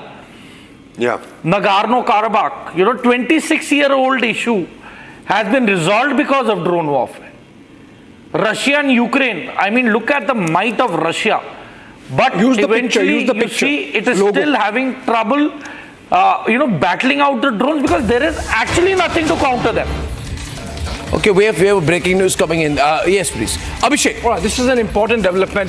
As we build up to that important press conference by India, a joint press conference by the Ministry of Defense and the Ministry of External Affairs at 5:30 p.m. 5:30 p.m. And this is information coming in how we made 100% success of repelling the Pakistani drone attack, the swarm drone attack that came in, including, of course, missiles, not just drones. In fact, there were 8 missiles targeted at Jammu alone. There were missiles targeted in Punjab. There were missiles targeted in Jaisalmer sector in Rajasthan, and 100% of them either completely demolished, intercepted, but none really could achieve its target. And the reason is this wide array of weapon systems that were deployed. Of course, these have been built over a period of time, something which was being discussed a while back about the manner in which India has gone about building its air defense systems over the last decade or so. Massive array of equipment used there, and some of them, the CUAs, the SNS jammers, the Gypsy jammers, the ECG NNS jammers, soft and hard kill CUAs. These are all equipment. You know, you would know some of this. These jamming rifles which were used, these long-range LM, the long-range LMs that were used. Is it the LM-70 we were talking about? The L-70s, yes, you see, because they are thermal seeking. Right. So you see, once a drone is airborne and it flies for more than 5 minutes, its body heats up. Yeah. And the material is, it's like normal plastic. Yeah. So the heat signature is very clearly visible. But it's amazing, it's 100% success. I mean, I don't think the Israelis achieved that. No, because the muzzle velocity of a L-70 is much, and it's not much just greater. L-70, it's this whole array of weapons that we are listing. Yes. And this really gives an idea of the kind of cutting-edge weapon systems and the air defense systems that we have. And a whole paraphernalia actually came into play last night, which made which gives us an idea of the kind of attack that happened, that we had to deploy all these weapon systems. I mean, but then we made a success of it. Abhishek, unlike the Pakistanis who were just fox, they had to remove their weapons. No, we had to envisage in terms of the L-70s, because end of the day we always knew that the Pakistanis have F-16s compared to a MiG-21s. Absolutely. So it was, 10-year-old plan that we have to upgrade this weapon system to counter F-16s, and by the grace of God and the present government, now we have the Rafales, we have the Sukhois. Just imagine if we did not upgrade. I just want to put it this way. Yes. Just imagine today, Abhishek, if we had been left in the hands of a Congress government. We would have been in mourning. What would we be doing today? Deepak, I think we should talk straight today. With the language, with the Islamist intentions of Pakistan and the jihadi infrastructure, what situation would we have been in? We would have been in a desperate situation. We would have been running around with a begging bowl, asking whichever friends we have to give us something. Let me put it to you like this. Major Tool referred to the Prime Minister as a visionary. I would go a little further than that, Major Saab. I would call him Vishnu, an avatar of Vishnu who understands what is required. Sir, I heard the Defense Secretary speak at a seminar where he said that 2 out of every 3 weapons, I repeat this, 2 out of every 3 weapons used by the Indian military are now made in India, sir. This is unbelievable. And this year, defense exports in billions of dollars will enter double figures. Over 100 countries are buying it, sir. There is confidence in our weapon system. The Chinese know this. Everybody knows this. Those who are unhappy with this will write all those rubbish articles. But thank God, thank the real Vishnu that we have Republic TV here to bring the truth to us, not to hide anything, to lay bare what the reality is. So thank you, Republic. Thank you, Bharat. Thank you for saying that. I just keep thinking, we take a nation for granted, Deepakji. We say our sovereignty is for granted, our borders are for granted, our leadership is for granted, our unity is for granted. But I say, sir, to you, that had we been complacent, had there not been a political change in the country in 2014, then we would have lost this country, sir. We would have lost the country to the evil intentions and by now probably Sonia Gandhi would have sold the nation and walked away and back to Italy. I'm just not mincing my words, but when I read this, when I know retaliation, imagine how good our forces are and how badly they've been treated. We haven't had roads, sir. We haven't had roads. We haven't had passes. We haven't had. And AK Antony came and said that not doing anything to build infrastructure is our strategy. Shiv Shankar Menon came and said not reacting after 2008 is itself a strategy. They thought and this was guile. They did politics, sir. Yes. This is Mani Shankar a year level conversation that's going on. But they were very intent to destroy the nation. Sir, my family was bereaved in 1962. We were orphaned, and I went as part of my military attachment in 1974. I joined the service in 73, 74. We went to Nefa, sir. Exactly this is what I heard. Why are we going through these rutted, potholed tracks, not even roads? They said, no, the Chinese, we shouldn't build it because they might use it to come again. That period we should build the roads because the Chinese will use the roads. That's right, sir. Well, that was flawed thinking. Today we stand tall, sir. I mean, today in India you see it, sir. When a kid or anybody on the street sees a person in olive green, he salutes, sir, he smiles, he knows that he's safe with this fellow in olive green, sir. Well, thank you very much, the people of India. Our military will never let you down. I promise you that. Well, that's brilliant out here. Taking a short break, ladies and gentlemen. We're going to come back with the analysis. And remember, 5:30 p.m. is a very, very, very, very super important news briefing today. Why? Because the information flow is not coming. Yeah. We respect that. We respect that. The government, for its own reasons, is not telling us what exactly is going on. But there's going to be an avalanche of news at 5:30 this evening. Yeah. Great.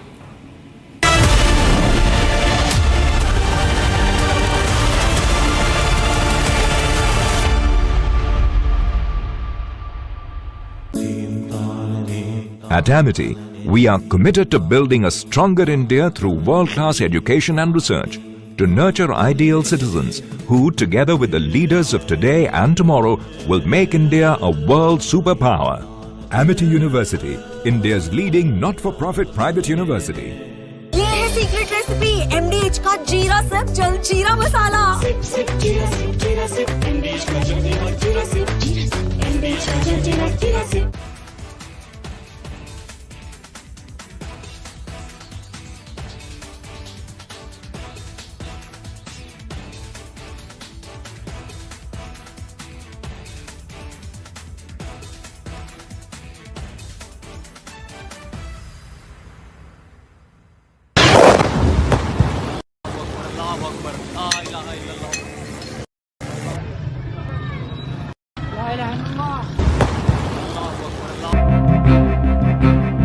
In Gwalior lies a critical capability, complete in-house mastery over key weapon components. On the shop floor, digital dashboards and automated systems guide the technicians through exact assembly protocols. At Adani Defence and Aerospace's small arms facility in Gwalior, every firearm goes through one of the most stringent testing protocols in the country. A 65-acre state-of-the-art facility that has transitioned from importing to innovating, developing and delivering. क्या हो गया भाई? भैया आपसे सीखकर mutual funds में SIP शुरू की थी, लेकिन कभी-कभी अपडेट्स देखकर मेरा मन भटकने लगता है। सुन, ये लिफ्ट जब ऊपर नीचे जाती है तो तू निकल जाता है? नहीं भैया, यही तो सही मंजिल तक ले जाती है। तो बस म्यूचुअल फंड्स का भी यही है, डटे रहेगा तो तू भी अपने सपनों के पास पहुंच सकता है। हाँ, बिल्कुल आपकी तरह। सही है। म्यूचुअल फंड निवेश बाजार जोखिमों के अधीन है। योजना से जुड़े सभी दस्तावेजों को ध्यान से पढ़ें। MDH की हल्दी मिर्ची धनिया करे कमाल, ये रंग दे, ये खुशबू दे, ये तीखा, ये कम पड़े, क्या निराला MDH मसाला। पाकिस्तानियों ने जंग शुरू कर दी है। अभी मेरे बहावलपुर सिटी के अंदर मौलाना मसूद अजहर साहब के जो है मदरसा है उसके ऊपर 4 मिसाइल दागे गए हैं। 4 मिसाइलों के साथ हमला किया।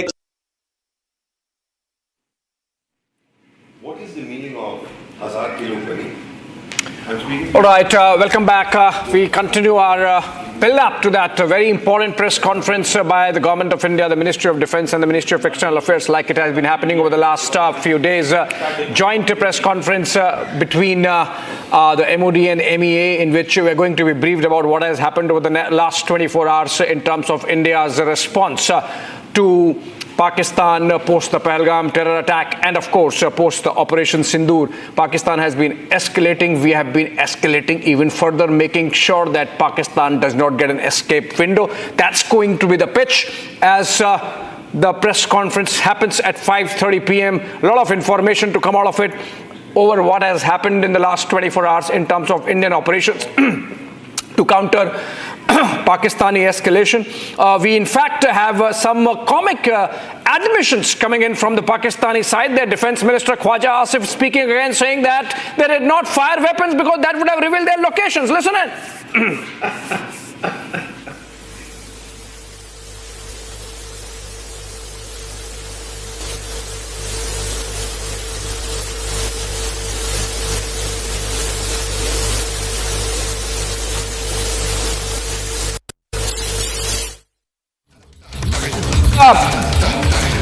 coming to the aid of India narrative effectively again by saying that or claiming that they did not fire their weapons because it would have revealed the location of the Pakistani air defense, and so let the Indian drones come in and play havoc.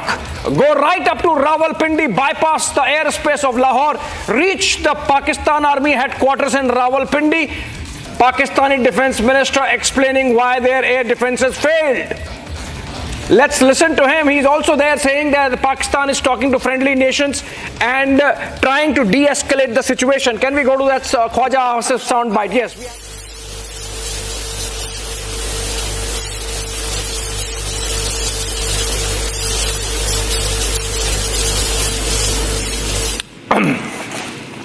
Okay, we are again having some issues with the audio part of this video. We'll fix it in a bit and come back. Essentially, this is Khwaja Asif speaking inside the Pakistan National Assembly, and he was explaining to concerned members that why the Indian drones could come right inside the Pakistani territory, right up to places like Rawalpindi, which hosts the headquarters of the Pakistan Army. How could Indian missiles reach Bahawalpur, 100 kilometers inside the Pakistan territory? What was Pakistani air defense doing?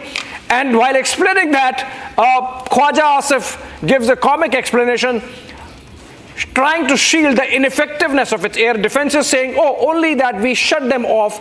We shut our weapons off because had those weapons been open, given the fact that Indian drones were spy drones, they would have revealed our location, and so we did not want our location to be revealed, even if Indian drones could come in and play havoc with whatever infrastructure and whatever targets were there logged for India.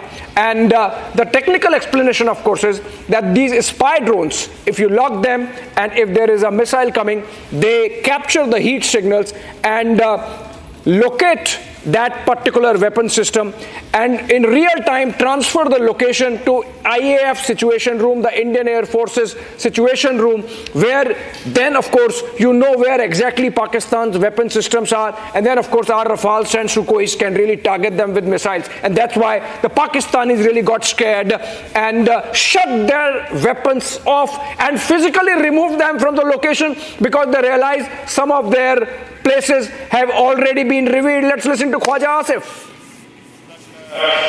मदारस के students का ताल्लुक है, इसमें कोई शक नहीं है कि वो हमारी एक सेकंड डिफेंस लाइन है। वहाँ पे नौजवान जो पढ़ते हैं, अल्लाह के फजल से वो दीन के साथ भी जो है आरास्ता हैं, और उसके साथ जो है वो उनके जो वक्त ज़रूरत जो है, जिस तरह उन्होंने फरमाया कि उनको शहरी दफा के लिए या दूसरी ज़रूरतों के लिए जो है ना बिल्कुल 100% इस्तेमाल किया जा सकता है।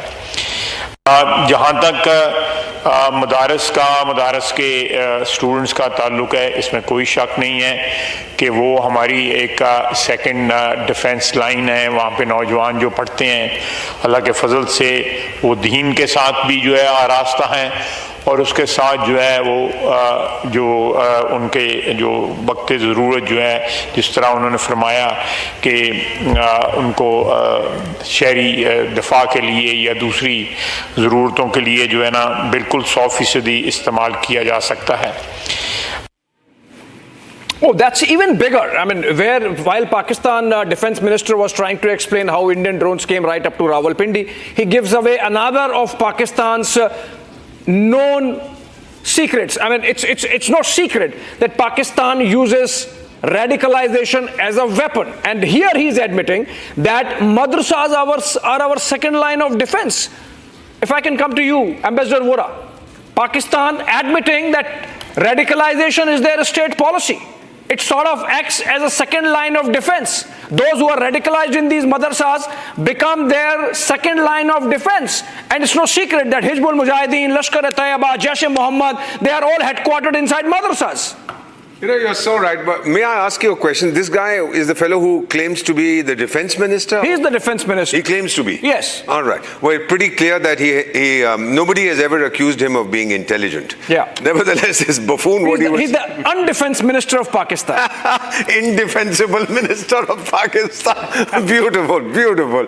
What I'm trying to understand is the buffoon is saying all kinds of things. About the madrasas, let me tell you a little story if you give me less than a minute, sir. I was your ambassador in Sudan. You know, there was a civil war going on there. I was there for 5 years. And one of the fellows from the south was telling me that when they were clobbering the guys from, it was between North and South Sudan, between the Muslim, radical Muslim part of Sudan and the Christian African religion part of Sudan. So the Southerners, the president of South Sudan, Salva Kiir, was a great friend. He was telling me that when these guys in the north ran out of soldiers, Major Tur, you have to listen to this, they got hold of students from first year in university, shut it down, gave them 24 hours training, and then the mullah said, now we are putting this key around your neck. If anything happens, you'll go straight to heaven. What was written on the key was Port Sudan Hotel Room 24, Port Sudan Hotel Room 125, and the kids were told, fire your rifles in the air, say Allahu Akbar, the bullet will come and hit the kafir in his chest.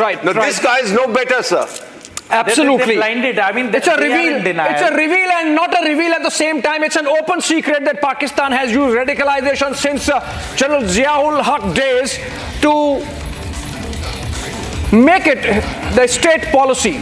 And I think that's something which has really played havoc with Pakistani society and of course with the rest of the world, with the kind of radical extremists who have come out and many of them becoming terrorists, as can be seen.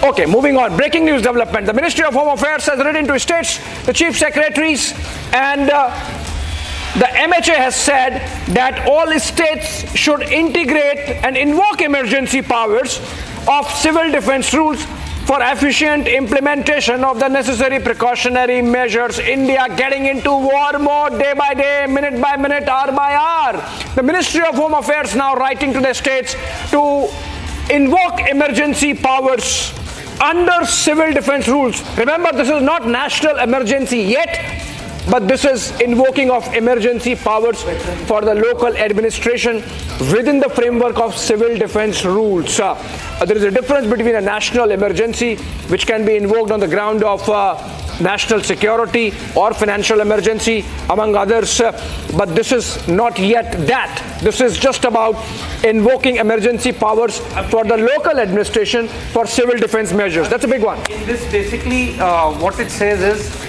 they are going to call veterans who have recently been retired and who have specialized skills to train the civil defense people. And this would also include the NCC coming up and also helping in the training of the civilians, as well as the recently retired veterans who have a bond of 5 years after the date of retirement to enroll and come back when recalled. So this is what has been approved.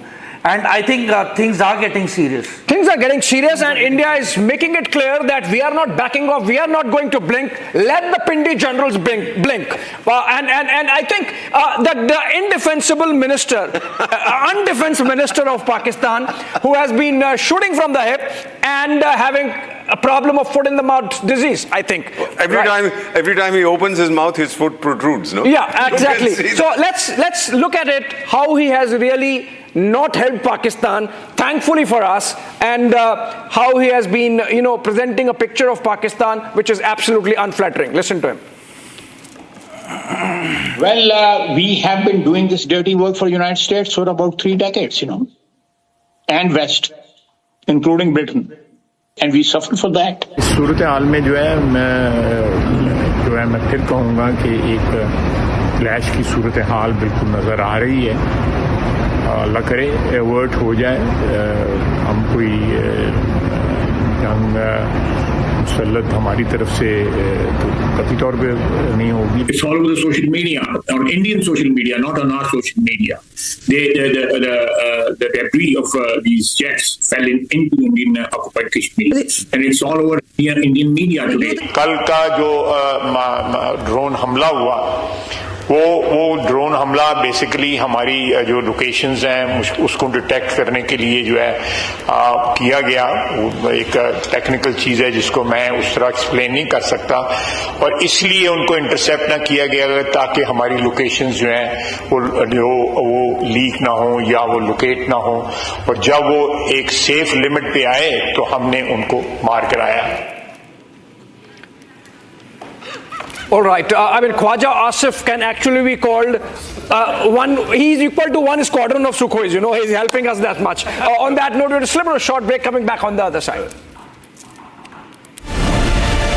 And the funny part.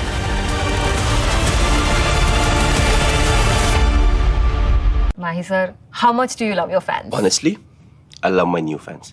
पुराने वाले बेकार में शोर करते sir fans हैं, शोर तो करेंगे ही ना। नए वाले नहीं करते and they listen to what I say. The new generation Orient BLDC fans. Super silent performance with voice control. सिली मियाँ थॉट Cricket fans. आधे बाउल दही में 4 चम्मच MDH चटनी पुदीना मसाला डाला, स्टर करो, पुदीना चटनी तैयार। MDH चटनी पुदीना मसाला।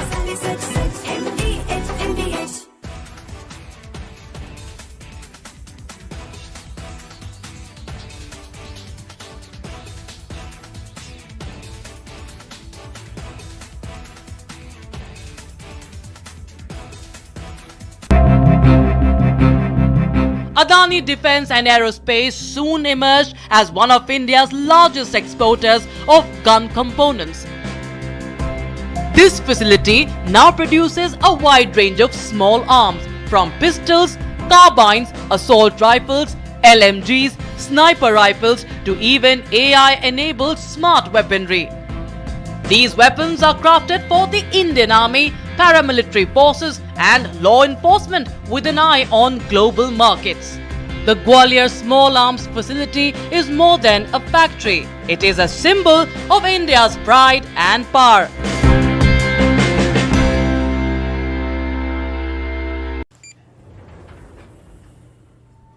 क्या हो गया भाई?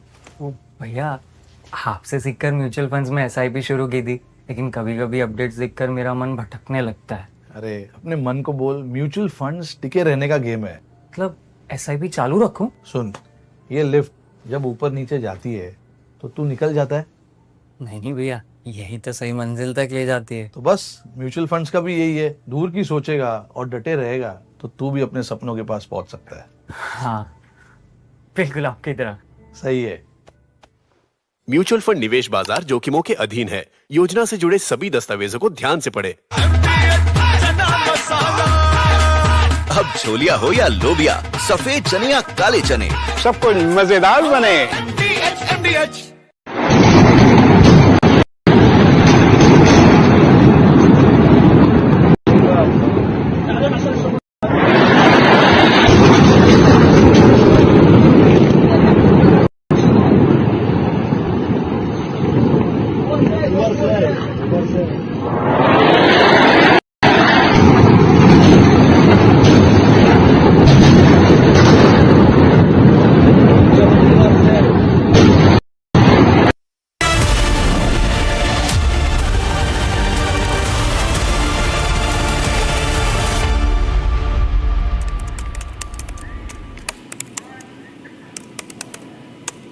All right, welcome back. We are building up to that very big press conference to be addressed jointly by the Ministry of Defence and the Ministry of External Affairs.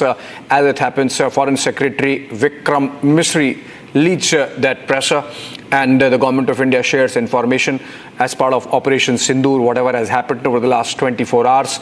And it is expected that this time we would hear about the Pakistani drone attack. In fact, not just drone, but there was a drone swarm attack as also missile attack.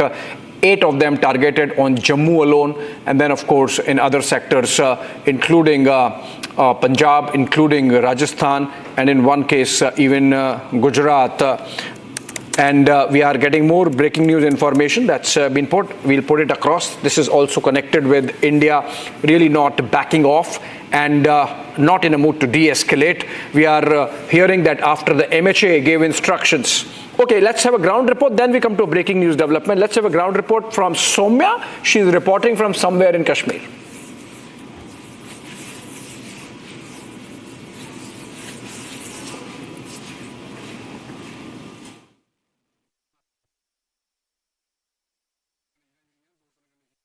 several areas of Kupwara were severely affected, and Dolipura being one of them. As per the locals and as per the officials, it has happened for the first time in so many years that Dolipura was affected to this level by the shelling from the POK side. And today we are reporting from one such house which got affected because of the constant shelling from POK's side last night. It happened around 10:30 p.m. last night when one of the shelling from the POK's side struck this house here in Dolipura. You can see the visuals up there. This is the point from where the shelling struck inside this particular house, and this is the very place where the remains of the shelling got here. And it was later on, after the army was informed about this incident, that this house has been struck by the shelling from the POK side. Later on, the army came here and collected all the remains of the shelling and took it with them. However, this is one such house. You can see the visuals here, how everything has been destructed. This house was under construction. However, because of the shelling, how the woods have been cut down in parts, and how this structure has been destructed. All right, another breaking news development, as we promised. Big move by the Jaisalmer administration there, and which is that the administration has imposed daily blackouts, markets to be shut post 6 p.m. It's not 5 p.m. Can we make it 6 p.m.? And normal traffic has been stopped at about 50 kilometers ahead of the border areas, and any defense installation 5 kilometers around that, there is a security ring. People cannot go, and which means that we are really beefing up security as a build-up to something. This is a big one. And remember, Jaisalmer was a theater, very active live theater last evening, with Pakistan focusing its second biggest attack of drones apart from the Jammu area. And now the Jaisalmer administration, even as we get those pictures of some Pakistani package that has dropped there. Major Toor, can you just explain to us the importance of Jaisalmer, why this administration should be doing this? You see, Abhishek, if you see the terrain of Jaisalmer and the enemy opposite Jaisalmer, so this is the same area where the Battle of Longewala was fought. Right. And this is a crucial area because why? Both the forces are in depth. Yeah. So there is a vast stretch of land from the international border on both the sides, which is usually vacant and manned by a very less strength of BSF. Why? Because it's an open desert. Yeah. So tactically it is suicidal to move openly in this area. Right. And that is one of the reasons how the Sabres in 1971, the Indian Sabres took out the Patton tanks. Yeah. So basically it is suicidal for any armor to move through this place. Right. And it's a very tactical battle. Right. Preferably battles to be fought at night rather than day. Yeah.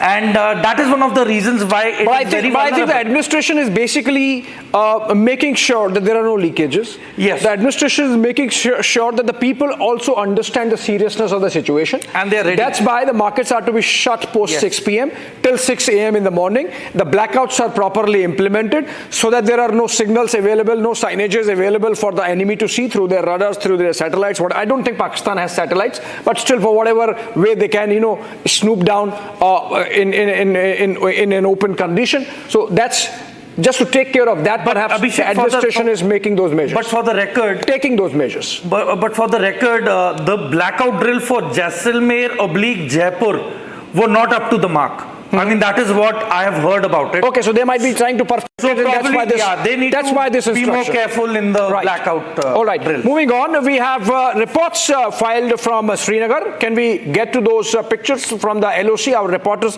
Rakshita, I believe, has sent some report. Are we going to that? All right. Before we go to the Rakshita report from Srinagar, let's go to the Hoshiarpur report with our correspondent there on the ground, showing us the details of that Chinese missile misfired by the Pakistanis and which completely went to dud. यहाँ होशियारपुर में भी एक missile आकर गिरी है जो कमाई द्वीबी पिंड में बाहत्ता पिंड बोला जा रहे हैं। यहाँ मैं अपने कैमरामैन को कहूँगा कि वो तस्वीरें दिखाएं कि यहाँ पर जो मिसाइल गिरी है उसकी तस्वीरें आप देख सकते हो। ये गांव कमाई देवी है, होशियारपुर डिस्ट्रिक्ट में पड़ता है। कमाई देवी बाय हत्ता पिंड का नाम, गांव का नाम है। पुलिस प्रशासन यहाँ पर अपने मोर्चा संभाले हुए हैं। कह रहे हैं कि आर्मी अभी आ रही है, थोड़ी टाइम पर इसको साथ में मिसाइल को लेके जाएगी। हमारे साथ गांव के वासी भी, उनसे बात करते हैं। सर, ये मिसाइल है कौन से गांव में गिरी आकर? गांव है जी बेहता जी, बेहता गांव। एक कब की घटना है ये? कल शाम की है जी, तो 8 बजे ही है। कल शाम 8 बजे की है? हाँ जी, हाँ जी। तो अभी किस तरह का माहौल है देखने को मिल रहा है? इस तरह का माहौल तो अभी ऐसे ही है। तो प्रशासन की ओर से क्या किया जा रहा है? प्रशासन तो पुलिस के बंदे आए हैं, तो शाम को आएंगे तो फौज वाले वो इसे देखेंगे, तो डिब्यूज करेंगे इसको। डिब्यूज करेंगे। तो गांव में कैसा माहौल चल रहा है अभी? गांव का माहौल तो ऐसे है, नाराजगी भरा है। हाँ जी, नाराज है गांव वाले? हाँ, दुख भरा है।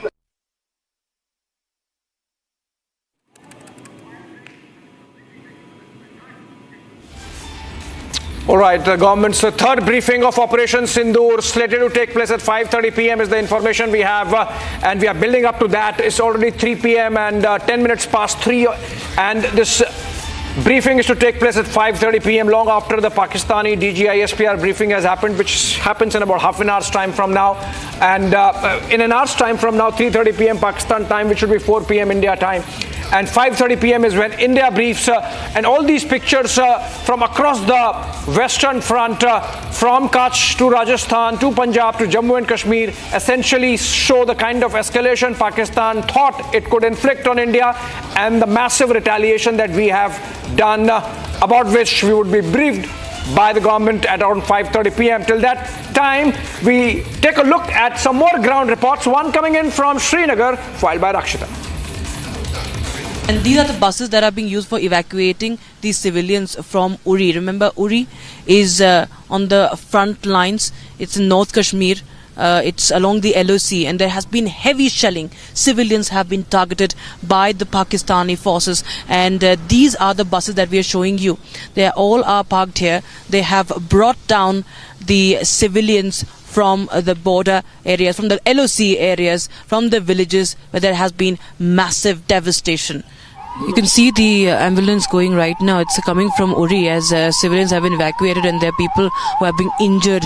Civilians, remember, have been targeted along the LOC, and we see that there has been a fatality also, what we know, in one of the villages in Uri. And right now we just saw an ambulance also coming down from Uri towards here in Baramulla. This is the main area in Baramulla where we are right now reporting from, as we move towards the villages in Uri near the line of control that have witnessed massive shelling. Mortar shelling has been witnessed last night. It was devastation all along, and we continue to get you more updates on ground from ground zero as the Operation Sindoor continues.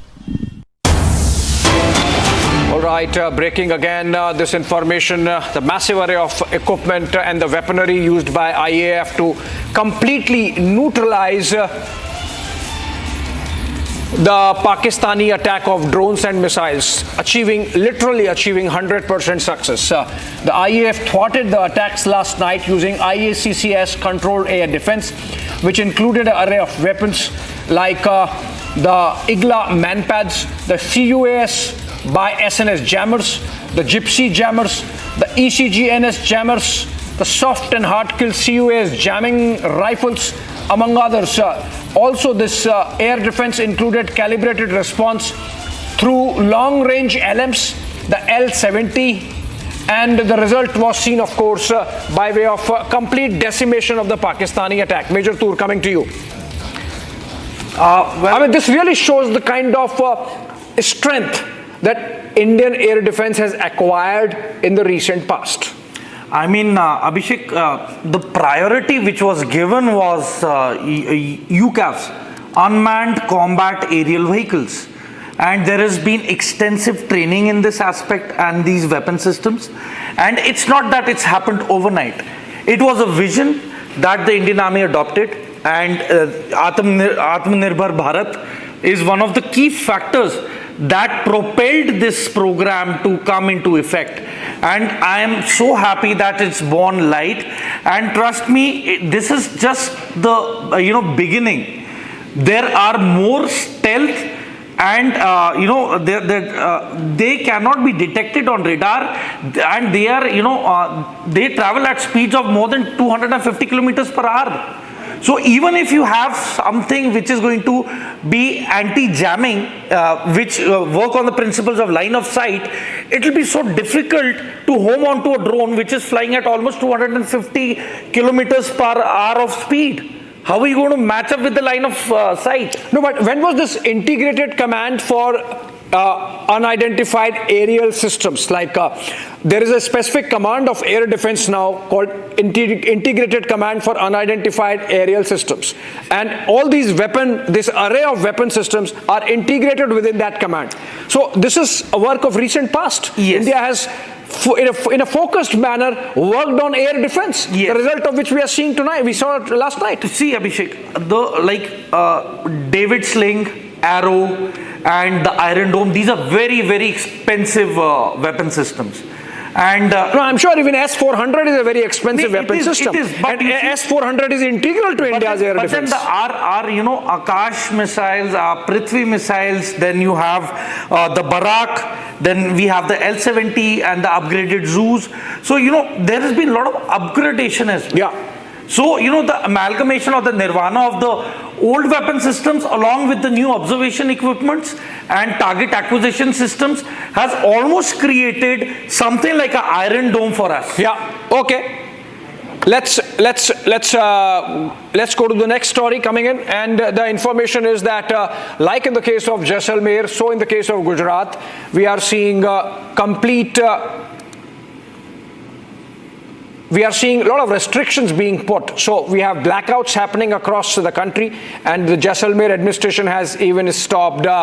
Major updates in the last 60 minutes. We have the government moving up to ramp up the territorial army strength and to make it available for the regular Indian army, which means we are beefing up in terms of the number of personnel and officers available to the Indian army. This has happened in the last 60 minutes. The notification being brought out by the Ministry of Defense. Then we had Raksha Mantri having a long meeting with the service chiefs and the CDS that concluded a while back, after which the Defense Minister Rajnath Singh went to meet the Prime Minister and briefed him about the deliberations that happened at 7 LKM. After that, we had sirens going off in Srinagar and Jammu. Then we had the Jammu and Kashmir LG Manoj Sinha visiting affected areas in Uri. Then we had another major move coming in from the government. Then we had Jaisalmer administration clamping down on regular movement in border areas, stopping regular traffic. And now we have Union Home Minister Amit Shah. का मुकाबला करने के लिए भारतीय सेना तैयार है। जम्मू कश्मीर प्रशासन भी पूरी मुस्तैदी से यहाँ के आम नागरिकों को कोई सुविधा न हो, इसकी व्यवस्था में लगा है। मैं गया था बॉर्डर तक गाँव में जहाँ नुकसान हुआ है। जो लोग घायल हैं या जिनकी मृत्यु हुई है उनको तुरंत ही आर्थिक सहायता दे दी गई है। जो नुकसान हुआ उसका असेसमेंट किया जा रहा है, उन्हें भी सहायता दी जाएगी। तो एक बात ध्यान में आई कि नए बंकर्स की जरूरत है, आने वाले दिनों में उसे भी बनाया जाएगा। जो लोग घायल थे मोटे तौर पर उनका इलाज बहुत अच्छे ढंग से यहाँ हुआ है और मैं देख करके आया हूँ, सभी लोग स्टेबल हैं और मुझे लगता है जल्द निकल जाएंगे। सर, पाकिस्तान लगातार ही आम लोगों को टारगेट कर रहा है sir.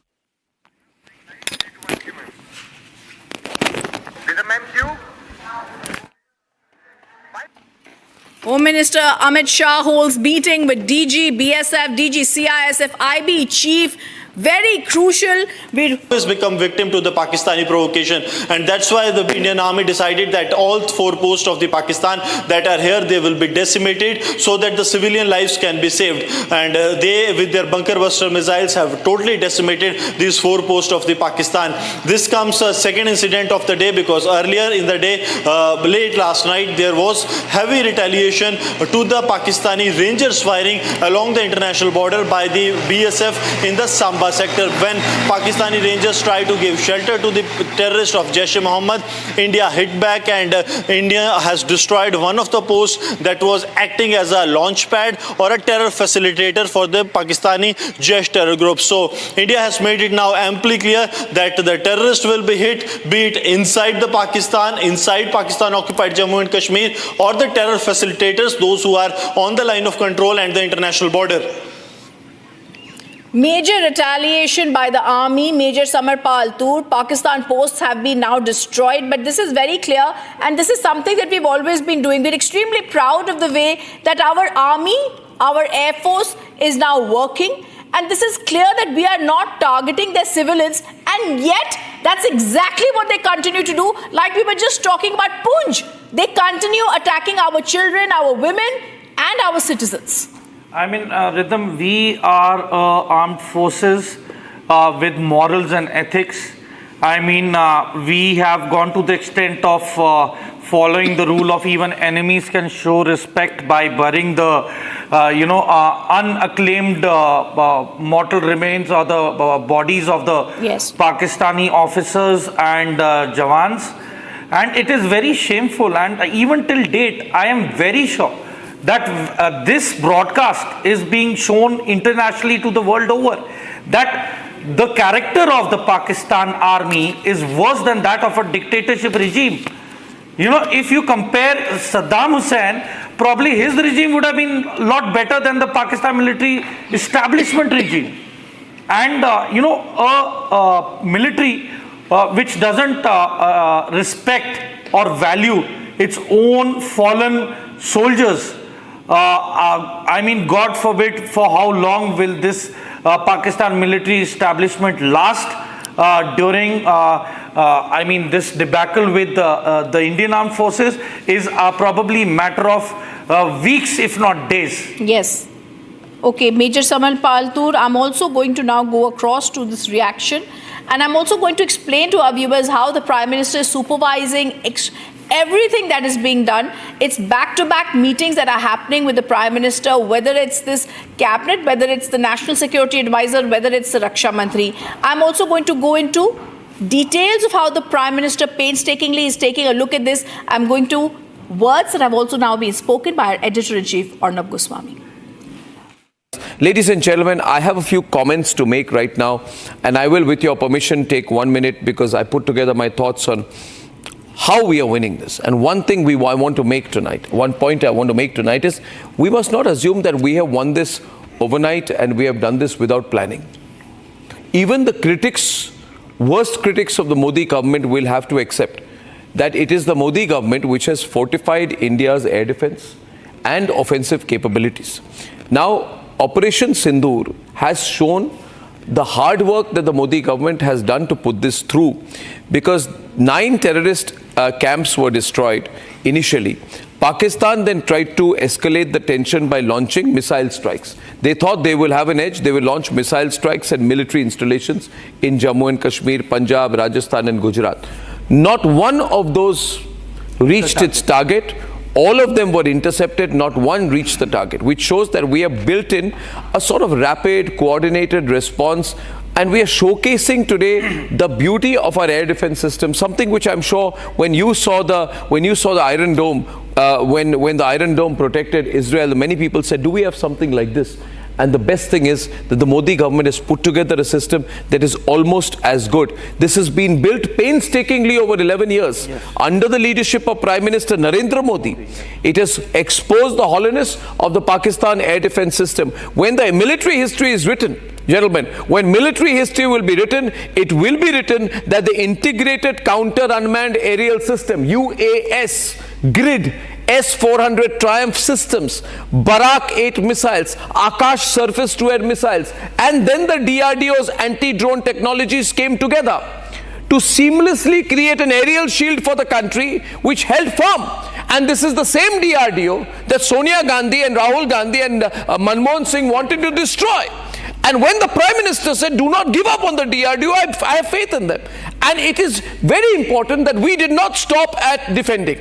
We retaliated then after that with speed and precision. Operation Sindoor has seen a very deep dive into Pakistani territory. We have destroyed the Chinese capability with an indigenous capability. When we put together DRDO's anti-drone technologies, we have that. It was a direct fight between them and the HQ-9 Air Defense Unit, which is in Lahore. HQ-9 Air Defense Unit in Lahore has been destroyed. Radar infrastructure has been destroyed, which proves that our defense capability, our manufacturing ability is superior to the Chinese. This is showing the strengths of our indigenous hard work, and this is not overnight. This is a decade and more. This has not materialized overnight. If you think this has happened overnight, some people will say, we've done it over 75 years. We have not, sir. No. We have done it since 2014. Yeah. We have systematically spent money upgrading our air defense architecture. We have made key acquisitions. We have put together key developments. When Pradhan Mantri Narendra Modi says, Viksit Bharat, it means a lot. It means that you invest money in a 35,000 crore deal for 5 S-400 Triumph squadrons, which are being blessed in every house of this country today. 3 squadrons are operational on the borders of China and Pakistan. 3 and a 4th is about to come. This is hard work. When you say, why do I pay my taxes? You pay your taxes because this government is transparently giving the poor sustenance and giving the army what it needs. It has a Barak 8 medium-range surface-to-air missile, MR-SAMs. Then there is a $2.5 billion deal with Israel. All of this is today guarding our border baselines at Bhatinda. When you are seeing this PL-15 fall, for example, when you are seeing them fall from the sky, please remember, they have not fallen from the sky. They have been intercepted. Indigenous Akash missile batteries. Atmanirbhar Bharat is being seen today. This is Atmanirbhar Bharat. This is DRDO developed counter drone systems. Be proud today. Be proud. If a young Indian is watching this, what do you want to be? If you say, I want to be a drone scientist, this is reason. If you want to be a space scientist, this is reason. If you want to be a defense technologist, this is reason, because you will make the man-portable counter drone systems, the MPCDS, which is being used today, which is totally disabling the hostile UAVs. This has been installed last year in 2024.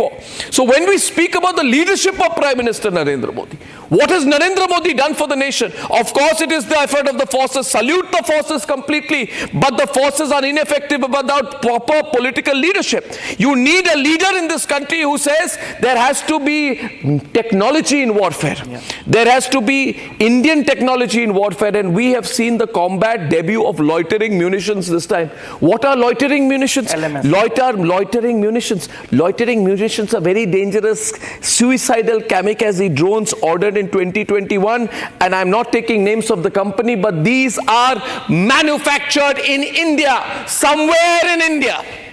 Somewhere in India, you don't know where, but somewhere in India, I know we are manufacturing these kamikaze drones, and these are the ones which are executing these precision strikes across sectors. The Pakistanis don't know what they are dealing with. This is a country for sale. Whatever left they had, they gave it to the Ukrainians. They have no artillery left right now. And now, additionally, on top of that, here's where diplomacy comes in.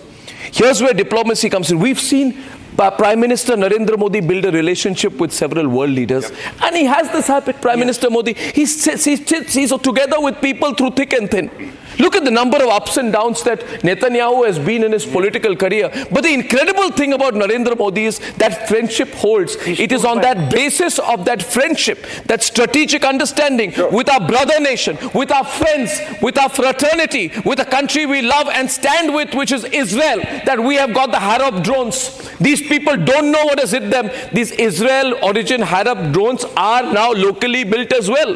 These are Israeli drones, but put together in India. These have been deployed. This has destroyed the air defense systems of Karachi. This has destroyed the air defense systems of Lahore. These are very important platforms. These are combined. Now you combine that with the Rafale fighter jets. You combine it with scalp missiles, hammer missiles. This shows our ability to project power with surgical precision. It's not only power. How will we become a great power? We become a great power when we use what we have. And when we are proud of what we have, and if you can secure your airspace, then you are fine. In today's day of non-combat warfare, you have to secure your airspace. This is a resilient, multi-layered, Bharatiya, Atmanirbhar ecosystem. So all I wanted to make is one point tonight. I know I'm making a long speech, that we tend to assume that we are a great nation. We've always been a great nation. Civilizationally, we are a great nation. But when we have a tech-driven airspace defense network that can detect, jam, finish, eliminate before they breach, and we've not even brought in our mobilized ground armies. Yes. So we are controlling the airspace. And that is a very big achievement for any country. And for that, we have to be grateful and thankful, and also realize the efforts that Narendra Modi's government has done so far. Yes. This is all that I wanted to say. Viewers, we're also now going to go across to a video that's coming. We're going to tell you what's happened in the last 60 minutes. But first, the video. The Indian Army now puts out on the intervening night of 8th and 9th May 2025, Pakistan launched multiple attacks using drones and other munitions across the entire western border. Let's first look at that video that's come in from the Press Information Bureau. On the intervening night of 8th and 9th May 2025, Pakistan launched multiple attacks using drones and other munitions across the entire western border. Pakistani troops carried out numerous ceasefire violations along with the line of control in Jammu and Kashmir. Indian forces effectively repulsed the drone attacks and delivered a befitting reply to the ceasefire violations. India stands firmly committed to safeguarding the sovereignty and territorial integrity of the nation. Our forces will meet all nefarious designs with force. On the intervening night of 8th and 9th May 2025, Pakistan launched multiple attacks using drones and other munitions across the entire western border.